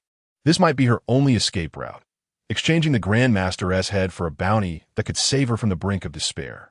Just then, Yun Qingyi felt a sudden chill in her dantian, as her 12 layers of internal energy receded like a tide. And Yang Shorin had already drawn his soft sword towards her back. At the critical moment, she swiftly drew her pistol and pulled the trigger. The bullet piercing through the traitor's throat, blood splattering against the city wall, causing a stir among the besieging enemies. As she fought her way out of the encirclement with the remaining Tianji guards, her hands trembled from the recoil, unaware of the greater peril lurking deep within the snowy expanse. When 5 remnants of Qishao Pavilion emerged from behind a gnarled tree, the Tianji guards, led by Yun Qingyi, immediately formed a defensive formation. The leader, He Sha, licked his lips, his gaze sweeping over Yun Qingyi's hair, now disheveled from the sword's aura. Upon catching sight of her stunning beauty framed by cascading locks, his pupils dilated in shock. Who would have thought that the Grandmaster of the Tianji Pavilion was such a captivating beauty? The 5th-rank Tianji guard Xiantai's sword was as fragile as paper against the poisoned chain blades. Hisha's crimson eyes reflected the splattering blood, and he let out a low, beastly laugh. The pistol slipped in Yun Qingyi's palm, her fingertips brushing not only against the blood, but also the excruciating pain left by her depleted internal energy. As the last guard's chest was shredded into a mist of blood, she pulled the trigger once more, only to hear the dull sound of a malfunctioning weapon. Is this iron lump broken? Hisha's iron chain coiled around her slender wrist, his foul breath wafting over her blood-stained cheek. Behind her, 2 shadowy figures eagerly unbuckled their belts. The clatter of metal in the eerie silence of the snowfield was particularly jarring. Yun Qingyi was violently thrown against the frozen rock, and as the back of her head collided with the stone wall, the parting words of her Tianji guards echoed in her ears. Grandmaster, please handle with care. Watch your fire. By the way, this gun can hold 6 bullets, and there are 3 left. Please keep it safe. Cold sweat mingled with blood trickled down her collar as she trembled, reaching for the hard object hidden in her sleeve. The edge of the magazine was sharp as a knife, and she felt 3 cuts on her fingertips without noticing. Hisha's fangs were almost on her neck, and she focused on the throbbing blood vessels at his throat, forcefully pushing the heated bullet into the chamber. The metallic click startled the crows, as if the scythe of death had just pulled the trigger. Bang! The moment he Xiao's forehead erupted in a spray of blood, Yun Qingyi's knees buckled, barely supporting herself against the icy rock. Warm blood splattered across her pale cheeks, mixing with the cold sweat that slid down her collar. The remaining two shadowy figures' sinister laughter shattered the silence. Bang! Summoning her last ounce of strength, she pulled the trigger again, the second bullet flying like an arrow, precisely piercing the throat of the man on her left. The last shadowy figure, in utter despair, lost control, and urine mingled with blood, creating a cloud of steam in the snow. Bang! It was only after the three corpses lay still that she slumped to the ground, trembling as she gathered her scattered hair once more. Devoid of internal energy, the illusion of her disguise had long faded, her enchanting beauty exposed to the cold night, resembling a thorny white plum swaying in the storm. After stumbling for nearly an hour, she finally discovered a hidden cave. The sharp short blade, Jinghong, sliced through the air, severing a thick dead branch with ease. The dancing flames illuminated her pale face as Yun Qingyi leaned against the rock wall, sitting on the ground, desperately trying to channel her remaining internal energy to expel the Tianji San. Just as a hint of energy began to stir in her dantian, the toxicity surged back like a tidal wave, and excruciating pain spread throughout her body. As her consciousness began to blur, she shakily grasped the Jinghong short blade at her waist, holding on tightly. I cannot fall. Her hoarse whisper dissipated in the cold wind, leaving only the flickering flames casting her stubborn silhouette against the rock wall, now bright, now dim. Meanwhile, at Dijing City, it had already descended into a hell on earth. The Northern Desert Army, armed with a defense map provided by Xiao Jin, struck with the precision of a venomous serpent, targeting the lifeblood of the defending forces. As the first rays of dawn painted the city walls crimson, the assassins from Qishao Pavilion lurking within the city suddenly made their move, igniting the granaries. Thick smoke obscuring the defender's sight. The commander screamed in despair amidst the chaos of arrows, only to see the Northern Desert Cavalry surging in, trampling over their fallen comrades. The gleam of their curved blades intertwining with blood, creating a scene of slaughter. In merely 3 hours, the grand flag atop the city fell with a thunderous crash, replaced by the wolf's head battle standard, flapping in the wind. The messenger from Dijing City reported, "The enemy has surrendered. The Northern Desert Army will attack the city at the hour of the rooster." The bloody messenger burst into the general's tent, his hoarse cry startling the crows perched on the eaves. Chu Tunyu's pupils contracted sharply as he scanned the red-marked map of Dijing City, envisioning countless innocents falling beneath iron hooves. His throat tightened, and with a surge of determination, he tore off his cloak and cast it aside, causing the tiger talisman on the table to rattle. "Bring me ink and brush." The wolf hairbrush trembled slightly in Chu Tunyu's hand as the vermilion ink spread in 3 blood-like circles on the sheet parchment. His nails dug deep into his palm as memories from over a decade ago, when he guarded the borders with his father, flooded back. Images of villages slaughtered by enemy forces, and the yellowed military treatise 99 Linked Strategies that Su Su Chun had forced upon him. As the candlelight flickered, he recalled Su Su Chen's words about warfare being like chess, with no regrets in one's moves, a cold glint forming in his eyes. At midnight, a team of cloaked scouts silently infiltrated the Northern Desert military camp.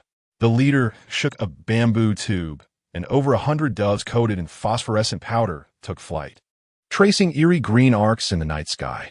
This was a variant of the military strategy to stir the grass and startle the snake.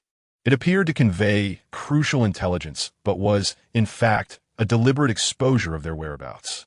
When Agu Lai, the Tsang wolf, received the report, his eyes gleamed with wild joy. Chu Tunyu intends to abandon the city and break through to the southwest. Relay the orders. The entire army will pursue at dawn. However, as the Northern Desert Cavalry surged toward the southwest, they discovered the path littered with abandoned supplies and burning tents. Not good. We've fallen into a trap. Agu Lai suddenly pulled back on the reins, hearing the distant sound of explosions. Chu Tun, you had used fire as a tactic to ignite the sulfur buried in the abandoned pass, enveloping the route in smoke and flames. For the first time, the Khan of the northern desert felt a chilling dread on the battlefield, gazing at the mountain path engulfed in fire. Simultaneously, within Xianbing City, Chu Tun Yu slammed the final order onto the table, his voice resonating like a bell. Activate the 6 harmonies formation.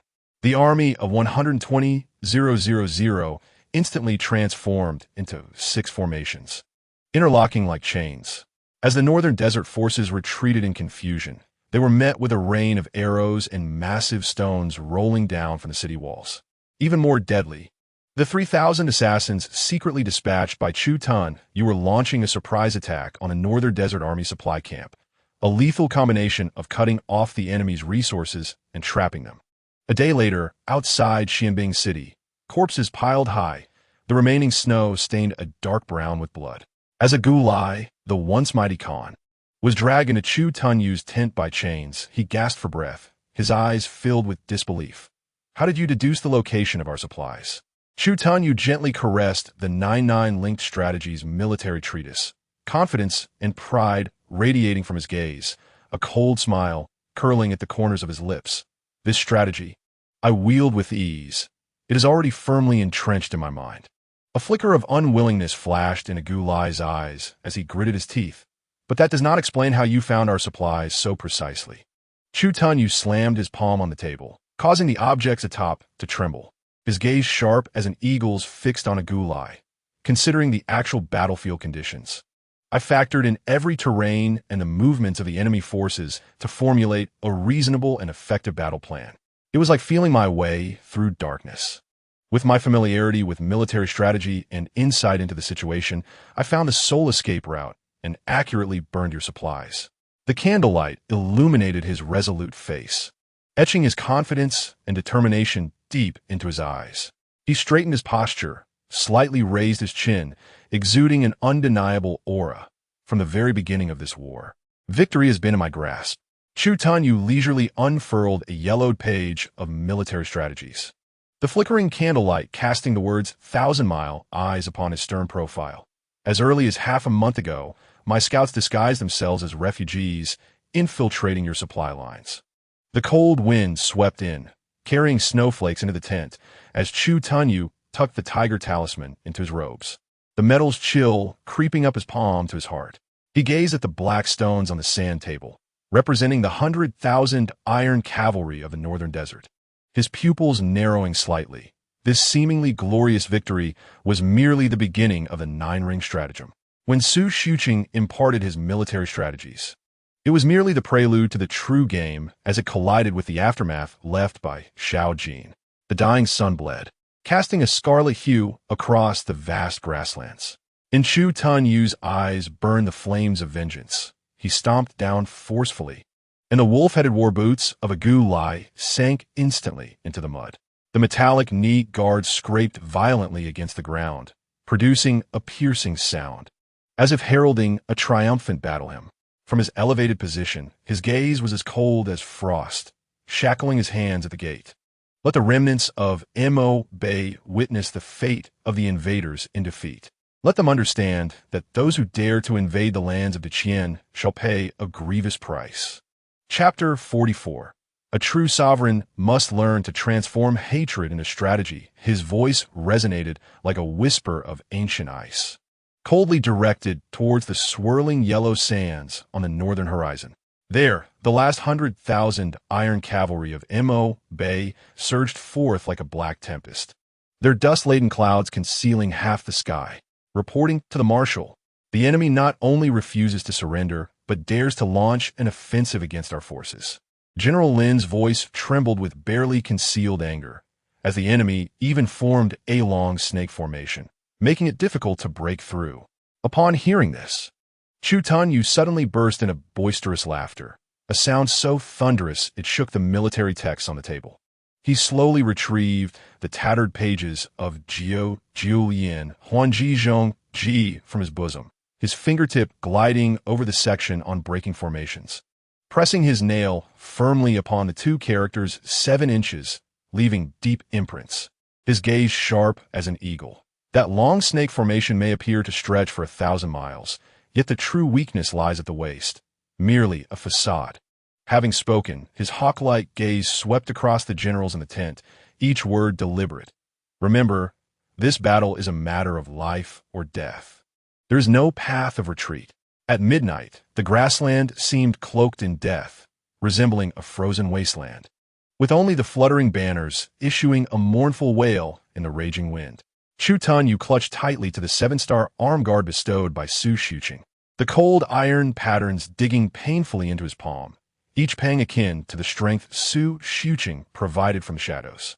He personally led 3,000 death warriors, stealthily moving like phantoms across the ground under the faint glow of the northern dipper. The tattered pages of Jiu Lian Huan Ji Zhong Ji fluttered gently against his thigh with each breath. The essential wisdom annotated in vermilion by Su Xuqing flickering with a mysterious light in the darkness. The sound of the drum shattered the silence like thunder, and in that instant, 7 ambush units ignited their torches simultaneously. The massive pattern of the northern dipper suddenly illuminated the grasslands. The shadows of 120,000 Jinbei troops layering upon one another, resembling an immense curtain of steel descending from the heavens, carrying an overwhelming momentum. Change formation, the leader of Mo Bei shouted, his voice quaking with unmasked fear. Chu Tun gently caressed the sturdy characters penned by Su Xuqing on the page, a cold smile curling at the corner of his lips, as the scene of Su Xuqing devising this strategy in a secret chamber merged perfectly with the current battlefield. As if everything was under his command, a gulai, chained at the gate, suddenly erupted into maniacal laughter. Chu Tun, do you think you can intimidate the warriors of Mo Bei with mere bluster? A foolish dream. Before his words could fade, a thunderous tremor emanated from the depths of the grasslands, as if the earth itself was quaking. Chu Tun's pupils constricted sharply, and without hesitation, he waved his flag. 300 heavily armored war elephants surged forth like a torrent of black steel, charging through the sulphurous rain of fire. Their trunks coiled around torches soaked in pine oil, slicing through the night, the blazing firelight reflecting the murderous intent boiling in his eyes, a fervor ignited by the beastly assault strategy taught by Su Xuqing. In his youth, a scene from his home played in his mind like a film as Su Xuqing gestured earnestly. Remember, when you go to war with Mo Bei, they are adept at defense. Their war elephants are tough-skinned and meaty, and when paired with fire attacks, they can surely tear through their defenses. Now, as he watched the war elephants crush the enemy's barricades and scatter their shield formations like moving fortresses, Chu Tun clenched the military text gifted by Su Xuqing, his lips quivering slightly as he murmured, "Sir, I shall not fail your expectations. Today, I shall ensure that the Mo Bei army has no return." The night wind howled, swirling his cloak, revealing a corner of the military text bestowed by Su Xuqing. In a moment of clarity, the steady and powerful voice of Su Xuqing echoed in his ears. In the game of chess, a true strategist must think at least 10 steps ahead of the enemy. Chu Tun gazed into the distance, his eyes resolute and profound, as if he could envision the enemy's doom. The night wind carried the acrid scent of sulfur over the tattered banners. And Chu Tun fixed his gaze upon the twisted corpses beneath the iron hooves of the war elephants, unconsciously rubbing the dark patterns inscribed by Su Xuqing on the cover of his military text. Suddenly, he pointed his sword towards the blood-red sun. The chilling blade, startling a crow perched upon the battle flag, loosed the arrows. 120,000 troops moved like intricately meshed gears, an immediate response. The skyward crossbowmen simultaneously activated their mechanisms. The sound of 1,000 arrows piercing the night sky resonated. As Chu Tun watched the rain of arrows weave a net of death above, the advice of Su Xuqing flashing through his mind. A true killing move must leave the enemy no time to express their fear. Following this, the soldiers of the ground formation poured down fire oil, transforming the grasslands into a sea of flames. The leaping tongues of fire licking at the retreating cavalry of Mo Bei. The cavalry of the human formation raised their long spears and charged through the flames. The three-tiered assault ensnaring the enemy tightly in the center. when the hooves of the Mo Bay cavalry became ensnared in the muck. Their desperate screams were utterly swallowed by the surging waters. The river, previously excavated by Chu Tunyu's orders, surged forth, carrying sharp ice chunks. This natural barrier having been surveyed and confirmed by Su Shuqing 3 days prior. Close the gates and catch the thief. Cut off their escape routes. Chu Tunyu observed the corpses floating upon the river's surface, recalling the tactics annotated in vermilion on the tattered pages, a crimson killing intent gleaming in his eyes. As dawn pierced through the clouds, the last Mo Bay soldier convulsed in a pool of blood. Chu Tunyu stepped over the bent blade embedded in the mud, advancing towards a gulai, his sword tip lifting the bloodied chin of his opponent. Did you think Xiao Julian Huan Jizhong Ji was merely for defense? With a flash of cold light, a gulai's proud wolf-tail braid fell in response. Chu Tunyu towered above, his gaze as piercing as an ice blade. From this day forth, there should be no royal golden tents in Mo Bay. Only the lands trampled by the iron hooves of Deqian. Before his words could fade, a continuous sound of horns echoed from afar. An elder adorned with an eagle feather crown rode forth, holding a bronze horn engraved with the totem of Mo Bay's ancestors, symbolizing the utmost subjugation. General Xinbai, Holt. The elder dismounted, his white hair tangling in the wind like frost. We are willing to offer the royal treasury to preserve the bloodline of the Songlong. Behind him, the remaining Mo Bay nobles each thrust their curved blades into the earth. A gulai suddenly thrashed violently, the clattering chains startling the crows perched upon the gate. Old fool, I'm not dead yet. Who dares? Chu Tunyu pressed down hard with his dark iron knee guard against the gulai's throat. The sound of his boot grinding against the opponent's sword issuing a sharp metallic friction. Do you understand the brilliance of turning the tables? He raised his hand to summon the military scribe, his gaze sweeping over the trembling Mo Bay nobles. From this day forth, all departments of Mo Bay must pay tribute to the Qian, and I will appoint a vice-general to oversee the royal court. A watch post shall be established for every 10 households, and any who hoard weapons shall be executed. As the morning light crept upon his blood-stained cloak, the pattern of the northern dipper on his armor glimmered coldly amidst the blood. Chu Tunyu bent to retrieve a half-rolled page of Julian Huan Jizhong Ji, trampled by hooves, the writing of Su Shuqing soaked in blood, yet still legible. The adept in warfare manipulates others rather than being controlled. That night, beneath the blood-colored crescent moon hanging over Xianbing City, Chu Tunyu, draped in his bloodied cloak while seated upon the gilded throne, observed the Mo Bay nobles kneeling as they presented ancestral totem masks. Amidst the flickering flames, he suddenly raised his hand, hold. His gaze, sharp as a hawk's, locked onto a young man in the crowd, his fists clenched tightly, veins bulging in his neck. The hatred burning in his eyes reminiscent of the vengeance that had surged within him when he stood amidst the ruins of Yuan City.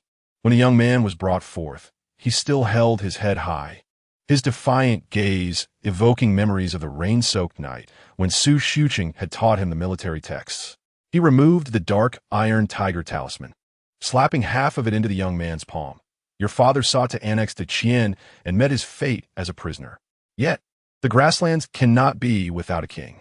The chill of the tiger talisman seeped into the flushed skin of the youth, as Chu Tunyu lowered his voice, recounting how, at that very age, he led 30 elite warriors on a night raid against the enemy camp.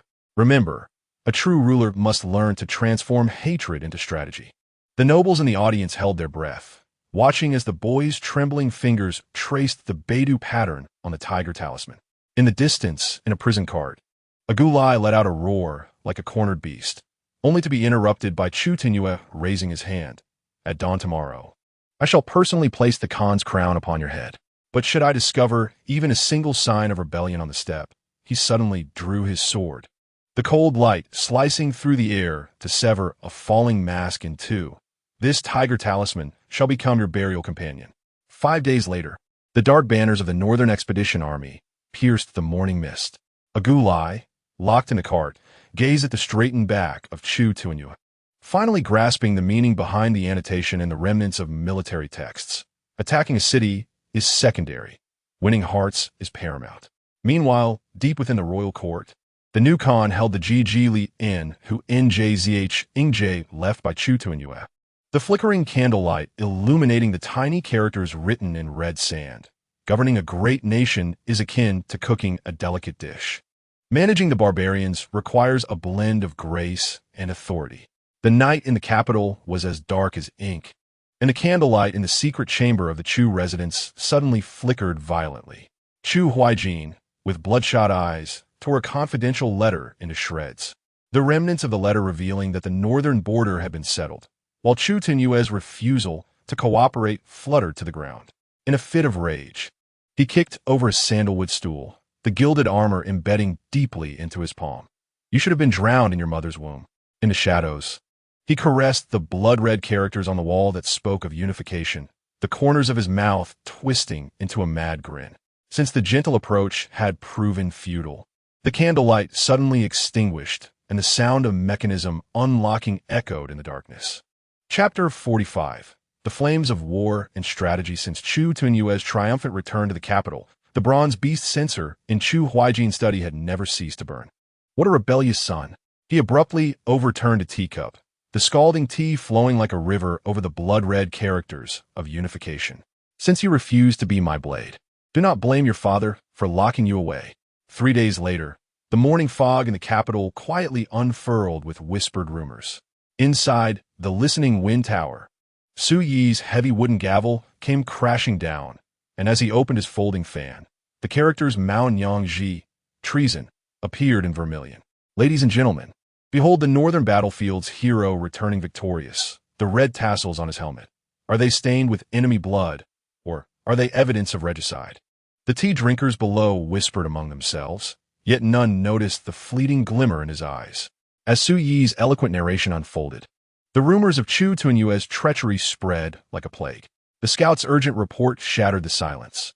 Marshal, 30,000 cavalry of the Songlong Kingdom have reached the border. Before the words had fully escaped, the distant snowfield trembled, and the iron cavalry, like a black tide, surged forward, the wolf-headed banners unfurling beneath the leaden clouds, their blades glinting ominously in the dusk. Chu Tunyue flung open his cloak, the Beidou pattern on his armor radiating a cold and murderous intent in the snowlight. He had anticipated that Chu Huaijin would employ the same old tricks. These 30,000 cavalry were less an enemy force than a noose tightening around his neck. Send the orders. His voice, mingling with the wind and snow, thundered to the ground.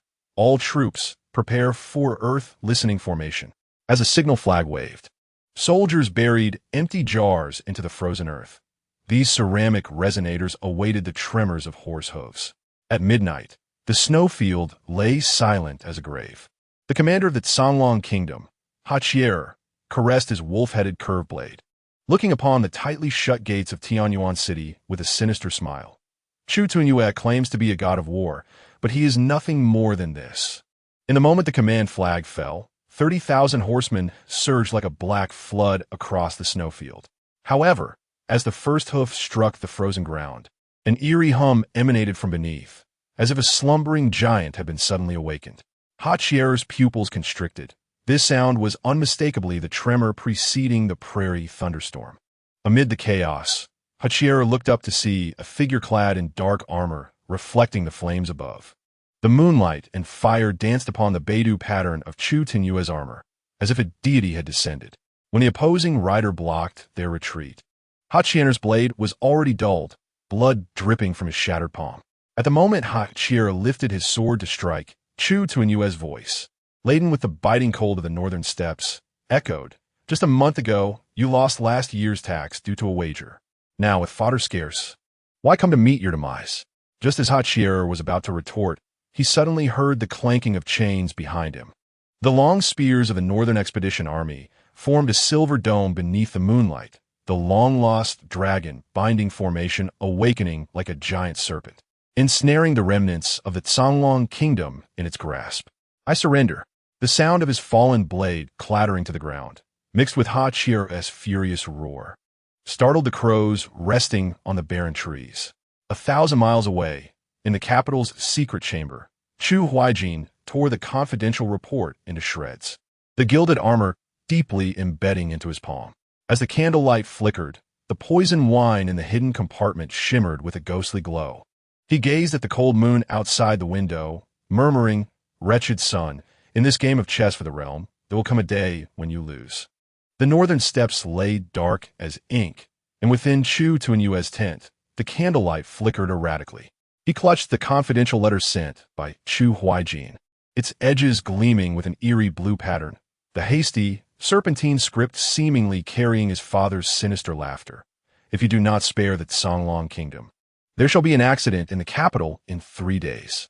The biting wind whipped up sand and gravel against the tent, carrying the rustling of the Northern Expedition banner into his quarters. This blood-stained war banner, forged from the lives of 120,000 soldiers, now felt like the chains that bound him. At noon the following day, when the envoy from the Songlong kingdom entered the command tent, Chu Tuanyue was polishing his Xian iron sword. The sharp blade reflected the cunning smile of the envoy. "General Chu, the Wolf Lord has said that if you merely open one eye and close the other, these 10 boxes of gold." Before he could finish, a flash of cold light surged forth as the Xiantai sword struck down like thunder, cleaving the table in two. He gazed at the envoy's retreating figure, the veins on the back of his hand bulging. The citizens of the capital, the soldiers of the northern border, and the steadfast principles in his heart left no room for even the slightest retreat. Chu Tuanyue stared at the flickering candlelight, his throat tightening as the wound beneath his armor began to ache anew. Suddenly, he unfastened his cloak, revealing the ghastly arrow wound on his back. "Look at this wound. It was inflicted 3 days ago during the surprise attack by the Songlang kingdom." The vice commander fell silent at once. Chu Tuanyue looked toward the capital, the moonlight elongating his shadow. Some enemies lurk in shadows, far more lethal than the blades on the battlefield. The night wind swept in, scattering snowflakes into the tent and rustling the confidential letter of Chu Huaijin on the table.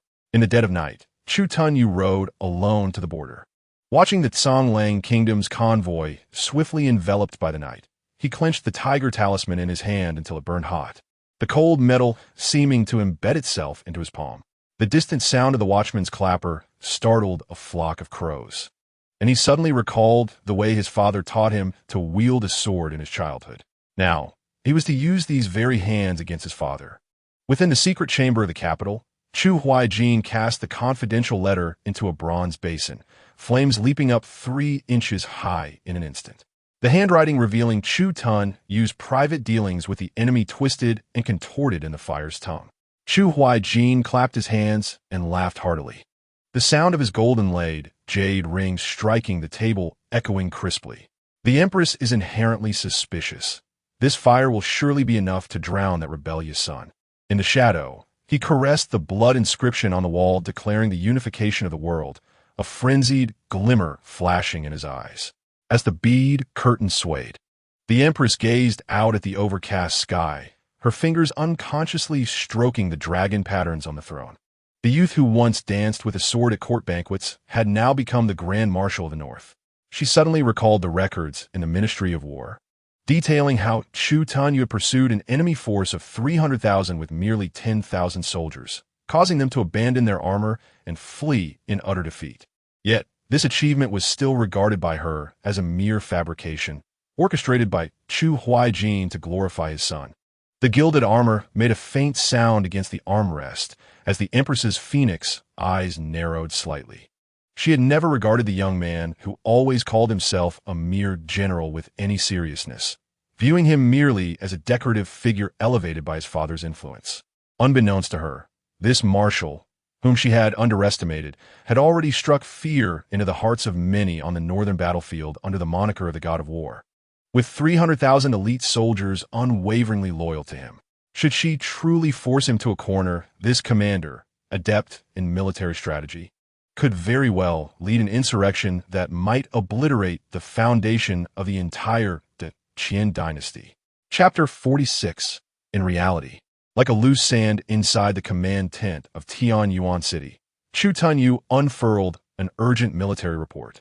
Defiance of orders, intent to rebel. The 8 scarlet characters pierced his eyes with an agonizing intensity. He suddenly burst into laughter, startling the night owl perched in the beams above. As his laughter subsided, he slowly donned the blood-stained armor. Each copper clasp he fastened felt like a farewell to past loyalties. "Father, if you wish for me to rebel, then let it be." He spoke softly to his reflection in the bronze mirror, his eyes as cold as frost. Outside the city, 120,000 troops of the Northern Army quietly assembled, the cold iron blades gleaming under the moonlight, the banner of the Northern Army flapping vigorously.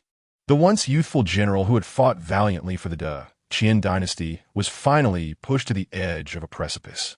Standing atop the walls of the three northern cities, Chu Tunyu watched the dust raised by the Yunqing caravan vanish into the wind and snow. His fingertips unconsciously brushed against the cover of the nine-tiered scheme, the handwriting of Su Chun faintly visible in the dusk. In the distance, the long howl of a wolf echoed.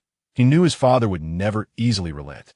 That cunning old fox, adept at manipulating others and executing schemes, undoubtedly had more ruthless tactics hidden up his sleeve. As expected, when Yunqing presented evidence of Chu Huaijin's collusion with the enemy to the Empress, the copper bell hidden in the secret compartment suddenly rang out. Chu Huaijin stared at the intelligence reports sent by the Dark Guard, his thin fingers crushing the teacup, shards of blue porcelain embedding into his palm and drawing blood.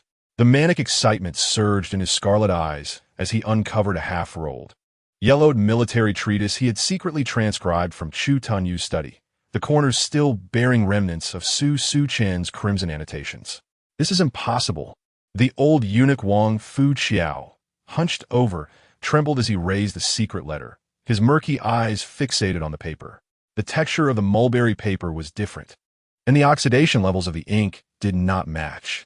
However, Yunqing noticed the Empress's tightening grip on her jade ring. Her hawk-like gaze was fixed upon the blood letter, her fingertips digging into the intricately carved armrest. The murderous intent swirling in her eyes was not directed at Chu Huaijin. It turned out that Chu Huaijin had anticipated the Empress's eagerness to regain power, deliberately retreating to advance, using self-damage to solidify the illusion of father-son conflict, thereby making the Empress wary of action. When Chu Tunyu received the edict to temporarily halt the investigation, he revealed a relieved smile. Spreading out the map, he circled Chu Huaijin's sphere of influence in heavy red, a bronze paperweight pressing down on the marked location of the Chu residence's secret chamber. His father feigned weakness with false madness, employing the counter-scheme to obfuscate the truth, merely intending to preserve his foundation. The candlelight cast his shadow onto the sand table of the trapped dragon formation, overlapping with the patterns of the North Star's armor, forming a mysterious totem. Yet he forgot that the essence of the counter-scheme lay in the nine-tiered interconnection. At this moment, Chu Huaijin was preparing to head to the regent's estate to attend his daughter's wedding. The heavy gold wine vessel hit the sandalwood table with a dull thud. He stared at the false evidence of Chu Tunyu's rebellion presented by his confidant, and suddenly threw back his head in laughter, the sound shaking the dust from the beams above. "Wretched son, do you think a few letters can bring me down? The entire court is already my chess pieces." He swept his sleeve, knocking over the wine cup, the liquid flowing over the plaque proclaiming loyalty to the nation like blood. "When I secretly learned your nine-tiered scheme, I should have etched no man as a true man without poison into my bones." Meanwhile, deep within the palace, the Empress slowly cast Chu Huaijin's blood letter into the fire basin. The flickering flames illuminated her ever-changing expression, a sudden spark igniting near her temples. Yet she remained oblivious, only emitting a cold laugh. "Since you both desire to be the chess players, then I shall be the one to overturn the board." Outside the window, thunder boomed, and torrential rain poured down, striking the gilded window frames with a melodious clink. Yet it could not extinguish the increasingly intense flames of political intrigue. The Empress's fingertips lightly tapped the armrest of the gilded dragon throne, her eagle-like eyes locking onto the faint aura of true energy radiating from Yun Qingyi's waist. In just a year, from the late stage of the 9th rank to the peak, such rapid progress. Has Lord Yin perhaps received divine favor? She unfurled a long scroll covered in maps, the parchment densely annotated with various defensive and livelihood statistics. "In Tianyuan City, we are implementing the Reclamation Edict distributing abandoned military lands to the displaced.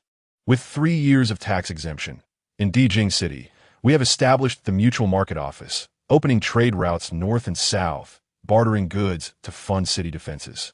In Xianbing City, which faces the harshest challenges, we have enacted the ice carving edict, using ice instead of bricks to construct walls, saving on materials while enhancing defenses.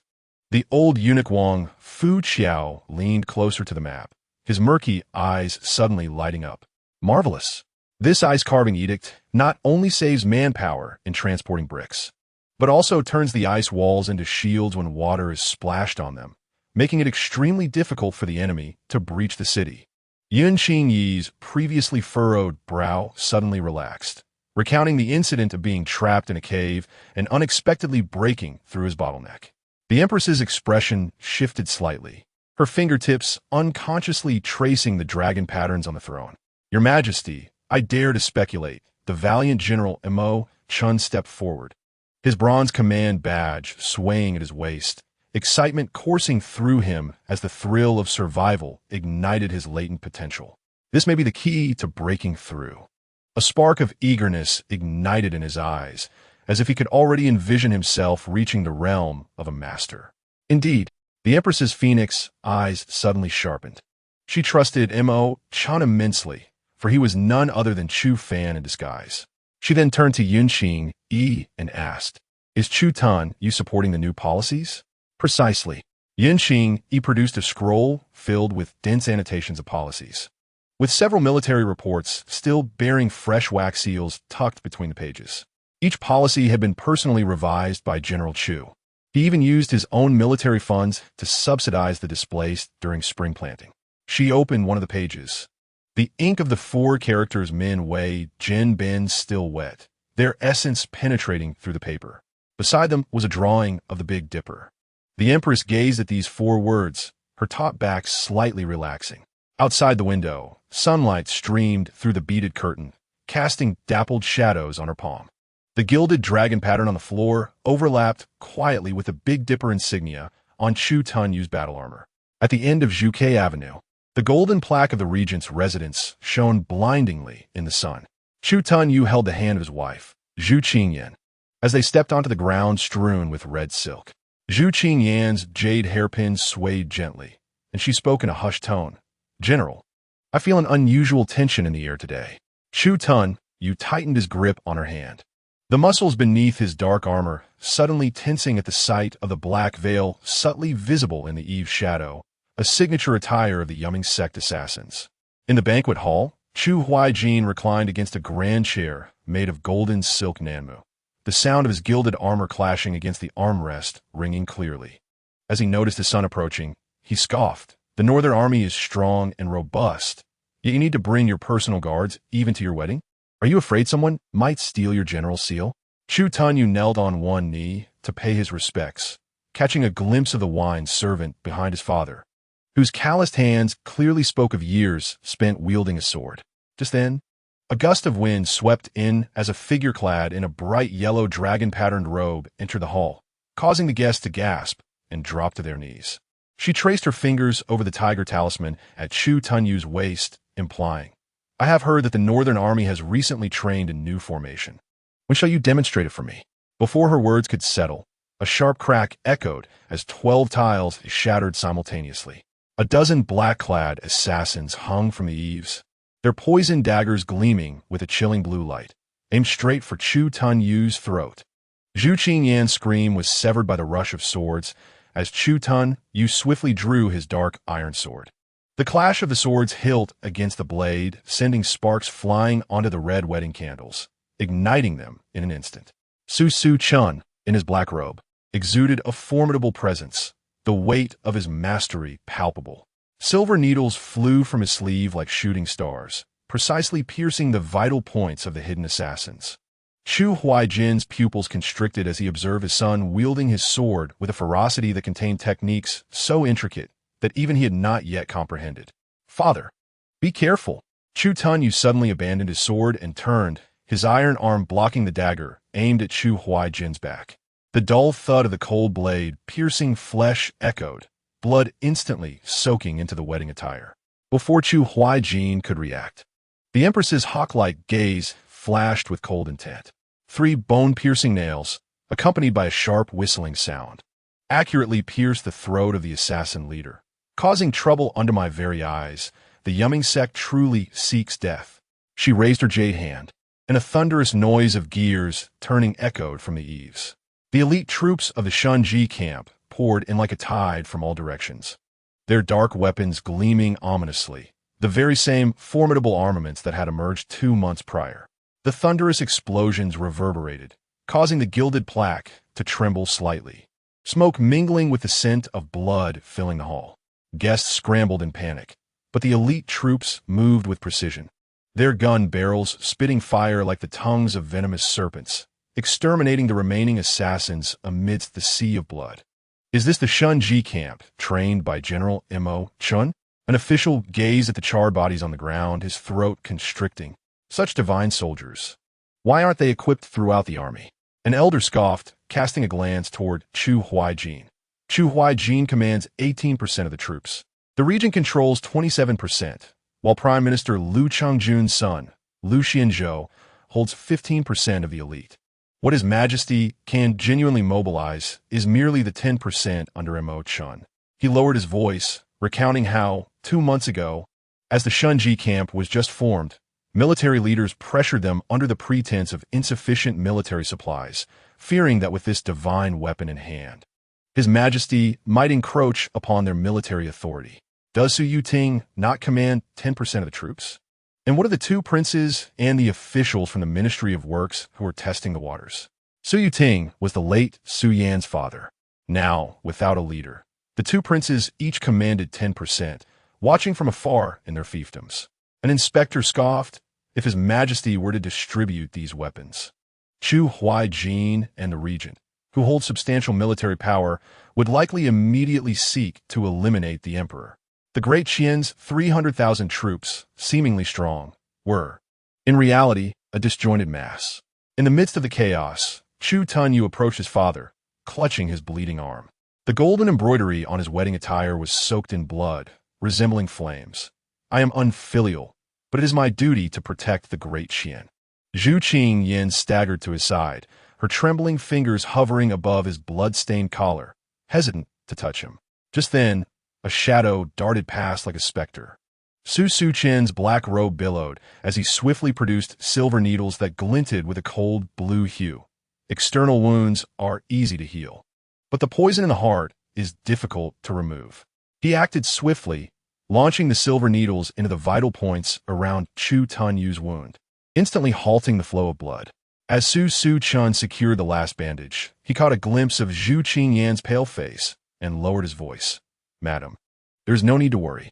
He paused in his motion of wiping the silver needles, his gaze drifting toward the royal residence's eaves, which glimmered ominously in the setting sun. The Yumming sect was merely a pawn. The true blade always lies hidden within the sleeves of the closest allies. Before he could finish, the distant sound of the night watchman's clapper echoed. In the darkening twilight, the bloodstains on the gilded plaque were beginning to dry. While in the depths of darkness, spies from all factions were documenting every moment of the banquet to dispatch swift reports to every corner of the capital. The setting sun resembled a spilled pot of blood, staining Chu Tunyu's convoy crimson. Zhu Qingyan clutched a bloodied handkerchief, watching her husband straight back, her heart racing with unease. She suddenly recalled Su Chen's warning at the banquet about dangerous individuals lurking in the shadows, sending a chill down her spine. At that moment, the coachman lightly shook the reins, the horses moving steadily forward. Yet no one noticed the dagger, laced with poison, gripped tightly in his palm beneath his voluminous sleeves. Simultaneously, in a secret chamber of the palace, the empress toyed with a gilded dagger, laughing coldly. The Luo Sha kingdom certainly knows how to pick its moments. Once Chu Tunyu is dead, Chu Huaijin will not withstand it, and the Chu family will no longer be a threat. Yun Qing nodded in agreement. Your Majesty has keen insight. This opportunity is too rare. Biside Yunwingi. The seemingly foolish Chu Fan was sweating profusely, biting his lip hard, his eyes reddening. Historical records noted that Chu Tunyu had covertly studied military texts at the age of 8, infiltrated military camps at 13, and had his military achievements usurped by Chu Huaijin for 2 decades. The true source of fear in a northern army was him. The Taoist of Shunxing had entrusted Su Su-chun with the unwavering loyalty to the throne. He wielded 300,000 divine soldiers, yet remained humble. For if he had not steadfastly defended the northern frontier, the iron cavalry of Luo Sha would have long since breached Yanmen Pass.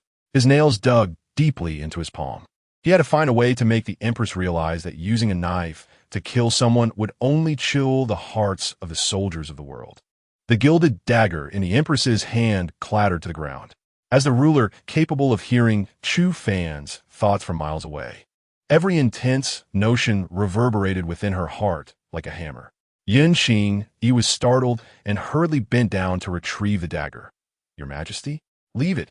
The Empress roughly swatted away her hand, veins bulging on her forehead as images from Chu Fan's mind surged uncontrollably into her consciousness. The young Chu Tun studying military texts in the snow, resolutely shielding his father from arrows on the battlefield, and the scenes of the northern frontier's common folk sharing their meager provisions. "Quickly issue an edict." The Empress's voice shifted as she violently overturned the documents on the table, bamboo slips scattering across the floor. "Send a Shunji camp with the improved thunder cannons designed by Chu Fan. We must protect General Chu. If anything happens, no one is to survive." She fixed her gaze on the map on the wall, her nails carving deep grooves over the words Yanmen Pass. "Chu Lin. I will settle this score with the Luo Sha kingdom." In a tent in the northern desert, Chu Lin clinked cups with the envoy from the Luo Sha kingdom. "Once Chu Tunyu dies, the northern frontier of Great Qian will be defenseless." The envoy's eyes glimmered with greed. "When the time comes, our iron cavalry will march south, and you shall become emperor." Chu Lin smirked, his cup rippling ominously with laughter. He glanced at the secret letter in his hand, the words in position making his smile twist further. After all, who would have thought that the personal guard of Chu Tunyu's brother-in-law would become the most lethal hidden blade?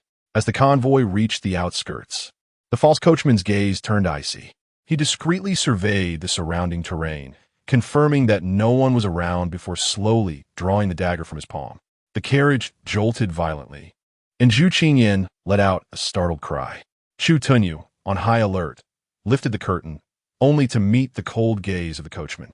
In the nick of time, a piercing sound shattered the air. Bang, bang, bang.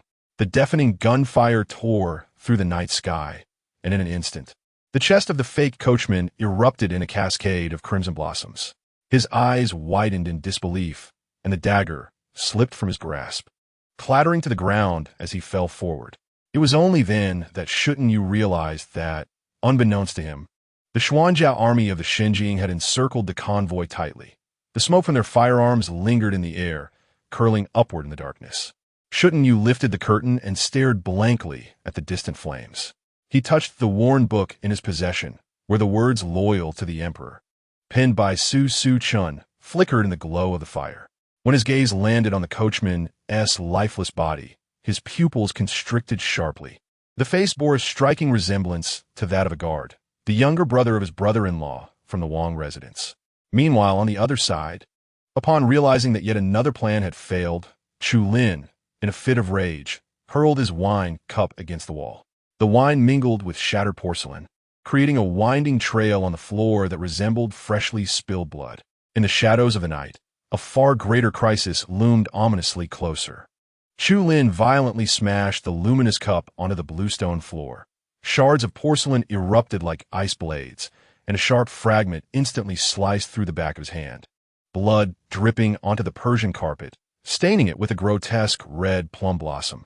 He placed one foot on the low table, his neck muscles taut as he leaned forward slightly, gritting his teeth as he seethed. "Which treacherous wretch has betrayed us and let the news slip?" The envoy from Luocha Kingdom kicked aside the shards of porcelain at his feet, his gilded boots crushing the crimson stains beneath them, his expression as dark as the clouds that gather before tempest.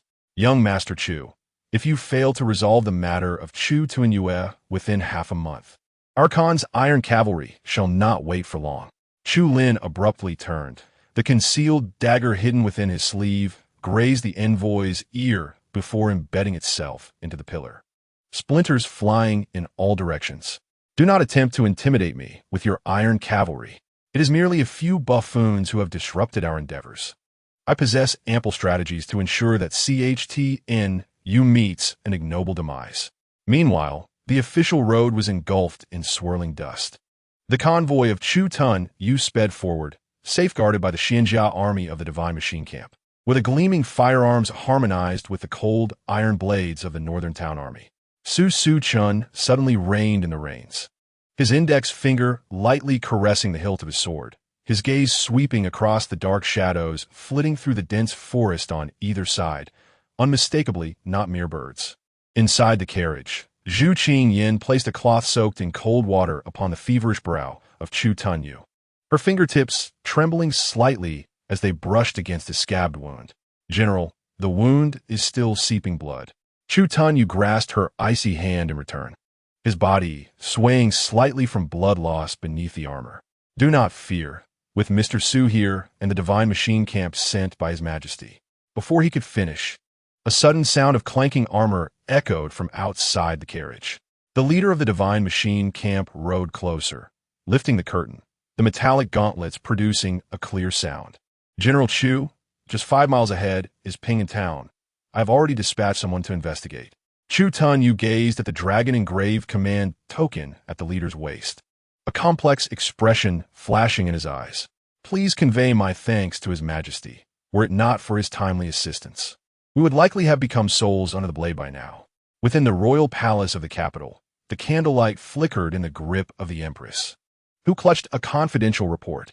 The handwriting of Chu Lin's clandestine meeting with the Luo Shan nation twisted like a serpent in the wavering shadows. Abruptly, she slammed the report onto the dragon table, causing the gilded incense burner to topple, and the falling sandalwood ash scattered upon Yun Qingyi's shoulder. How meticulous Chu Lin's thoughts were. After more than a month of feigned paralysis, merely a ruse to deceive, my injuries have now healed. And you dare to conspire with the Azura, inviting the wolf into your abode. The Empress, with her piercing gaze, radiated a chilling brilliance. Her delicate fingers struck the table with force as she addressed Yun Qing, inquiring how to bring this cunning adversary to justice. Yun Qing delicately traced the borderlines on the map, a glimmer of calculation flashing in her eyes. Your Majesty, she began, although Chu Lin's ambitions are conspicuous, his foundation remains tenuous. We can utilize the conflict with Chu Tunyu to restrain him, while simultaneously having the shadow guards disseminate rumors of his treachery to incite public outrage. Once he loses the people's support, we shall strike decisively to bring him down.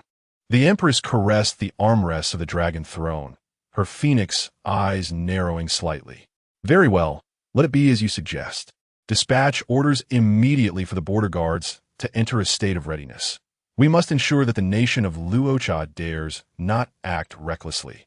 On the other side, within the resplendent halls of CHLN's estate, the flickering candlelight illuminated the surroundings.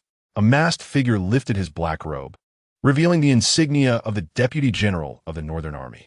Young Master, General Zhang, Enli harbored discontent towards CHTNU.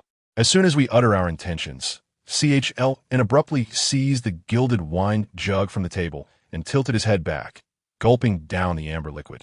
The rich wine cascaded down his jawline, staining his moon-white brocade robe with dark splotches. He forcefully wiped the corner of his mouth, the sound of his gilded armor scraping against the table piercing the air. Let us take action against these individuals. The scarlet depths of his eyes churned with madness. Did Chu Tun Yu not pride himself on his loyalty to the throne and love for his country? I am eager to see what he will rely upon to defend his grand Qian when his generals turn against him and his subjects scorn him. The shattered wine jug was suddenly hurled towards the pillar, splinters flying in all directions. Veins bulged on his neck as he declared, "This throne shall belong to me alone. Any obstacle must perish."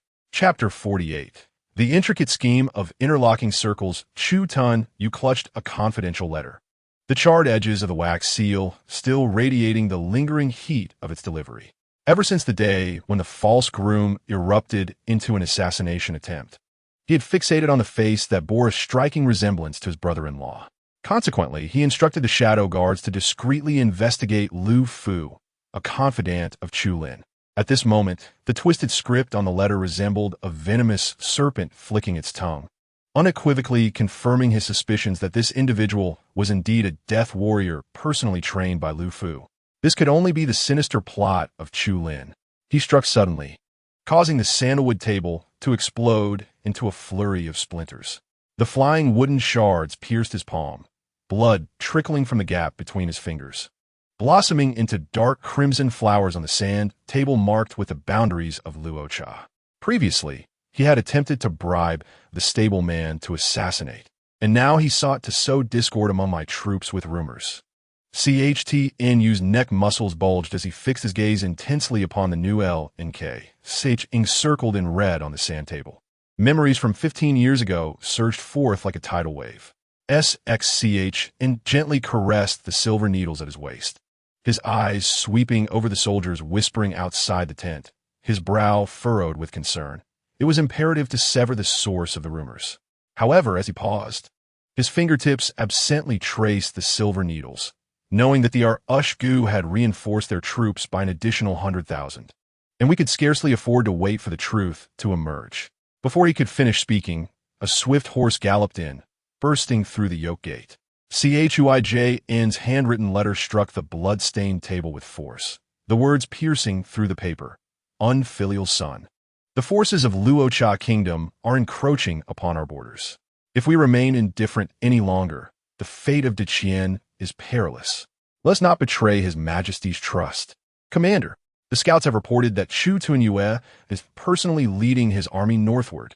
The urgent report from the deputy commander shattered the profound silence within the tent. The bronze wine cup in Couture's hand shattered in response, the wine mingling with the shards of porcelain, winding across the tiger skin carpet like blood. Outside the tent, a cacophony of unrest arose. The soldiers' whispered conversations slithered into their ears like venomous serpents. It was the infamous Chu Tunyu, who had once pierced through the city of Lanka with his cunning schemes, leaving nothing but bones in his wake. This most formidable commander of the Luocha Kingdom suddenly erupted in fury, the war banner embroidered with a wolf's head fluttering violently as he tore it down. Strike the camp at once. Everyone cast aside their burdens and flee. The deputy, clutching the secret order, could not suppress his trembling hands. But your majesty has issued a stern decree. If his majesty seeks death, then let him confront Shutenyu. KTR tore the gilded letter delivered by CHLN into shreds, golden dust cascading upon the map marked with X and L and K, reminiscent of the embers left by the Great Fire over 2 decades ago. Simultaneously, within the military tent of the Northern Army, the candlelight flickered. CHTNYU's fingers grazed the yellowed pages of a J, UJ, Yuli Nu NJ, ZH, Ing J, where the words XSH 11 ing SH ing inscribed by SXH in flickered in and out of the shadows. Memories surged forth, recalling the day of triumphant return when CHUIJN, clad in a crimson robe, stood before the HQ gate receiving the homage of the multitude. Bloodied yet confronted by his grandfather in the side hall. Your elder brother is the true future general. These accolades rightfully belong to him. The intricate scheme of the 9 interlocking traps from years past remained a mystery to them, particularly the enigma of the 7th trap. CHT and Wu gazed towards the northern beacon fires, the tip of his spear reflecting a cold gleam in the candlelight. Military achievements were but ephemeral, while the protection of the common folk was of utmost significance. He suddenly recalled the fingertip that had traced the tiger talisman during the Empress's wedding banquet, a subtle smile curving his lips with profound meaning. Meanwhile, in the imperial palace of the capital, the Empress slammed the military report regarding the retreat of the Lu Shgu forces onto the dragon table, the gilded dragon patterns shaking off a layer of dust. She fixated on the area encircled in crimson on the map of XNL and K, suddenly reminded of the vanquished DCH dynasty echoing in CHFN's heart. CHLN must be regretting his decisions deeply, for CHTNYU's renown proved to be more formidable than an army of 100,000. Yinxingyi paused as she unfolded the confidential report, her fingers hovering. Your Majesty, Should we seize this opportunity to issue orders? The Empress traced her finger heavily across the northern border defense line, her phoenix eyes igniting with a searing light. Send 3 times the provisions to Chu Tuanyue and reward him with a gold plaque for his loyalty and bravery.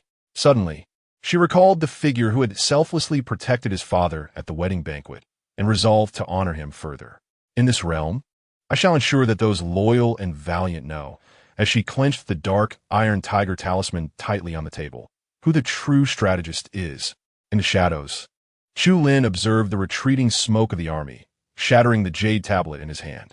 The shards of jade pierced his palm, and blood dripped through his fingers onto the report of loyalty and bravery, staining the Empress's red seal a sinister dark red. Chu Tuanyue fixed his gaze on the winding blood trail on his palm, suddenly unleashing a chilling laugh, his crimson tongue licking the blood from the corner of his mouth. Once, someone attributed your military achievements to Chu Huaijin. I shall ensure you find no resting place in death. He clenched his fist tightly, blood dripping through his fingers. The sharpest blade in this world has never been the weapon or gilded armor thundering down upon the table, rattling the report, but rather the hearts of those hidden in the shadows. The 100,000 wolf cavalry of the northern desert is merely the first step. I shall watch you become utterly forsaken, while the Qian accompanies you to the grave. The night wind swept past the eaves, and the dark sentinels of the Yuming sect darted through the glazed tiles like black arrows. Chu Lin gazed at the confidential letter in his hand, the candlelight illuminating the words northern border in flickering shadows, as if he could already envision Chu Tuanyue pierced by 1,000 arrows. Meanwhile, within the palace of the Luocha kingdom, a Gudama slammed the gem-encrusted curved blade onto the map. The jade hilt struck the dragon table with a dull thud, causing the fallen jewels to tumble into the candlelight, sparking eerie flames. The letter presented by the Yuming sect glowed with a ghostly blue light, and the isolated handwriting of Chu Tuanyue twisted like a serpent in the shadows. He tore off his mask, excitement crawling across his scarred face. The humiliation of Shilon Ka City shall be repaid in blood by the Qian tonight. 400,000 armored cavalry crushed the frozen earth of the grasslands, their crimson battle flags obscuring the sky. The sound of hooves thundered across the ground, and the rising dust under the setting sun appeared like a shroud of blood. A Gudama, seated on the battle chariot pulled by 6 beasts, gazed upon the sprawling army with manic laughter. Chu Tuanyue, what if you possess the 9-9 linked strategies? I shall see what you use to stop this 400,000-strong army. At the northern city wall, when Chu Tuanyue received the urgent report, his fingertips had just paused over the annotations of the military text on the interplay of reality and illusion. Su Xuqing gazed at the enemy forces looming like dark clouds at the horizon, speaking solemnly. My lord, do you truly intend to confront them with only 12,000 men? Chu Tuanyue's eyes swept over the yellowed pages, ultimately resting on the phrase to capture and release. He abruptly closed the military book, the 7-star patterned sword glinting coldly in the sunlight. A Gudama believes the Yuming sect is a sharp blade, yet he does not realize it is a poison needle aimed at him. Days later, the Luocha army entered the Black Wind Gorge. With a sharp eagle cry, massive stones wrapped in tung oil rolled down from the cliffs on either side. Amidst the acrid smoke, Chu Tuanyue stood high above, watching the enemy fall into chaos, a cold smile curling at his lips. This was the first ring of the linked strategies, the illusion becoming apparent as the operation unfolded simultaneously. Fire! A Gudama roared, swinging his blade, only to see the Deqian forces weaving through the fire net like phantoms. Chu Tuanyue's voice mingled with the war drums, the second ring, controlling the situation, drawing the tiger from its mountain lair. A thunderous shout erupted from the eastern mountain pass. The 30,000 cavalry dispatched to plunder provisions were now ensnared in Su Xuqing's ambush. Bang! The firearms of the divine machine camp spat forth tongues of flame, weaving a deadly net of fire in the night, lead bullets screaming through the armor of the Luocha cavalry, sending them tumbling in disarray. The smell of blood mingled with the smoke, creating a nauseating stench. A Gudama gazed at the valley engulfed in flames, finally recalling the warning in the Yuming sect's letter. But it was too late to consider retreat. At the gorge's exit, Chu Tinyue's dark armor adorned with a big dipper glimmered under the blood-red moonlight. As the Luocha army retreated in panic from the inferno, Chu Tinyue raised the ancient bronze command medal, his cold voice cutting through the smoke. Activate the third ring. Before the words had fully escaped his lips, a chorus of screams erupted from within the ranks. Those who had infiltrated the Luocha army from the Yuming sect rose simultaneously, their poisoned daggers accurately piercing the hearts of Luocha commanders. This was the deception of the linked strategies. Those seemingly loyal soldiers had long been turned by Su Xuqing's counter-scheme. His roar was drowned in the cacophony of battle. The collapse of the 400,000-strong army surged forth like a dam bursting. Chapter 49. The Nine Linked Rings. Capturing the enemy's soul, the general's shot determines the fate of Qian. By the time Agudama reached the shores of the Bailong River, only 3,000 soldiers remained. The night was thick as ink, and the flickering campfires on the opposite bank resembled the tongues of a venomous serpent, causing his pupils to constrict in fear. That was the illusion set by Chu Tinyue using the strategy of Li Dai Tao Jiang. The true 8,000 iron cavalry lay in ambush downstream, akin to tigers waiting for their prey. Boom! A deafening sound shook the earth, the water gate crashing open. The frigid river surged forth, carrying sharp wooden stakes like countless swords rushing down with a terrifying roar. The icy waves crashed violently, scattering Agudama's elite forces, their screams mingling with the roar of the torrent. He watched in horror as his war elephant was mercilessly swallowed by the flood, its massive body struggling in the whirlpool before ultimately sinking to the bottom, despair closing his eyes. Thinking of escape? Too late.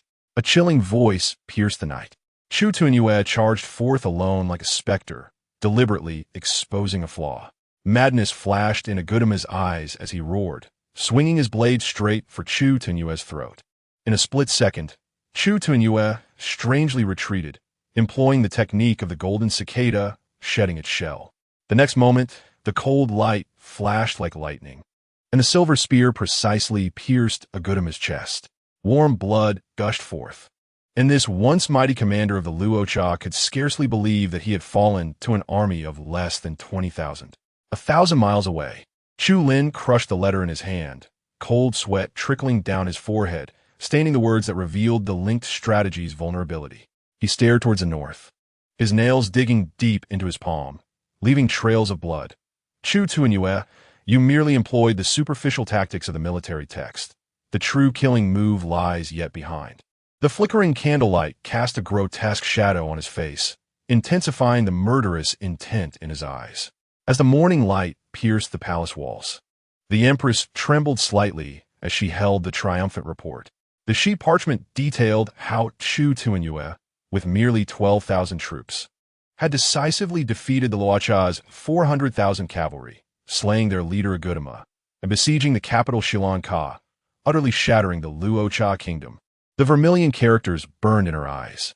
She suddenly recalled the many deceptions she had been blinded to by Chu Huaijin over the years, the false triumphs, the flowery words in the court, and her anger surged. She seized the reports of Chu Huaijin's false military achievements sprawled across the table and hurled them to the ground, the golden-studded jade paperweight crashing with a crisp sound. That old scoundrel Chu Huaijin. The Empress's phoenix eyes widened, and she kicked over the embroidered stool, nearly leading me to commit a grave error by claiming the achievements of an extraordinary talent as my own. She suddenly recalled a month prior, when Chu Tinyue had humbly bowed, obscured by Chu Huaijin's figure. At that moment, she had failed to recognize such talent, bitterness rising in her throat. Yun Xingyi discreetly glanced at the corner where Chu Fan stood, only to see the Empress abruptly turn, her phoenix crown shimmering with brilliance. At last, the Luocha kingdom has been completely annihilated. Her voice trembled with rare emotion, secretly pondering that if she had not heard Chu Fan's heartfelt words that day, she might still be in the dark. The unique ability to hear Chu Fan's thoughts within 10 miles must surely be a divine blessing bestowed upon Qian. Just as her astonishment lingered, the Empress's resolute voice shattered the silence. Issue the decree. Chu Tinyue shall be promoted to the title of Northern Protector King. granted a red decree and iron warrant, hereditary and unchanging. Zhu Qinyan shall be conferred the first rank. And the Ministry of Rites must prepare the ceremonial procession within 3 days. In the shadows, Chu Lin incinerated the letters exchanged with the Luocha kingdom. The flames illuminated the words poisonous dragon emerging from the abyss as a serpent-like smile curved his lips. Outside, thunder roared, and torrential rain poured down, shattering his whispered words into fragments. Chu Tinua, this is merely the beginning. When news of the Luocha kingdom's demise reached him, Chu Huaijin was diligently polishing his ancestral dark iron sword. The mottled rust upon the sword blade is stained with the blood that was carried forth from the ruins of Tianyuan City over 2 decades ago, its hue undiminished by the passage of time.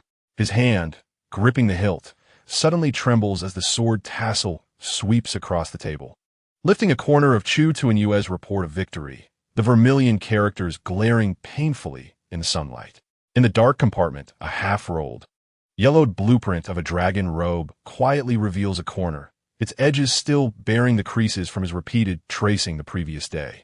Father, Chu Tuinue, enveloped in a chill, steps into the study, frost flowers from the northern frontier clinging to his silver armor, the wolf-tooth arrowhead at his waist still stained with the blood of the Luosha people. Without removing his armor, he kneels on one knee, declaring, I have not failed in my mission.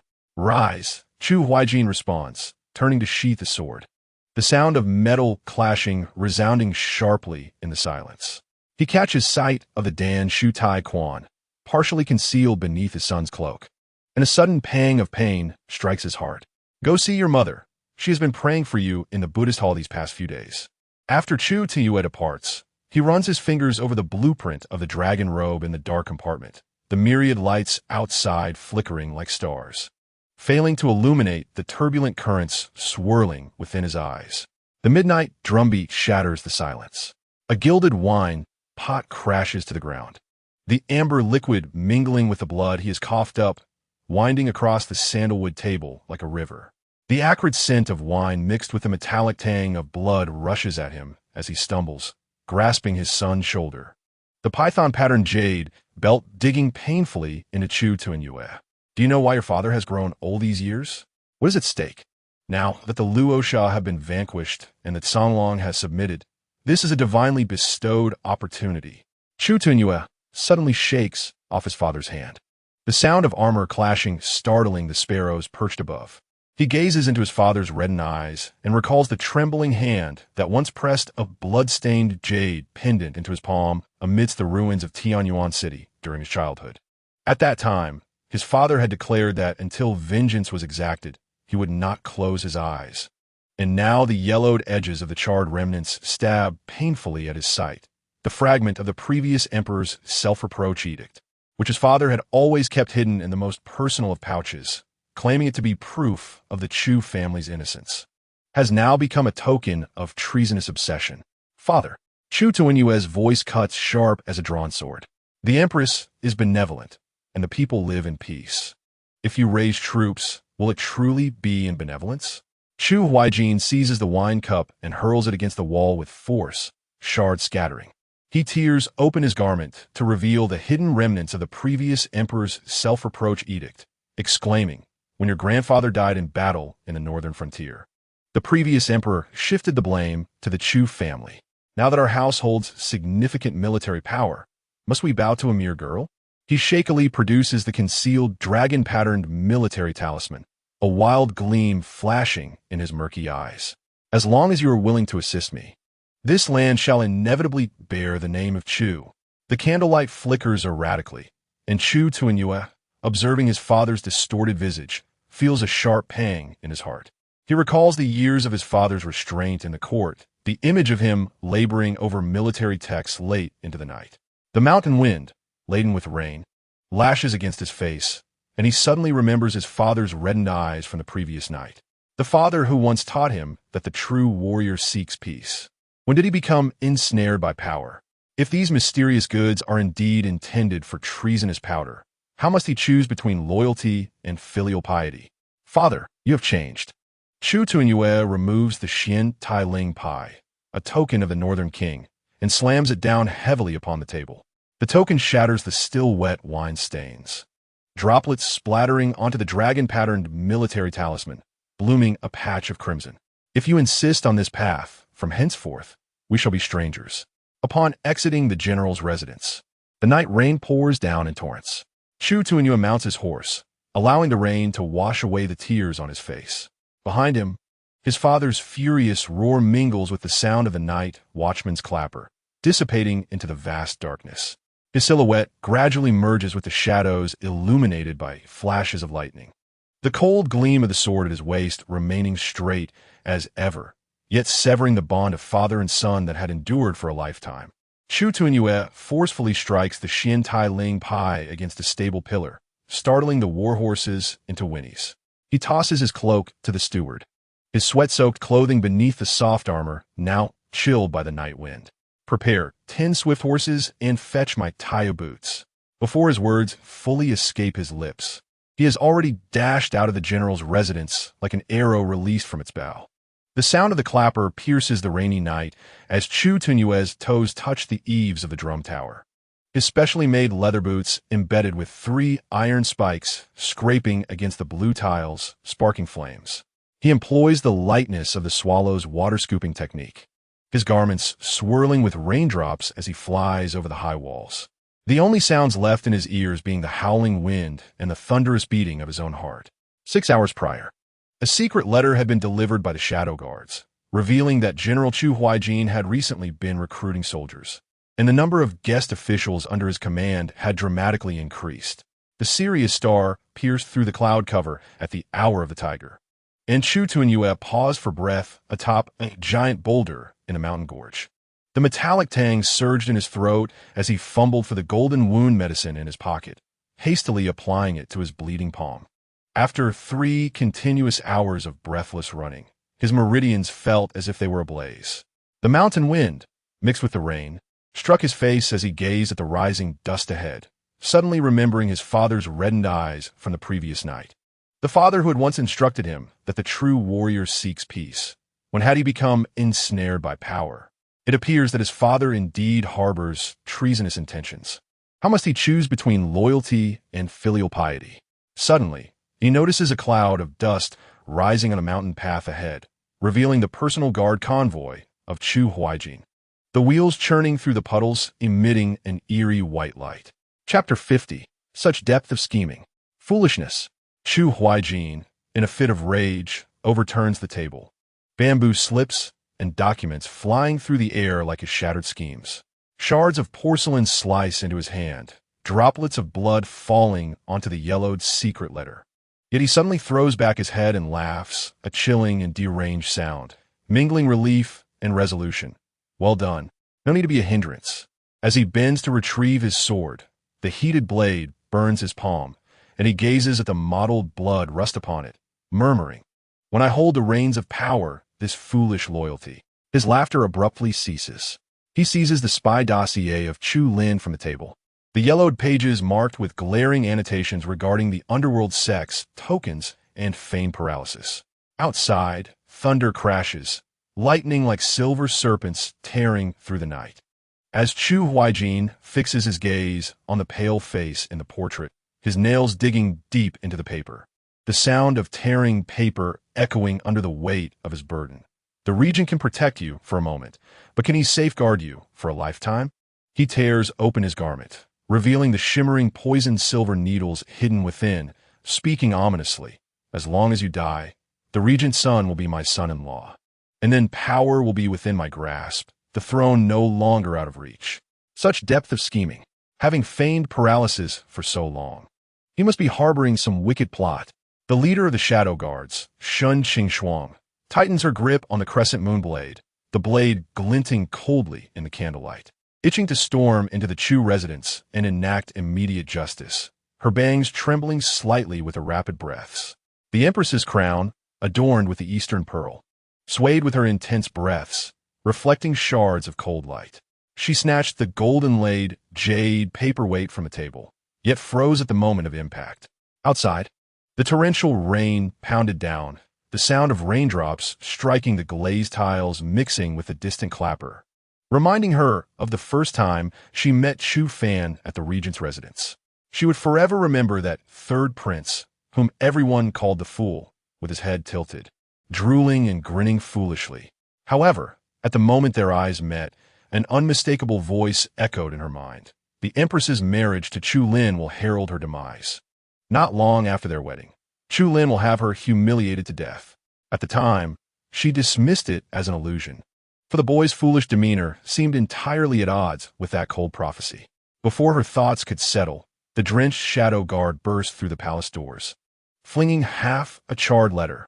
Your Majesty, the remnants of ink-stained paper, tainted by the underworld sect, revealed that the elders of the underworld sect showed particular deference in front of Chu Lin, their words slithering like venomous snakes. The Empress seized the letter fiercely, her nails scraping against the sheepskin paper, producing a sharp sound, as thunder split the dark clouds outside, illuminating her suddenly constricting pupils. Memories rushed back to the regent's wedding banquet half a month prior. She had caught a glimpse of the dark red tattoo faintly visible on Chu Lin's forearm when his wide sleeves fell, now colliding violently with the totem of the blood moon on the secret letter. Have the shadow guards disguised themselves as street vendors? Keep your eyes wide open for me. The Empress suddenly turned, her phoenix robe sweeping the paperweight from the table, her neck veins bulging, resembling an enraged lioness. Chu Lin, take a step closer, and you will be 10 steps away. We must see him alive or dead. Strip him of his skin for me. This minister obeys. Shen Qingxuang responded crisply, turning to leave as her black cloak swept across the threshold, but was called back by the Empress. Wang Fuzhou, stooped and trembling, replied in compliance, following Shen Qingxuang out of the palace. The sound of footsteps gradually faded, and the Empress suddenly kicked over the embroidered stool beside her. With a thunderous crash, the sound of thunder mingled with the shattering of objects, startling the little palace maid on night watch in the corridor, causing her to tremble uncontrollably. She fixated on the charred piece of letter on the table. The ominous words Yu Ming Jiao seemed to morph into countless venomous ants gnawing at her heart. The Empress murmured to herself about the million followers, her nails digging deep in her palm, the metallic taste of blood spreading in her mouth. That ancient monster, rumored to have taken countless lives, yet capable of turning the tide, was now entangled with Chu Lin. The candlelight suddenly flickered violently. She gazed at her own shadow cast on the wall, momentarily feeling as if that shadow was being torn apart by innumerable hands in the dust. The Empress stared at the chaos around her and suddenly laughed, her laughter laced with a fierce undertone. Her phoenix eyes sparkled as she slammed her palm onto the dragon table. So that's how it is. The rain intensified, yet it could not drown out the brilliance igniting in her eyes. The seemingly mad and foolish Chu Fan possessed a unique ability to foresee the future. If he were to stand by her side, disguised as the formidable General Amo Chun, it would raise no suspicion while allowing her to keep this hidden chess piece close. Furthermore, she had a betrothal with Chu Fan, and others would merely perceive her as infatuated with a man, unaware that this foolish child concealed a razor-sharp secret. Wang Cheng'an. The Empress suddenly spat this name through gritted teeth, causing the eastern pearl atop her phoenix crown to tremble violently, the golden hairpin jingling with her movements. How dare he deceive the Emperor, claiming that Chu Lin was beyond cure, was merely a trap laid for her. She rose abruptly, her phoenix robe sweeping across the table, sending documents scattering everywhere. Gulme, summon Imperial Physician Wang Cheng'an to see me immediately. Half an hour later, a young eunuch rushed in, drenched and panting, kneeling on the ground. Your Majesty, Imperial Physician Wang has been bedridden for 3 months and has yet to recover. The Empress halted, the fury boiling within her suddenly crystallizing into ice. She slowly turned her head through the rain curtain outside. Lightning illuminated the cold smile, curling at the corner of her lips, a chill creeping up her spine. There must be an unspeakable secret hidden within this. The Empress waved her hand, her embroidered sleeve sweeping across the table. The young eunuch felt as if he had been granted amnesty, stumbling backward in haste. She focused on the flickering candlelight, her thoughts becoming a tangled mess. Suddenly, a voice laced with amusement drifted from behind. Who is provoking my dear Empress this time? The moment she turned, the Empress felt her entire body tense. Chu Fan stood within 3 steps of her, his dark garments still speckled with raindrops. A languid smile gracing his pale face. Before she could scold him, his long fingers had already lifted her chin, his warm breath brushing past her ear. "Sister, you look like a frenzied cat." The bold Empress slammed her palm onto the table, the jade pendant at her waist clinking crisply.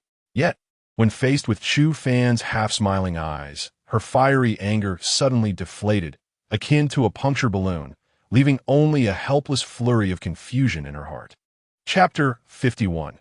"It seems I'm not the only one who wishes you dead." She leaned into his embrace, listening to the steady rhythm of his heartbeat.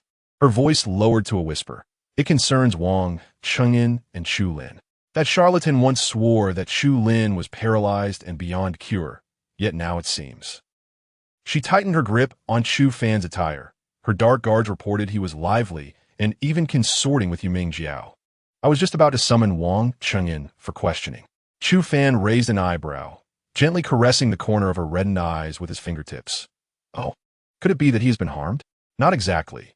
It's just that his illness is peculiar, having been bedridden for 3 months."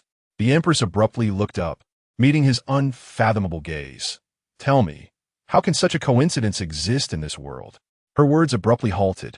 Outside, thunder cracked loudly, illuminating his taut jawline. The Empress observed his grave expression and suddenly realized something. Her nails dug deep into her palm. It turned out that her summoning him to the palace was not merely to exploit his foresight. The depths of this conspiracy were far beyond her imagination. "You even know this?" The Empress seized Chu Fan's wrist, the gilded armor pressing red marks into his skin. The rain outside surged violently. She stared into the cold light flickering in his eyes, suddenly feeling that this seemingly foolish child, who always wore a silly grin, was more inscrutable than the darkness of the inner palace. Chu Fan lazily curled his lips, gripping her icy fingertips in return. "Sister, do not forget. This fool's name has allowed me to deceive the entire capital. Who would suspect that beneath the façade of a fool lies a mind filled with cunning calculations?" He flicked the Eastern pearl nestled in her hair, speaking casually. "On the day of the Chu wedding banquet, when Chu Tunyu was wounded by an assassin, amid the ensuing chaos, an old man in gray suddenly appeared behind him. 3 silver needles struck down, and the blood seemed to halt as if under a spell. Leaning closer, his warm breath brushed against the Empress's ear. I was nibbling on a chicken leg, squatting by the threshold, and I clearly saw the Su character embroidered on the old man's sleeve."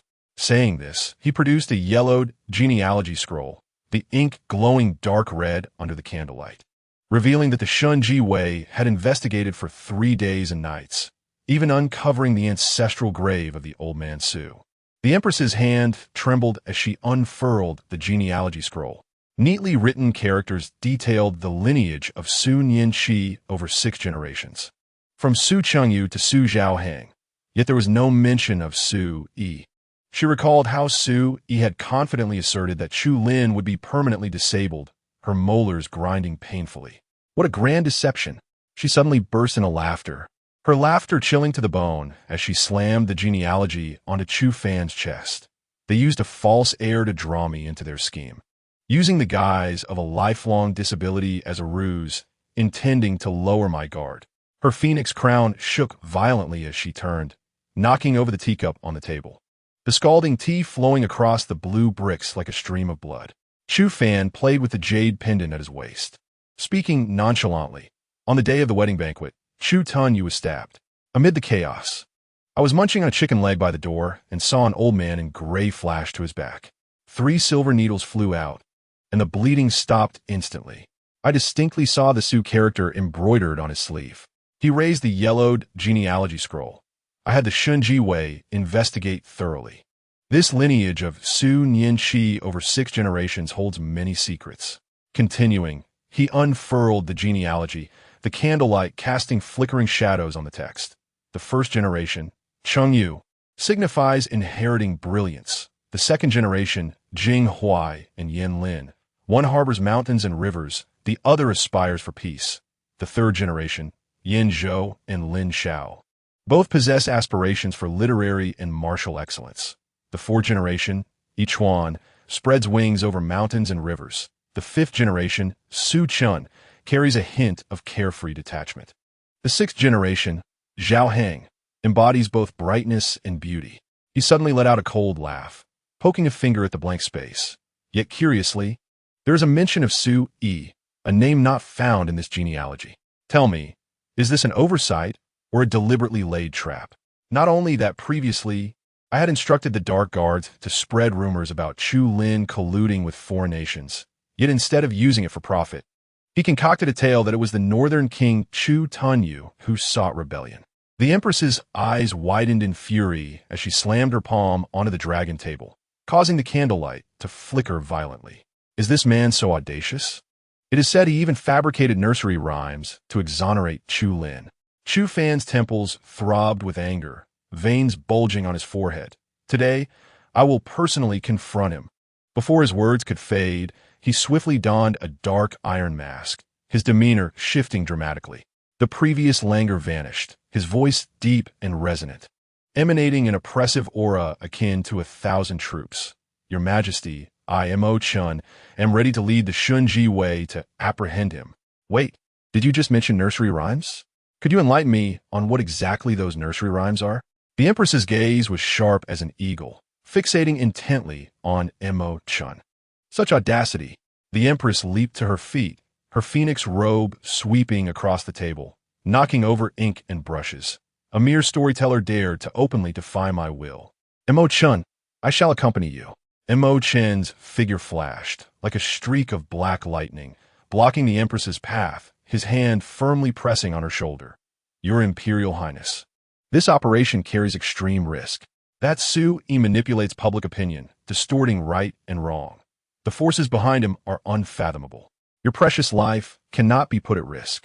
As he spoke, he gently ruffled the top of the Empress's head, his gesture filled with tenderness. Very well, but you must ensure your safety. Just as the Empress finished her admonition, she suddenly sensed the overwhelming aura surrounding Mo Chun. Her heart raced. Had he broken through to the master level? Indeed. Chu Fan removed his mask, his eyes shimmering with a confident brilliance. After the Grand Master of the great nation ascended to the pinnacle of the 9th rank, I delved into ancient martial secret texts, unraveling their profound mysteries, and just the other day, I finally stepped into the realm of the Master. With my presence, I shall surely protect my sister with utmost care. Meanwhile, the young eunuch, bribed by the great General Chu Huaijin, stumbled into the study, drenched and disoriented. General, the Empress has dispatched Shun Qingshuang to investigate Chu Lin. Before his words could fully dissipate, Chu Huaijin had forcefully cast the teacup onto the azure bricks, shards scattering around him.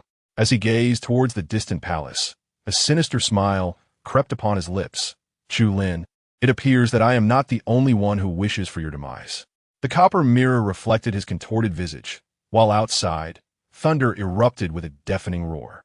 In the shadowy corner, the strategist known as Ji Duo Xing silently manipulated his abacus, the flickering candlelight elongating his silhouette, resembling a noose poised to strike. Meanwhile, within the regent's residence, at the very moment thunder cracked, Chu Lin jolted upright from his intricately carved rosewood bed, causing the embroidered canopy adorned with golden cloud patterns to tremble violently. Achoo! Achoo! 2 deafening sneezes he shattered the silence, causing the brass wind chimes at the bedside to ring wildly, while flecks of saliva splattered across the brocade quilt, blooming into dark stains. He carelessly wiped the bloodied foam from the corner of his lips, leaving behind a trail of dark crimson that stood out starkly against his paper-white face.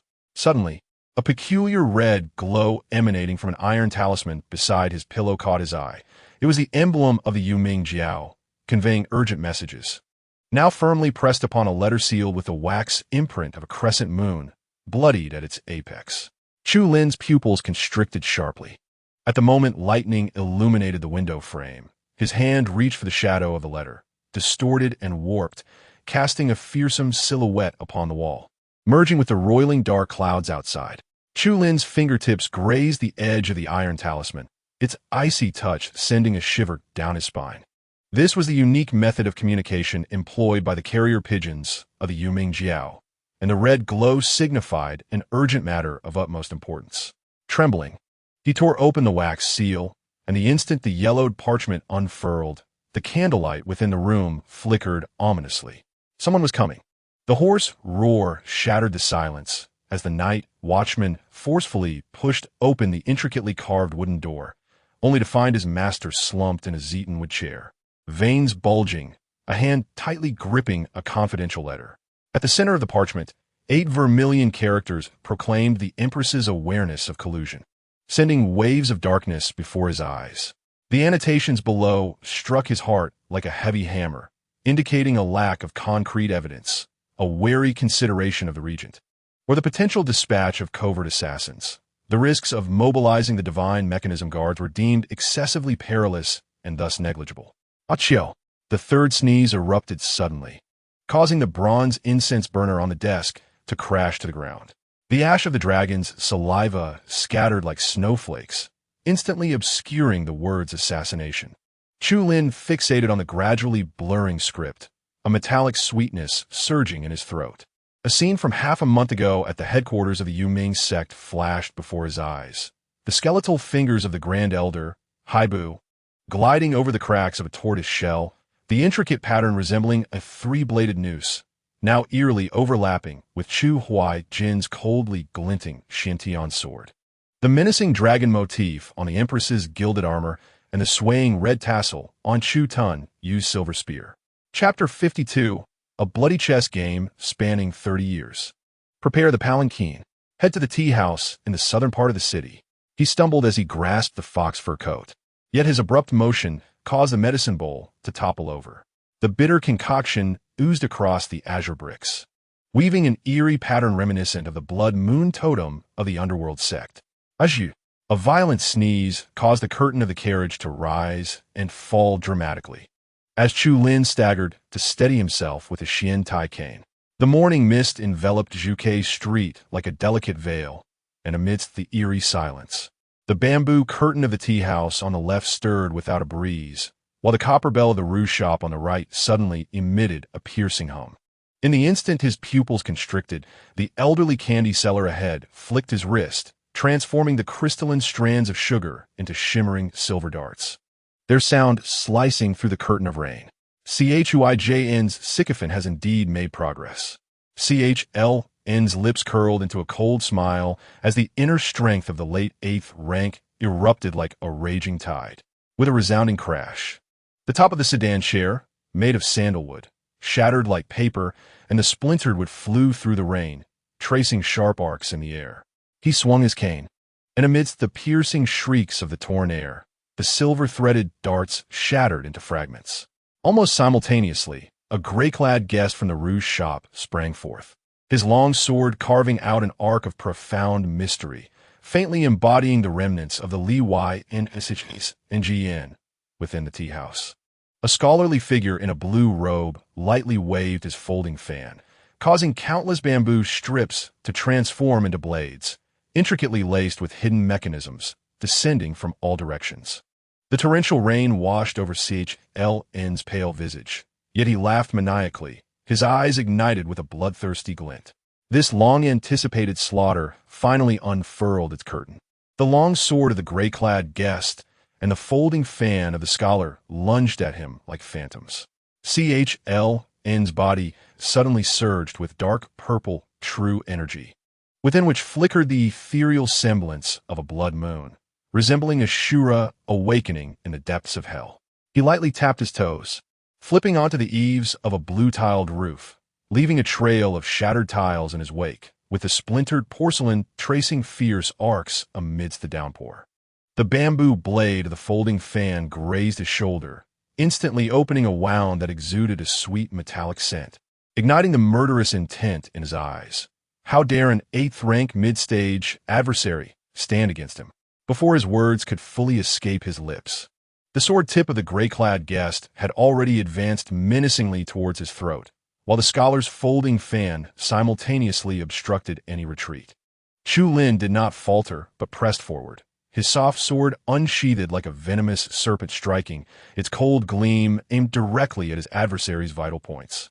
The gray-clad guest, caught off guard, hastily altered his stance, yet Chu Lin deftly redirected the force of the sword, causing it to collide thunderously with the scholar's fan. The clash of metal against bamboo resonated painfully in the air, reverberating through the eardrums. "Break it!" Chu Lin bellowed with fervor, his vital energy erupting like a volcanic explosion, as dark purple waves of energy transformed into a tempest that swept the surroundings. The gray-clad guest and the scholar let out anguished cries as they were hurled backward, crashing violently against the tavern's banners, scattering with chips and tattered cloth into the air. Wiping the blood from the corner of his mouth, Chu Lin raised his dark iron staff, catching the droplets of morning mist, his icy gaze sweeping over the desolate street. "Who else remains?"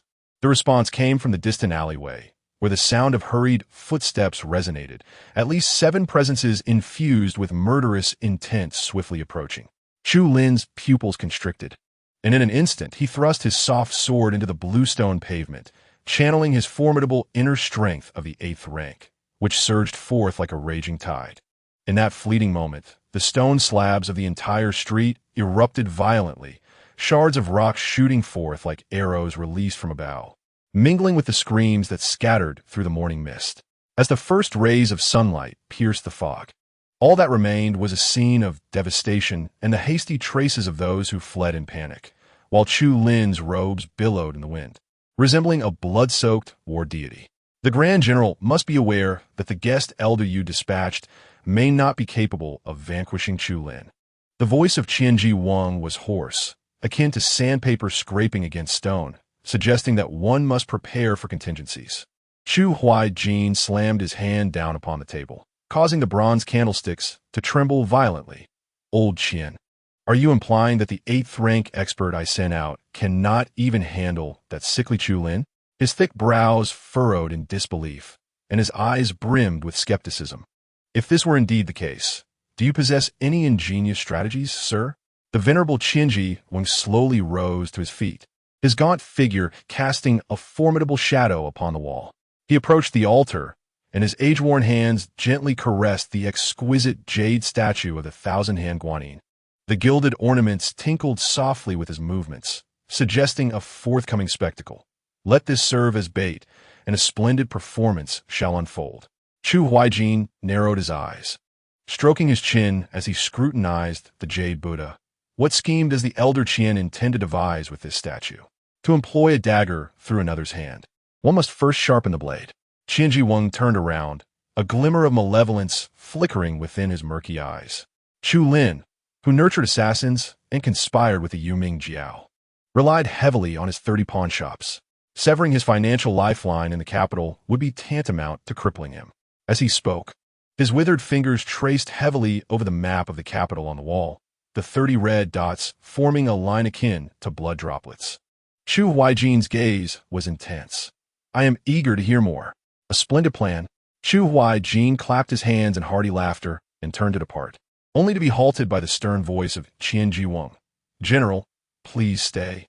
Is there something else?" Qianji Wang stepped closer, lowering his voice.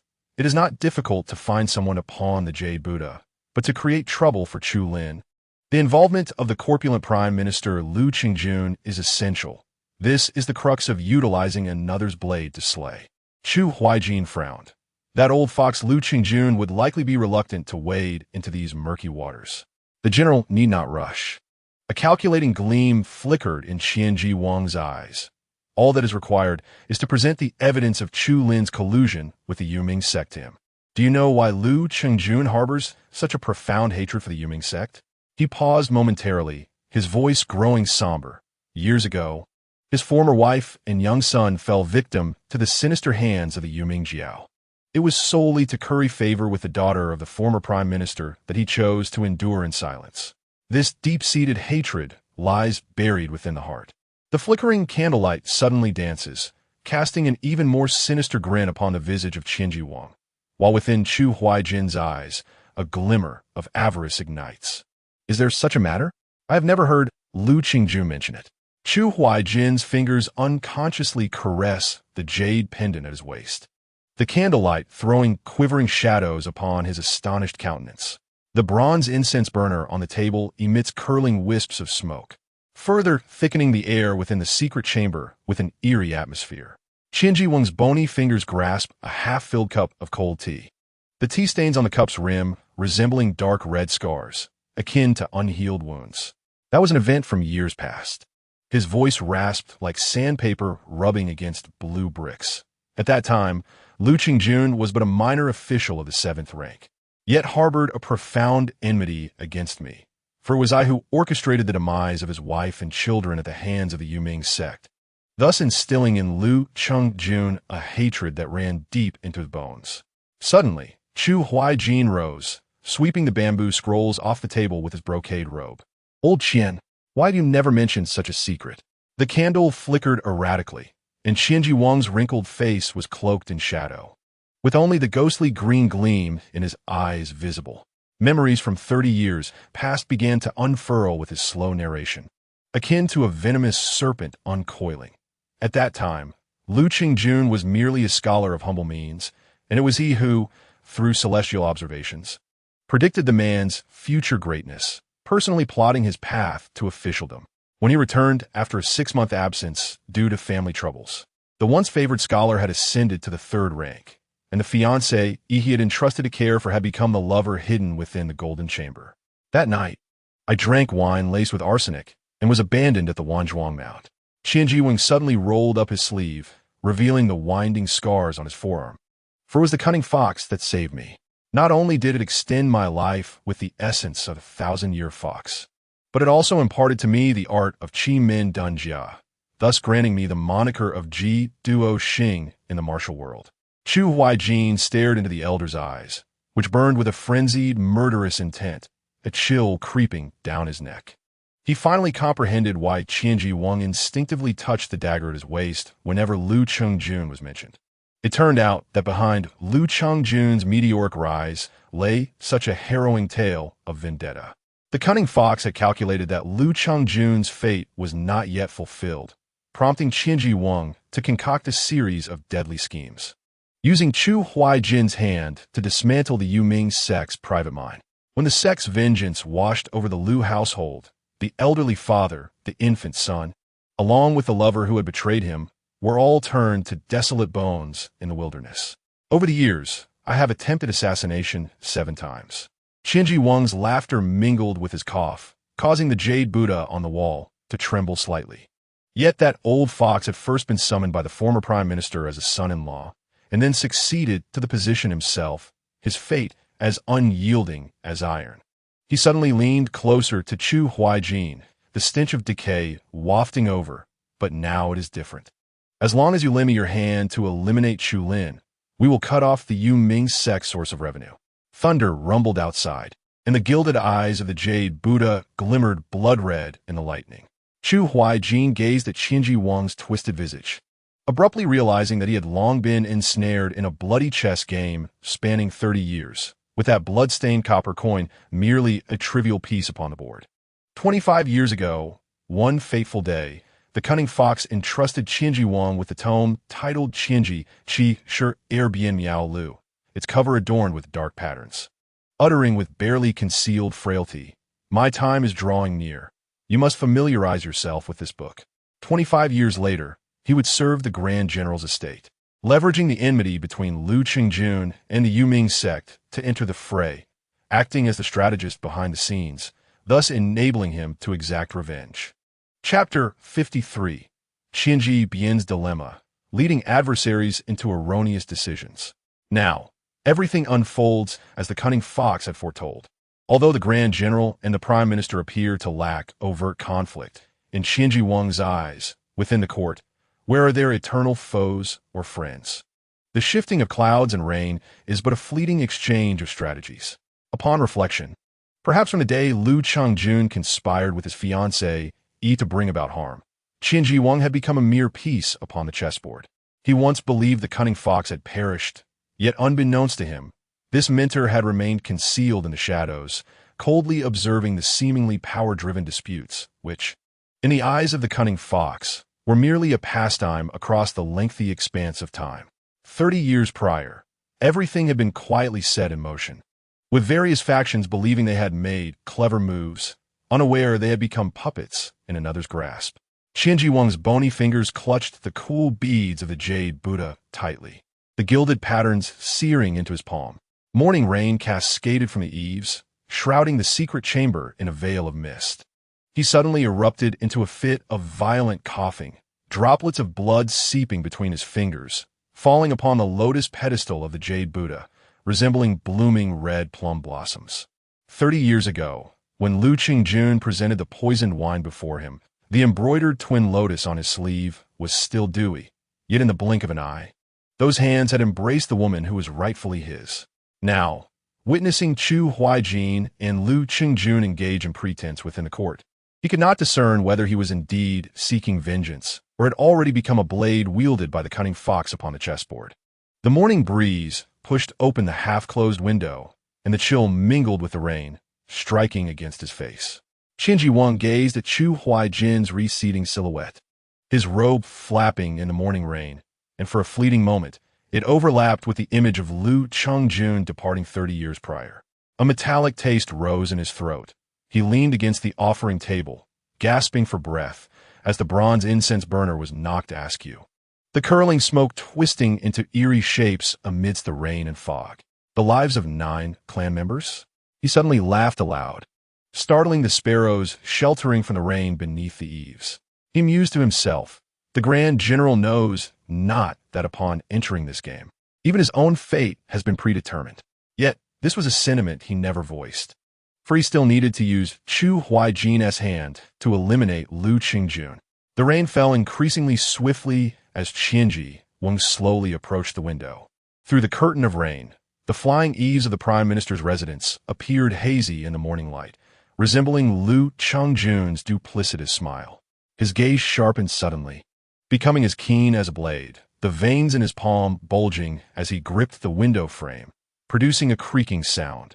The tears of his lover in her final moments, his own struggle for survival at Wanzhuang Mound, and the memories of the Qianji Qi Shi heir Bian Miao Lu imparted by the cunning fox, transformed into a roaring inferno of vengeance within his eyes. Lu Qingjun, this time, it is either your death or mine, he murmured to himself, already plotting new strategies in his mind. Those plans, which he had long since mastered, would operate like intricate gears, crushing his enemies within this power struggle into dust. Upon entering the Chu family's pawnshop behind the sandalwood counter, Yang Chengyi leaned against the grand chair, scrutinizing an ancient jade piece with a magnifying glass. Hearing footsteps, he did not even raise his eyelids, casually remarking, "What does the customer wish to pawn?" Wang Xian, who gently pushed the jade Buddha forward, deliberately allowing his sleeve to slip and reveal a glimpse of the gold-threaded entwined branch pattern. "Shopkeeper, could you appraise this jade Buddha? How much can it be pawned for?" Yang Chengye's attention was instantly captivated. As soon as his plump fingers touched the jade Buddha, he swallowed hard. He fondled the gilded beads of the jade Buddha, a calculating smile curving his lips. "Esteemed customer, this is a fine item. This piece can easily fetch 10,000 taels of silver, but the monthly interest is 6%. 6% for a month?" Wang Xian, who feigned hesitation. "I only need it for 10 days. Could you possibly reduce the interest?" Yang Chengye's expression shifted dramatically, and he slammed the magnifying glass onto the counter. "Customer, you do not understand the rules. If not for a month, the interest must be increased by 2%. 8%, not a single coin less. Please wait." Yang Chengye's tone suddenly softened, a fawning smile plastered on his face. "Our shop has always been fair to both young and old, but this jade Buddha is of great value. The risk is simply—" "Enough, enough," Wang Xian, who scoffed. 6% it is. Bring me the silver note and pawn ticket." He was about to sign when he abruptly halted. "Wait a moment. I remember you just stated it is 6% for the full month?" Yang Chengye's smile froze instantly, beads of sweat forming on his forehead. This customer just said he needed it for 10 days. "But I have changed my mind now," Wang Xian, who replied leisurely. "Let us calculate it as a month to avoid complications." That one do. Yang Chengyi was flustered, fidgeting his hands, realizing he had let slip the truth. A month would still be 8%. But seeing that the customer is a straightforward person, 10 days at 6% is absolutely non-negotiable. as Wang Xian, who accepted the silver note and pawn ticket. His fingertips brushed against the calluses on Yang Chengye's palm. Stepping out of the shop, the cold wind whipped around his clothing, and in the distance, the flying eaves of the Prime Minister's residence loomed beneath the ominous clouds. He traced the gilded characters of the Chu pawn shop on the ticket, suddenly realizing that this seemingly ordinary haggling was, in fact, a meticulously woven trap set by the Qinji. How could Yang Chengye, in his petty glee over trivial profits, fathom that the commonplace transaction before his eyes was dragging the entire Chu pawn shop into an abyss of perdition?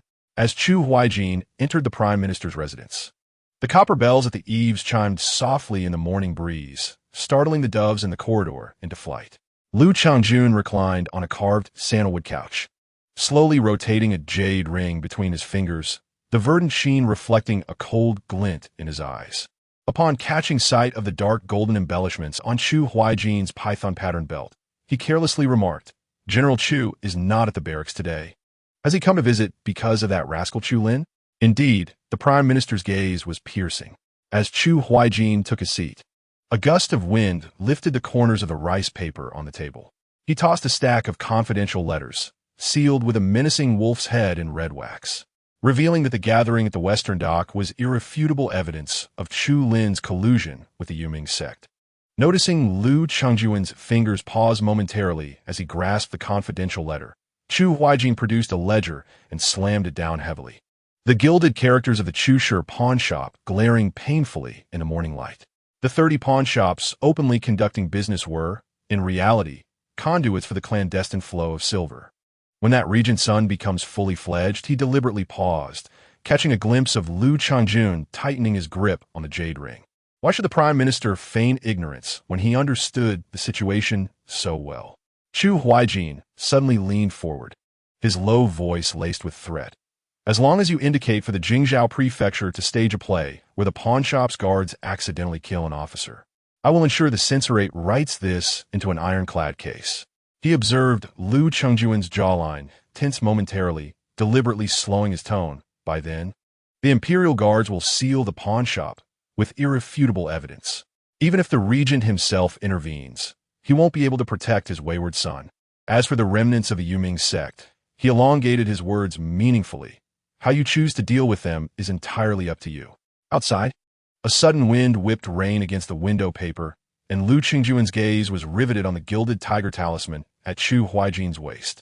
30 years ago, his youngest son had his throat slit by an assassin from the Yuming sect, and that dark red stain still lingered in the crevices of the blue bricks in his study.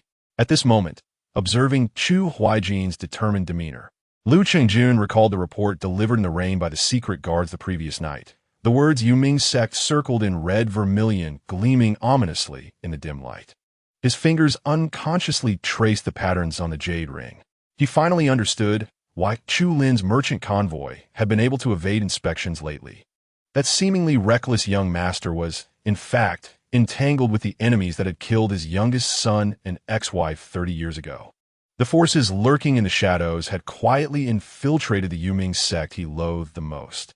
And Chu Huaijin's appearance now was likely a prelude to a scheme targeting both Chu Lin and him. Indeed, General Chu was a master of calculation. A cold smile crept across Lu Chengjuan's lips as the jade ring spun rapidly in his palm. Though he made his demands clear first, the proceed from sealing the pawn shop must yield at least 30% for me. Transaction. As Chu Huaijin rose, the hem of his brocade robe swept over the edge of the table, revealing a draft of an impeachment letter. The 5 crimson characters spelling out collusion with the Yuming sect glistening ominously in the rainlight. Upon stepping out of the Prime Minister's residence, he noticed that the morning rain had ceased without his knowledge, the sun piercing through the clouds, casting a fiery glow on the gilded sign of the Chu pawn shop in the distance. Yet within this power chess game, some believed themselves to be the players, oblivious to the deeper currents roiling beneath the board. Chapter 54. Killing is no different from crushing ants. It lies in a single thought. A sudden cold laugh echoed from a corner, startling the teacups in the hall to tremble. Mo Chun, clad in dark iron chainmail, sat at the end of the hall like a lurking beast, the iron token at his waist shimmering with a cold, eerie light in the flickering candle flames. With arms crossed over his chest, his sinister gaze fixated on Su Yi on the storytelling platform, watching as Su Yi extolled Chu Lin as a pillar of the nation. With a rough palm, he struck the table, creating a thunderous sound that splashed tea from the cups like a tumultuous wave. What a master of inverting right and wrong. How dare you spread such falsehoods and deceive the people? Su Yi leaned casually against a carved pillar, his posture relaxed and languid, his folding fan idly tapping at Mo Chen's armor, his eyes glinting with a hint of mockery. His voice was clear as shattered jade, yet carried a chill. General Mo intends to lead the divine machine camp to accuse me of sowing discord among the populace? His tone seemed to carry an invisible pressure, sending shivers down the spines of the assembled tea drinkers. Chu Fan stepped forward, drawing his embroidered spring knife 3 inches from its sheath, the cold gleam reflecting his frost-like expression, inverting right and wrong, muddling the truth. Today, I shall take this traitor into custody. At his command, dozens of divine machine guards surged forward like a tidal wave, the gilded patterns on their armor gleaming ominously in the candlelight, and the atmosphere grew tense to its peak. The divine machine camp is on official business. All unrelated persons must disperse immediately. Chu Fan's order thundered like a clap of thunder, shaking the dust from the rafters. The crowd plunged into chaos, scrambling towards the exit like ants fleeing boiling water. Chu Lin blended into the throng, his dark sleeves tightly concealing his clenched fists. Yet his steps were quicker than those around him. As he slipped into the shadows of the opposite tea house, he caught sight of Su Yi brushing off the dust from his clothing, his demeanor calm and elegant, as if to dismiss inconsequential specks.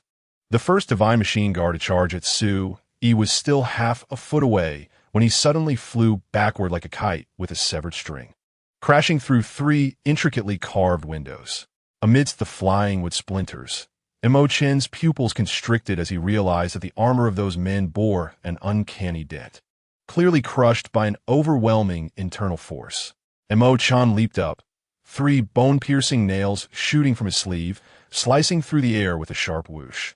Su Yi sidestepped gracefully, evading the attack like a butterfly flitting among flowers, and the fan he casually flicked sent the hidden weapons ricocheting, embedding perfectly into the pillars with precision. When the last divine machine guard crumpled under his palm force, Su Yi had already appeared like a specter atop the tea house's eaves, his dark robe billowing in the wind, resembling a crow descending in the night, mysterious and daunting. Chu Lin gripped the window frame, cold sweat forming on his palms as he witnessed Su Yi's fingers lightly tap, causing Mo Chen's second strike to inexplicably veer half a foot off course, the back of the blade striking his shoulder with a jolt. The formidable master was, in that moment, toyed with as though he were a mere child. Chu Lin belatedly realized that his back was soaked with cold sweat. Chu Fan stepped forward, drawing his embroidered spring knife 3 inches, inverting right and wrong, muddling the truth. Today, I shall take this traitor into custody. As the divine machine camp conducted their business, the command for unrelated persons to disperse echoed again, and dozens of divine machine guards surged forward once more. The tea drinkers, startled, rose in panic, and overturned cups pooled on the ground, creating a winding stream. Leaving the scene in disarray, blending into the throng, Chu Lin hurriedly retreated, just as he slipped into the shadows of the opposite tea house. He saw Su Yi brushing off the dust from his clothing again. The first divine machine guard to pounce on him suddenly appeared struck by lightning, the chest of his armor caving in like a spiderweb, and he flew backward, smashing through 3 intricately carved windows. As the splintered wood hung in the air, Mo Chen's iron blade, cutting through the air with a fierce gust, swung toward him. Su Yi's sidestep was lighter than a rain swallow, his fingertip gently flicking the blade as if dancing on water. Mo Chen felt as if struck by a heavy blow, crashing into the 8 immortals table, sending tea bowls and pots flying in all directions, shattering the table in an instant. Roaring in fury, he hurled the bone-piercing nails from his sleeve. But Su Yi waved the fan lightly, redirecting the hidden weapons to precisely embed in the shield of the divine machine guard behind him, as if everything were under his control. Suddenly, The clouds obscured the sunlight, and as the shadow swept across Su Yi's face, he appeared like a specter behind Emo-chan. Emo-chan felt a prickling sensation at the back of his neck before he could draw his weapon. He was hurled 3 yards away, crashing heavily to the ground. Amidst the wails of the fallen, Su Yi lightly tapped the railing, his dark robes rustling in the wind, resembling a deity commanding life and death, instilling dread in all who beheld him. This heart-stopping confrontation concluded in less than a quarter of an hour. By the time half of the tea drinkers had reached the exit, Su Yi's figure had vanished into the golden sunlight, leaving behind a scene of chaos and the stupefied divine machine guards. Emo-chan struggled to prop himself up, gazing at the desolate eaves above. Cold sweat mingled with blood trickled into his eyes. In front of Su Yi, they had not even had the time to draw the most prized firearms of the divine machine camp. This sense of helplessness and insignificance filled him with deep resentment. Even a master at the peak of their powers was utterly powerless before him. Emo-chan knelt on one knee, staring in the direction Su Yi had vanished, his throat constricting for a long moment before he managed to utter a single sentence. He finally comprehended why this audacious individual displayed such formidable prowess with every gesture. It was not merely beneath the emperor's feet, but could even infiltrate the imperial palace and emerge unscathed. Yet, why would such an extraordinary master choose to bolster Chu Lin? And why had he spared his life? This question pierced his heart like a venomous thorn, leaving him in torment and bewilderment. 3 days prior, at the Jiangnan branch, an anonymous letter had been slipped into his sleeve. On the yellowed parchment, 8 vermilion characters were inscribed. Chengnan Zue Xian, Su Yi Shuo Shu. This name, identical to that of the former master, instantly sent Xiao Jin's teacup tumbling from his grasp. What quickened his heartbeat further was the subsequent intelligence he had gathered. This man dared to openly criticize the court under the emperor's gaze, bearing a death exemption token bestowed by the late emperor, yet never revealing it. Faced with the siege of officials and soldiers, he always managed to toy with his opponents using a lower level of power, leaving behind the shocking phrase, to kill or crush an ant. It is all but a thought. All of this filled him with curiosity and anticipation for Su. Dear guest, please do not enter. Suddenly, an old man selling sugar paintings clutched the hem of his garment. The solidified sugar strands in the copper spoon glimmered coldly in the misty rain. And the storyteller Su Yi was cursing the court again. The fierce General Emo-chan had just led the divine machine camp to apprehend someone. A tremendous crash erupted from inside the building as tables and chairs were overturned. The crowd screamed and rushed for the exit, spilled tea swirling on the bluestone floor like a dark red stream. Xiao Jin stumbled back a step, his back colliding with a mottled brick wall, his nails digging deeply into his palms. He surveyed the chaotic throng, yet hope ignited within him. If the rumors held true, Su Yi could easily repel Emo-chan's divine machine camp. Then this individual's strength and methods were nearly identical to the missing former master. Perhaps he could be the key to reviving the Qishao Pavilion. Stop! A bloody black iron knife suddenly pressed against his throat. Emo-chan's bronze mask gleamed coldly in the rain. You remnants of Qishao Pavilion have evaded capture for 3 months. Thinking that changing your attire would allow you to escape? The dark muzzles of the divine machine guards closed in from all directions. Rainwater dripped from Xiao Jin's chin, mingling with the blood seeping from the corner of his mouth, as the specter of death enveloped him. Xiao Jin's azure robe fluttered like a butterfly in the downpour. He lightly tapped his toes against the eaves, the pinnacle of the 9th rank's vigor coalescing into a faint golden shield around him. Behind him, Emo-chan's furious roar mingled with the sound of rain, yet he secretly scoffed. As a fellow 9th rank, what gave him the audacity to believe he could catch up? However, the sound of the air splitting suddenly erupted. Emo-chan had seized a firearm from the divine machine guards without anyone noticing. His eyes, red as a beast, glinted beneath the bronze mask. As bullets shrieked through the rain curtain, Xiao Jin's pupils constricted, a sharp pain suddenly piercing his back. Specially crafted bullets easily penetrated his proud shield, blood bursting forth in the rain like an otherworldly crimson plum blossom. Just as Xiao Jin was about to crash to the ground, a dark figure swept past like a specter. Su Yi reached out to catch his falling body. his flowing sleeves somehow untouched by a single drop of mud. Xiao Jin gazed at the faint patterns shimmering in Su Yi's sleeve, momentarily overlapping with the intricate diagrams he recalled from the former master's study. Mo Chen's killing intent surged, the gun aimed squarely at Su Yi's face. This time, no one can save you. Chapter 55. Impossible, absolutely impossible. The thunderous gunfire rattled the eardrums. Yet strangely, the bullets slowed to a halt just 3 inches from Su Yi, as if they had plunged into viscous amber, ultimately falling helplessly to the ground. Mo Chen's expression changed dramatically, and without hesitation, he hurled 2 thunderous explosives. Amidst the booming sound, the shockwave and flames came to an abrupt halt as they neared Su Yi, as if colliding with an invisible barrier. The orange-red flames freezing into a bizarre vortex in midair. Sunlight mingled with the falling drizzle as Su Yi elegantly lowered his head to wipe the blood from Xiao Jin's lips, as though the surrounding menace and explosions were mere child's play. Mo Chen's gaze remained fixed on the invisible line that consistently maintained a 3-inch distance from Su Yi, cold sweat soaking his iron armor. He suddenly recalled his previous life spent developing explosives, where a device reputed to possess triple the power had inexplicably been diminished to the effect of a standard grenade upon crossing into this world. Now, witnessing the extraordinary phenomena surrounding Su Yi, he finally understood that this world harbored a mysterious power that transcended comprehension, akin to an invisible hand controlling the boundaries of destruction and slaughter. Impossible, absolutely impossible. Mo Chen's throat constricted, fingers unconsciously stroking the empty magazine. As Su Yi raised his gaze to meet his, within those pitch-black pupils lay the vastness and indifference of the entire cosmos.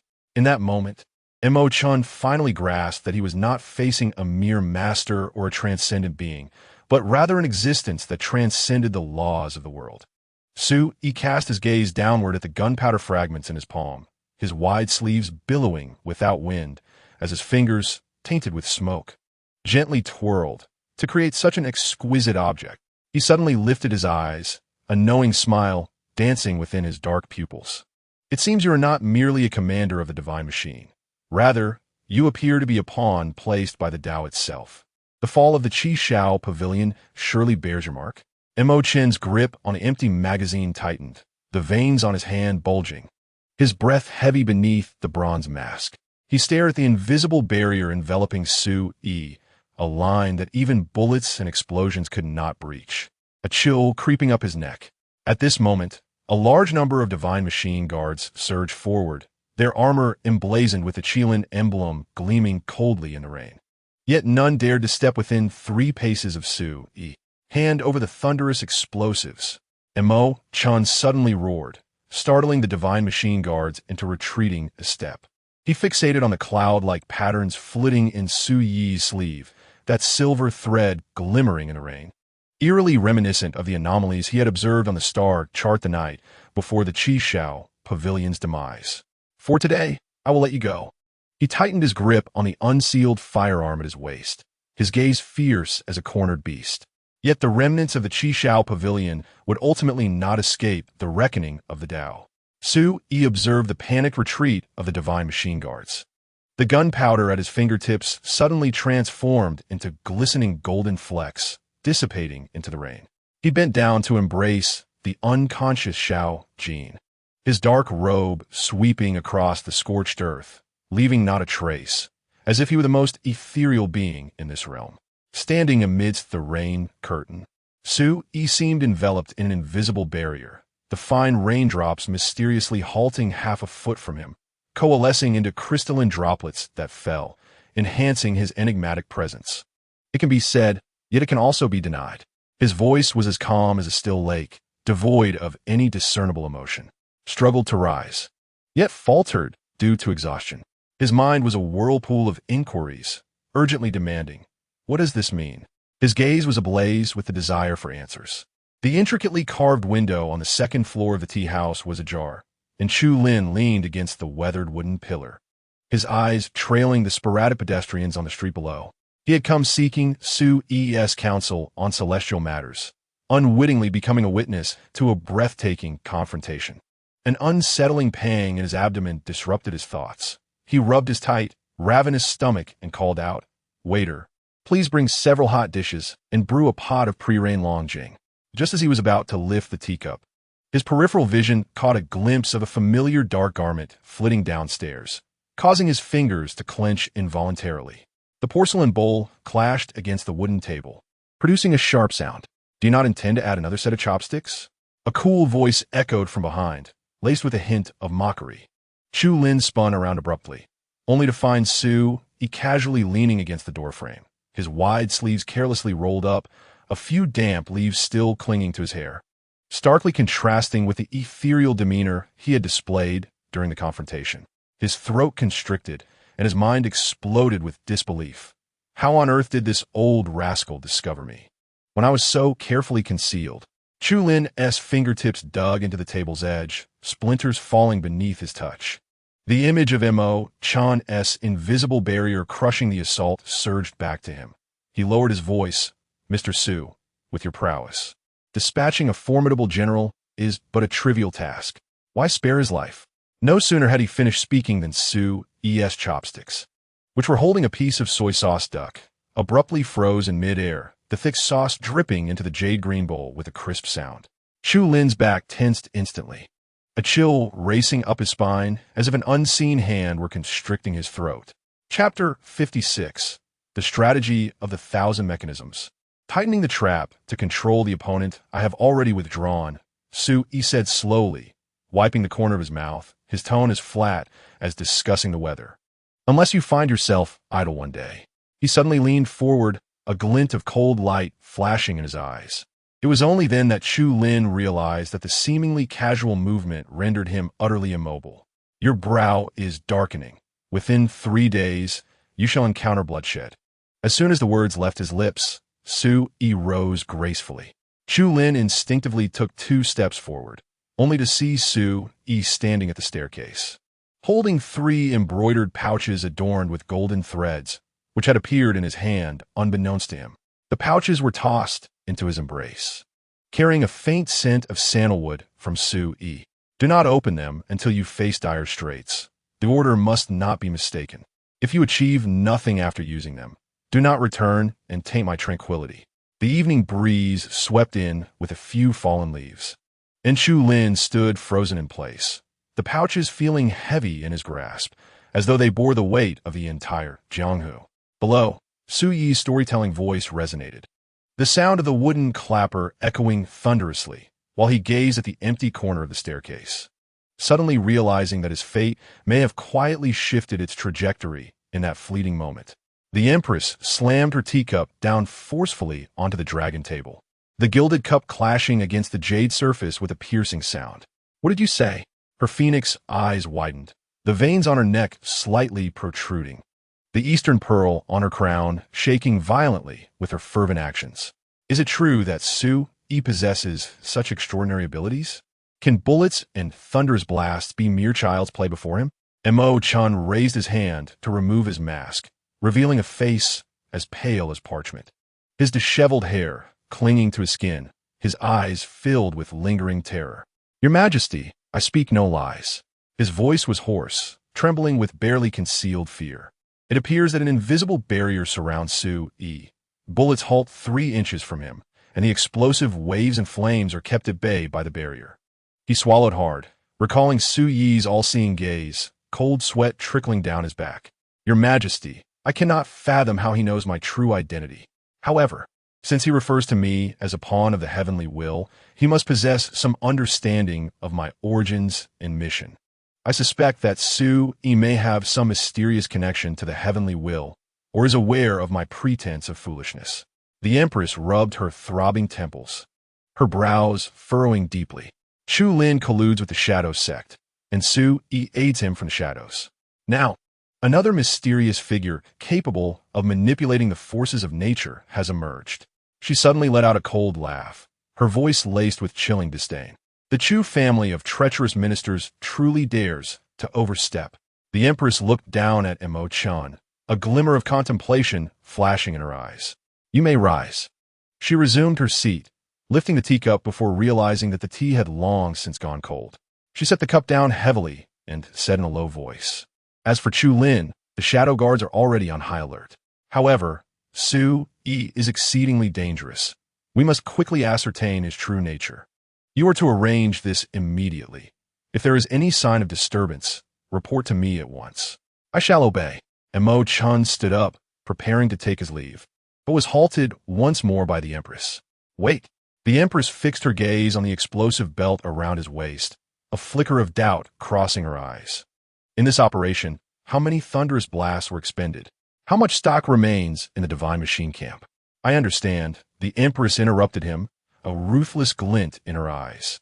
"Send word to the Ministry of Works to work overnight to produce 300 thunderous blasts within 3 days. Additionally, instruct the Bureau of Celestial Observation to closely monitor the heavenly signs. Report any anomalies immediately." And Mo Chun clasped his hands in acknowledgement and turned to leave. Outside the hall, the torrential rain continued to pour, the water striking his armor with a cacophonous clatter. He gazed at the pitch-black night sky, pondering Su Yi, Chu Lin, the Shadow Sect, and the enigmatic heavenly will. This chess game was far more intricate than he had imagined. As the Empress's blade, how was he to navigate this undercurrent of turmoil and break the deadlock? The torrential rain lashed against the azure tiles of the capital. The midnight chime of the clapper drowned by the thunderous roar. In the shadow of the rear wall of the general's residence, the 1,000 mechanisms elder clung to the damp bricks like a gecko, clad in dark night attire and drenched by the rain. He watched the drowsy night watchman atop the wall, his bony fingers repeatedly stroking the spider silk cord at his waist. Crafted from a blend of western ice, silkworm silk, and dark iron dust, capable of severing a tree trunk as thick as a bowl in an instant. "It is time to gather the net," he murmured hoarsely, his throat constricting. 3 nights ago, I observed the stars. The broken army star was dim and obscured, signaling imminent storms, providing me with the perfect opportunity. With a flick of his finger, the soft cord coiled around the wall's edge. He used the force to vault over the wall, the deerskin soles of his boots making no sound on the slippery glazed tiles. The eaves of the Chu pawn shop appeared indistinct amidst the curtain of rain, and the 1,000 mechanisms elder narrowed his pupils. Last month, on rainy nights, he had disguised himself as a steward, infiltrating and memorizing the layout of the storeroom. Now, observing the guards beneath the porch, who were leaning haphazardly, a sardonic smile crept onto his lips. These individuals had consumed the drowsiness powder he had mixed into their herbal tea and now slept soundly, oblivious to their surroundings. The window slid open silently beneath his fingertips, the scent of aged sandalwood mingling with the rain invading his senses.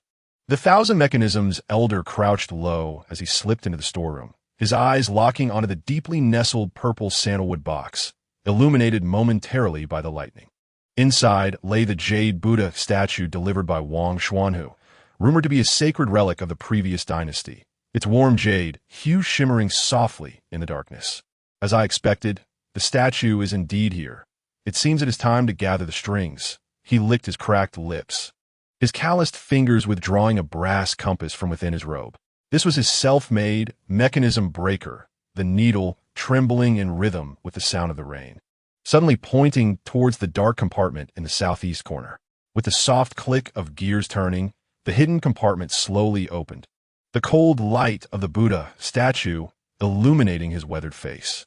He swiftly retrieved the genuine statue, placing the pre-prepared fake statue in its stead, his movements fluid and seamless. Next, he carefully restored the mechanism compartment, each faint sound echoing like a heartbeat. The rain intensified, and the 1,000 mechanisms elder tucked the statue close, suddenly pausing. The distant sound of hurried hoofbeats mixed with the clatter of iron armor reached his ears.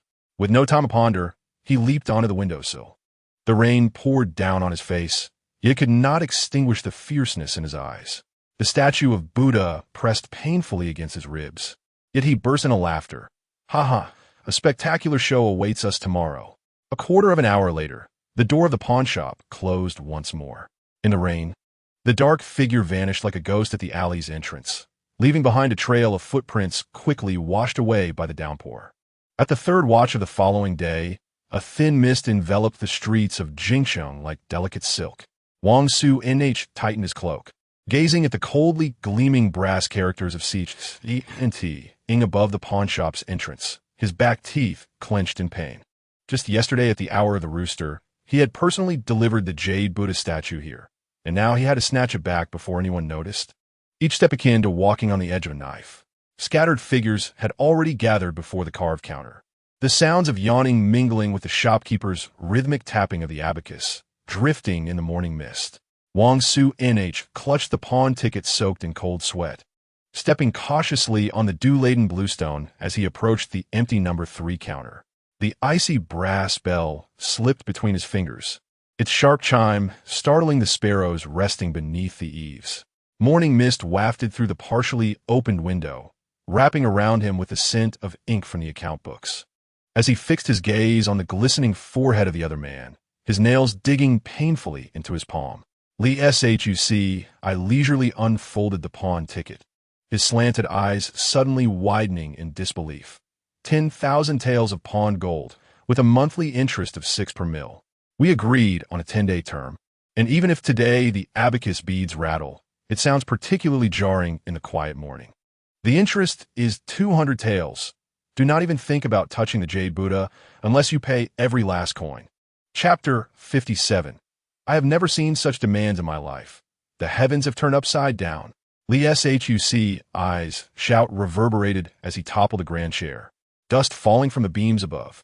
His face flushed crimson as he roared towards the back room, veins bulging in his neck like gnarled roots of an ancient tree. Yang Zhanggue, someone is causing a ruckus. Wang Su Nh watched the panicked assistant flee, a buzzing in his ears. Cold sweat trickled down his spine into his waistband. He understood this was the calm before the storm. The morning light filtering through the intricately carved window frames now pierced his eyes like a blade. As the warm silver notes were snatched away, Wang Su Nh fixated on the moment the brocade box opened. The faux jade Buddha's lustrous sheen hurt his eyes, the artificially aged cracks mocking him silently. In an instant, the sinister grin of Chi Njw Ing as he scaled the wall last night flashed through his mind. So they had colluded all along. How dare you, deceitful merchant? Swap the genuine for the fake. Wang Su Nh's roar sent the onlookers recoiling in shock.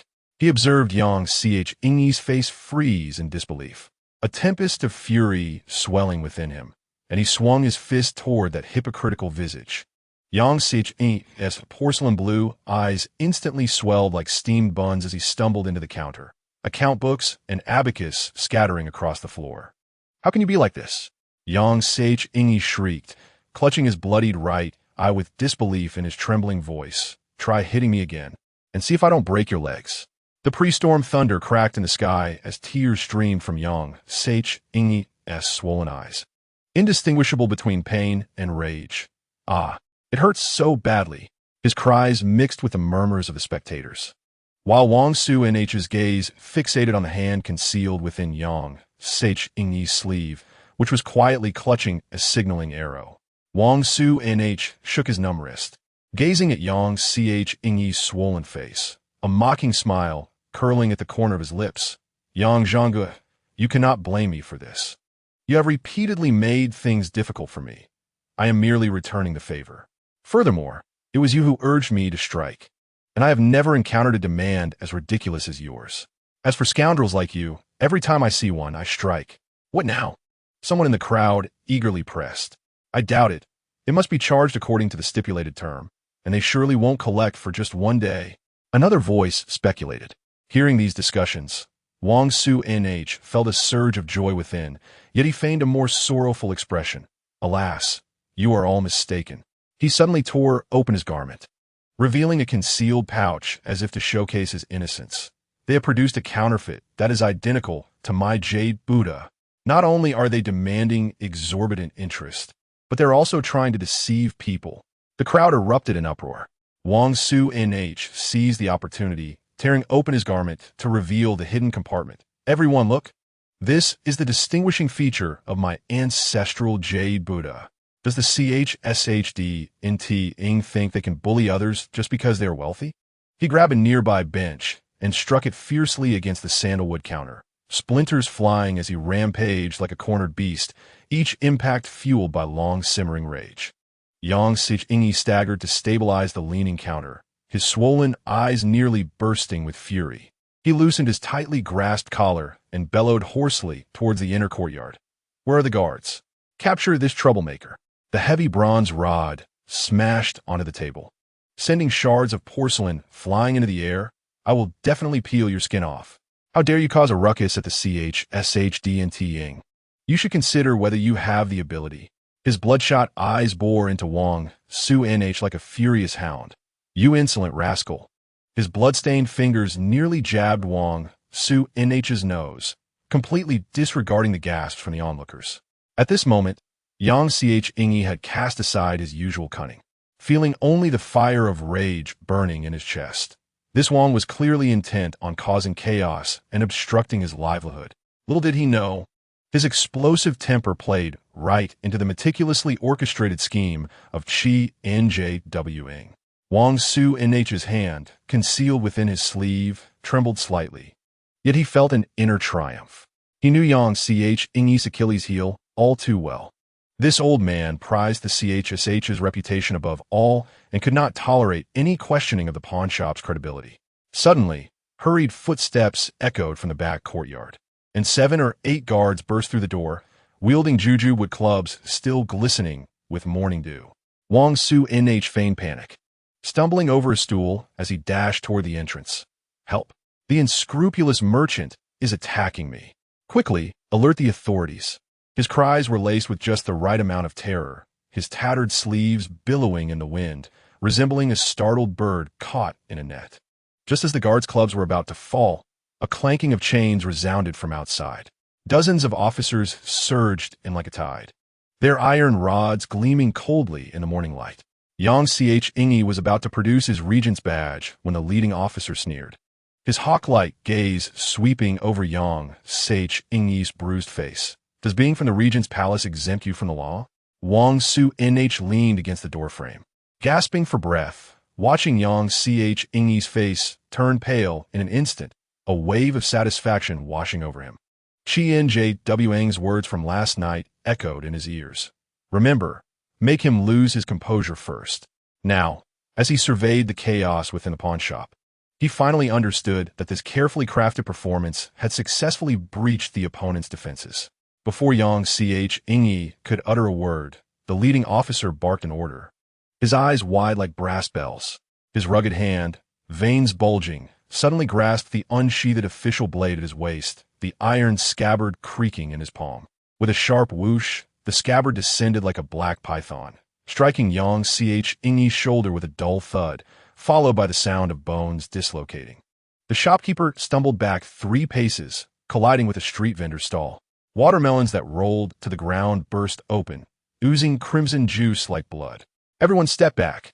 The officer swept his blade across with one hand, the gilded scabbard cutting through the morning mist, reflecting a chilling light before the spectators, who gasped and recoiled several steps, their silk garments brushing against the wall as plaster. Amidst the confusion, someone's hairpin clattered onto the bluestone floor, producing a clear, crisp sound.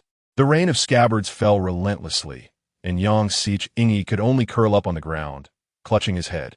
His coarse garments soon blossomed with splotches of blood, and despairing, he looked up only to meet the bloodshot eyes of Chen Taizhan, the leader of the guards. "Damn it!" Chen Taizhan slammed his wolf-toothed club into the ground, sending sparks flying from the cracks in the blue bricks. "Isn't he just an ordinary official? Smash him! Get him!" This man, who had guarded the CHSHD for 10 years, now had veins protruding from his neck like coiled serpents.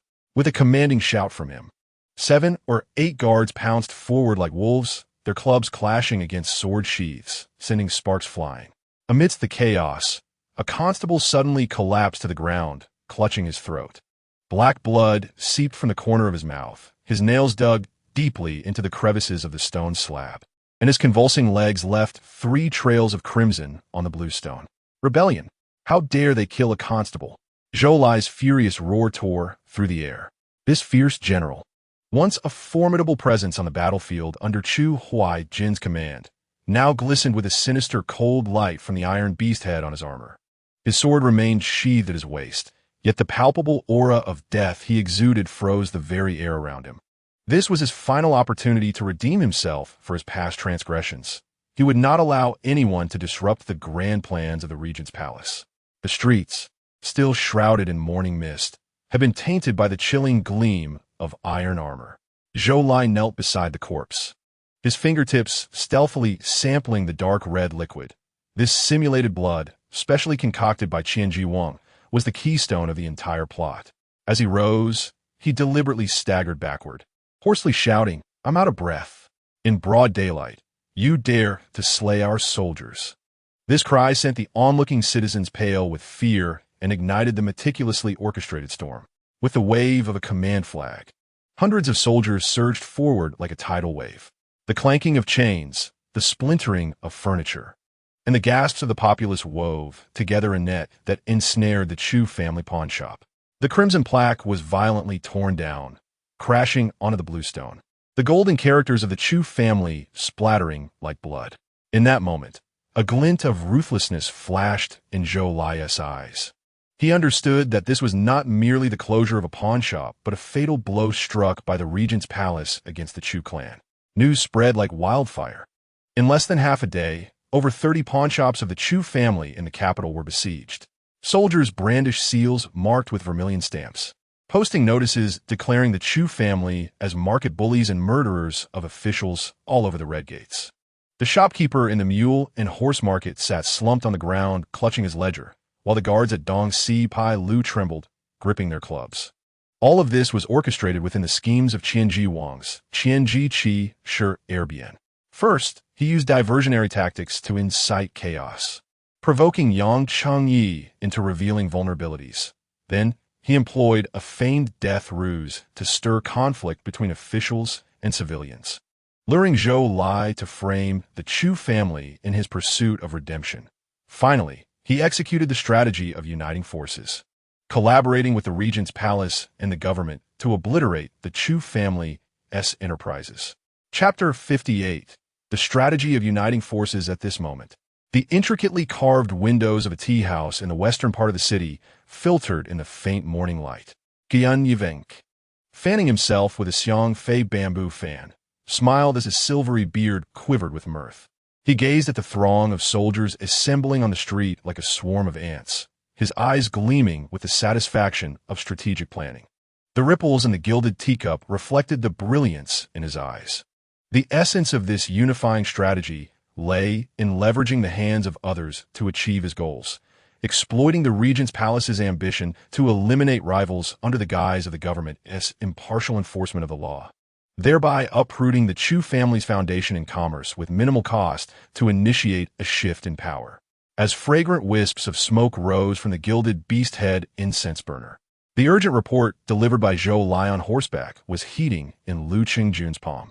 This aged prime minister, with graying temples, stroked the edges of the memorial, his bony fingers tracing the characters of the Chu family pawnshop repeatedly, a wolfish glint surfacing in his murky eyes. Before dawn, Chu Huaijin had personally visited, bringing with him a letter whose ink still bore the scent of fresh writing. He knew this move was brilliantly executed. The Chu family's coffers were finally within his grasp.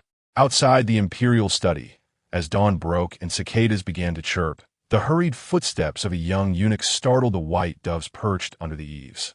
"Your Majesty, Prime Minister Lu Qingjun requests an urgent audience." The young palace attendant, beads of sweat forming on his forehead, was oblivious to the fact that every word he uttered was being overheard by hidden eyes. The Empress, her fingers delicately gripping the jade armor, tapped lightly on the dragon-patterned table. Lu Qingjun's sudden visit, she thought, surely bore ill intent. A sidelong glance caught sight of Chu Fan, munching on candied fruits, the boy's silly grin revealing drool staining his bright yellow dragon-patterned robe. Only she knew the tempest hidden behind those seemingly innocent eyes. "Let him in."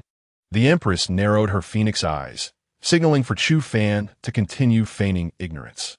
Outside, the sun was rising, yet could not pierce the undercurrents swirling within the imperial study. How absurd! The Empress suddenly struck the table, the eastern pearl on her crown ringing out with a crisp sound. She fixed her gaze on Lu Cheng-jun's bloodshot eyes, internally scoffing at the old fox, who clearly aimed to use a knife to kill. He was unaware that the mantis stalks the cicada, unaware of the oriole behind. Absolutely true. Lu Cheng-jun trembled as he held up the memorial, the sheepskin-wrapped evidence still holding the scent of ink before dawn. When the young eunuch presented the so-called evidence, the Empress's fingers glided over the forged blood letter, suddenly recalling the mysterious guest mentioned by Mo Chun in yesterday's morning report, Qian Jiwang. It seemed this play was far more elaborate than she had anticipated. Convey my decree. Immediately seal off the Chu family pawnshops in the capital. The Empress feigned contemplation for a moment, her peripheral vision catching Chu Fan's hand gripping his garment's hem. This operation would be jointly overseen by the Prime Minister and the valiant General Mo Chun. She secretly calculated, how could the treasures within those pawnshops fall into the hands of outsiders?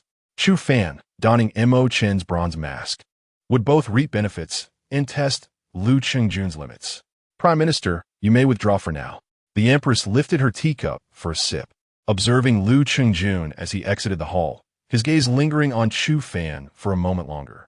The old fox's eyes flashed with disdain, perhaps pondering what merit this foolish child possessed to marry the current sovereign.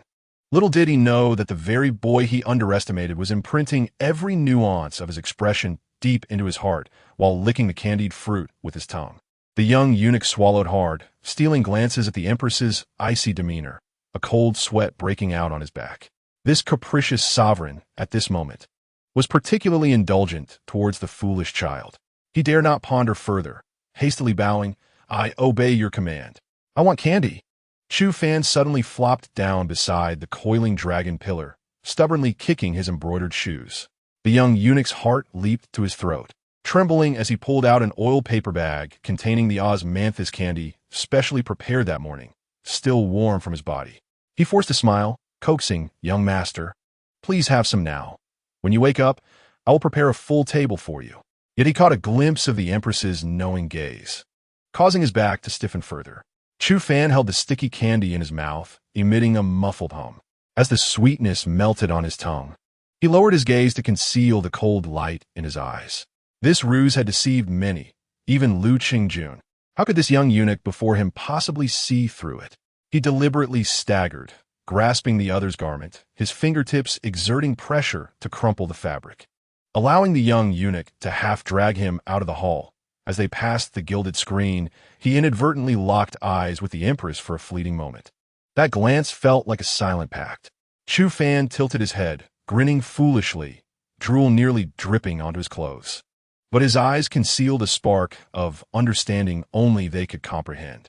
The Empress's fingers grazed the dragon pattern on her jade armor, and she chuckled softly. This little wolf, hiding its claws, was finally about to reveal its true nature. Once the young eunuch led Chu Fan away, the Empress leaned against the dragon chair, closing her eyes to rest. The morning light outside was just right, yet the curve of her lips bore a chill colder than the gilded armor. This game of power had only just begun.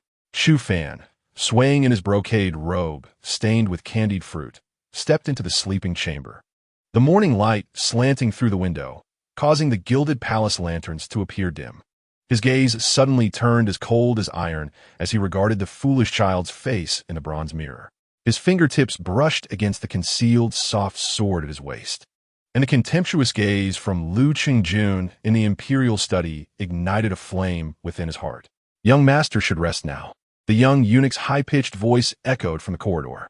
Chu Fan stumbled a few steps, crashing into the screen with a loud thud. The moment the door slammed shut, he had already opened the hidden compartment beneath the bed like a specter, leaning against the intricately carved doorframe. Chu Fan unconsciously rubbed the sticky residue left by the candied fruit, listening to the fading footsteps of a young eunuch in the corridor. Until the last creak of the wooden door dissipated in the morning breeze, the always naive smile in his eyes suddenly hardened into frost. He swiftly latched the door, the dull thud of the bronze ring startling the sparrows perched above. As his robes billowed, he had already darted to the sandalwood bed. With a gentle twist of his palm against the intricately patterned bedpost, the mechanism sprang to life, the sound of gears meshing blending seamlessly with his steady breaths. He unveiled the hidden compartment, revealing a carefully stacked mound of blankets, a contingency plan concealed here for half a month. The morning light streamed through the window, illuminating the sleeping figure, as Chu Fan crouched down, squinting his eyes, repeatedly adjusting the curvature of the blankets under the bright rays. When he confirmed that from outside, the shadow appeared indistinguishable from the real person. A cold smirk finally graced his lips. His fingertips brushed against the bronze token concealed within his boot, its chilling touch evoking memories of the ancient admonitions etched upon the stone walls of the secret passage. This morning, the token would guide him in delivering the first lesson to teach his benefactor's younger brother, the original owner. At the entrance of the hidden passage, cobwebs fell softly in the glow of a specially crafted firelight, the bronze token left by the founding emperor glimmering with a cold sheen. The words, Shengmen, etched upon it throbbed painfully against the old scars on his palm, remnants of a youth spent fleeing for his life. The weathered inscriptions upon the stone walls bore the weight of time, the emperor's powerful strokes carved deep into the bluestone, imparting wisdom that glimmered faintly. Victory and defeat are like the ebb and flow of yin and yang. Survival and annihilation of the enemy are the true path. Chu Fan's fingertips traced those words as the morning light seeped through the crevices of the passage. The 18 diverging paths depicted in bronze relief seemed to come alive, twisting and extending. The main road could rally old allies, the waterway could slip into the world of rivers and lakes, and the mountain path concealed secret strongholds. He chuckled softly, pressing his fingertip firmly against the final character for Dao. While many regarded it as the founding emperor's ancestral teachings inscribed within the passage as a warning to descendants, they failed to grasp that each word was a gem, originally imparted by the multifaceted and clever progenitor of humanity. It was only before the late emperor's passing that this secret was woven into his final edict and hidden within the most clandestine documents of the royal family. From the inception of the dynasty, the wisdom of survival and annihilation had surged through the undercurrents, quietly permeating every inch of Deqian's foundation, awaiting future generations to glimpse the light in times of crisis. The damp air within the passage was laden with the weight of history, as Chu Fan's mastery surged through his meridians. The ancient adage on the stone wall resonated with the rhythm of his heartbeat. The essence of warfare lies in deceiving the enemy into miscalculating while preserving our own vitality. It is further rooted in preparing for rain before it falls, nipping the flames of conflict in the bud. He recalled the disdain in Lu Qingjuan's eyes, gripping the token at his waist. This morning, he intended to turn the enemy's misjudgment into his own triumph. As the human skin mask adhered to his face, he cast a cold smile at his reflection in the water-stained wall. Beneath Mo Chen's stern visage lay the sharpest blade of the Chu family. The heavy iron doors of the divine mechanism camp slowly creaked open to the sound of military boots striking the ground. 1,000 divine mechanism guards in dark armor glimmered in the rising sun, as Mo Chen raised his hand to remove his bamboo hat, his icy gaze sweeping over the slightly trembling spines of the generals, the prime minister's residence. His voice, rough like the morning mist, belied the dark-colored tiger talisman at his waist, which sparkled with a faint blue light in the sunlight, a gift from the Empress herself, a blade for navigating the intricate web of power struggles. As the purple sandalwood door of the Prime Minister's residence burst open, Lu Qingjun was grinning maliciously as he examined the account books of the Chu family pawnshop. The flickering candlelight cast his face into twisted shadows, resembling a venomous serpent. Upon recognizing the visitor's face, the mirth in his throat abruptly froze at the corners of his mouth. Mo Chen's boot crushed the threshold's copper nails, the tip of his iron spear lifting the account book. Sheets of paper swirling in the air as his deliberately lowered voice carried a threat. Is the Prime Minister's evidence all prepared? The operation to seal the Chu family pawnshop unfolded like a tempest, with Mo Chen leading the charge, delivering a powerful kick that shattered the vermilion door of the first shop. The gilded beast heads on his armor glimmered coldly under the sun, clashing against the copper lock with a resounding crash, the lock shattering instantaneously. The shopkeeper, in a panic, lunged forward to snatch the account book, but was swiftly subdued by Mo Chen's quick reflexes, his hand gripping the man's vital points. Gazing at the other's reddening face and trembling pupils, Mo Chun scoffed coldly. You think you can manipulate the court with silver? You don't even realize how you will lose. His peripheral vision caught the terrified retreat of the clerks, but in his heart, he recalled the ancient adage carved upon the stone wall of the secret passage left by the late emperor, the 18 paths to survival, which many perceived as mere escape routes. Yet the true opportunity lay hidden within the enemy's misjudgment. The cunning Lu Chengjun believed he could suppress Chu Lin through Mo Chun, unaware that every move on this board was already accounted for by the Empress and himself. Flames illuminated the cellar, where mountains of predatory lending account books lay piled high. As the divine mechanism guards doused the wooden racks with oil, watching the flames leap into the air, Mo Chun suddenly comprehended the profound significance of the secret passage. Not merely a royal retreat, but a warning to the world. If victory does not eradicate the foundations of the opponent, it will inevitably mark the beginning of defeat. When a signboard of the 32nd pawn shop crashed to the ground, he picked up a fragment of a jade token from the embers, a token shattered by Chu Lin during an act of humiliation. Meanwhile, in the main hall of the general's residence, as subordinates stumbled in, Chu Huaijin was storing military orders into a sandalwood box. General, Prime Minister Lu Chengjun entered the palace this morning for an audience with the Empress. In less than half an hour, she issued a decree commanding Mo Chun to assist him in sealing the Chu family's enterprises. In the shadows, Mo Chun concealed the jade token within his garments, gazing at the distant flames with a cold smile. This passage, imbued with the wisdom of the late emperor, was now witnessing a new game of political intrigue. The scales of victory and defeat quietly tilting in the contest of misjudgment and opportunity. As the sun ascended to its zenith, the gilded beast heads on Mo Chun's armor shone ever more blindingly. He hurled a chain, the eagle's claw at its end snagging the signboard of the final pawn shop. When the vermilion wooden plaque crashed to the ground, it kicked up a cloud of dust. The divine mechanism guards emerged in a line, carrying chests of camphor wood plastered with seals, their copper fittings clashing against the bluestone, producing a jarring sound. These chests contained not only the Chu family's account books, but also sealed within them were lucrative dealings involving over 10,000 transactions each month, yielding nearly 100,000 taels of silver in profits. The iron doors of the Ministry of Justice slowly closed in the twilight. 3,000 chests of wealth stacked like mountains, the tickets classified and bundled into scrolls over a foot high. Mo Chun tore a strip from his garment to wipe the spear, watching as the candlelight cast distorted shadows on the notice. The words expired. No waiting. Licked by flames turned to blood red.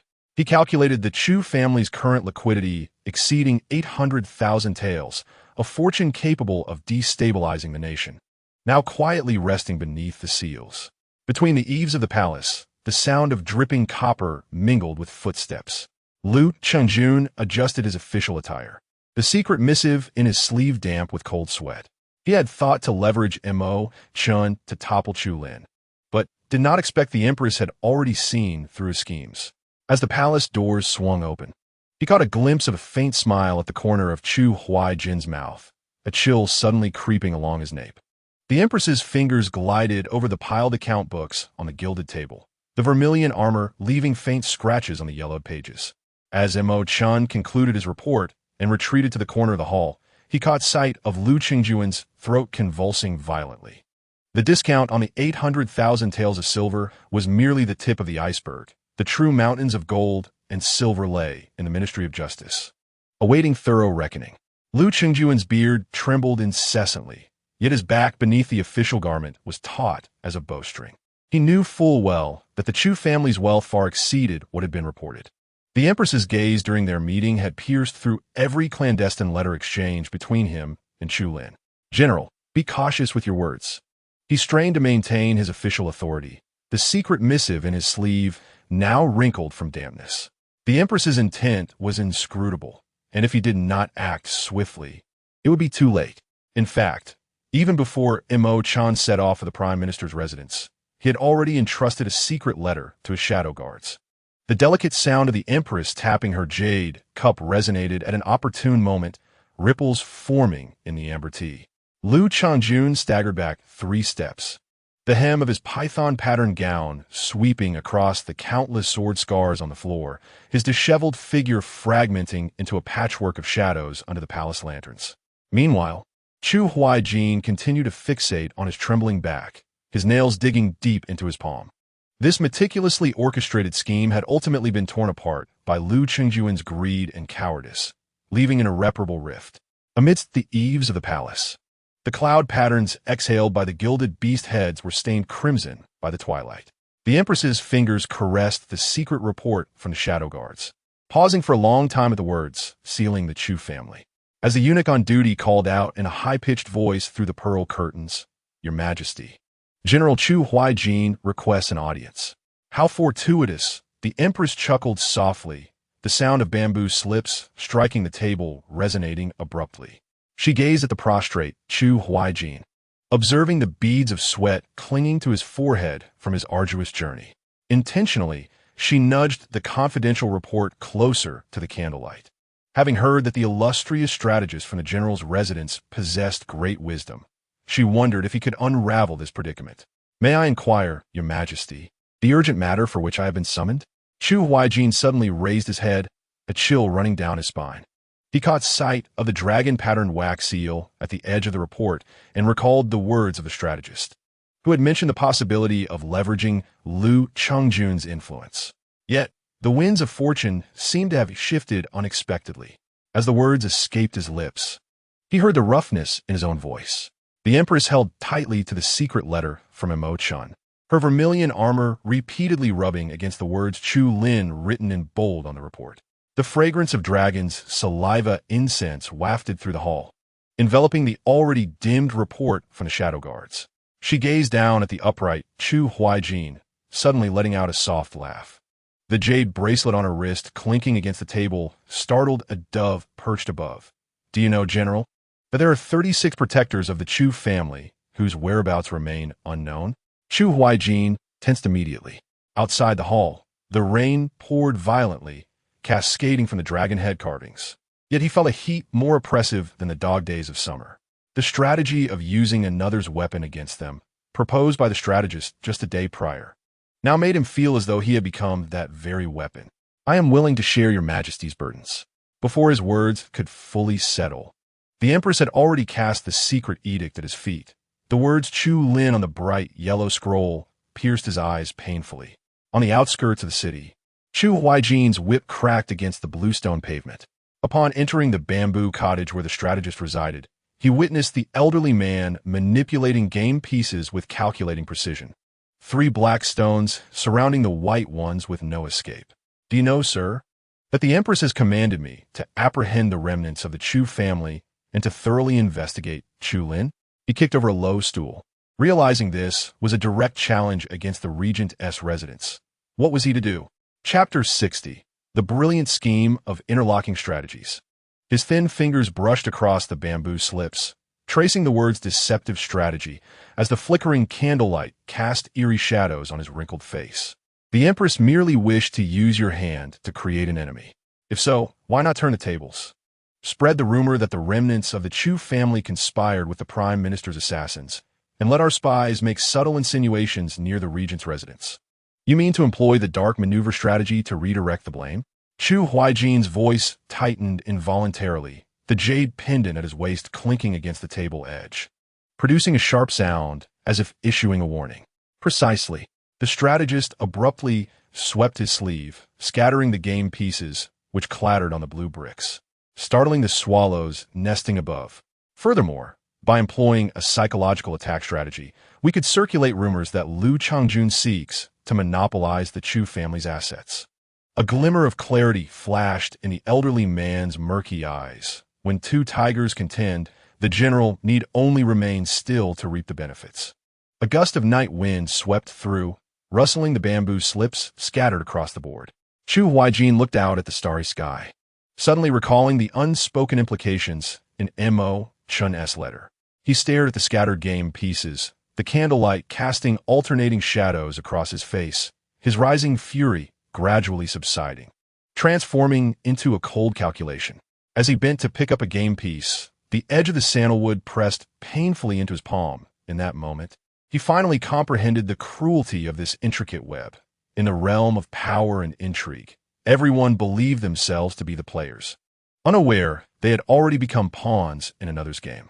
The strategist's frail fingers traversed the board, ultimately landing heavily on the spot marked for a decisive move. Do not forget, General, that Chu Lin was originally the sharpest claw of the Regent's residence, although he was rendered incapacitated in a contest with the warriors of the Songlong Kingdom. His miraculous recovery from paralysis raises questions. Surely, the regent would not forsake such a talented son? The old man suddenly erupted in a violent cough. Blood staining the bamboo slips inscribed with the strategy of controlling public opinion. With the loss of his pawns, how could that old fox not be enraged? It would only take a whisper in his ear to expose that half of the accounts from the Chu family's pawnshop remain unaccounted for. And Lu Chengjun has been frequently seen at the Ministry of Revenue since the closure. Before he could finish, Chu Huijin slammed his hand on the table, causing the command flags to rattle. He recalled the day of the closure when Lu Chengjun's eyes had briefly flashed with greed while surveying the towering stacks of ledgers. Excellent.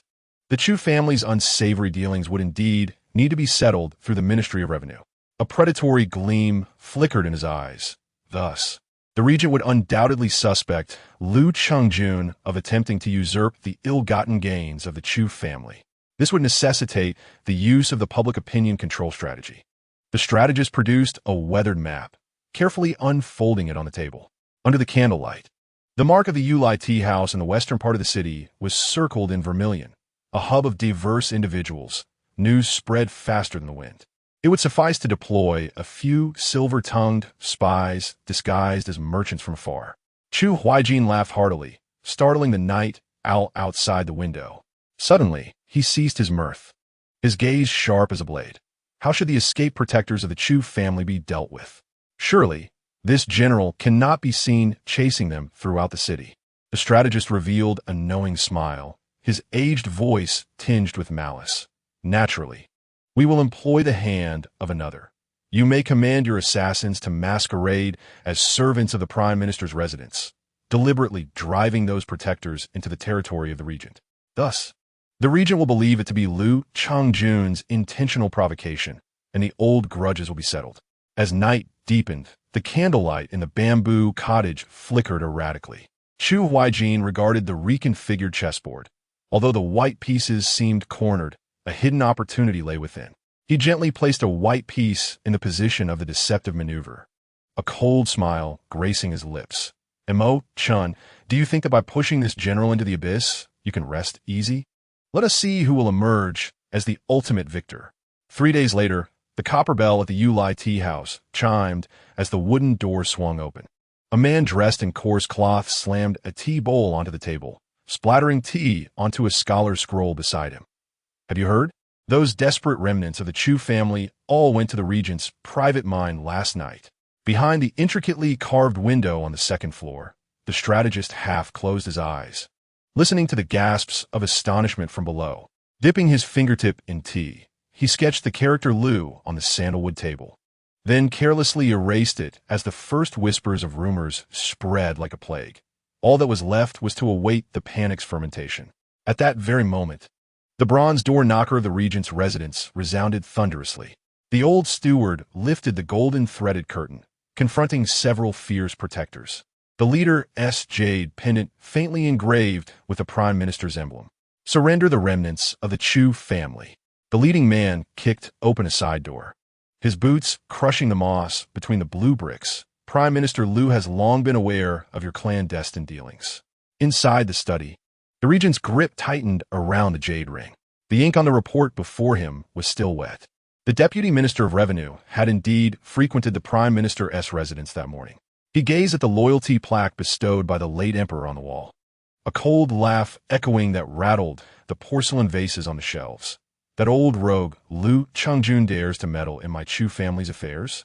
Chu Huijin's fingers dug deeply into his palm.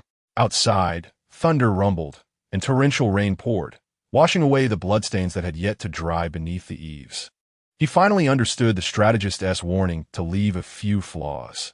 Mo Chun's seemingly reckless interception was, in truth, a ploy to push him entirely against the regent's residence. In the dead of night, the strategist sat alone in the bamboo cottage, outlining new hexagrams on sheepskin paper. The candlelight suddenly flickered violently, and a heavy thud resonated from outside. He picked up the letter on the windowsill. The wax seal bore the imprint of a broken jade token, a sign used by Mo Chun during secret meetings with the Empress. The 72 transformations of Qianquan, while ingenious, ultimately belonged to the schemes of those within the game. He chuckled to the void, tossing the letter into the fire.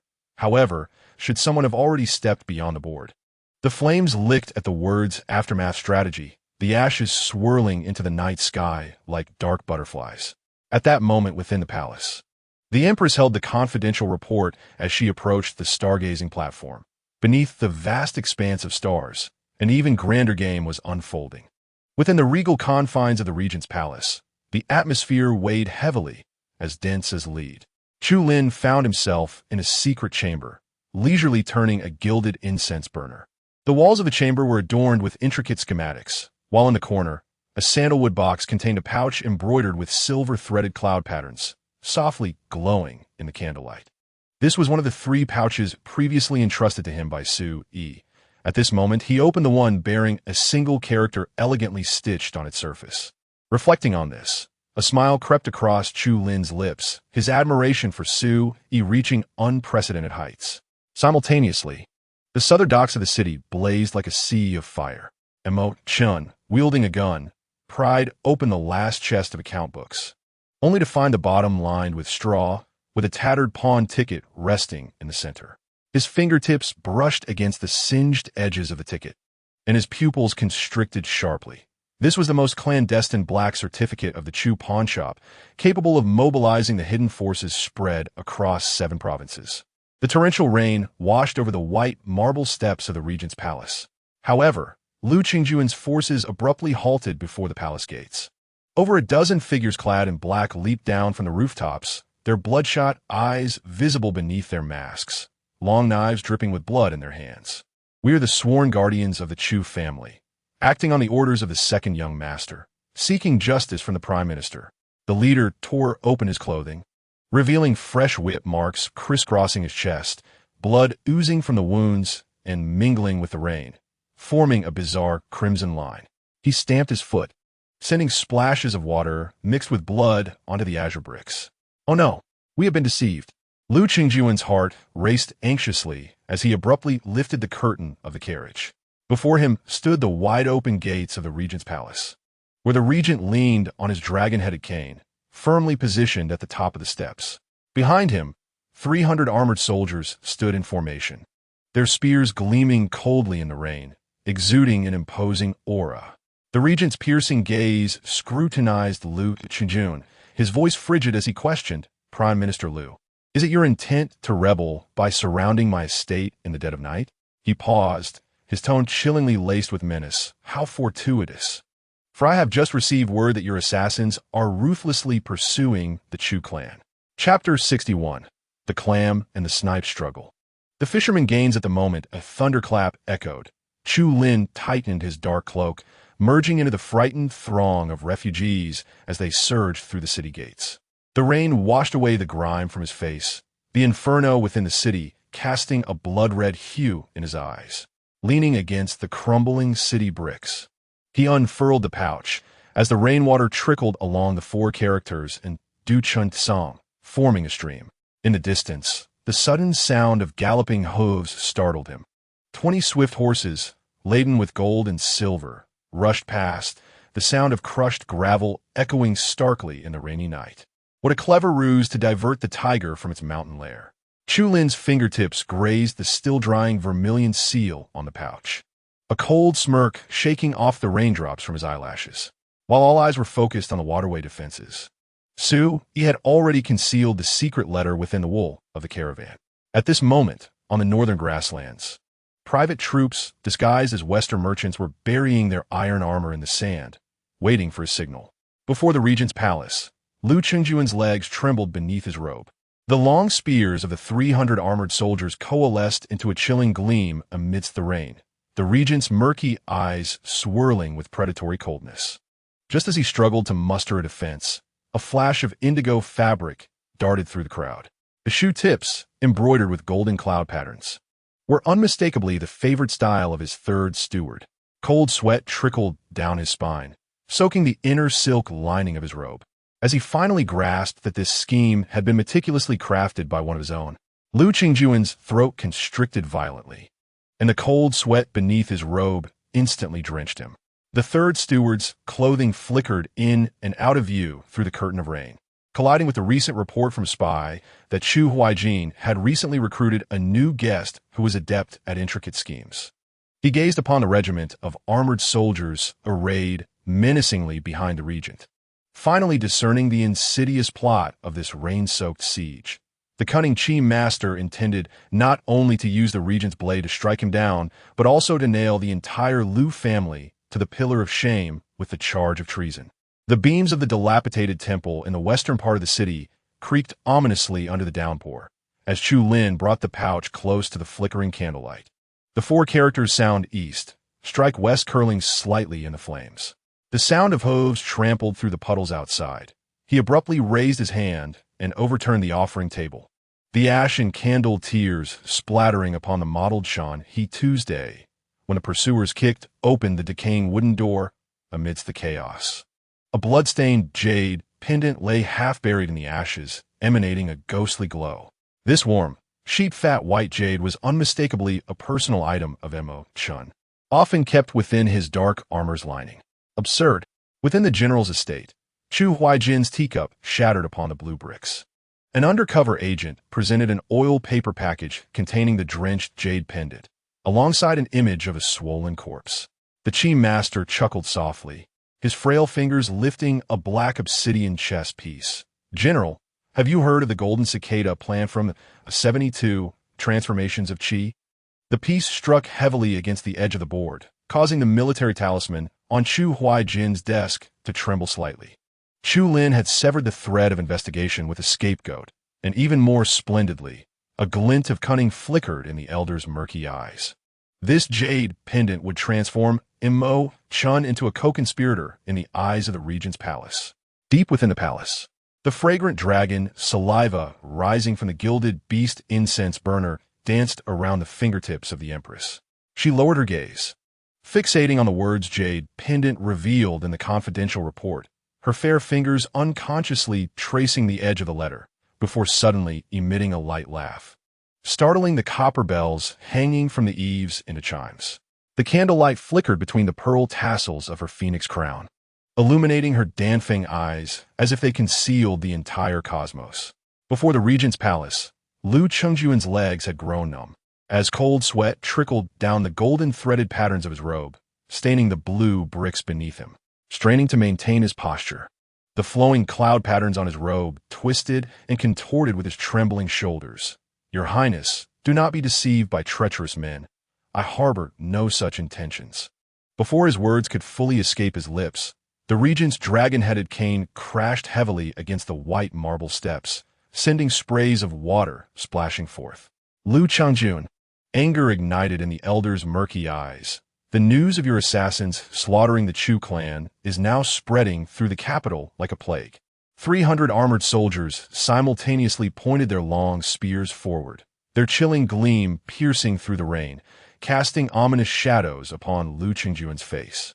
At this critical juncture, the sound of urgent hoofbeats suddenly echoed from the end of the bluestone street. A messenger, drenched to the bone, clutched a yellow silk imperial edict tightly, halting his horse abruptly before the palace steps, splashing muddy water onto Lu Qingjuan's robe. Simultaneously, within the ruins of the Western Temple, Chu Lin used a dagger to pry open the scapegoat's clothing, concealing the bloody jade pendant close to his chest. The flickering candlelight illuminated his eyes, where hatred surged like a tide. Adjusting his dark cloak, he left behind a half-imprinted footprint smeared with incense, ash amidst the wreckage, before disappearing into the rainy night. As dawn broke, he had blended into a westbound merchant caravan, gazing at the vast horizon of the northern grasslands. His palm deeply pressed into the sleeve where the jade pendant lay, its still-drying bloodstains gradually blooming under his warmth.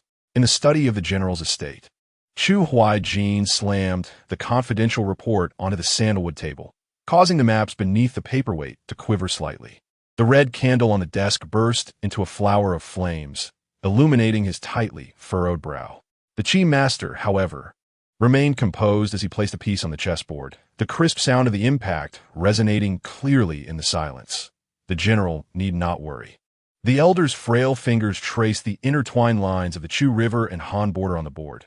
This fish that slipped through the net, Chu Lin, will undoubtedly be eager to take the bait. We merely need to reel him in. He suddenly lifted his gaze, a hint of ruthlessness flashing within his murky eyes. It is the perfect time to catch him in the net. Chu Huaijin stared intently at the entangled black and white pieces on the board. The flame from the bronze candlestick casting his shadow against the walls adorned with military books and strategies, flickering in and out of focus. You speak truly, sir. He flicked the dust from the chessboard, the gilded armor brushing against the pieces producing a delicate sound. The Empress commanded the Ministry of Justice to conduct a thorough investigation, appearing to quell the incident while actually enticing the snake out of its hole. The tighter the regent's palace and the prime minister's residence clamped down, the harder it would be to detect the true outsider. Meanwhile, within the gilded hall of the palace, the dragon-patterned candle stand elongated the Empress's silhouette.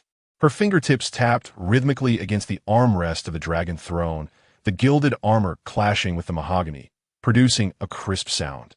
As the undercover agents reported from below the steps, she gazed at the swirling dragon relief on the dome, chuckling lightly. The eastern pearl on her phoenix crown, swaying slightly with her movements, continued to observe. When all parties believe, they hold the reins. It is the best moment to close the net.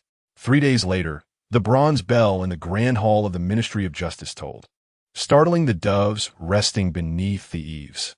Lu Chengjun, adorned in a majestic python robe and a jade belt, stood upon the vermilion terrace. In his hand, he struck the tablet against the table, causing the azure bricks to tremble.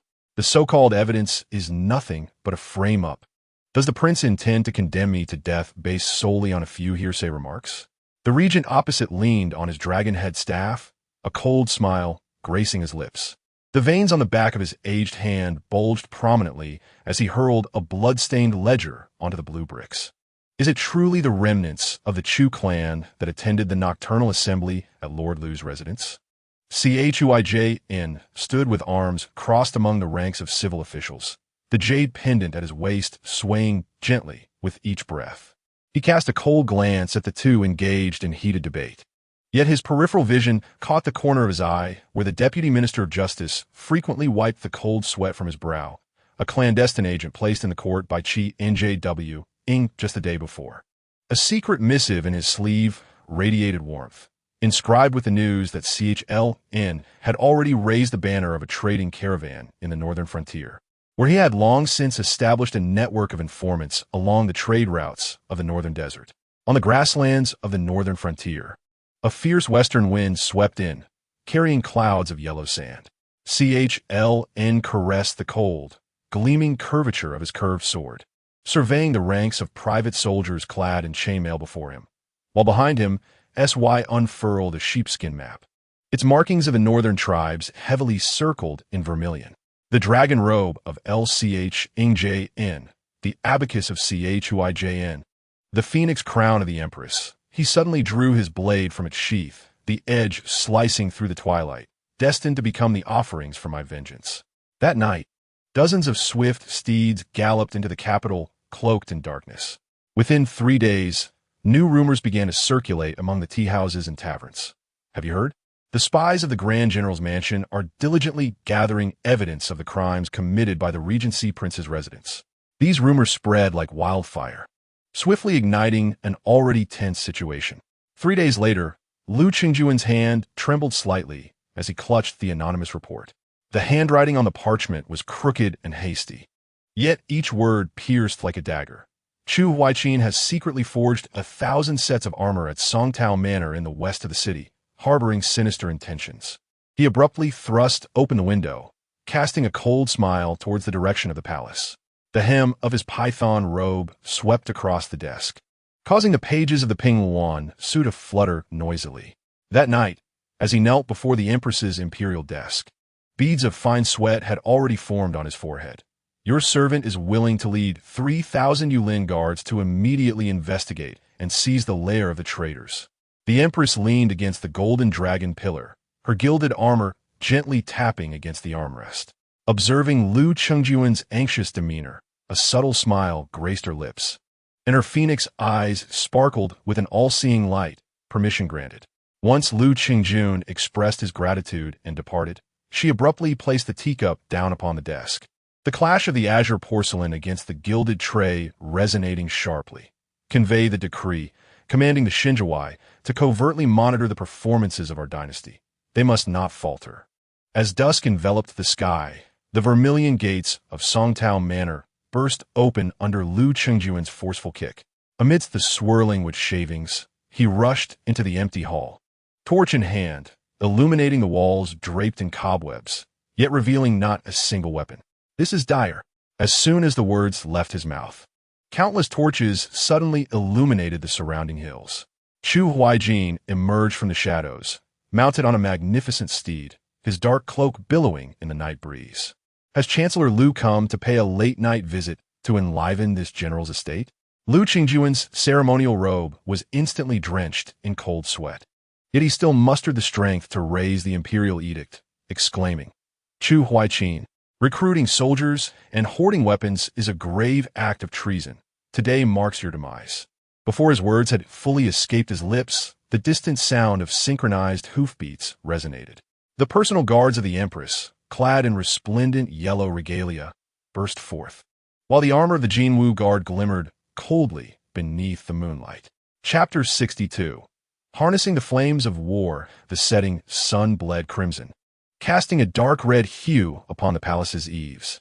Lu Chengjun stumbled out of the palace gates, the hem of his python robe sweeping across the pristine white marble steps, trailing sinuous creases upon the azure bricks.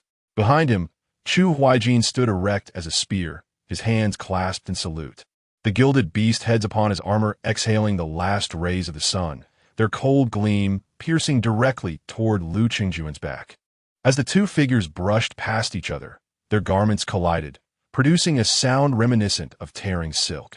While the guards at the palace gate tightened their grips on their sheathed blades, their very breaths crystallizing in the air.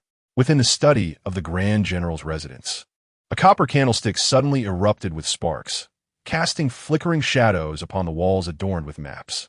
Chu Huaijin flung off his cloak, draping it over the back of a chair, the metallic bracers clanging against the table's edge, producing a clear sound. The elderly strategist, hunched and frail, leaned closer to the candlelight, his fingers, resembling withered twigs, dipped into tea before hastily marking the map. "General, take note," he coughed violently, interrupting his speech, wiping the blood from the corner of his mouth with a heavy thud, indicating a specific location in the northern frontier where Chu Lin's caravan was busy constructing granaries. Each cart bore the totem of the wolf's head from the northern dynasty. Abruptly drew his sword, the cold gleam causing his pupils to constrict like those of a hawk. At that very moment, a faint sound of tiles outside the window heralded the entrance of a shadowy figure in black, who somersaulted into the room and knelt on one knee, presenting a sealed missive. As the wax seal shattered, felt his throat constrict violently. The yellowed parchment bore handwriting intertwined with the sharp annotations of the envoy from the northern dynasty, the terms slicing through his temples like a venomous serpent. The regent's residence, shrouded in a curtain of rain, stood with its vermilion doors closed tightly like the maw of a monstrous beast. A copper bell in the corner wept softly in the wind, while deep within the royal residence, the regent paced slowly, leaning on his dragon-headed staff. Amidst the flickering candlelight, he caressed the imperial edict left by the late emperor, his murky old eyes fixated on the mountainous pile of arms and armor. A hoarse, sinister chuckle escaping his throat. "Bite, let your fangs sink in deeper." The staff thudded heavily against the ground, startling the scorpions lurking in the shadows. "When you are both left to contend with each other, this vast expanse of land shall ultimately bear the name of." The torrential rain rages unabated, and the water pooling on the mingles with mud, surging forth like a river.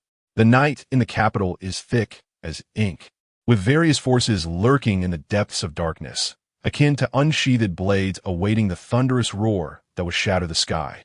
The copper-ringed gates of the stand closed like the maw of a colossal beast, while the night rained cascades from the eaves, forming a chain of glistening pearls. Deep within the secret chamber, a bronze beast-head incense burner exhales the mist of dragon saliva, enveloping the walls adorned with military maps in an enigmatic haze. The regent, half-closed eyes, reclines against a sandalwood armchair, his dragon-headed cane striking the again and again, the booming sound startling the sparrows in the beams, causing them to flutter chaotically, while the dust they dislodge dances wildly in the shafts of light. Let them fight. The hoarse voice rasped like sandpaper against rusted iron. In the conflict of the snipe and the clam, the true fisherman reveals his nature. The elderly man's murky gaze suddenly shifts towards the flickering candle flame, the whites of his eyes reflecting an eerie red glow, resembling the belly of a fish churning in a deep pool, yet must remain vigilant, determined to prevent that wretched creature from absconding with half of the treasured secrets. As long as he draws breath, the bloodstains on the ancestral tablet shall never be cleansed. The blood-red remnants of the setting sun blaze over the northern grasslands, casting the silhouettes of countless tents as menacing fangs upon the earth. Chu Lin's hand, gripping the curved blade, reveals bulging veins akin to coiling serpents, while the cold glint of the knife blade intertwines with the hatred simmering in his eyes. The python robe of Lu Qingjun, the abacus of Chu Huaijin, and the phoenix crown of the empress. Suddenly, he bellows fiercely, striking the nearby wooden post with his curved knife. As would shavings fly, the hidden totem of the northern kingdom's wolf head is unveiled. I shall transform them all into my stepping stones. 3 days later, in front of the sugar painting stall on Juke Street in the capital, the sweet aroma of malt sugar mingled with a palpable sense of panic in the air. Have you heard? The great general is set to betray us. The elderly man selling steamed buns obscured his mouth and nose with an apron, his murky eyes vigilantly scanning the surroundings. The wolf flag of the northern dynasty has already been planted 30 miles beyond the Yemen Pass. As his words hung in the air, a sudden crash of shattered porcelain echoed through the tea house, startling the flock of pigeons that took flight, scattering the fragments of gossip to every corner of the capital. Deep within the palace, the soft cushions of the Jiao Shao formed graceful arcs. The Empress Dowager reclined against the coiled dragon couch, the gilded armor lightly tapping against the cushion, producing a rhythmic sound that harmonized with the distant beating of drums.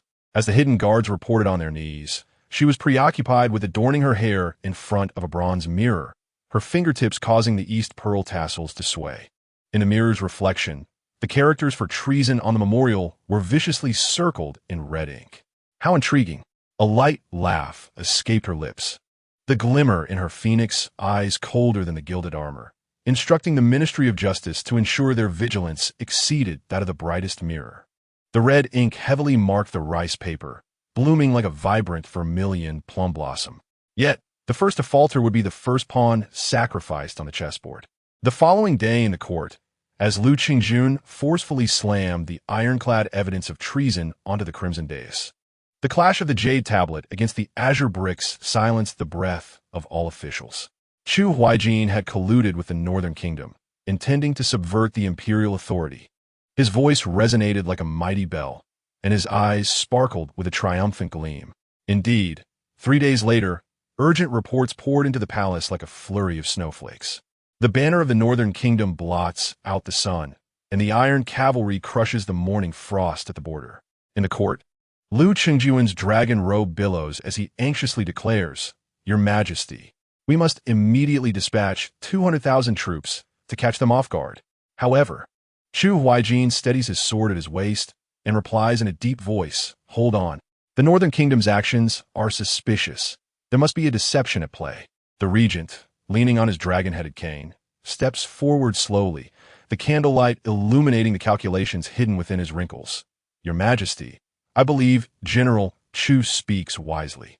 The current situation is unclear, and recklessly sending troops may fall into the enemy's trap." The Empress, adjusting her gilded armor, scans the varied expressions of the officials before finally resting her gaze on the border marked in vermilion on the map. "Let it be as the regent suggests. Order the Shinji camp to investigate immediately." Her voice, steady yet enveloped in a chilling authority, resounds. But should anyone dare to conspire with external enemies, the consequences will be dire. The sound of her crown's pearls swaying lightly fills the vast hall, casting fragmented cold light upon the blue brick floor, resembling scattered silver needles. The borders of the Qin dynasty are a tangled web, interlaced with the territories of various nations. Although the empress holds the highest authority, the division of military power renders her unable to command the armies effectively.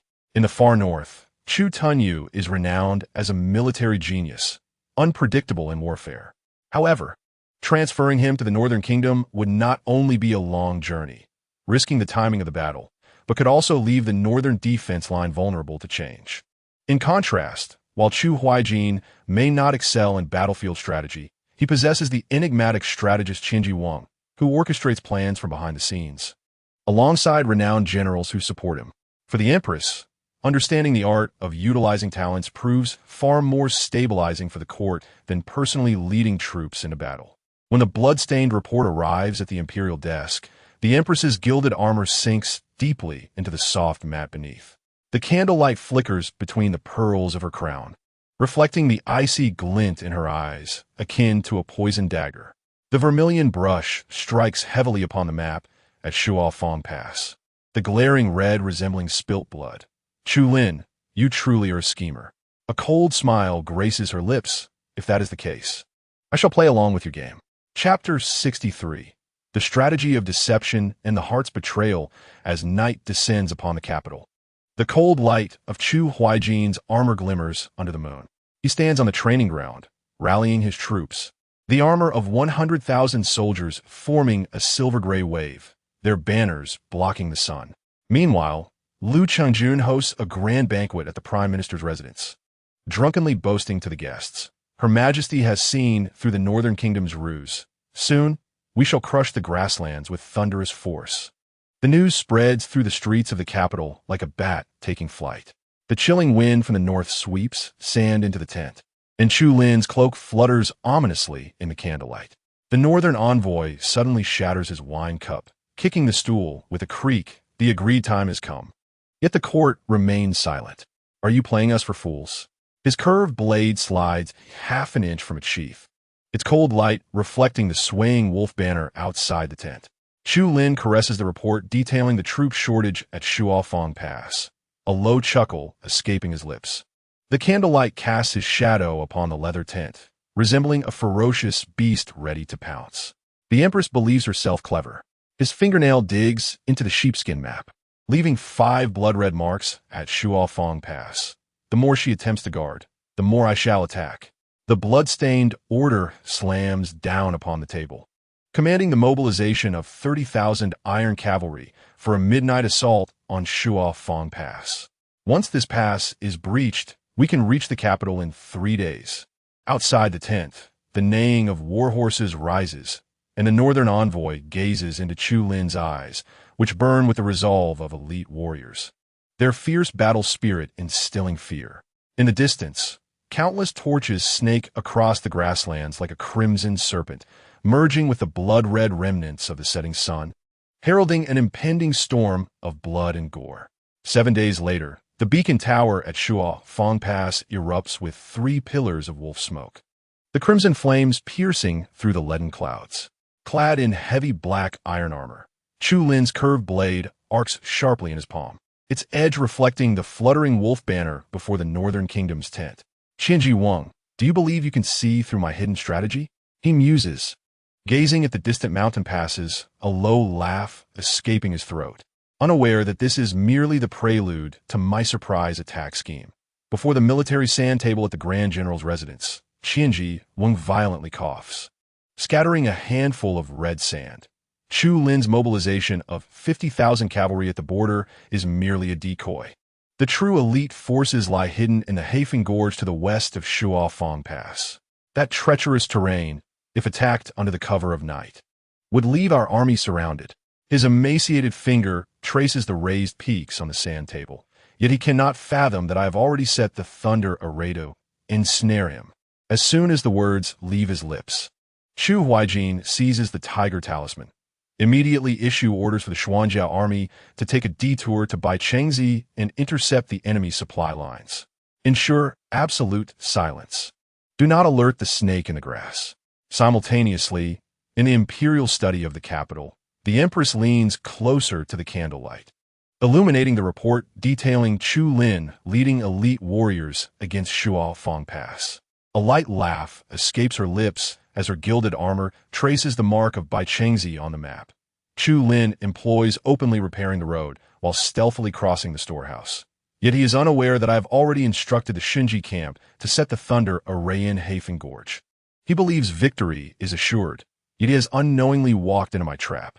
The pearls of her crown sway gently as she seals the confidential letter with vermilion ink, directing Chu Huaijin to observe this enemy-luring strategy and breakthrough strategy, and see who truly plays the better game. It turns out that several days prior, Qianji Wang had stealthily entered the palace, leaving behind a battle plan on the desk in the imperial study. The next day, when the Empress arrived to review memorials, she discovered a letter signed by Qianji Wang. Knowing him to be Chu Huaijin's enigmatic strategist, she promptly opened the envelope to find written instructions. Deploy the Thunder Array in Hafen Gorge to fend off thousands of troops. The Empress immediately conferred with Chu Fan, deeming this strategy perfect. Chu Lin, desperate for victory, would undoubtedly spare no effort. Even if Hafen Gorge were perilous, he would take risks, for he is capable of colluding with external foes. Thus, Chu Fan donned a mask, disguising himself as the formidable General Mo Chun, leading hundreds of Tianji guards to set up the Thunder Array overnight. Chu Lin's pupils constrict, his curved blade nearly drawing blood from his grasp. At that moment, a thunderous roar erupts from the direction of Hafen Gorge, the flames ignited by the Thunder Array illuminating half the horizon. The northern cavalry falters, their horses panicking and scattering. From the direction of Baichengzi rises a cloud of dust. Chu Huaijin's Xuanjia army plunges like a sharpened sword into the enemy's flank, the armor glinting with a cold sheen. The battle cries shaking the earth. The Empress stands atop the Arrow Tower in the capital, watching the distant beacon fires with a light laugh. As the clam and the snipe contend, it is time for the fisherman to cast his net. She turns to the shadow guard beside her, whispering orders to Chu Tunyu, commanding him to deploy troops to the extreme north without delay. As soon as the northern kingdom shows signs of movement, the Empress worries that they may join forces with Chu Lin's elite warriors to invade. She immediately dispatches a shadow guard, bearing the imperial decree, using lightness skills to travel day and night to reach Chu Tunyu, instructing him to secretly mobilize tens of thousands of troops to swiftly garrison at Frostblade City, the nearest stronghold to the northern kingdom, to guard against unforeseen circumstances. Heavy rain pours down, washing away the remnants of Shuao Pass. Chu Huaijin watches the retreating northern forces in the distance, a hint of doubt flickering in his eyes. Chu Lin's demise seems too easy, as if that deadly arrow on the battlefield had been deliberately aimed. Meanwhile, Qianji Wen gazes at the rain-soaked ground, a subtle glimmer flashing through his murky eyes. He furrows his brow, seemingly pondering something. In the court of the capital, Lu Qingjun holds a report of Chu Lin's death. Yet a flicker of suspicion crosses his eyes. The Empress adjusts her gilded armor, her phoenix eyes sweeping across the officials, regardless of life or death. A new offensive from the northern kingdom is upon us. Chu Huaijin, prepare your troops to rush to Shuao Pass immediately. We must hold the pass without error. As the saying goes, no one knows a son better than his father. The regent had anticipated this. Following the clever stratagem, Chu Lin executes his final move. The golden cicada shedding its shell, feigning death in battle to successfully extricate himself from court disputes. He quietly departs from the capital, a place fraught with strife, and heads to the headquarters of the Yuming cult, where he secretly develops and cultivates his own power. The walls of Shuao Pass tremble under the torrential rain, and Qianji Wang, coughing blood, points at the sand table. This wolf king has abandoned the minor paths, opting for the main road, appearing reckless.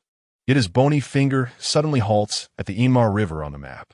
They intend to crush us with overwhelming force, while simultaneously diverting our main troops. This scheme is insidious and must not be overlooked.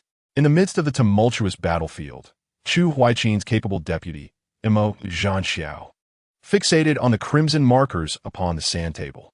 With a sudden draw of his sword, he commanded, "Relay the order to construct a dam upstream on the Yinma River to store water. When a northern army crosses, let them experience the might of a water assault." He further instructed the dispatch of a squad of cloaked assassins to incinerate the northern army supply depot, thus severing their foundation. Meanwhile, another team of shadowy figures stealthily exited Shuofang Pass, racing towards the northern army supply base, their silhouettes flickering in the rain. Within the northern army camp, a mysterious figure adorned with a conical hat lifted the tent flap, revealing none other than Chu Lin, who was presumed dead in battle. He presented a secret missive to the Wolf King, proclaiming, "General Chu Huaiqin has led the main force out of the city. Shuofang Pass is currently vulnerable. Here is the defense layout." A cold smile curved his lips, and a calculating glint flashed in his eyes. "As long as you could delay Chu Huaiqin's reinforcements, I shall ensure that Shuofang Pass falls without a fight. Once successful, the realm of the Qian will be within our grasp." The Wolf King, gazing at the map, erupted in a thunderous laugh. "Excellent. Once we conquer Shuofang Pass, I shall surely share the lands of the Qian with you." In the shadows, Qianzhuang's covert agents observed this scene, hastening towards Shuofang Pass, for a grander conspiracy and counteraction were about to unfold on the battlefield. Upon receiving news of Chu Tuanyue's imminent deployment, Chu Lin's gaze grew increasingly sinister. He understood that this moment presented an exceptional opportunity for profit. As long as the Qian and the Northern Dynasty engaged in a life-and-death struggle, with a multitude of Yuming cultists at his command, how could he fail to seize the world? With this thought, a cold smile graced his lips as he swiftly turned and employed his lightness skill to dash towards the headquarters of the Yuming cult. The torrential rain at Shuofang Pass mingled with the blood seeping into the cracks of the city walls. Chu Huaiqin and his deputy Mo Zhanxiao gazed at the rising water levels of the Yinma River, their iron-clad hands gripping the battlements, producing a creaking sound. In the distance, the dust raised by the northern army's 100,000 cavalry loomed like a dark curtain, the sound of hooves causing stones to tumble from walls. Suddenly, Qianzhuang coughed violently, a blood-stained handkerchief pressed against the sand table. "General, look! The enemy's vanguard has circumvented the Yinma River and is charging towards the northwestern pass. This is a feint. We must not fall for it." The Empress's urgent missive arrived amidst the downpour, the gilded wax seal blurred by rainwater. Chu Huaiqin unfolded the secret letter, the crimson markings glinting coldly in the twilight. "Unusual movements at the Northern King's tent. Dispatch scouts to investigate immediately." He forcefully tore off his cloak, casting it aside. "Leave 5,000 men to guard the pass. The rest will follow me into battle. Exercise utmost caution. Do not underestimate them." The Xuanjia army burst forth from the city gates, startling the concealed fleet of rafts hidden among the reeds, prepared for a clandestine crossing by the northerners. On the battlefield, the northern cavalry's scimitars sliced through the rain. Chu Huaiqin's long spear swept wide, its tassels drenched in blood, when suddenly, the Black Wolf banner of the elite Heifeng cavalry rose among the enemy ranks. Qianzhuang's roar pierced the chaos. "This is bad. They intend to use the poison smoke formation. We must respond swiftly." Before the words had fully left his lips, countless clay pots soared through the air, releasing yellow-green smoke that engulfed the battlefield. The war horses neighed in distress, convulsing within the toxic mist, while soldiers coughed violently, their vision obscured, relying solely on instinct to wield their weapons. At this critical moment, thunderous war drums reverberated from the southeast. Mo Chun, clad in silver armor, led the white robe army into the fray. With his sword dancing, he formed an invisible shield that dispersed the poison smoke. The Empress, standing atop the Arrow Tower in the capital, surveyed the battlefield with a glint of ferocity in her eyes. "Relay the order to the Divine Machine Camp. Let the Thunder Chariots target the Northern Army's central command. Not a single one shall escape." Amidst the chaos, the Northern King widened his eyes in disbelief as flames erupted from his supply camp. Clenching his scimitar, he bellowed, "Who leaked the information?" Unbeknownst to him, the spies had already delivered the intelligence to Qianzhuang. The Xuanjia army and Mo Chen's White Robe army formed a pincer movement. while the defenders of Shuofeng Pass seized the opportunity to charge forth. Surrounded on three sides, the northern army's formations fell into disarray. As the rain subsided, the setting sun appeared blood-red. The battlefield lay strewn with corpses. Chu Huaiqin wiped the blood from his spear, frowning at the retreating enemy. The northern forces have withdrawn too orderly. There may be a counterstrike. Yet Qianzhuang gazed at the flock of geese flying southward, a knowing smile gracing his lips. The assassin's eye lay beneath the northern king's tent shall soon play their part. Chapter 64. The Nine Rings Align. The northern dynasty's fate is sealed. The night descended like thick ink over the capital, and Chu Huaiqin's Xuanjia armor glimmered with a cold, ethereal light under the moon's chill. He stood like a solitary pine upon the high platform, the armor of 100,000 soldiers undulating in the night wind, forming a ceaseless silver-gray tide, while fluttering banners obscured the horizon. Meanwhile, within the prime minister's residence, wine cups clinked as Lu Chijun, inebriated, swayed with a gilded wine goblet, boasting to guests, "His Majesty has seen through the northern dynasty's deceptions. Within a fortnight, he shall trample the grasslands with thunderous force." Laughter and chatter intertwined. The news spread swiftly through the streets and alleys of the capital like bats in the dark night. The frigid winds of the northern plains whipped up grit, striking the leather tents like the claws of a ferocious beast. Northern General Welecha abruptly smashed his wine bowl to the ground, shards scattering as he kicked the wooden stool, causing it to creak. The appointed time has passed, and yet De Qian remains silent. Do they consider us mere lambs to toy with? His scimitar's blade emerged a fraction from its sheath, its cold glint reflecting the wild dance of the wolf banner outside, while the candlelight flickered in the gusts, illuminating the report detailing the emptiness of Shuofeng Pass. Welecha traced the mark of Shuofeng Pass on the sheepskin map with his finger, a bloodthirsty smile forming at the corners of his mouth. He had deliberately concealed his elite forces in Hafen Gorge, awaiting the De Qian army to walk into his trap. Within the general's residence, the mingling scents of sandalwood and medicine filled the air. Qianzhuang coughed violently, his skeletal hand trembling as he scattered a handful of red sand upon the sand table, outlining the deployment of the northern army. The 50,000 cavalry at the border are merely bait.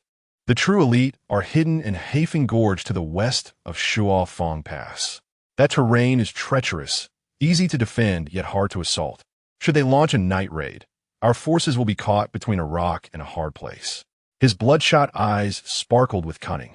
Yet they could not fathom that I had already set the heavenly thunder formation in the gorge, waiting for these wolf cubs to fall into the snare. Chu Huaiqin's brows knitted tightly as he grasped the tiger talisman, stating firmly, "Immediately relay the order to the Xuanjia army to take a detour via Baichengzi to cut off the enemy's supply lines. Be silent and stealthy. Do not startle the snake." Simultaneously, within the imperial study of the capital, candlelight flickered. The Empress held the intelligence close to the flame, illuminating the words detailing the northern army's assault on Shuofeng Pass. Her phoenix eyes narrowed, her gilded armor lightly grazing the map at Baichengzi's mark, and she suddenly chuckled softly. Do they think they could deceive me with an open road for the enemy while secretly moving through the dark? The pearls hanging from her crown swayed with her movement as she lightly tapped the end of the missive, instructing Chu Huaiqin to see who truly possesses the superior skill. The concealed guards received their orders, leaving the Empress to gaze at the map, a calculating glint in her eyes. He surveyed the distant, sprawling fortifications, a low chuckle escaping his throat. This was merely the first step of the Jingzhi scheme. With that, he swung his blade fiercely, and behind him, 30,000 iron cavalry surged forth like a black tide towards Shuofeng Pass. At the foot of Shuofeng Pass, the sound of hooves rumbled like thunder across the desolate plains. Welecha raised his scimitar high, the wind billowing his cloak, as cavalry surged forth like a dark wave towards the city walls. Suddenly, the drums of war thundered from the towers, and Qianzhuang's aged yet piercing voice cut through the smoke. "Welecha, do you recognize the heart-piercing transformation of the 72 transformations of Qianji? Today shall be your end." Welecha's pupils constricted, his grip on the blade tightening. At that moment, A deafening explosion erupted from the direction of Hafen Gorge. The flames ignited by the heavenly thunder formation soaring skyward like a red dragon, painting half the horizon crimson. The northern cavalry's formations collapsed in chaos, and the startled warhorses reared, galloping wildly. Simultaneously, a cloud of dust rose from Baichengzi as Chu Huaiqin led the Xuanjiao army, piercing into the enemy's flank like a sharpened sword. The armor glistened coldly in the sunlight, the battle cries shaking the very earth. In the midst of the melee, Walecha fought fiercely, his scimitar stained with blood. Suddenly, an arrow sliced through the air. He swung his blade to block it. Yet in the skirmish with Chuijian's general, he inadvertently exposed a flaw. In truth, WLCH had discreetly ingested a potion that induced a state of apparent death at the moment he fell from his horse. This was a cunning stratagem devised in collusion with the king of the Northern Realm. The Empress stood atop the Arrow Tower in the capital, gazing at the distant flames of war rising towards the sky. A cold smile curling at the corners of her lips. As the clam and the snipe contend, it is time for the fisherman to cast his net. She turned to her shadowy guard and whispered, "Relay orders to CHTNU to swiftly advance towards the Northern Dynasty. Closely monitor all movements. Leave no stone unturned." A torrential downpour lashed against the crumbling remnants of Shu Fing Pass. Chuijn wiped the blood from his spear, his gaze fixed on the retreating northern army, his eyes brimming with vigilance. WLCH had fallen too easily. Beneath this victory lay the shadow of a more profound conspiracy. Meanwhile, Qianjw surveyed the rain-soaked ground, a glimmer of contemplation flickering in his murky eyes as he tightened his grip on the bronze token inscribed with mysterious symbols hidden within his sleeve. Deep within the Black Wind Gorge, the war boots of the Northern Wolf King crushed the ice shards beneath. The news of CHTNU's main force retreating south brought a cold smirk to his lips.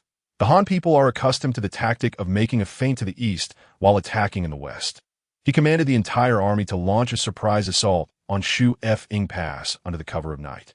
As the words faded, a deafening roar suddenly erupted from both sides of the gorge, and countless clay jars filled with tung oil descended from the heavens.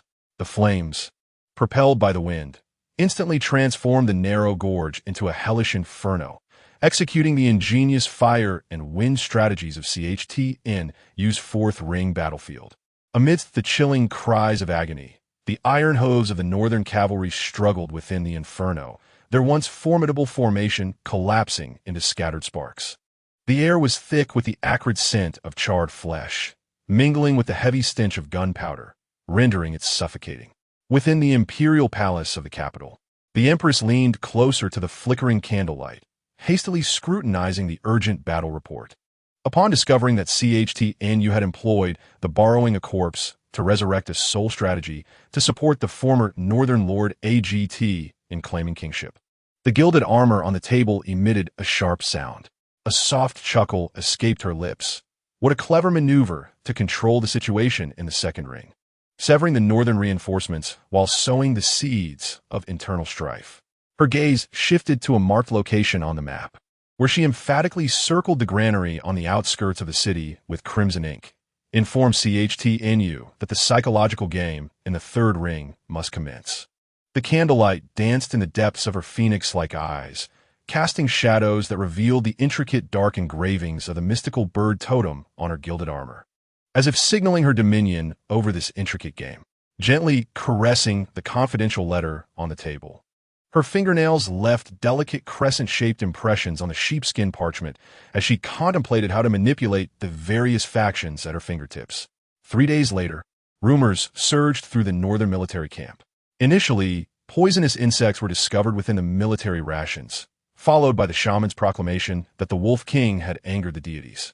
When CHTNU's envoy entered the royal tent bearing the peace proposal, the Wolf King glared at the terms within that demanded the cession of 3 provinces for trade, his hand gripping the knife tightened with bulging veins.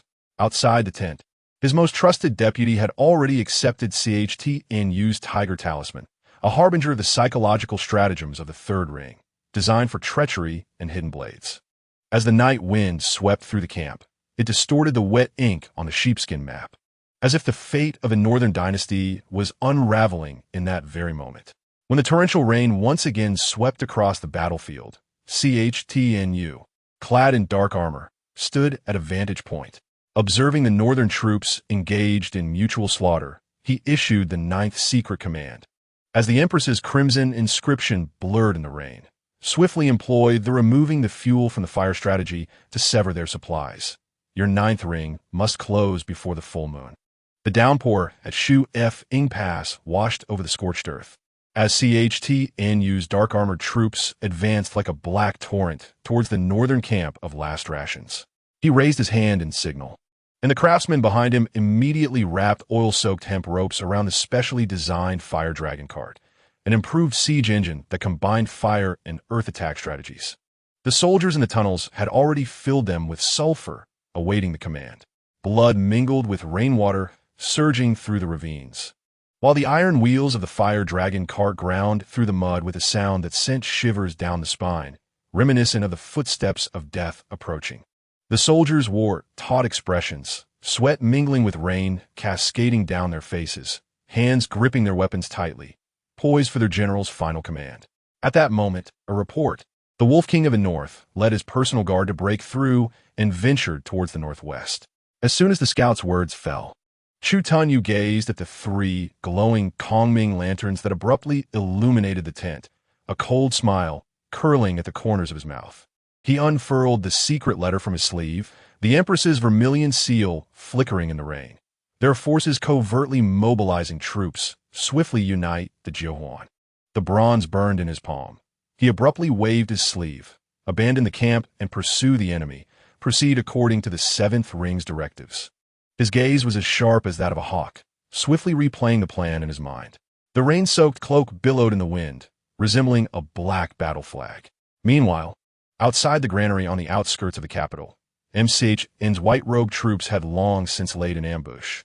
He toyed with the Beidou compass in his hand, his eyes sweeping over the hexagram patterns adorning the granary, before suddenly launching a signal flare. A rumbling sound echoed from afar. As the water assault plan devised by CHTNU was set in motion, causing the waters of YNM River to surge forth through the hidden channels, instantly transforming the granary into a marshland. The guards at the granary struggled in waist-deep water, while the grain soaked in the flood began to rot, mingling with the torrential rain that enveloped the outskirts of the city. A mocking smile crept across MCHN's lips as he observed the enemy's disarray in the water. He gently rotated the compass in his hand, as if orchestrating a masterful chess game. Deep within the northern grasslands, the Wolf King abruptly reined in his horse as thousands of armored war elephants appeared ahead, causing his pupils to constrict. The banners of CHTNU's unique beast assault formation were prominently displayed atop the elephants. Chapter 65. The chaos in the southern frontier. What was even more terrifying was the gradual unfolding behind the war elephants. The Su-Ng army arranged in a nine-palace-linked formation, with each square concealing lethal combinations of different troop types. Spearmen, crossbowmen, and heavily armored cavalry worked in concert, and the subtle shifts in formation hinted at the intricate stratagem of the nine-palace-linked scheme. Amidst the biting cold wind, the Su-Ng gleamed with the blood-red remnants of the sun, resembling the scales of death itself, exuding a chilling aura that sent shivers down one's spine. The Wolf King gazed upon this hellish battle array. A wave of metallic sweetness surged in his throat, and he found it difficult to maintain his grip on the curved blade in his hand. In that moment, he finally comprehended that from the very instant he entered this war, he had never possessed even a semblance of hope for victory. Dried leaves and fine sand whipped against his face, yet they could not compare to the bone-deep chill that coursed through him. He gritted his teeth and roared in fury. The Diqian dynasty has indeed kept its trump card. He roared and brandished his sword, only to see CHTNU emerge slowly from the formation. Holding aloft the military treatise Ji Lin, who NJZH and wearing a confident smile that suggested victory, was assured. Did you believe that the fire attack was solely intended to slay the enemy? In truth, it is a trap designed to lure you into my eighth ring diplomatic maneuver. Before the echoes of the voice faded, Smoke signals rose from various corners of the grassland. As the tribes once loyal to the Wolf King hastily raised the new banner of AG, due the cold wind rustled the tattered wolf flags, and the Wolf King, witnessing his once loyal guards turn against him, suddenly recalled that the moment the first flicker of flame ignited in the Hafen Gorge, he had already stepped into the snare of death. As the final full moon ascended, the Empress stood at the highest point of the imperial palace, gazing at the battle report inscribed with the 4 characters 9 rings converge, a faint smile gracing her lips. She cast the secret letter into the fire basin, her gilded armor lightly brushing against the portrait of Chu Tianyu, exclaiming in admiration, to strategize with distant alliances while attacking nearby foes, and to ensnare through the unification of forces truly deserving of the title divine strategist. The torrential rain at Shu Fing Pass washed away the remnants of the 9 rings formation's flags. Chu Tianyu polished the bronze token gifted by his father, Chu Hu Ijn, his fingers tracing the characters for loyalty and valor etched on its reverse, his mind swirling with myriad thoughts. At that moment, a soldier rushed in, breathless, and loudly reported, "General, Lord Xiao leads an army of 50,000 Xuanjia troops westward, harboring intentions of rebellion." The urgent sound of a report shattered the curtain of rain.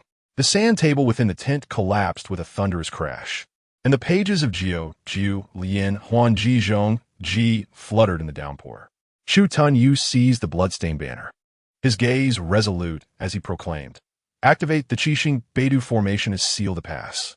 The voice of the vice commander trembled as he cautioned, "That is your father, Chu Tuanyue." With a fierce glint in his eyes, he bellowed, "The Palu Jian at his waist is now pointed at the vast lands of the Qian." As he spoke, he crushed the secret letter, the words calling for the cleansing of the imperial court blurred by the rain into a hue reminiscent of blood. Subsequently, he unfurled the secret edict of the Empress, the crimson characters glaring like lightning. "I trust you more than my own kin. Swiftly quell the rebellion. This sword shall serve as my military oversight." As a longing sword was drawn from its sheath, a chilling arc of light emerged, rendering the faces of those within the tent pale. 3 days later, 3 red lanterns illuminated the military tent of Chu Huaijin. Chu Tunyu gazed at the Xuanjiao army, personally trained by his father, forming the Sankai formation, and suddenly smiled, a glint of ruthlessness flashing in his eyes. "Activate the counter-espionage and seduction strategies in succession, allowing the dancers saved years ago to infiltrate the enemy camp with forged secret letters." The elderly strategist, Qian Jiwang, coughed, staining his handkerchief red, and weakly inquired, "General, what is your intent?" "I intend to show him how trust can transform into a double-edged sword," replied Chu Tunyu, slamming a military treatise onto the table, and solemnly declared, "We shall commence with the 9th ring, beginning with undermining the morale of the troops." When Chu Huaijin discovered the deceit and angrily executed the treacherous general, the white-robed army of Chu Tunyu advanced through the thick fog. Chu Tunyu stood alone, his sword pointed directly at the enemy, loudly questioning, "Father, do you still recall your teachings from my youth? Warfare is of utmost importance to the state, yet you would drag countless soldiers into the abyss of treason." Chu Huaijin's Palu sword trembled slightly before he ultimately sighed and lowered it, his tone filled with disappointment. "You have ultimately been blinded by the Empress. Let the entire army travel light. We shall depart at the hour of the tiger tomorrow," commanded Chu Tunyu, grasping the bronze command token, the candlelight casting his shadow upon the map, resembling an eagle unfurling its wings. Days later, the commander of the northern front stood atop a watchtower, sneering. "The banners upon the city walls are sparse. The Chu family army is indeed timid. At the hour of the rabbit tomorrow, the entire army shall cross the river."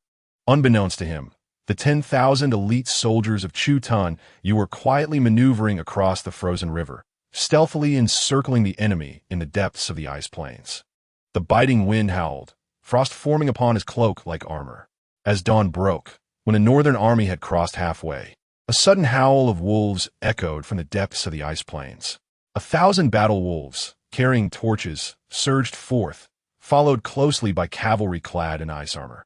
The ice spears in their hands refracted the morning sun, resembling ancient warriors awakened from glaciers. "Kill!" Chu Tunyu led the charge, the longing sword cleaving through the morning mist. The icy surface of the river suddenly cracked, and the surging waters swiftly engulfed the floating bridge. 300,000 troops were split in two, the sounds of battle, neighing horses, and cracking ice blending into chaos. Blood seeped into the pure, white snow, staining the ice a sinister crimson. 3 days later, the commander of the Northern Front knelt, submitting a letter of surrender.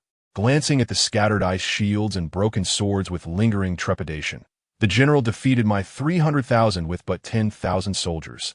Such cunning strategies are unheard of. Chu Tun sheathed his sword and gazed at the distant snow-capped mountains. The cold wind swept through his hair, a few strands of white fluttering in the breeze, evidence of his 3 sleepless nights of strategizing. Half a month later, while returning, Chu Huaijin received news of a victory.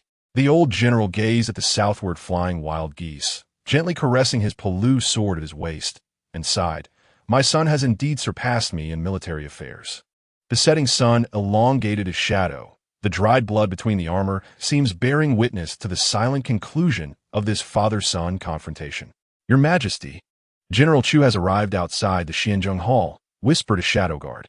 The Empress chuckled lightly, her fingertips tracing the unburned secret edict on the table, which contained the battle report sent after Chu Tun used great victory on the ice plains, concluding with a small line. "I hope your Majesty will remember the loyalty of the Chu family over 3 generations." Inside the Xianzheng Hall, Chu Huaijin removed his helmet, his white hair trembling slightly in the morning light. "I, Chu Huaijin, am guilty." He knelt on one knee, his voice resounding like a bell.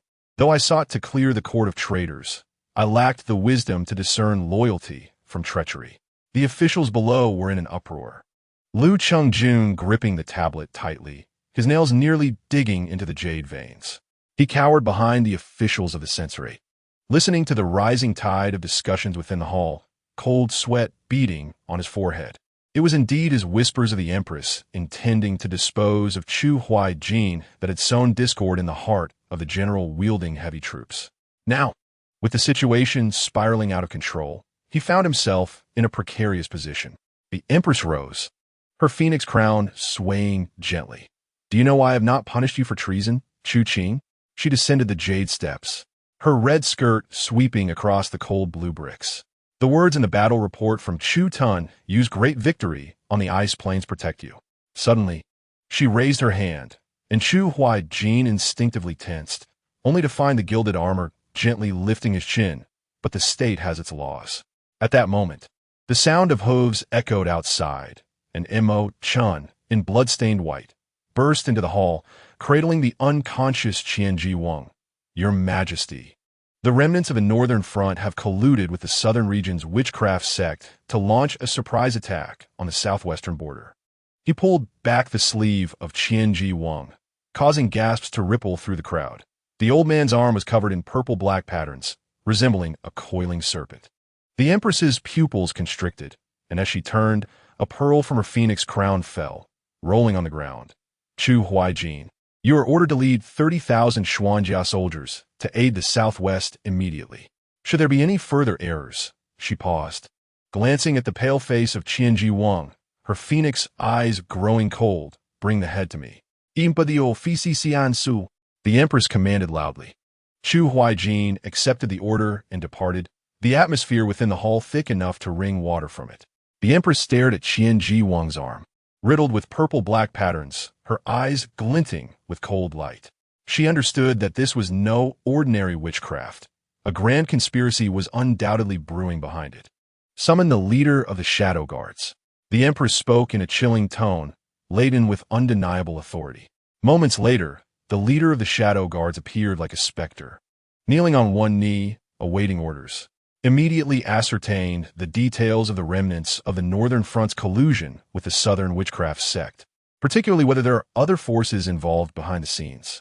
"Within 3 days, I expect a detailed report." The Empress's words were like knives, each laced with murderous intent. Chapter 66.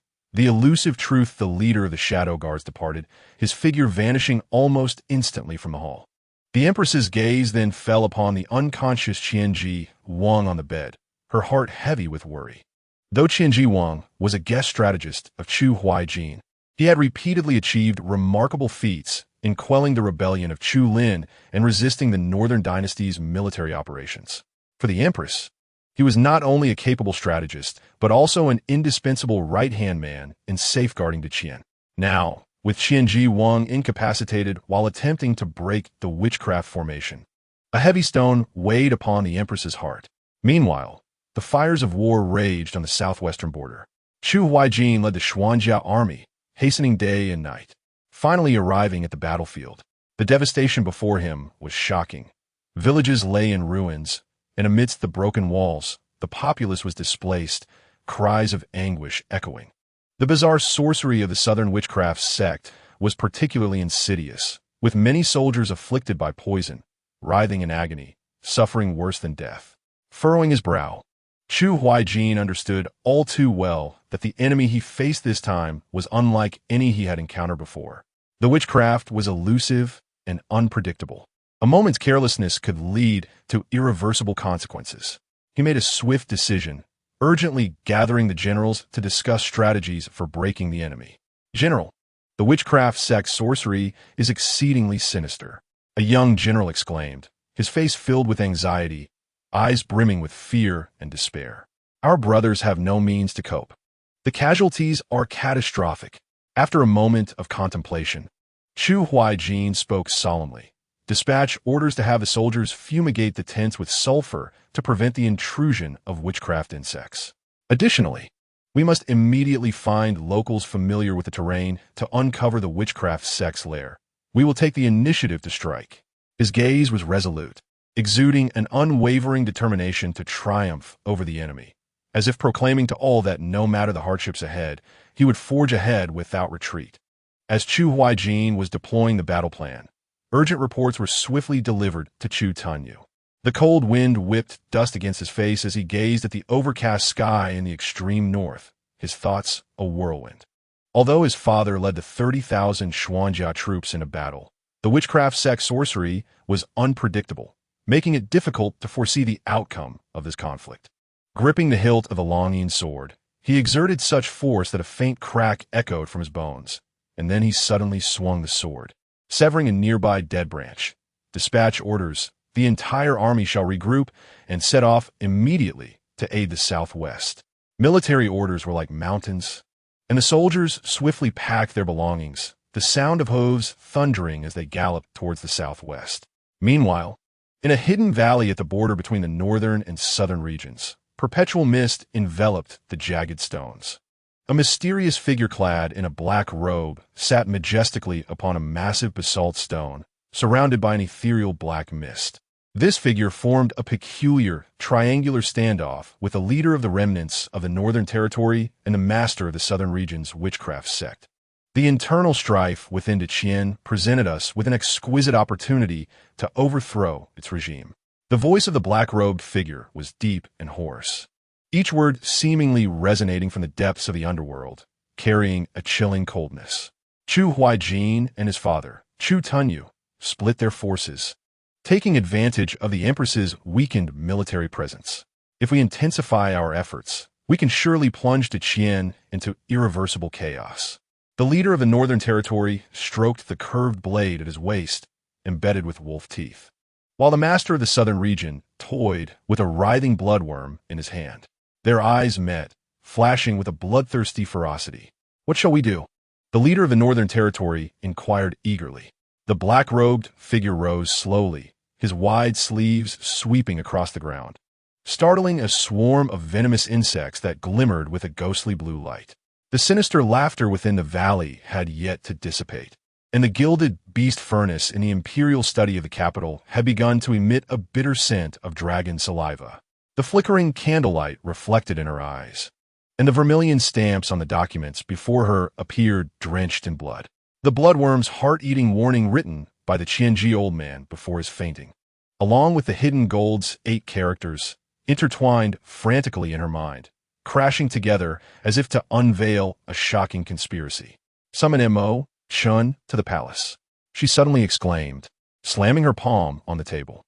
The gilded armor crashed onto the location marked on the map of Shuofeng Pass, startling the ink swallows resting beside the inkstone.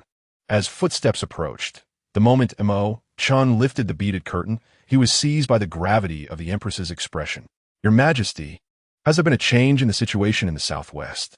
he inquired, catching sight of the unburned fragments of a confidential report on the table, his heart sinking. "It is not merely the southwest." The Empress flung the report onto the sand-covered map, where the crimson mark of the Xianjia army nearly touched the black totem of the witchcraft sect under the candlelight. The wolf banner of the Northern Territory had already gathered outside Shuafang Pass, and in the capital, she lowered her voice, tracing her fingertip over the location of Lu Chongjun's residence, where dark currents surged.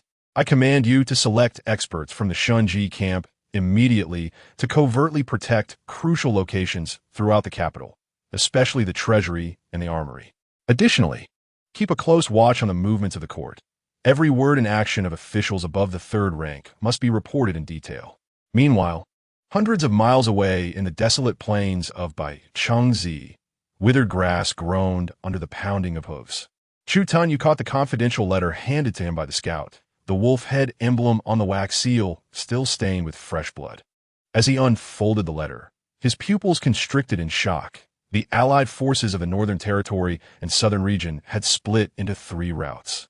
With Chu Huaijin trapped in Qingshi Gorge, the Qianji old man poisoned by 7 witchcraft curses in order to protect the Xianjia army, and the city defense plans of Shuafang Pass now in the hands of the enemy. General, if Shuafang Pass falls, the 3 cities in the extreme north will be left defenseless. The vice commander's shout was torn apart by the biting wind. Yet, Chu Tun Yu's gaze remained fixed on the meandering banks of the Blackwater River on the map, where his father, Chu Huaijin, confronted the witchcraft sect. The clear sound of the dragon-ine sword being unsheathed shattered the air, and he pressed the letter heavily against the southwestern corner of the map. "All troops, heed my command. Change course and rush to the southwest." Noticing the hesitation on the vice commander's face, he added, "Send word to Han Zhan to hold Shuafang Pass at all costs. Tell him that if the city falls, he is to present his head."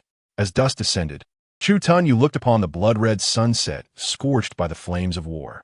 Suddenly recalling his father's words before his expedition, the soldiers of the Qin must face the homeland even in death. The smoke signals of Shuafang Pass and the beacons of the southwest intertwined in the sky as Chu Tun Yu's Xianjia army galloped over the fractured ice, the splashes of water instantly crystallizing into frost. Upon reaching the banks of the Blackwater River, a sudden clamor of hooves tore through the cold wind. A blood-soaked scout nearly tumbled from his horse, clutching the letter tightly, its words blurred by bloodstains. "General, the southern region's witchcraft sect has broken through our defenses with the bloodworm, and Yang Feng's convoy carrying supplies was ambushed. Mo Zhanxiao is valiantly defending Qingshi Gorge with the remnants." Before he could finish, 3 plumes of wolf smoke suddenly rose against the northern horizon, painting the clouds over Shuafang Pass in an ominous dark purple.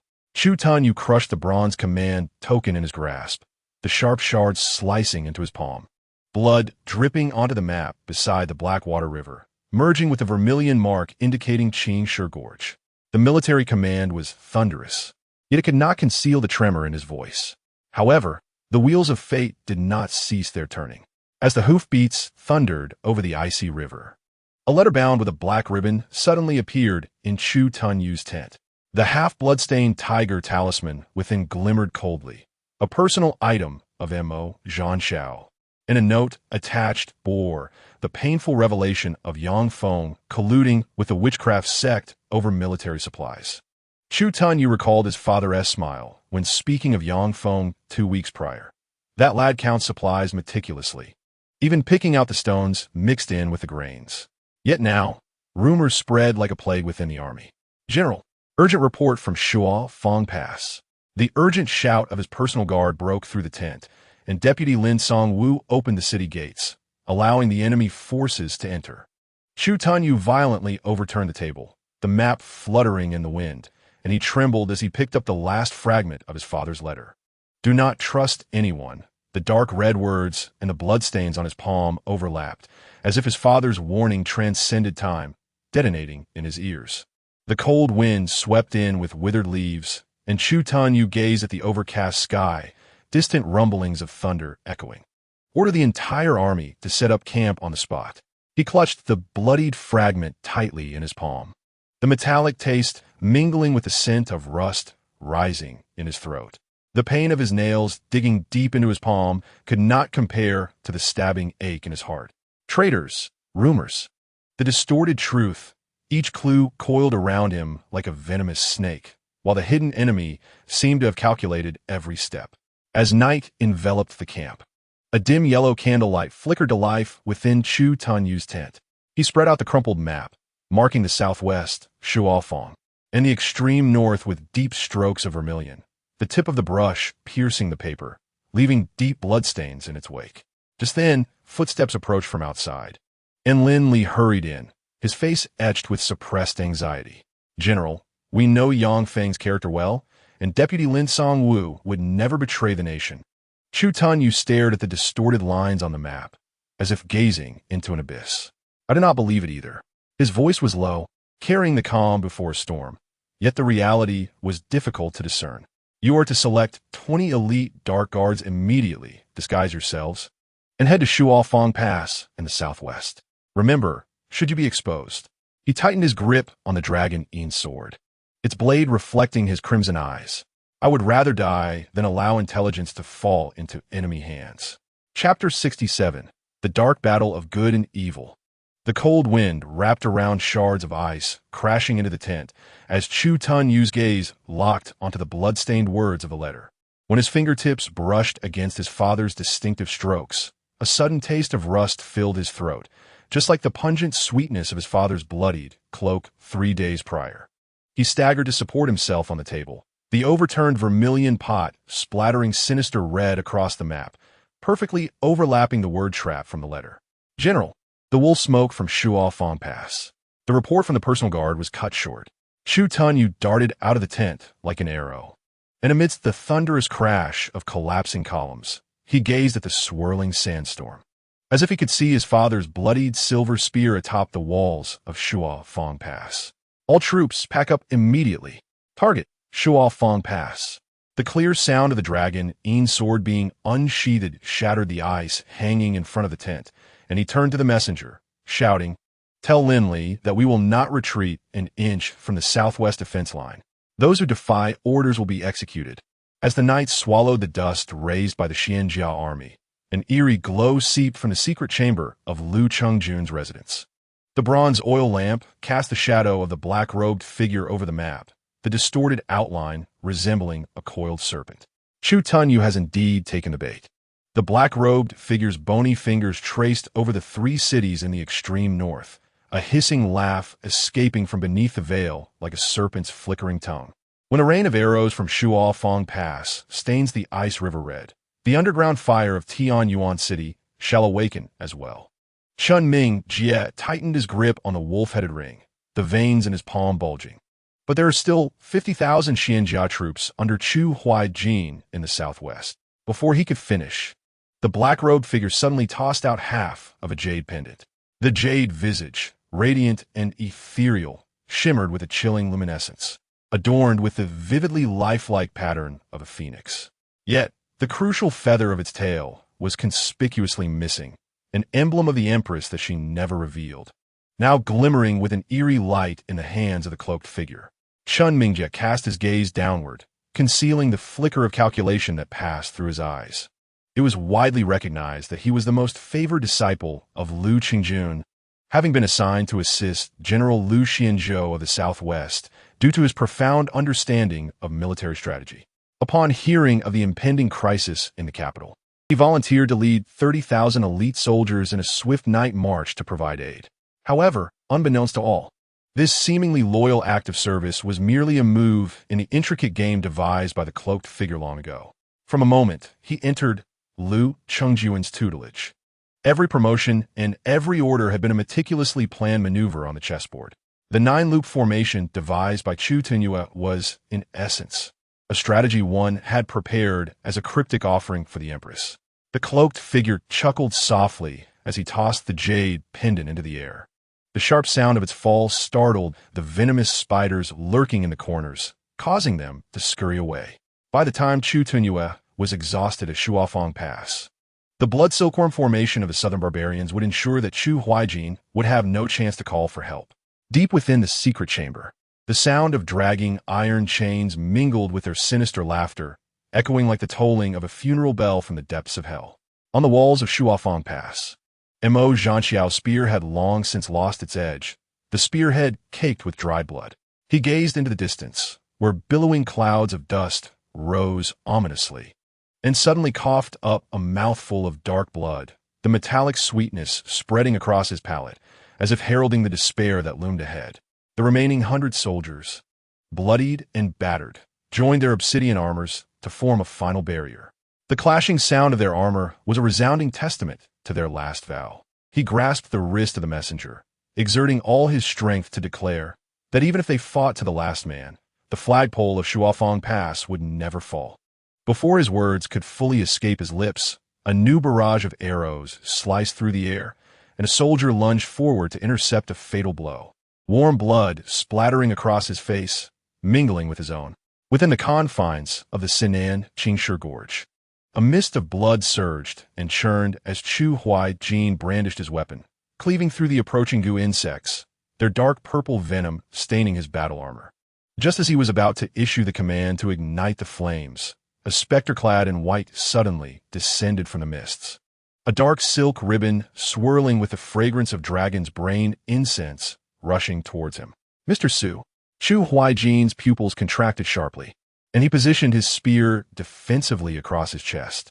At that moment, Su Suqin raised his hand in a gesture of restraint, and the jade flute at his waist emanated a faint glow. 7 nights prior, he had observed the celestial alignments, with the comet Inghua residing in the southwest. It was clear that the general was destined to encounter a calamity of bloodshed. He flicked his fingers, releasing a mechanism box, which sprang open to reveal a radiant diagram of a broken curse, illuminated by phosphorescent powder, though he had no desire to meddle in the affairs of fate. Witnessing the rampant sorcery and the plight of the common folk, coupled with the general's unwavering loyalty and valor, compelled him to break his vow and intervene.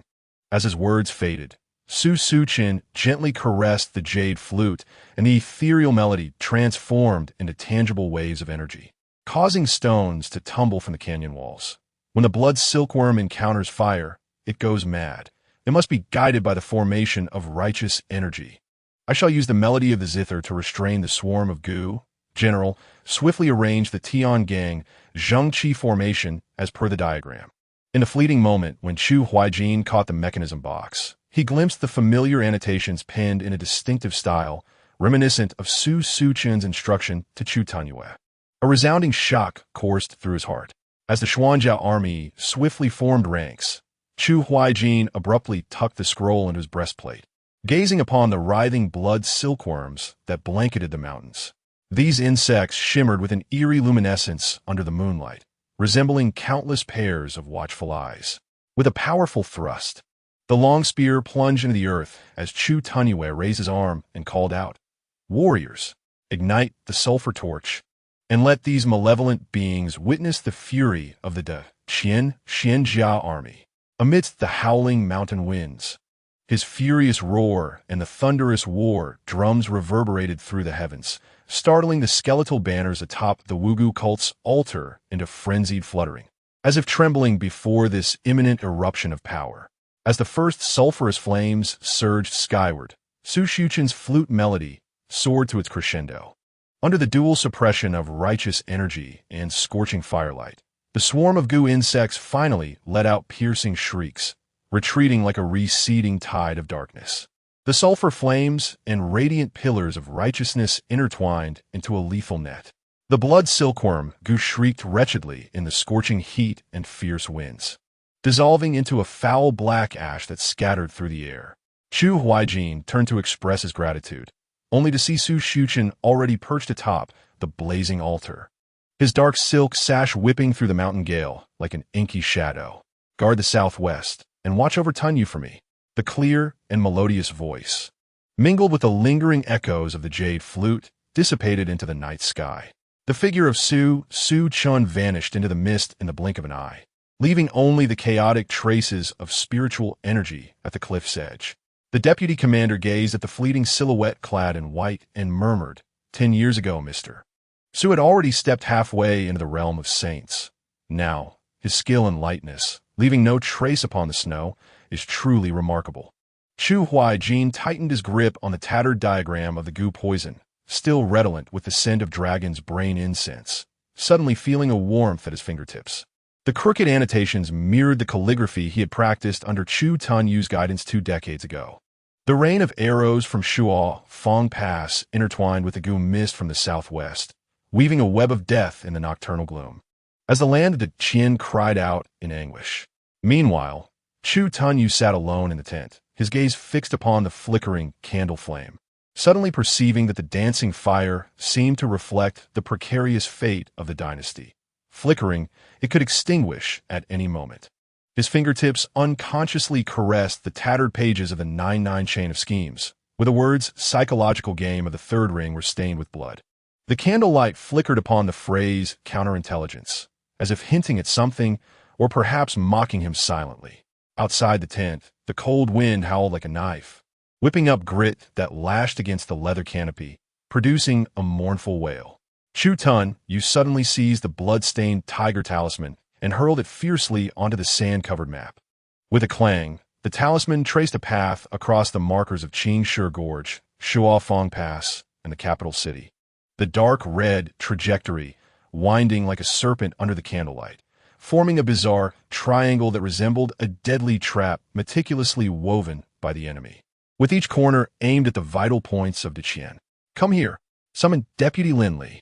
Shouldn't you abruptly tore off his cloak. The longing sword sheath crashing heavily onto the sheepskin map marked with the constellation of the Northern Dipper, causing the vermilion brush on the table to leap in shock. Ink splattering across the map like fresh bloodstains. A cold glint flickered in his eyes. "I command you to take 300 elite warriors, wield this military token, and feign a rescue at Shuofang Pass. Should Lin Kangwu open the city gates, execute the withdrawal of the ladder strategy to sever the suspension bridge.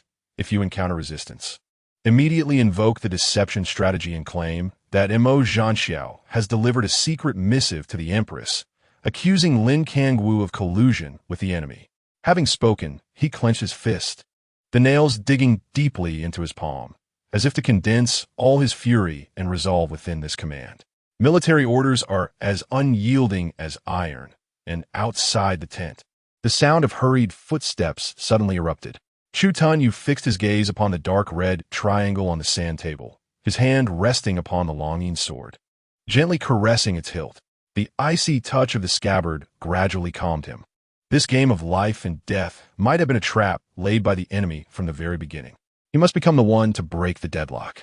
Inside the tent, the candlelight flickered violently, while the remnants of ice shattered by Lin Li's departure continued to emit faint cracking sounds. Chu Tunyu's boots crunched over the scattered pieces of the map, his attention abruptly drawn to the gilded cover of Ju Lin Huanji Zhongji.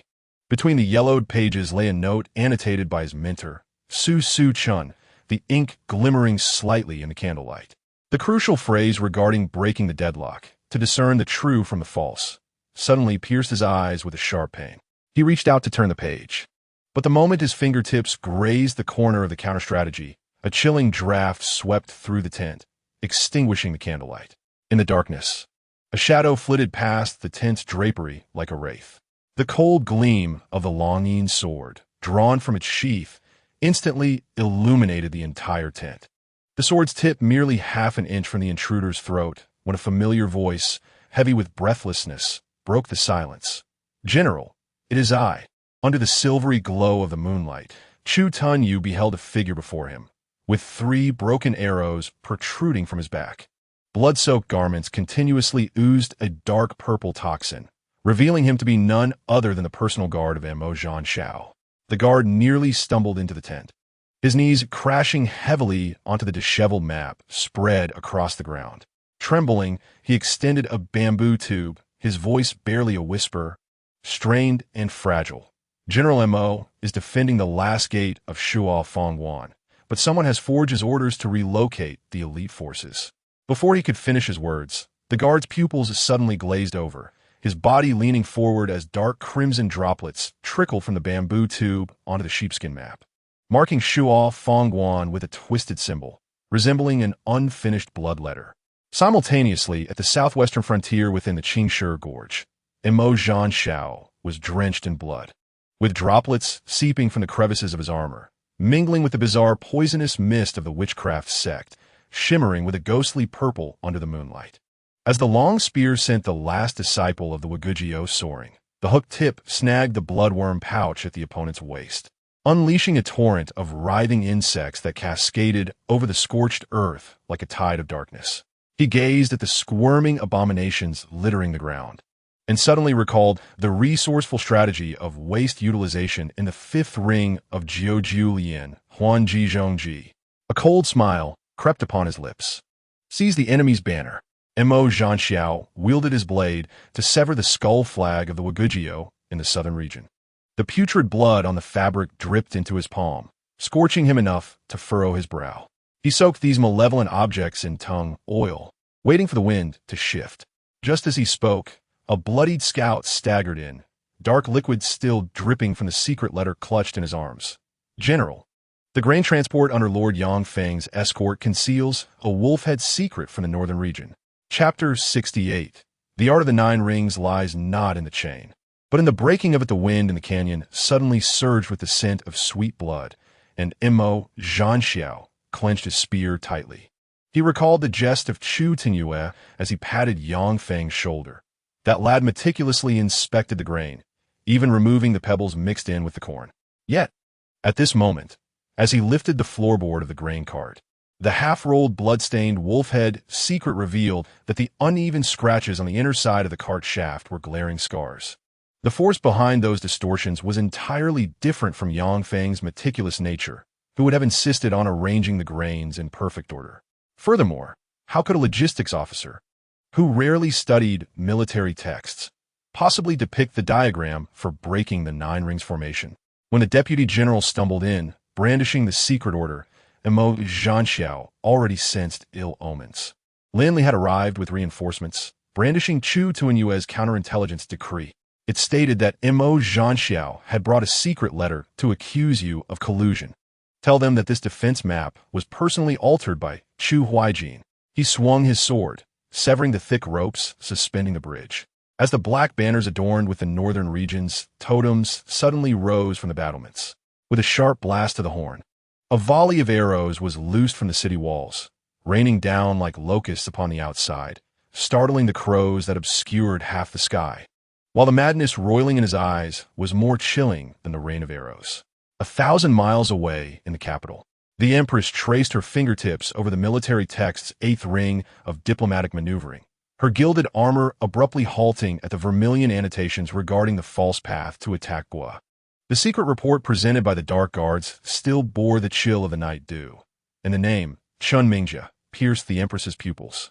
As the most esteemed disciple of Lu Qingjun, this individual had the audacity to use the guise of aiding the capital while secretly relocating 30,000 troops from the southwest to conspire with the southern region. On the map, the smoke signals from Shuofang Pass, the southwest, and the capital formed a grotesque triangle under the flickering candlelight. On the banks of the Heishui River in the dead of night, torrential rain lashed against the ironclad troops of the Xuanjiao army. Chu Tunyue unfurled the final secret edict, the Empress's vermilion decree of the nine rings converging, the lines of reality dissolving in the lightning's brilliance, illuminating his tightly pressed lips.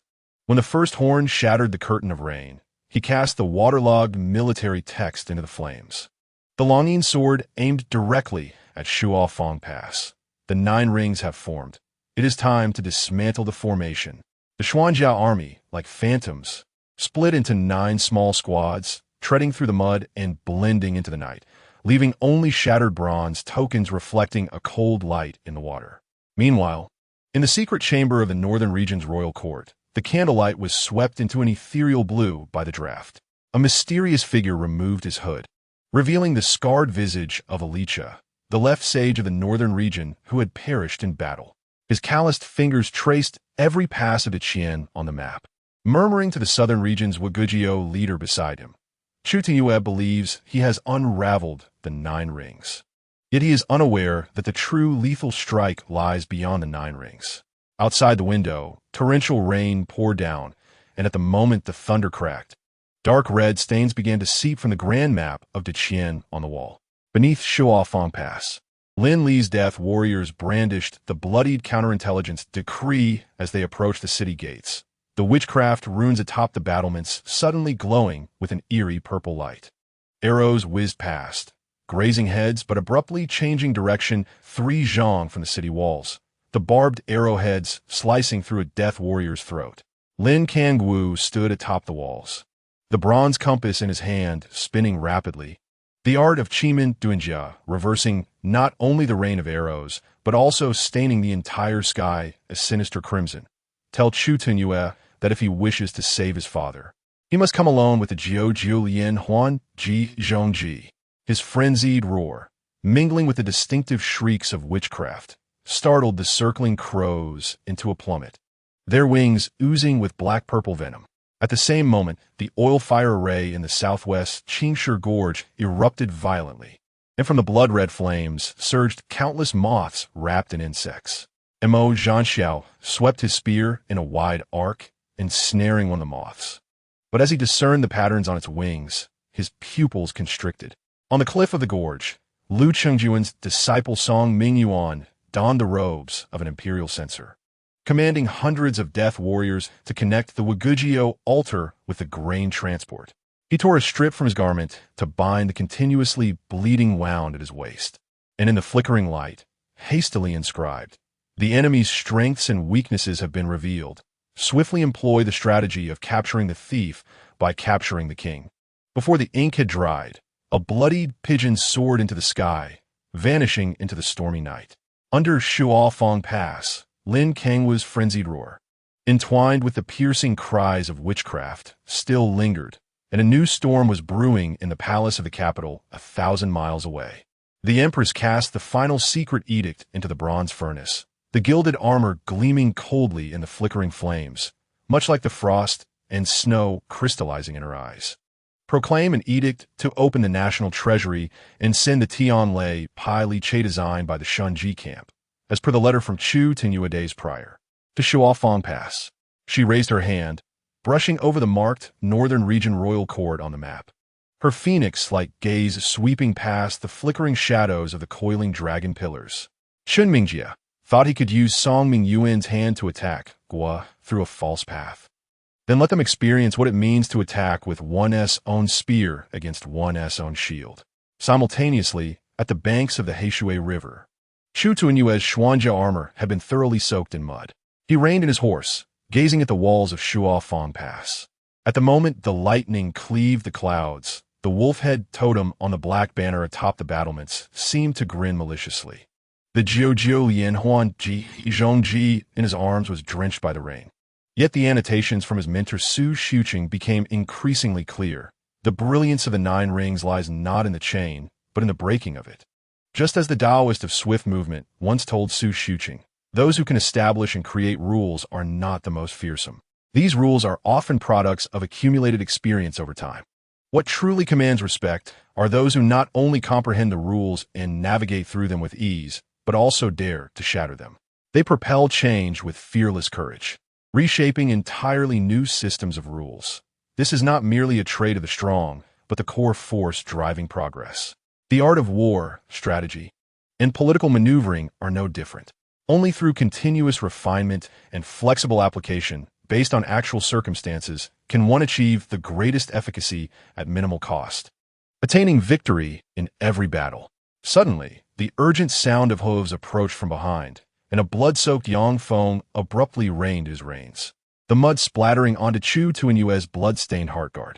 "General," he raised the grain allocation map, soaked in blood, his voice mingling with the thunder's roar.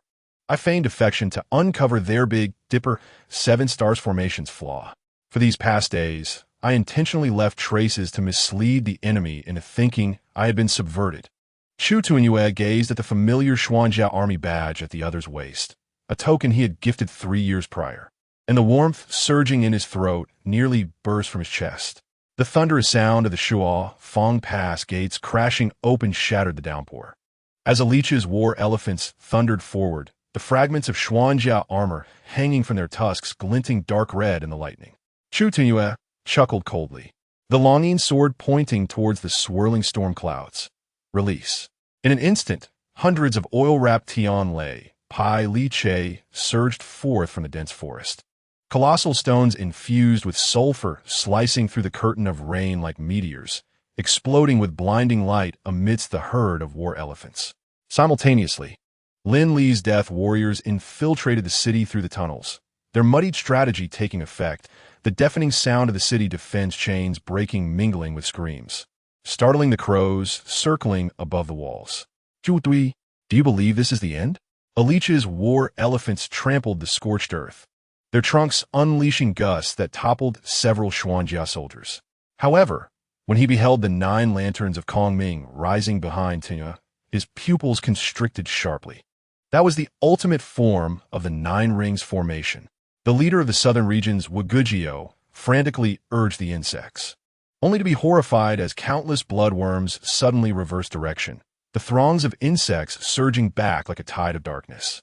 On the precipice, Mo Zhanxiao stood resolute with his spear, his blood-stained armor billowing in the wind. The bamboo tube he cast forth spilling forth the incantation of the Gu arts. Forged through clandestine sorcery. By their own methods, let them be repaid in kind. Chu Tunyue's voice, mingling with the thunderous roar of the chariots, reverberated across the battlefield. Clenching the military tome in his grasp, the words discerned truth from illusion left by Su Su Chun flickered in the firelight. Today marks your demise. The smoke of Shuo Fong Pass had yet to dissipate, as the dying sun bled crimson upon the shattered walls. Chu Tunyue suddenly raised his head amidst the mountain of corpses, where Lin Kangwu's curved blade pressed against Chu Huaiqin's throat, the old general's bloodied silver spear now broken. Yet he still stubbornly held his ground. Father! Chu Tunyue brandished his sword, intent on charging forth, when a thunderous sound from above erupted. Chun Mingjie, clad in gray robes, swept in, his judge's pen carrying a chilling wind aimed directly at Chu Huaiqin's heart, the poison tip glimmering with a sinister blue light. In a moment of peril, Chu Huaiqin broke free from his restraints, his flowing sleeves entwining the judge's pen. Chun Mingjie, I shared a bond with your master, Lu Chengjun, as classmates. Why? Chun Mingjie suddenly threw back his head in laughter, a sound tinged with despair, blood droplets falling from his gray robe. Did you think I truly wished to be a disciple of Lu Chengjun? Ever since I was abducted by a mysterious figure at the age of 8, my life has ceased to be my own. His crimson eyes fixated fiercely on Chu Huaiqin from the moment I entered the Lu residence. I became a mere pawn on someone else's chessboard. Song Mingyuan was but a discarded piece shielding me from the blade, the real fatal move, before he could finish. Chu Tunyue's dragon roar sword pierced through his shoulder. Staggering back, a half-carved jade pendant bearing a mysterious totem fell from his grasp, clattering against the scattered talismans of the Gu arts on the ground. As the chaotic cries of the soldiers surged, his figure was swiftly engulfed by the sanguine twilight, leaving only the grotesque totem on the jade pendant, shimmering with an eerie light in the sand. 3 days later, at the celebratory banquet in Taiha Hall of the capital, the gilded candelabras cast a radiant glow throughout the hall. The Empress pressed the imperial jade seal heavily onto the surrender document, the crimson ink spreading under the candlelight with an enchanting sheen reminiscent of drying blood. My dear minister, this 9 rings interlinked scheme is truly unparalleled. She suddenly leaned closer, the gilded armor brushing against Chu Tunyue's hand. A half-burnt letter slipped from her sleeve, its edges still bearing the marks of fire, inscribed with an enigmatic totem. Though Chun Mingjie had fled, the Empress traced the mottled characters on the letter with her fingers, her phoenix-like eyes suddenly gleaming with cold light. For within the correspondence with the Northern Kingdom's royal court, there was mention of an organization known as Xianyinggu. Outside the hall, thunder rumbled, the candlelight flickering violently, casting the curve of her lips into a menacing urgent news.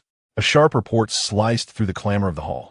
A guard, covered in snow, burst through the doors, ice shards mingling with blood splattering onto the golden bricks. announcing the sudden appearance of a strange ice formation in the 3 northern cities, where foreign cavalry donned bone helmets and rode white bears. Chapter 69. The Third Battle of the Southern Frontier in Dread. Chu Tunyue gripped his dragon roar sword tightly, the dragon patterns on the scabbard digging painfully into his palm. He gazed towards the crescent moon outside the hall, suddenly recalling the jade pendant that had fallen from Chun Mingjie, its Xian snake totem appearing to come alive under the moonlight, gradually overlapping with the bone helmet patterns of the foreign invaders.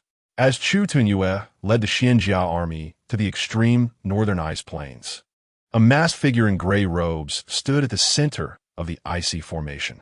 The figure exuded a bone-chilling aura, and as he formed seals with his fingertips, the temperature within 100 miles plummeted to freezing.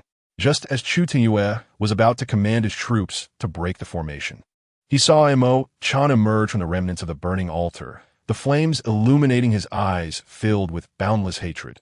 "Left, noble king, are you well?"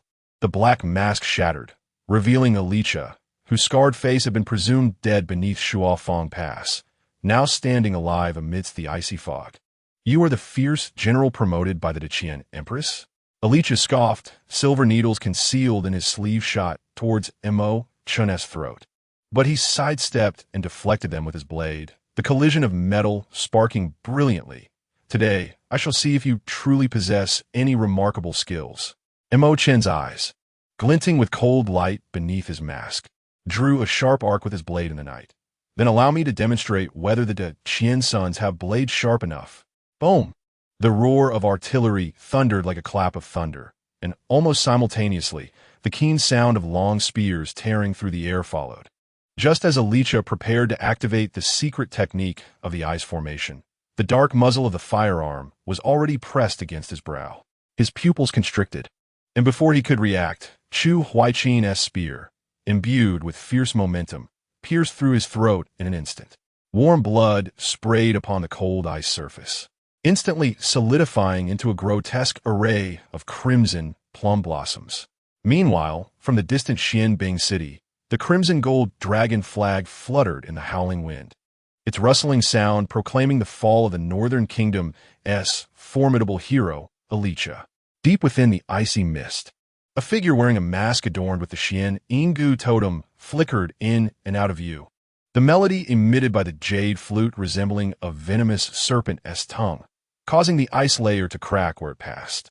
The Xianjia army had yet to form ranks when a shadow, enveloped in frost, surged forth. Chu Tunyue swung his sword to block, the sparks from the clash illuminating the chilling smile beneath the mysterious figure's bone-patterned mask. "Shadow, sound envoy." Chu Tunyue swiftly aimed his blade at the opponent's wrist, only to see the jade flute suddenly shatter into 3 pieces, transforming into a constricting whip. The frigid auras seeped into his veins along the blade's spine, and Chu Tunyue realized that the entire icy plain trembled in synchrony with the flute's melody. This so-called ice formation was merely a facade for the Xian Yingji's grander scheme. In a moment of despair, a deafening roar echoed from the depths of the snowy expanse. Mo Chun, leading the divine machine camp, propelled the dark artillery forward, the flames spewing from the bronze cannon mouth slicing through the icy mist, startling the shadow sound envoy, whose pupils widened in shock. "Fire!" Mo Chen's cloak billowed as he commanded. 30 units of 47 roared simultaneously, the dense rain of bullets pouring forth like a torrential downpour, illuminating the entire snowy field as if it were day. The shadow sound envoy's eyes bulged, his jade flute crumbling in the hail of bullets. The Xian Yingji's proud ice shield shattering under the metallic storm. The Xian Ying true energy disintegrated under the impact of the bullets, and he staggered back, leaving bloody footprints on the ice with each step. Seizing the opportunity, Chu Tunyue shattered the splintering ice crystals, the dragon roar sword clashing with the metal shell, igniting a shower of sparks. As the last shell hit the ground, the shadow sound envoy's mask was riddled with holes, revealing a face marred by bullet wounds, from which seeped a ghostly blue mechanical oil. Just as the shadow sound envoy was taken aback by this incomprehensible weapon, Chu Huaiqin's silver spear, like a dragon emerging from the sea, surged forth, the spear tassel shredding the approaching ice shards. aiming straight for his throat. Xian Ingu S. Fiend. Today marks your end. Forced to raise his arm in defense, the Shadow Sound envoy was met with Chu Tua soaring aloft on the gusts raised by the explosion. The dragon roar sword enveloped in searing sword aura descending, the blade colliding with the remnants of the jade flute, igniting sparks that scorched the ice into blackened fissures. The Shadow Sound envoy emitted a sharp whistle, and the ice plane abruptly cracked in a web-like pattern, hundreds of ice spikes erupting from the ground. Chun scoffed, fiercely striking the fuse towards the launcher, blow it to pieces. The booming thunder erupted in the sky, forming a massive mushroom cloud, obliterating the ice spikes into powder and shattering the Shadow Sound envoy's hands that were forming seals. Chu Tunyue seized the opening, the sword deftly flicking off the opponent's mask, revealing a face inscribed with dark, cursed runes. Impossible. The Shadow Sound envoy staggered back, the jade flute emitting a final shriek as he transformed in a black mist to escape. Chu Fan, M.O. Chun, unleashed a concealed trap from his firearm magazine, 12 poison crossbow arrows shooting forth, igniting the black mist with phosphorescent flames amid the thunderous explosions. Screams of charred flesh echoed through the air. The remnants of the Xian Ingu scattered in panic, leaving only smoldering fragments of masks in the icy expanse. With the last anguished roar of the Shadow Sound envoy fading into the distance. After this battle, the Xian Ing's presence in the southern frontier was gravely weakened. Yet Chu Tunyue gazed toward the roiling, iron curtain of clouds in the distance, the dragon roar sword in his palm gleaming with a cold light. The biting wind swept the snowflakes against the crimson gold dragon flag, yet could not disperse the vigilance burning in Chu Tunyue's eyes. Relay the orders, reorganize the military, and search for the remnants of the Xian Ingu. The valiant soldiers of Deqian lie in wait, resolute and prepared, ensuring that no opportunity is afforded to the enemy to catch their breath. The smoke of battle has yet to dissipate from Shuofeng Pass. Yet Chu Tun Yu has already directed the long Yin sword towards the 3 cities of the far north. The bloodstained map has been forcefully cast upon the sand table, his voice carrying the chilling intensity akin to the shattering of glacial ice. Divide our forces into 3 paths, break the ice formation, rescue the populace, and behead the enemy's leader. The thunderous roar of the Xuanjia army, shattering the frozen river, resonated across the snow-covered plains, while a formidable contingent clad in black armor stealthily descended southward against the tide of humanity. Mo Chun gently caressed the newly forged bronze cannon barrel, a glimmer of icy determination flickering in his eyes as he abruptly waved the signal flag. Commence operations. With the resonant hum of machinery, 12 Tianlai Pilai vehicles traversed the frozen earth. The frost encrusted upon their cannon barrels violently clashed with the miasma wafting from the southern frontier, erupting into blinding plumes of white vapor, as if heralding the imminent arrival of a brutal conflagration of ice and fire. Deep within the heart of the southern territories, the blood banners of the Wugu sect's altar fluttered ominously. A mysterious figure adorned with a crimson mask toyed with a jade pendant from the Xianin pavilion, their scarlet eyes reflecting the myriad blood silkworms manipulated by the sect leader. When Chu Huaijin entered the fray, this Xianbing sure Hun formation would unleash devastation upon the elite of Deqian. Suddenly, the southwestern horizon erupted in a blaze of crimson fire, accompanied by a wave of heat infused with the scent of sulfur, toppling the copper bell nestled in the corner of the altar. The enigmatic figure abruptly raised his gaze, witnessing 9 pillars of scarlet smoke rising from the horizon, an unmistakable signal of the convergence between the Xuanjia army of Shutan Yu and the divine machine camp. The blood silkworms stirred restlessly, voraciously gnawing at the palm of the leader, leaving countless minuscule punctures in his skin. An urgent report emerged. An unexpected ambush was underway.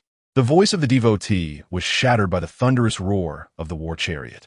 MCHN, clad in dark armor, stood upon the battle vehicle. The flames belched forth by the fire guns resembling venomous serpents, incinerating the approaching goo insects into ashes. With a commanding decree, the soldiers of the SH New Jersey Y collectively engaged the mechanisms as dozens of fireballs, enveloped in tung oil, cleaved through the night sky, accurately striking the central nurturing pool of the Gu mother at the altar. The boiling toxic blood mingled with the flames, soaring skyward and consuming the leader of the WG religion into charred remnants. Concurrently, Chu Yan's silver spear darted forth like a dragon emerging from the sea, expertly dislodging the final WG devotee. The venerable general, leaning upon his spear, gazed towards the distant crimson flames that marked the signal of MCH's fiery ambush with the New Jersey Ying. He caressed the secret decree inscribed by Empress Xiao, which read advance upon sight of fire, and a smile slowly crept across his lips beneath his white beard. Warriors, follow me as we trample through the enemy camp. The war drums suddenly resonated, as 50,000 Xuanjia soldiers surged like a black tide over the hills. The glint of iron armor and clashing weapons surged beneath the night sky of the southern frontier, as if attempting to rend the dense, ink-like darkness asunder. The crimson-faced, enigmatic figure's expression shifted dramatically. Just as he was about to invoke his secret arts, he beheld Mo Chun standing upon the remnants of a burning altar. The concealed rodents should now reveal their true forms. As Chu Fan removed his mask, the muzzle of his firearm pressed against his adversary's brow in a fleeting moment. The long spear of Chu Jin grazed past his ear, shearing off several fragments of the crimson mask. The enigmatic figure let out a sinister chuckle, and a blood-red mist enveloped him. When Chu Tan's dragon roar sword descended, it only cleaved through a drifting shard of the mask. Once the fog dissipated, all that remained was a half-piece of jade pendant inscribed with the totem of Xianin Gu, emitting a cold glow amidst the dying embers of the altar. As the crimson gold dragon banner billowed once more atop Xianbing City, the dragon roar sword in Chu Tan's grasp suddenly hummed. In the distance, through the icy fog, the outline of the red mask flickered in and out of view, while an eerie melody from a jade flute rent the air, causing the ice layer of the entire snowy expanse to fracture. Chu Tan's pupils constricted abruptly as the sword's edge sliced through the frigid winds toward the crimson shadow, yet the ice mist surged like a living entity, unleashing a myriad of icy blades. Mo Chun's firearms erupted in a barrage, the lead bullets freezing upon contact with the adversary's attire before plummeting. Chu Jin thrust his silver spear through the ice mist with haste, the spear tip barely snagging the adversary's cloak. Yet the fabric transformed into a swarm of blood butterflies scattering in all directions. The mysterious figure retaliated by hurling 3 bronze tokens. And amidst the thunderous explosion of blue light, 3 phantasmal ice wolves, engulfed in ethereal azure flames, charged forth with a roar. Be cautious. This is the forbidden technique of Xian Gu. Chu Fan urgently sounded the alarm as the fireball from the Shinji camp struck the wolf's body, only to be rebounded by an icy force. A swirling mist of frost accompanied by the frost blade surged forward. Chu Dui Bao Lao, and the longing sword erupted with a golden radiance, cleaving the ice wolf into shards, yet the splintered ice reassembled mid-air. Seizing the opportunity, the enigmatic figure with a red face vanished into the depths of the icy fog, the sound of the jade flute growing increasingly sinister.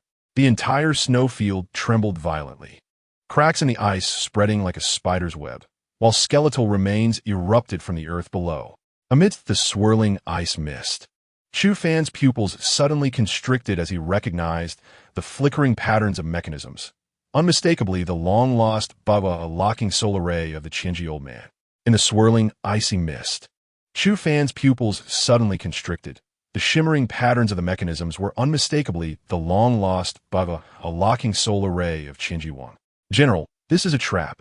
Before his words could fully resonate, Chu Jin's silver spear had already soared like a dragon emerging from the sea, deftly flicking aside 3 bone spears reeking of decay. Chu Tunyue drew the longing sword, its blade humming as it emerged from its sheath, slicing through the dark iron chains binding his waist. 9 specially crafted Kongming lanterns were released, soaring into the night sky. With fire-shattering ice, the 9 rings formation was established. As the furious roar of CHTNYU resonated, the Su Nji army arranged itself in a formation akin to the 9 palaces. The crimson flames of the Kong-ing lantern intertwined with the fierce blaze of the New Jersey camp, erecting a fiery barrier against the biting cold upon the snow-laden expanse. The enigmatic figure with a red face emitted a reluctant shriek as the jade flute in his grasp shattered into fragments, transforming into bloodlight that sank deep into the icy depths. In Chapter 70, titled What a Wily Old Fox, as the icy mist dissipated, the battlefield was stained with mottled hues of dark red and charred black. NYU picked up a bloodied piece of the Sioux New York NG jade pendant, his fingertip brushing over the totem of the Sioux NSH, where he felt the sharp strokes of the two characters Chi NJ inscribed in an exquisite style unique to Chi NJWing. He exchanged a glance with CHUIJN, and both father and son felt waves of astonishment surging within their eyes. Orders were dispatched to thoroughly investigate every individual within the ranks. NYU tucked the pendant into his bosom, the blade of the LNEN sword reflecting the cold gleam of the setting sun. No matter how deeply concealed, the mastermind behind the Sioux New York NG must be unearthed to silently extinguish lives within the confines of the Forbidden Palace, and to abscond with so many individuals. The Empress suddenly tightened her grip on the table, the gilded armor scraping harshly against the rosewood, revealing that Xianji Wang has likely already stepped into the realm of mastery. She abruptly rose to her feet, her phoenix-like eyes ablaze with fury. Scoundrel! I once believed him to be the pillar of the nation, only to discover he is, in fact, the hidden mastermind stirring the tempest. What ulterior motives does such an extraordinary individual harbor as they repeatedly traverse between extremes? Your Majesty, it is my humble opinion that Xianji Wang is a guest official in the esteemed household of the Grand General Chu Huaiqin. Given the sudden emergence of this crisis, I believe it is difficult for the Grand General to absolve himself of responsibility. Lu Changjun bowed deeply in the imperial study, his gaze sharp as a blade, directed at Chu Huaijin.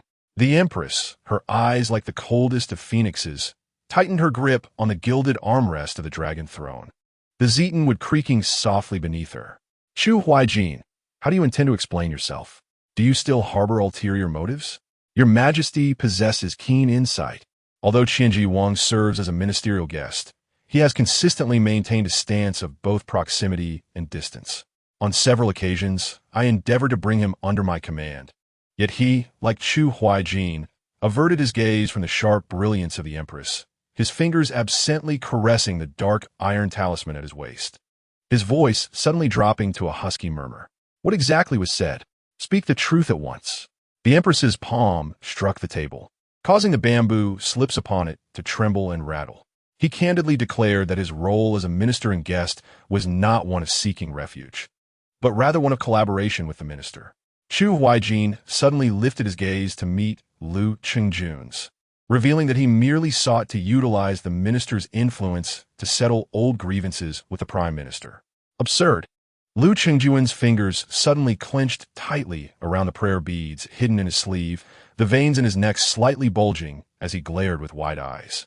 I have never met Qianji Wang, so what grievances could possibly exist between us? It is evident that the great General Chu is eager to exonerate himself, spouting unfounded claims. Have we truly never met? Chu Huaijin let out a cold laugh and said, Lu Xiang, do you still remember that your late wife was once the betrothed of Pei Yingji? Back in those days, you forcibly took her as your wife, causing Pei Yingji to suffer the anguish of losing his beloved. Lu Chengjun's pupils constricted suddenly, and the pearl ornament in his palm left pale, blue impressions of his fingers. You speak nonsense. He has long since perished at Wanzanggang. Chu Huaijin let out a cold laugh, advancing a step closer, the clashing of his armor scales resonating with a clear sound, startling Lu Chengjun into an involuntary retreat. Over 30 years ago, you conspired with Pei Yingji's betrothed, orchestrating her murder and subsequently disposing of her body in the wilderness. According to the laws of the Qian, such heinous acts warrant immediate execution. However, it was due to your Majesty's amnesty upon ascension that you fortuitously evaded calamity. Chu Huaijin suddenly turned, his gaze piercing as he pointed towards the regent. Do you still recall the reason why, back then, it was imperative for the four of us to jointly sign the Edict of Amnesty. It turns out to be a clever plan to secure an escape route for oneself. What a shrewd calculation. The regent let out a deep sigh and, with a wave of his sleeve, scolded, "What a cunning old fox." No wonder it was insisted upon to include the new emperor ascends the throne without pursuing the unresolved old cases in the imperial edict. There was indeed a premeditated scheme. The empress pressed her fingers against the pulsating temple, momentarily softening her tone. "Lu Qingjun, I acknowledge that your son, Lu Qinzhou, is currently leading an army of 300,000 to safeguard the southwest. I shall overlook past transgressions. However, should you utter even a single insincere word, your majesty," LCHNGJ, and suddenly prostrated himself, his white hair cascading to obscure his expression. Indeed, such an incident occurred 30 years ago. Yet it bore no relation to General Siege. "I willingly accept my punishment." "Rise," the empress gestured with a sweep of her sleeve, the candlelight casting a play of shadows upon her dragon-patterned skirt. "You may withdraw. Today's matters conclude here." The assembly exited the imperial study in an orderly fashion. As LCHNGJN passed by CHUIJN, he overheard a low-voiced PIY New Jersey mention just days ago that the bones at WNZ cry out for justice each night. The old chancellor staggered slightly, nearly toppling the bronze lamp in the corridor. While the undercurrents in the court momentarily subsided, the twilight in the QNGCHC of the southwestern border thickened, steeped in a scent of blood.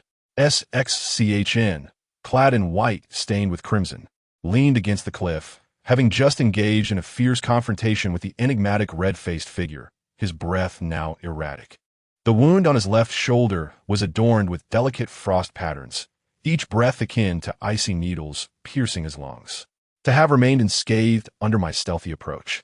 SXCH gazed intently at the dissipating frost mist, unconsciously caressing his jade flute, his fingertips suddenly pausing. Where the wind of his palm passed, the air crystallized into intricate frost patterns, eerily resembling the traces left by the mysterious red-faced individual.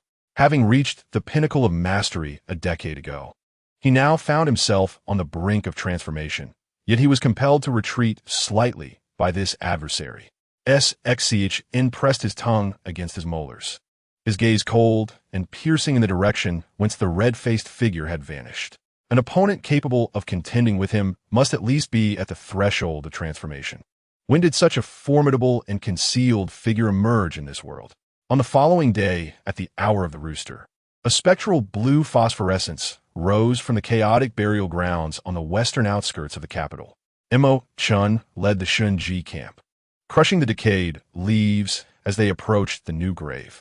The torches illuminated the crooked wooden sign atop the grave, which bore the four characters Pei Ind Gigi Mu written in cinnabar, still wet with ink. As the iron shovel pried opened the coffin, a collective gasp echoed among the crowd. A red-faced effigy had a broken flute embedded in its chest, the dark patterns on the flute mirroring those of the Xian pavilion from the southwestern battlefield just a day prior. They had fallen into a trap. Mo Chun suddenly raised his head, only to behold the palace engulfed in flames, illuminating the night sky with a fierce blaze. The bronze bell of the Yangxin Hall resonated with urgency, while the blood droplets cascading from the glazed tiles shimmered with an eerie violet hue under the moonlight. As Chu Tan forcefully burst through the hall's doors, the poisoned ice arrow embedded in the left shoulder of the empress oozed dark blood, and the bloody dagger held by the crimson-faced man was poised against her throat. "Qianji Wang, how dare you unsheathe the longing sword, a mere 3 inches, only to be interrupted by a single note from a jade flute?" The red-faced figure tore off his mask, revealing the pallid visage of Qianji Wang, as white as paper. Within the creases of his eyes, aged by years of scheming, lay the question, "Great General, do you truly believe you can see through the charade of false death staged in the voodoo formation months ago?" His hoarse laughter intertwined with the sound of the flute, swirling through the air. "I am eager to observe how the court of Qian will descend into chaos without my stabilizing presence." At the moment when the sword clashed with the flute, Chu Tunyu's pupils constricted sharply as the Qianji Wing executed his move. His left pinky finger slightly bent, a distinctive habit he had acquired months ago when I taught him the use of concealed weapons. "Father, be cautious."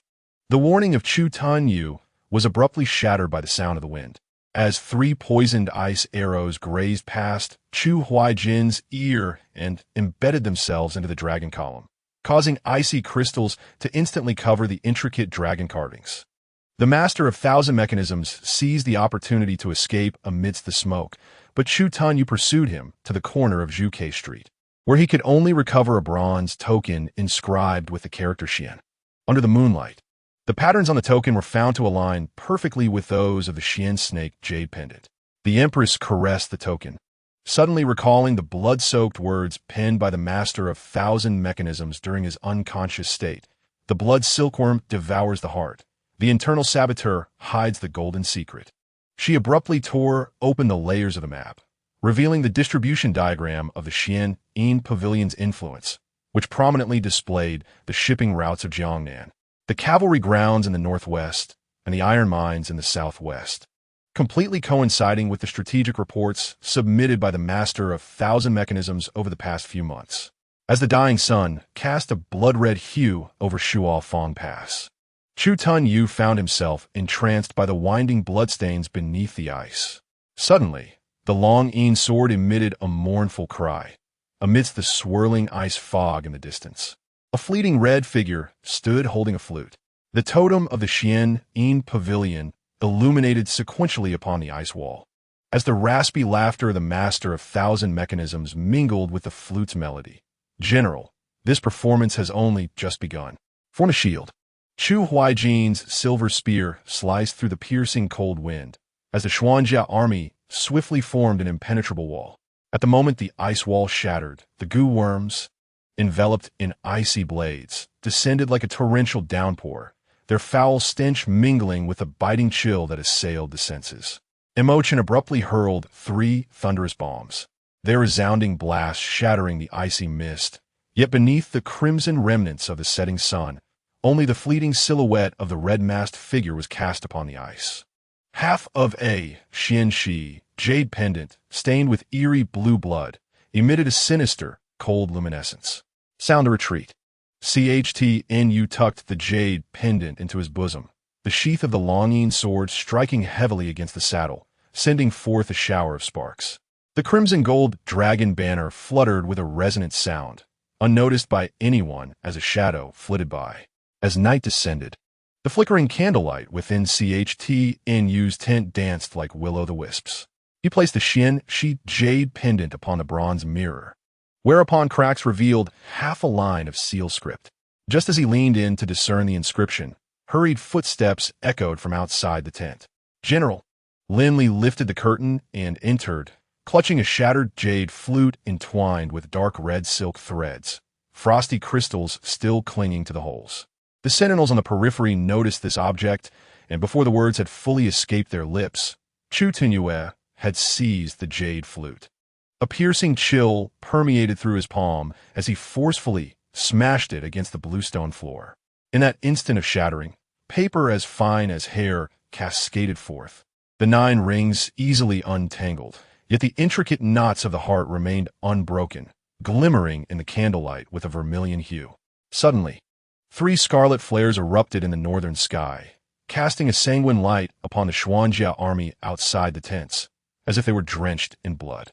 Chu Yu grasped the longing sword and mounted his steed, the iron hose of the Xuanjia army crushing the icy surface as they galloped towards the Qianzhuang Medical Pavilion. Upon their arrival, the doors of the pavilion swung wide open, with mechanical parts strewn across the ground, still emitting wisps of smoke.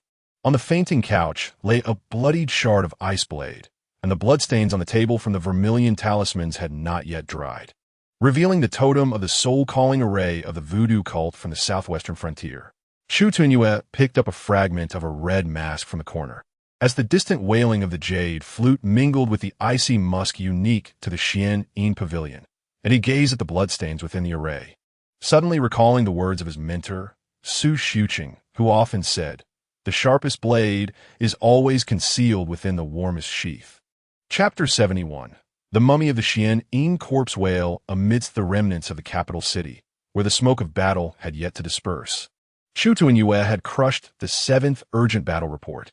In a clandestine missive from the frigid city of Hanming at the northernmost reaches of the southern frontier, the bloodied fingerprint of a scout still bore traces of ice, indicating that deep within the snowfields, the rumble of gears grinding over frozen ground echoed nightly.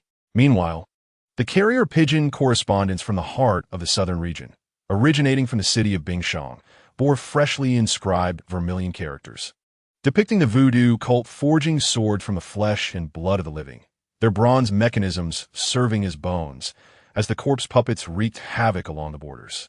The anomalies in both locations entwined like poisonous vines around his throat, and with a heavy swing, Chu Tuanyue's longing sword struck down upon the sandalwood sand table. The divine mechanism camp shall advance southward to Bingshang City in 3 days. Huaijin leads the Xianjia army northward to Hanming City, excavating 3 feet into the earth to ascertain the disturbances of Bingyuan. In the depths of the dense forests of Njing, a noxious fog coalesced into a swirling black mist reminiscent of a living entity. MCHN squeezed the trigger of his .47 automatic rifle, yet the scorching bullet was entirely absorbed the moment it made contact with the poisonous vines. The severed tendrils oozed a dark ichor, and from the wound emerged even sturdier branches, their sharp spines adorned with glistening ice crystals that shimmered with an eerie blue hue. He wiped the blood from his neck and was horrified to discover that the wound was visibly sprouting ice flowers at an alarming rate. Be cautious. Mo Chen's firearm shattered the sudden onslaught of poisonous thorns, yet the barrel became frostbitten and jammed in the chilling air. At the critical moment, a figure clad in white darted past the treetops, the ethereal sound of a jade flute transforming into an invisible blade, reducing the entire mass of toxic vines to dust. As Su Chun landed, the hem of his garment ignited sparks, and the talismans at his fingertips blazed into pure yang fire. The valiant general declared, "This is the blood-vine heart-devouring formation of the ancient Wu clan. Only by incinerating the formation's core can one unravel the predicament."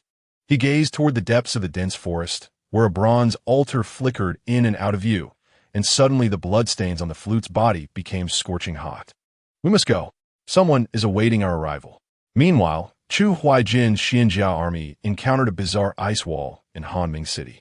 The surface of the wall was emblazoned with countless distorted human faces, all belonging to the soldiers who had previously perished at the hands of Xianyin Ge. Their hollow eye sockets wept shards of ice, while their lips curled into grotesque smiles. "Fire!" Chu Huaijin commanded, sweeping his silver spear, as the Xianjia army unleashed a volley of arrows. Yet, upon touching the icy surface, the arrows were instantly frozen into powder, cascading down as a flurry of ice crystals. From the depths of the ice, the sound of nails scraping against metal echoed, and Xianji Wang, donning a green-faced mask with tusks, slowly emerged. With each shake of the jade bell in his hand, the ground split with spiderweb-like ice fissures, from which dozens of giant wolves clad in thick ice burst forth, their icy armor oozing with eerie blue venom. "You old scoundrel, I let you escape last time." Chu Huaijin roared, charging forward on horseback, his silver spear aiming directly for the throat. Qianji Wang evaded with a sinister laugh, hurling the jade bell to the ground. In an instant, an icy mist surged like a tidal wave, obscuring the stars and moon. As the mist dissipated, the faces on the ice wall morphed into solid forms, wielding rusted weapons as they lunged at the Xianjia army. The clash of blades against shields was intermingled with the wretched wails of the spirits. "Return my life." Chu Huaijin's silver spear thrust through an ice-armored soldier, yet the tip trembled from the biting cold. Meanwhile, in the ice Zhuang city of the southern frontier, Mo Chun and Su Chun finally broke through the bloodvine blockade, reaching the altar of the Wugu sect. At the altar's center, a bronze cauldron slowly rose amidst the blood-colored mist, its surface adorned with the Xian Yinggu totem, exuding a strange purple light. The grand priest of the Wugu sect, barefoot and treading upon the remnants of children, pushed the last child into the boiling blood pool. Blood sacrifice to summon the souls. Xian Yin returns. His mad laughter had barely faded when Su Chen's jade flute unleashed a sharp sound, and Mo Chun seized the moment to pull the trigger of the 47 automatic rifle. The gunfire roared, shaking the earth. A circle of black mist enveloped the Grand Priest, rapidly dissipating in the wake of the gunshot. However, the bronze cauldron began to swell as if it were a living creature, its surface veins bulging, seemingly on the verge of an explosive rupture. At that critical moment, a shadow broke through the air, and Qianji Wang hurled a bronze gear fiercely towards Mo Chun. As the gear embedded into the cauldron's groove, Mo Chun caught a glimpse of the eerie blood-red patterns on its inner side. Realizing that this was the key to Qianji Wang activating the altar's lethal mechanism. The moment the gear fragment lodged into the cauldron, the entire altar began to rotate in reverse, the blood within the pool spiraling upward, coalescing into the serpent-like totem of Xianin Ge. These mechanisms were all part of a single entity. Su Chin shouted, "Aim at the gear's axis, fire!" The bronze cauldron of Ice Zhuang City erupted, its tremendous force shaking the ground. Simultaneously, the ice wall in Hanming City cracked with spiderweb-like fissures as a mysterious energy surged through the earth's veins, heralding an even greater impending crisis. At that moment in Hanming City, Chu Huaijin was locked in fierce combat with Qianji Wang. As a half-step transcendent, Qianji Wang deftly evaded Chu Huaijin's attacks with his uncanny movement. Just as Chu Huaijin began to gain the upper hand, the old fox suddenly transformed into black mist and fled. Chu Huaijin understood that this was a once-in-a-lifetime opportunity. Despite knowing that his opponent's speed far surpassed his own, he resolutely pursued. Following the edge of the ice abyss and traversing the toxin-laden forest, he finally caught sight of the familiar figure outside the altar of Ice Zhuang City. At that moment, Qianji Wang was wholly focused on manipulating the bronze gear, his forehead veins bulging, evidently urging some immensely powerful formation. Chu Huaijin realized that if the formation were completed, the consequences would be unimaginable. He held his breath and executed the unique stealth technique of the Xianjia army to its utmost, approaching like a ghost. When he was close enough, he thrust his silver spear, channeling his entire life's cultivation with the force of thunder. Qianji Wang sensed the anomaly, but was too engrossed in the crucial moment of the formation. Any distraction would lead to ruin, and he could only watch helplessly as the silver spear pierced through his shoulder. The old fox staggered back a step, then erupted into a chilling laugh. "I merely followed the arrangements of the benefactor from years past to play with you. Did you truly believe that you could injure me with your paltry efforts?" Before his words could fade, a cataclysmic roar erupted from the depths of the ice abyss in Ice Zhuang City. Qianji Wang's surrounding black mist surged, transforming into a shadow that vanished into the water. Simultaneously, a gigantic